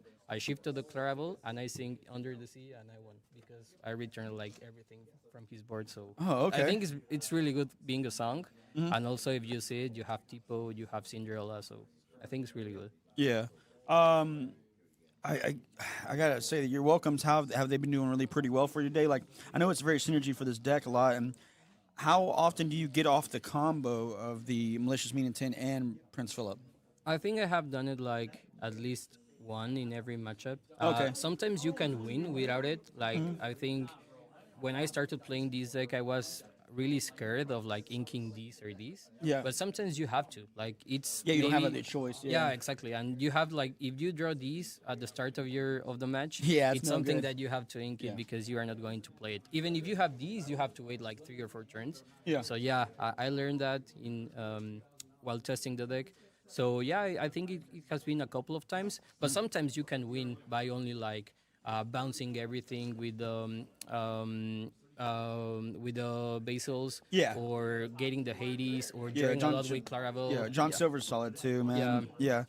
So I noticed like you kind of like have you just do you mostly do it like has your whole day kind of consisted of like 9, 10, 11, 12 playing 12 and then just like playing this and then this? Yeah, Or or- have you been shifting at all, hardly much at all? I think is more like having like at least a Donald Duck or a Cindy, like for singing the malicious mean, and then doing the Prince Philip. Oh, gotcha. I think it's only like one game that I have shifted the Prince Philip by doing. Yeah, it was my first matchup that I got like malicious Philip, small Philip, and then big Philip. But the other times it's like getting into 9 ink, singing it with any other character, and then Prince Philip. Yeah. So kind of like turn 3, you kind of want to. I know you're gonna want to accelerate turn 2. You want to do this, and then you kind of want to go into her, right? Yeah, exactly. If you don't go into her, do you just like play this guy as backup, or do you like just try and draw her as best you can? Is that like just the dream? Yeah, curve? it's a dream hand. Yeah. Yeah. But yeah, sometimes whenever you don't have it, you go Donald. But I think there are like some versions that they're cutting Cindy. I think it's very good, like having you the ramp from the 4 to 6 the next turn, and also even if in that draw you drew the small Claravel and the big Claravel, you can do like small then big, and you can draw because you have the 6 ink. So Yeah. I think it's very good. I wouldn't cut this, and every time that I see it, I try to keep it in my hand. It doesn't matter if it's on the play or on the draw, but I have to have the ramp. Yeah. But yeah, the second card that you want to see, it's Tunnel. Yeah. Making draw your opponent, then using the Bending My Will. I don't know, I think it's really good. It quests for 2. It has 5 willpower. It doesn't get killed by Thunderbolt. So I think. Yeah, it's really yeah, good. it's a little solid card. Man, I just can't help but like look at that. I mean, look at that, dude. Oh my gosh. Oh my gosh. Oh my gosh. Look at that. That's nice, dude. Very nice cards, man. Great deck. I love all the enchants and everything like that, man. Yeah, And I'm thank glad you did come to the deck list with us today. I'm excited to see what you do tomorrow. Do you have any shout outs you want to give out to anybody before we go or anything like that? Oh yeah, I think the first one is to my store in Mexico that it's called the Frog House. Okay. It's the one that supports me, and I have a business over there in Mexico. And yeah, the other part are my friends from Mexico, that they're the ones that I test with. Mostly of them, 2 of my friends to like until 3 a.m. yesterday just to test with me. Yeah, that's And cool. I appreciate a lot because I've made like some changes to the deck. Yeah, so it's Ivan and Sam. Those were the ones that they helped me. So shout Yeah. out to them. Yep. All right. Well, you heard it. Viva la Mexico. Yeah. Again, man, thanks again. And good luck tomorrow. All right. Thank you. Thank you. See you tomorrow. All Thank right. you.